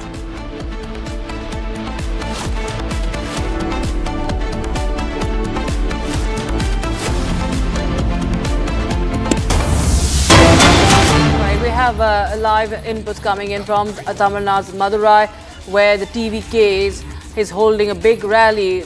TVK's Vijay holding a massive rally there in a show of strength ahead of the assembly elections in Tamil Nadu. So there you have the superstar and now a political leader, actor turned politician Vijay, who is going to debut in these elections as the battleground heats up.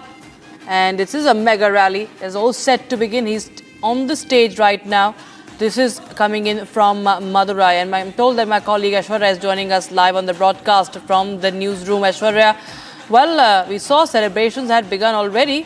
TVK's conference, and now just ahead of Vijay's arrival. And we see that it's a huge turnout as thousands have flocked for TVK's rally. Yes, Rakshita, this is one of the most blockbuster rallies of Vijay, who is the chief of Tamilgar Vetrikazhagam. His party was launched on October 2024, and after that, this is one of the second most largest rally that he's conducting ahead of the Tamil Nadu elections in 2026. After declaring that he's going solo, this is one of his biggest rallies, statewide nation address that he's giving from Madurai. He's chosen Madurai as one of the most political bases because Madurai is considered as one of the biggest constituencies of Tamil Nadu. This is a second state-level conference live from Madurai, where he's about to address the public, and it is also said that he'll tell his party's views, party's position, political position. Though he has made it clear that he's not going to align with either DMK or AIDMK or BJP, and is going to eye for the Tamil Nadu Chief Minister seat in 2026 by contesting solo. We can, by the visuals, we can actually see that scores of people, his followers, his fans, all have reached Madurai to take a glimpse of the star who has now turned a massive politician. He's also been seen paying respects to one of the Ambedkar, Periyar, who are the idols of Tamil Nadu, people of Tamil Nadu. By this, he's also trying to portray his party's ideologies very clearly to the state of Tamil Nadu. Absolutely. There you have He's on the stage. He has paid tributes to several leaders, including B.R. Ambedkar.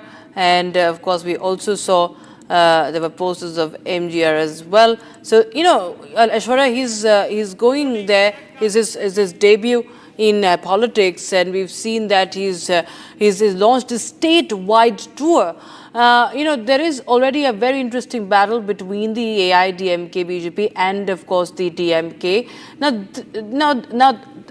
Vijay turns out to be, and he has a huge mass appeal, right? He can actually become a disruptor, possibly a potential disruptor in Tamil Nadu politics, isn't it? Yes, Rakshita, there's a potential that Vijay can change the political landscape of Tamil Nadu. Having said that, you know, his massive fan following is very well known across India, and especially he has a huge mass appeal among the youth, who can actually decide the fate of the politics in Tamil Nadu. Though there's a huge political fight between the decade-long parties such as ADMK and DMK, but Vijay entering the politics and not aligning with any parties is a big change and big thing to wait and see that what will happen in 2026 Tamil Nadu elections. Absolutely, and he just hoisted his party flag, after paying floral tributes to the portraits of the ideological leaders. He's now hoisting his party flag, Aishwarya. And he's just coming from a victory in that flag dispute case, because there was a legal issue. There were civil cases since he launched the party flag in 2024 of the TVK. But now, of course, he has been given the permission now. That issue, we seem that he has now been given this go-ahead, and he has just hoisted that flag. Also is an important statement that he's making ahead of the address. Aishwarya. Flags, and but later it was resolved, and now he's hoisting the flag, where giving a message to the people of Tamil Nadu, and his entry, his course of people crawling around to support Vijay shows that he has his mass appeal, and and 2026 Tamil Nadu elections is something to look forward to. Absolutely, viewers, we see visuals coming in from Madurai right now as we speak with Vijay, the actor turned politician. He invokes Annadurai, he invokes MGR, paying floral tributes to several ideological leaders as well ahead of that address. It's a mega rally of the TVK, and Vijay is there. Thousands have flocked to this ground, and this is you can see that it's all set to begin. There is a huge turnout for Vijay, known as Talapati Vijay. Also is set to deliver a speech. All eyes, all ears will be on that speech in Madurai that he's going to make, as this is a second state conference of the TVK. It's a grand event at a sprawling 500-acre ground along the Madurai-Thoothukudi National Highway, and preparations have been in full swing. And remember, he's not even completed a year since his announcement to taking the political plunge, since he launched his political party. He is now going to unveil the political roadmap as far as his party is concerned. What roadmap does he see for Tamil Nadu? That is also going to be what his followers, his fans want to listen. And this is the stage that is now being set for the 2026 elections. Of course, there have been rallies by the DMK and the AIDMK also. E. Palaniswamy holding a plethora of rallies already, and now we have TVK and his president Vijay. It's a massive stage that has been set up for this rally. A special flag hoisting ceremony has just taken place just a few minutes ago to mark the official start of the conference, with banners, party flags and decorations lining up the venue. You can see the huge turnout as he is greeted and welcomed there by his fans and followers, flanked by security. We see many of his followers there welcoming him, a rousing welcome for Vijay there.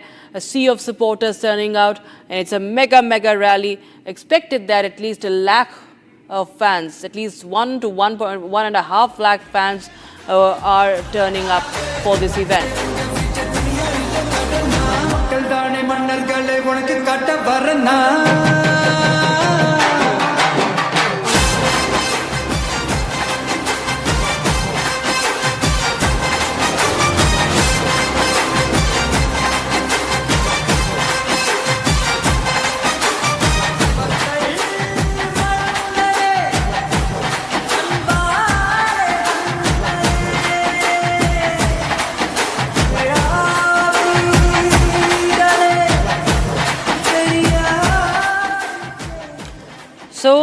So he's all set to take the stage ahead of, after the leaders of his party, members of the party speak.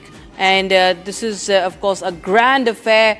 If you see, it's his entry. He has a strong mass appeal. You can see that drone issue. Ashwarya, you know, we see this drone footage on the left side of our screens. We can easily say these are, I mean, almost a lakh as it was expected of the supporters that have turned up for Vijay, and he has a very, very strong mass appeal, isn't it? Yes, Rakshita. So this is not the first time as well. Vijay, wherever he goes, he always draws a huge crowd that comes to see him, take a glimpse of the actor because of his previous persona as one of the most mass actors from Tamil Nadu. There's much anticipation when he turned as a politician, because as you see, Tamil Nadu has a history of actors turned politician, right from MGR and Vijay Kant. So there are a lot of his followers, his party cadres, and there is even said that a lot of his fans have joined his party in support of their star. So being Madurai, one of the most film-based district, so I think there are a sea of supporters who have come to support Vijay, listen to his ideology, listen what he has to offer for the state of Tamil Nadu ahead of the 2026 elections. You know, it's very interesting how he's also, showcased images of Annadurai and MGR both. You know, he's trying to send across this message also, trying to project that these are the icons that are not just that do not just belong to one single party, you know, they are for the people of Tamil Nadu. So he is very, if you can use the word smartly, using these, the reach of these icons of Tamil Nadu so as to, start his political party and, strike a chord with the people of Tamil Nadu. Him actually honoring the photos of MGR, Annadurai and even Periyar, all of these people, he's stating what his ideologies and what his political roadmap of his party is.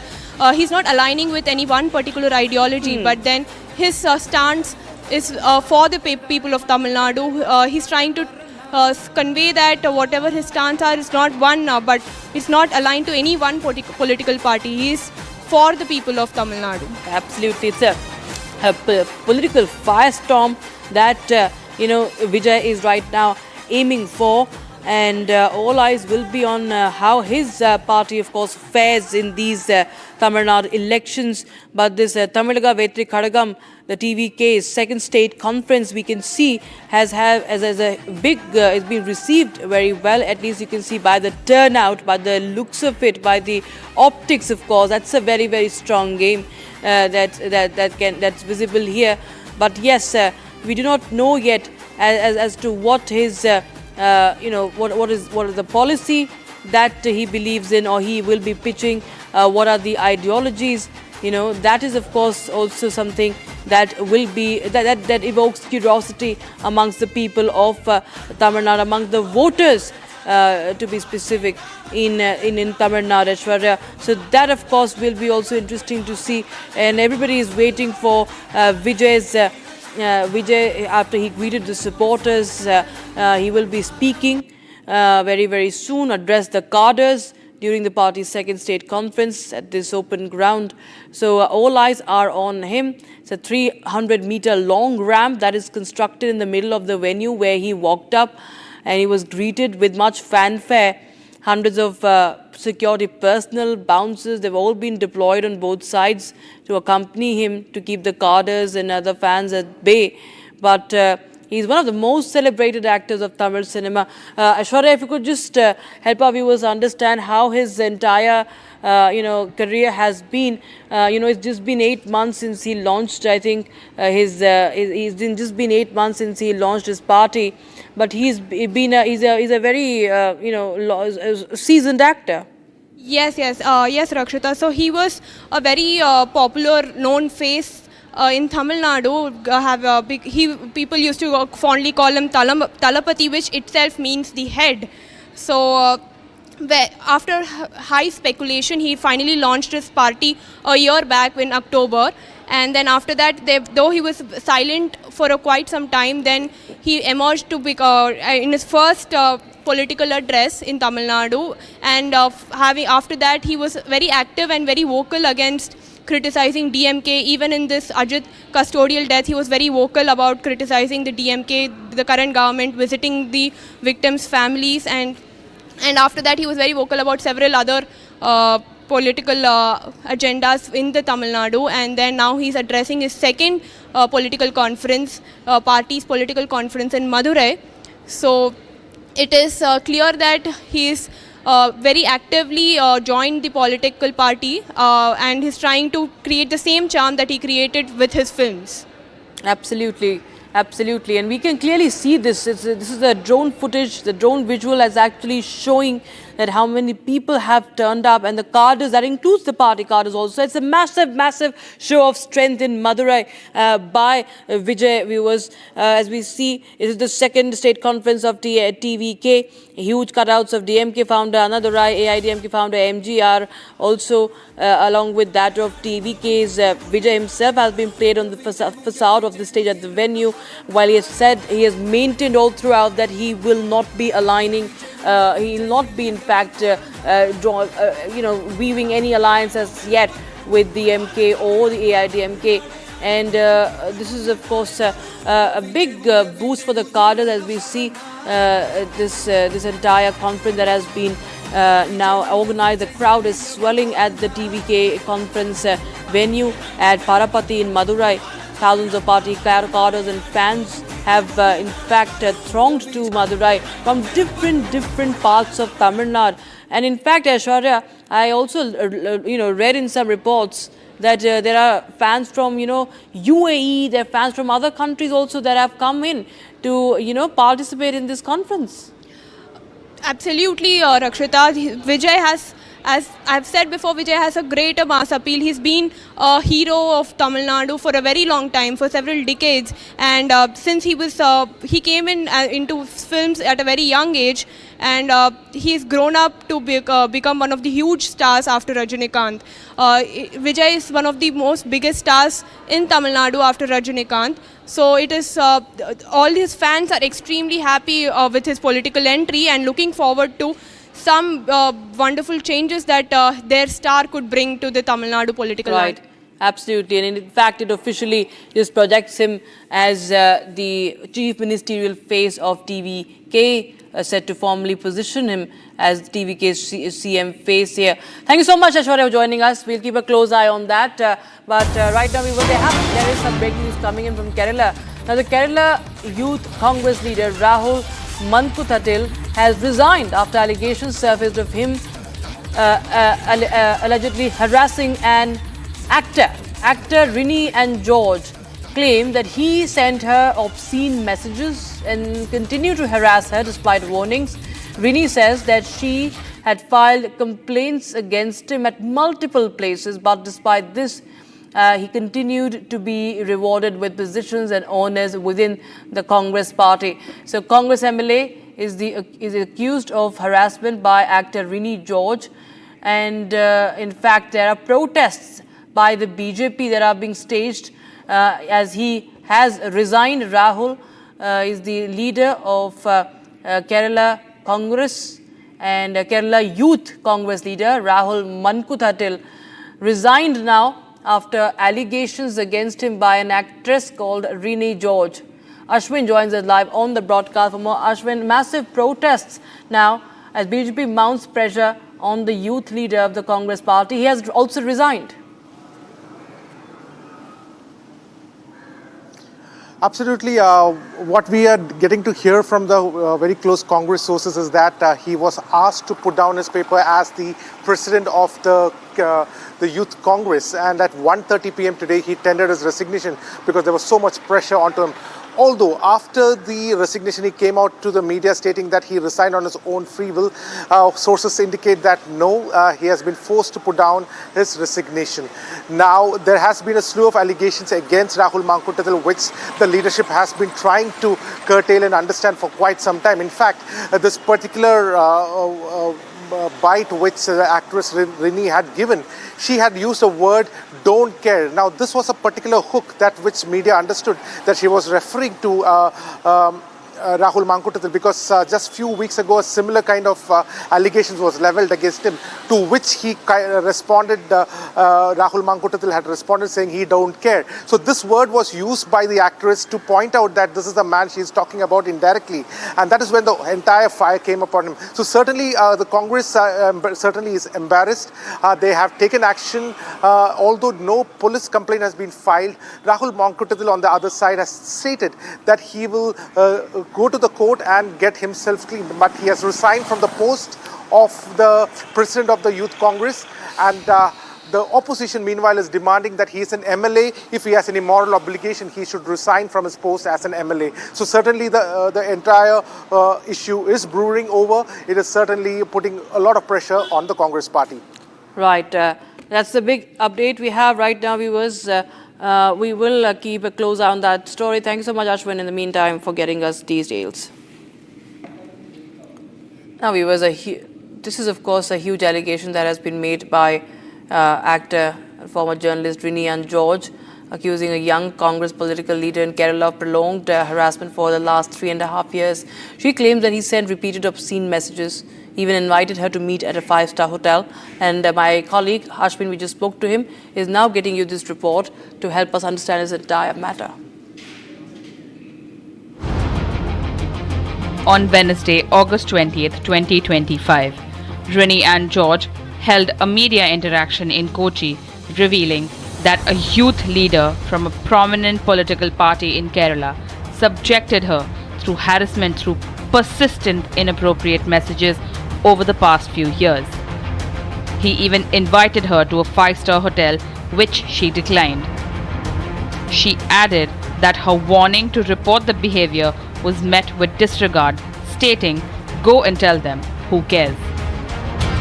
In spite of raising the issue with senior party leaders, Rini claims the youth leaders continued to rise in prominence. She remained anonymous, citing concerns for her safety and lack of accountability and normalization of misconduct.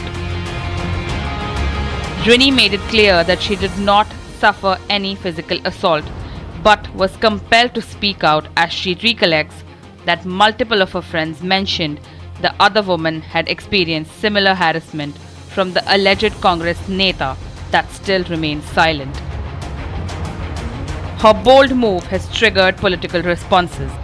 The BJP has launched protests demanding a resignation of Rahul Mankutathil, a youth Congress state president and MLA, even though Rini has not publicly named him. We will take a decision immediately. Without delay, we will take an action immediately. It is not before the party. If somebody is sending any allegation, we will look into that. We will take it very seriously. We will take proper action, no doubt. No mercy will be there. No mercy. Whoever it is. Due to the internal pressure and call for action, the All India Congress Committee has stepped in, with reports suggesting that they may direct Rahul, the Youth Congress President and Palakkad MLA, to temporarily step down from his role until the matter is investigated.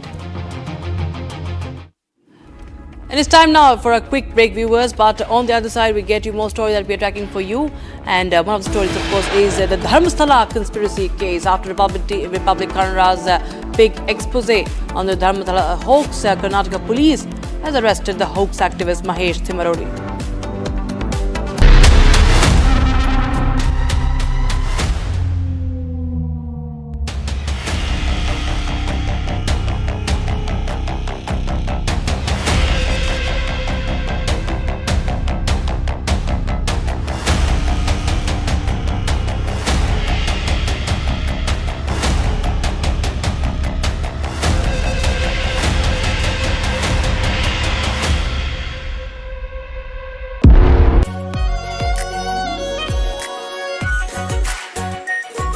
Pure shahi paneer masala, delicious, healthy everyday. केसरिया से मन जोगी हुआ रे, दिल झूमे देखो मतवारा हुआ रे। केसरिया से मन जोगी हुआ। हर पल मनाओ केसरी त्योहार। विमल, बोलो जुबान केसरी। ये है सीक्रेट रेसिपी MDH का जीरा सिप जल जीरा मसाला। सिप सिप जीरा सिप जीरा सिप MDH का जल जीरा सिप MDH का जल जीरा SIP. The Agni-5 missile, recently tested, exhibited a flight path that deviated from the typical ballistic trajectory expected of such missiles. Unlike the standard parabolic arc that characterizes most ballistic missile flights, the Agni-5's movement included a distinct zigzag pattern during its ascent, which is unusual for conventional ballistic trajectories. This deviation is not merely a visual anomaly, but a deliberate design choice, reflecting advancements in missile technology and strategic considerations. The zigzag pattern observed in the Agni-5's flight can be attributed to several factors. Firstly, it may be a result of the missile's guidance system making real-time corrections to its path. Modern ballistic missiles, especially those with intercontinental capabilities, are equipped with advanced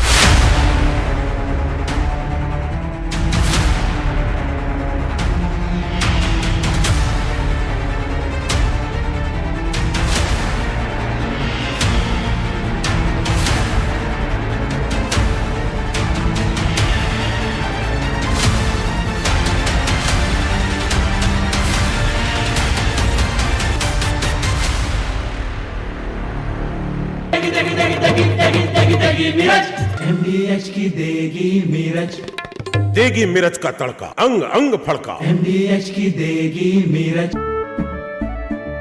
केसरिया से मन जोगी हुआ रे, दिल झूमे देखो मतवारा हुआ रे। केसरिया से मन जोगी हुआ। हर पल मनाओ केसरी त्योहार। विमल, बोलो जुबान केसरी। थोड़े में ज्यादा स्वाद, यही तो है इसकी खास बात। वाओ मामा, क्या स्वाद है। अरे मेरे राजा, सबका राजा और pure masala.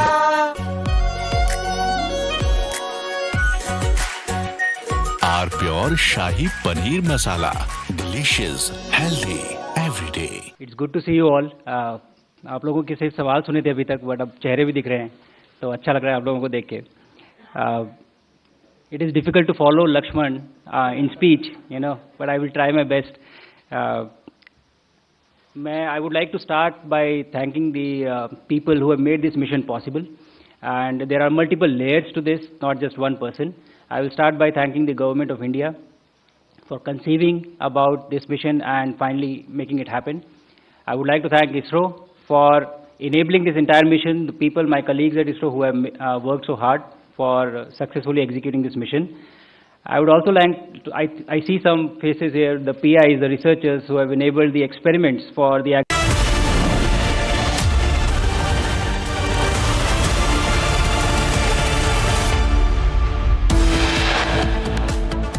key message that I've had throughout the mission, while going up, while on orbit and while coming back. Bharat आज भी अंतरिक्ष से सारे जहां से अच्छा दिखता है। जय हिंद, जय Bharat. Recalling his historic mission to International Space Station, Group Captain Shukla says that India is the best in the world. Group Captain Shukla shares inspirational message to space aspirants, says never give up on your dreams.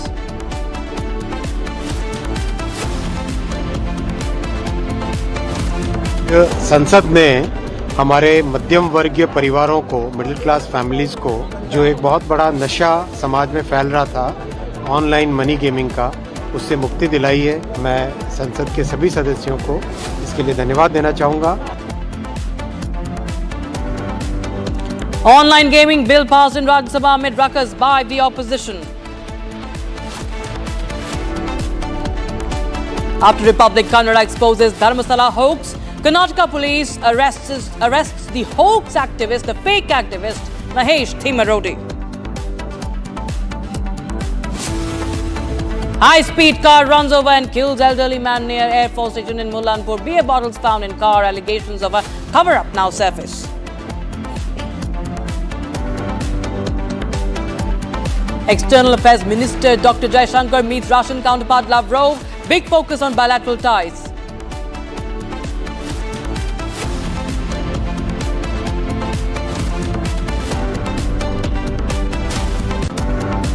Republic TV smashes all records across time bands. Your channel is the most watched and the most trusted. And he remains India's undisputed primetime king. Arnab Goswami debate buries the landing channels, hits 92.8% record.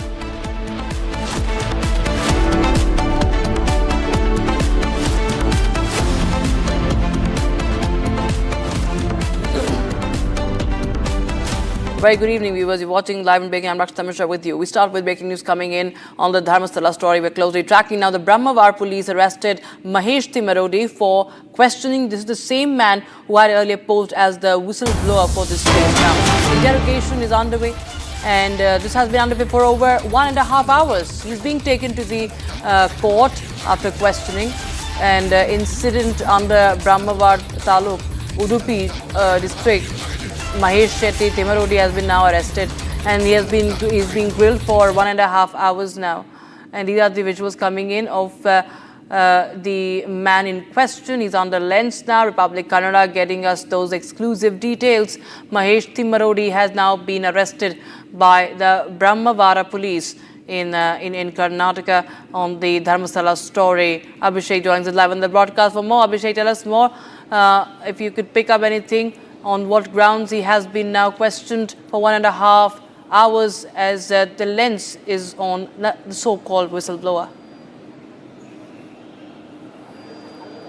Rakshita, Mahesh Shetty Timarodi, who had been taken into the custody by the Brahmawara police station with respect to the derogatory remarks he had made against BL Santosh, and the complaint was filed by the BJP Mandal Adhyaksh in the last couple of days, after which an FIR was registered against Mahesh Shetty Timarodi.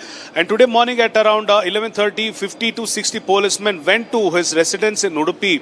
At that point of time, the followers and the fans of Timarodi didn't want the police to arrest him immediately, and also the police didn't have any warrant as such. At that point of time, Mahesh Shetty Timarodi, along with Girish Mattananavar and another whistleblower in the case of Dharmastala, made sure that they went to the police station themselves in their own private car.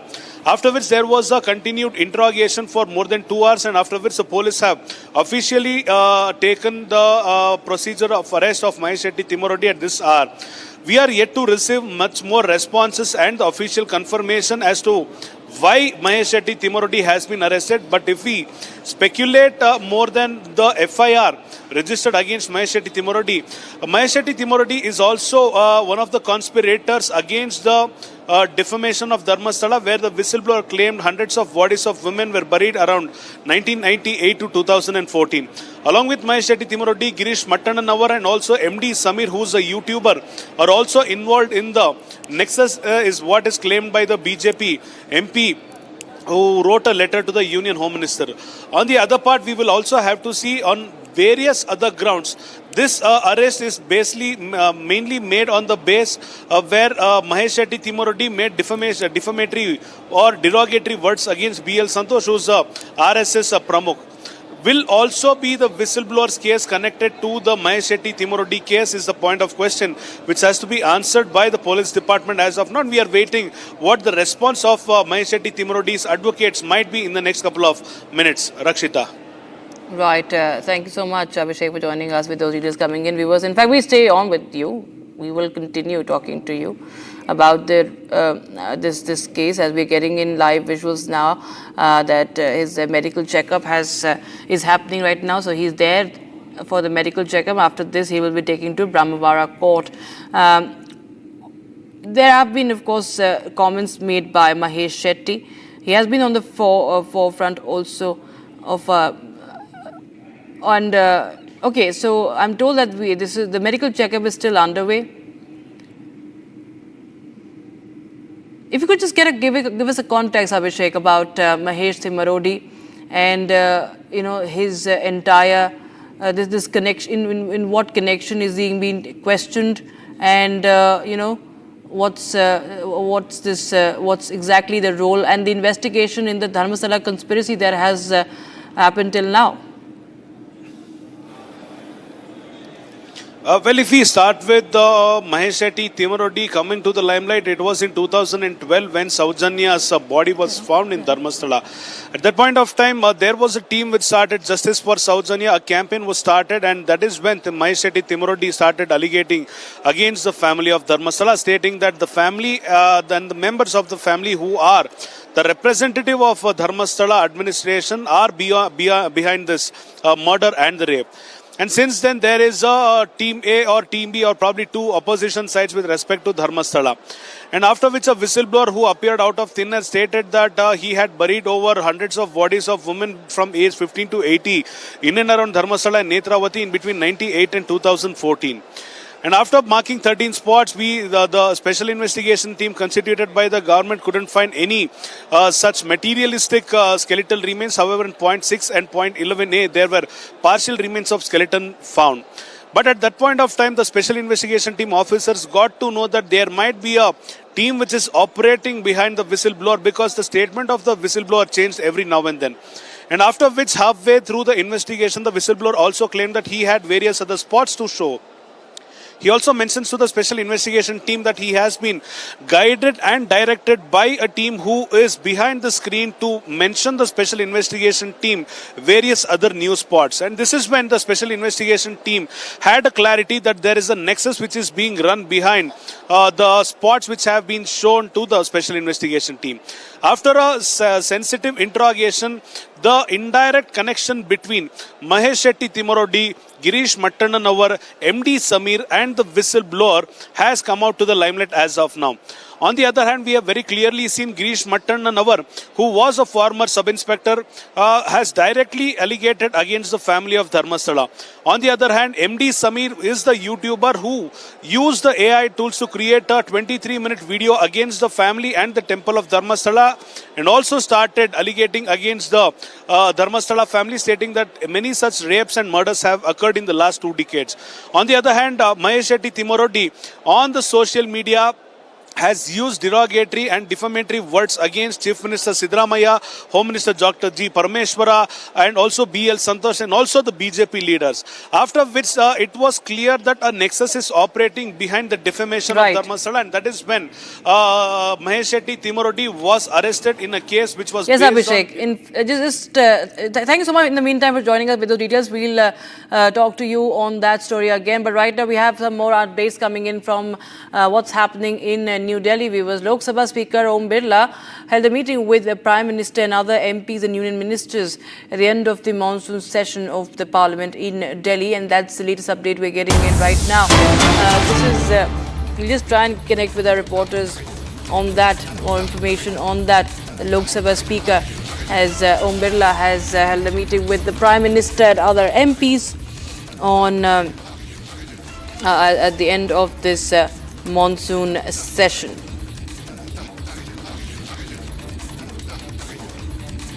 So Lok Sabha was adjourned sine die, and then we saw Speaker Om Birla also was there, and now Parliament today had adjourned sine die amid opposition protests, and we've seen at least 12 bills being passed.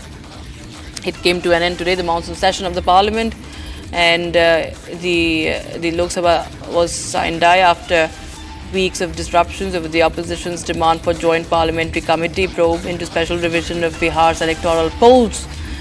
And Speaker had also expressed concerns over the repeated use of placards and raising slogans, says that it amounts to breach of parliamentary decorum. Okay, we have the pictures of that meeting on your screens. Amit Shah, Rajnath Singh and Prime Minister, of course, there, and other leaders of the NDA, including Chirag Paswan. They're all present in this meeting as the monsoon session concludes. And And viewers, we are showing and now we are getting to you the statement made by External Affairs Minister Dr. Jaishankar in Moscow. Now, Jaishankar has pushed back hard against criticism of India's energy trade with Russia. Jaishankar makes it clear that India is not the biggest buyer of Russian oil. That is China, he says. He says that Europe buys more LNG and other countries have seen the bigger trade surge, and India has only acted to stabilize global markets. Jaishankar adds that India even buys more oil from the United States today, and he's frankly perplexed by the West's logic. So, as frank as he can get, we've seen Dr. Jaishankar never mincing his words, and he's setting the record straight once again amid the tariff war, amid Donald Trump's tantrums, and then the White House officials also continuing to blame India over the Russian war and for the Russian oil supply. Just take a listen into what Dr. Jaishankar said.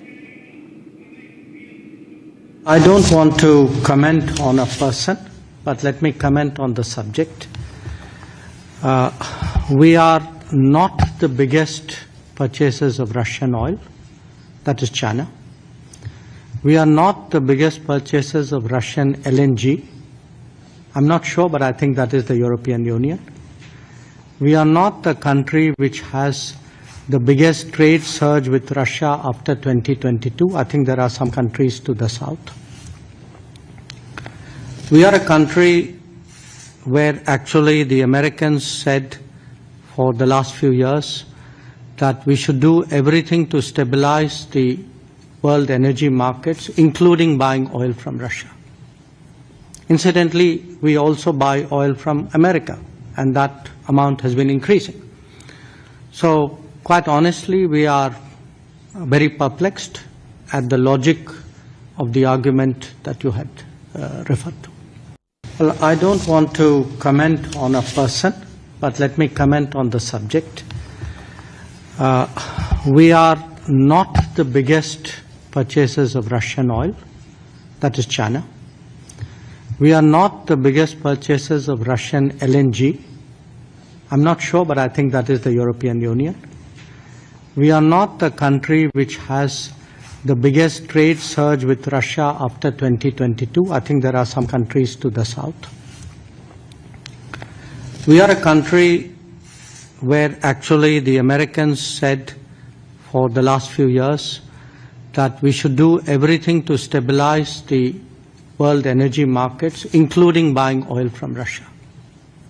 Incidentally, we also buy oil from America, and that amount has been increasing. So, quite honestly, we are very perplexed at the logic of the argument that you had referred.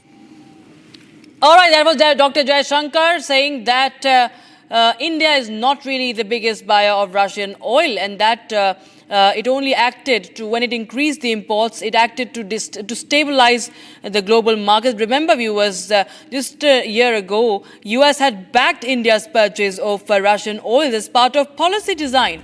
So that's what Jaishankar has highlighted, and also said it's China rather that in fact is the biggest importer of Russian oil, and also how Europe continues to take LNG from Russia. So we'll keep a close eye on the External Affairs Minister's visit to Moscow.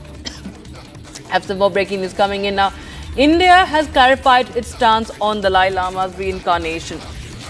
The centre has clarified that it does not take any position on matters concerning beliefs and practices of faith and religion, including the issue of the Dalai Lama's reincarnation.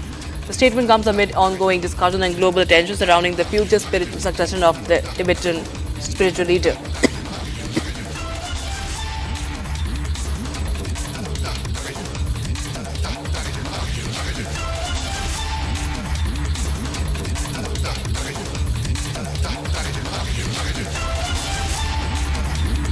All right, so India is now clarifying its stance on the Dalai Lama's incarnation. Remember, this is coming in after there was China had just a few weeks back. China said that India should not really. It should be, in fact, the CCP. It should be China. It should be Beijing that decides on the reincarnation. And India, of course, has maintained that it has maintained its distance, that it is not India's of India to decide. Of course, it is up to the Dalai Lama for this for the successor to be chosen. And Dalai Lama has already defied China, saying the successor will be chosen as per the Tibetan tradition. And China, meanwhile, says that the Dalai Lama cannot decide on reincarnation, and India has maintained neutrality all throughout.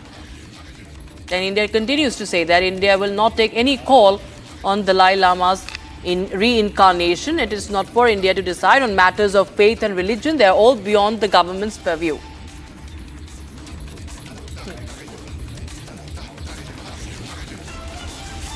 All right, viewers, now we shift our focus to other stories that are making news from across the country. This is Bharat in 2 minutes.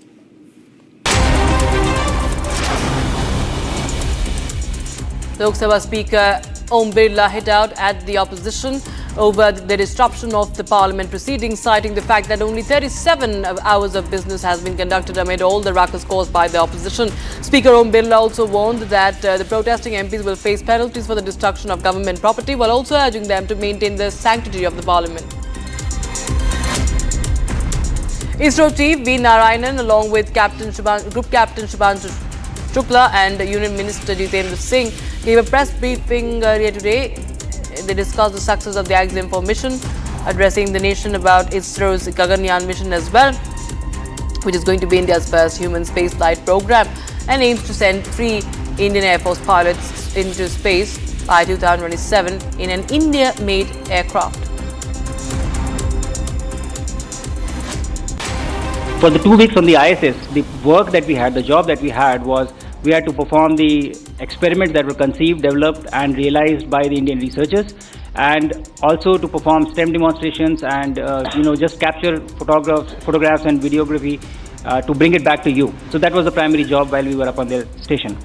The astronaut and Group Captain Shubhanshu Shukla, after conducting the Agni-5 mission, returning to India, met Defence Minister Rajnath Singh. His meeting with Rajnath comes days after he met Prime Minister Narendra Modi at his residence in Delhi. They also had discussions on the Agni mission, his space research of 18 days on the ISS, as well as India's space future.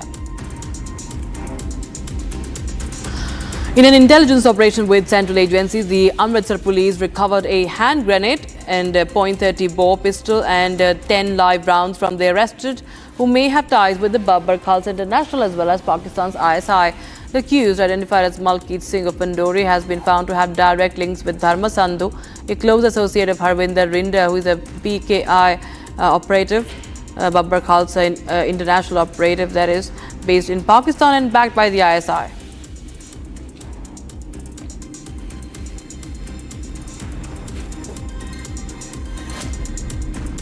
Now, another hit-and-run case has come to the fore, and this time from Mullanpur in Punjab. A 65-year-old man was crushed to death by a speeding car driven by college students. Beer bottles were found inside the vehicle, and police, in fact, have allegedly tried to hush up the case with a cash settlement. Here's more.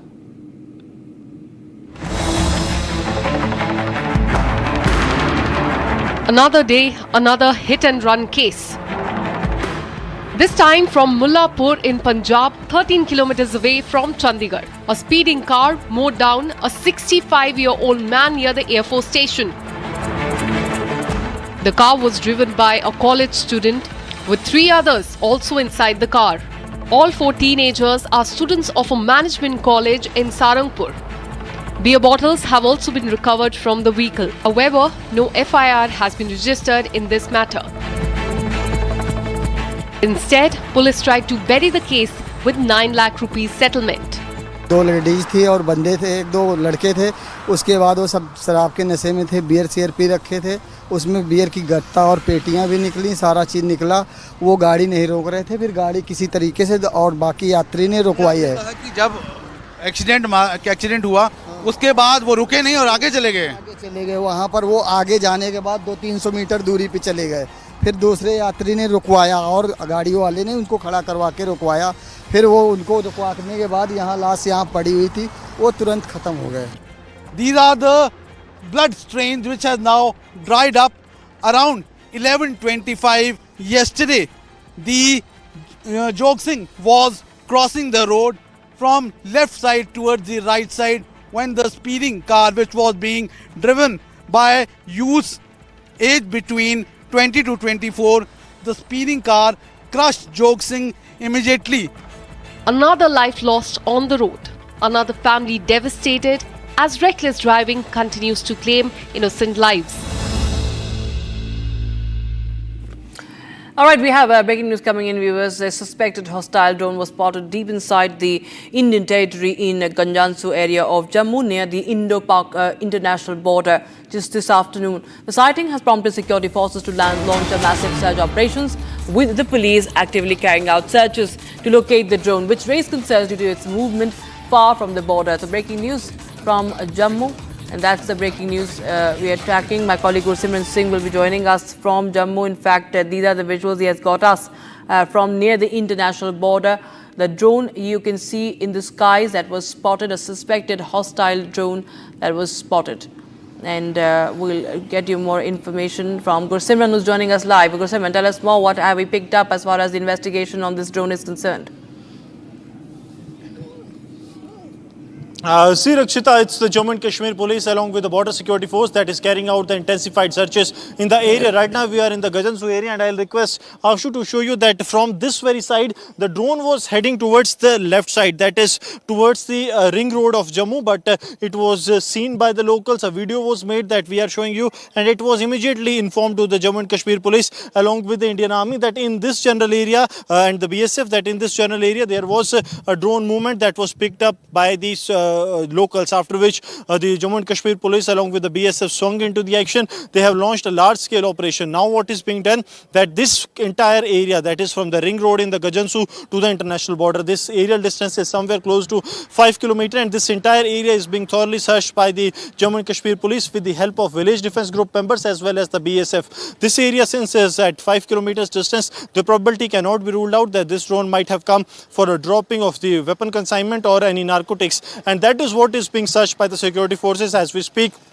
The searches are underway in the forward area by the border security force as well, because every force wants to ensure that there is no untoward incident, and the attempts from the adversary that is increasing with each passing day, with Pakistan resorting to the infiltration of terrorist attempts to push in weapons and the narcotics into the Indian territory to fuel the terrorism in Jammu and Kashmir. These attempts are regularly being heightened even after the Pakistani terror bases were decimated by the India during the Operation Sindoor. But Pakistan refuses to actually die down and put down its terror factory and trying to disrupt peace in Jammu and Kashmir. And as we speak, the searches are underway to find out this hostile drone that was seen deep inside the Indian territory. Yeah, right.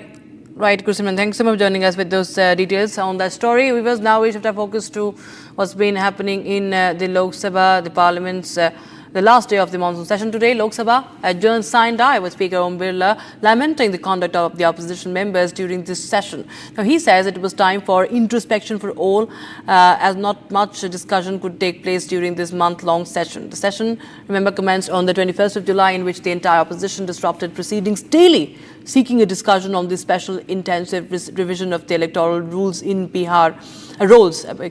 After his valedictory address, Om Birla also adjourned the House sine die. Here's more.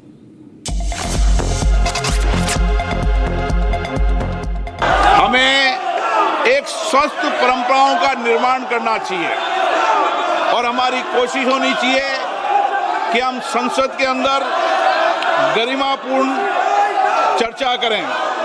लेकिन मैं लगातार देख रहा हूं नियोजित तरीके से गतिरोध करना, नारेबाजी करना, तख्तियां दे रहना।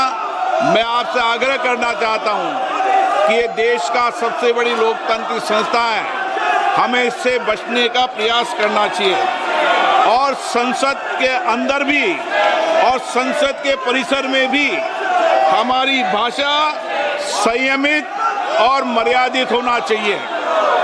सहमति और असहमति होना लोकतंत्र की स्वाभाविक प्रक्रिया है, किंतु हमारा सामूहिक प्रयास होना चाहिए कि हम सदन की गरिमा को, मर्यादा को और शालीनता को बनाए रखें। माननीय सदस्य, मैंने हर माननीय सदस्य को हमेशा पर्याप्त समय, पर्याप्त अवसर दिया है, लेकिन जिस तरीके का आप आपका आचरण है, देश आपके आचरण को, आपकी कार्यप्रणाली को देख रहा है। मैं फिर आपसे आग्रह करता हूं कि हमें प्रयास करना चाहिए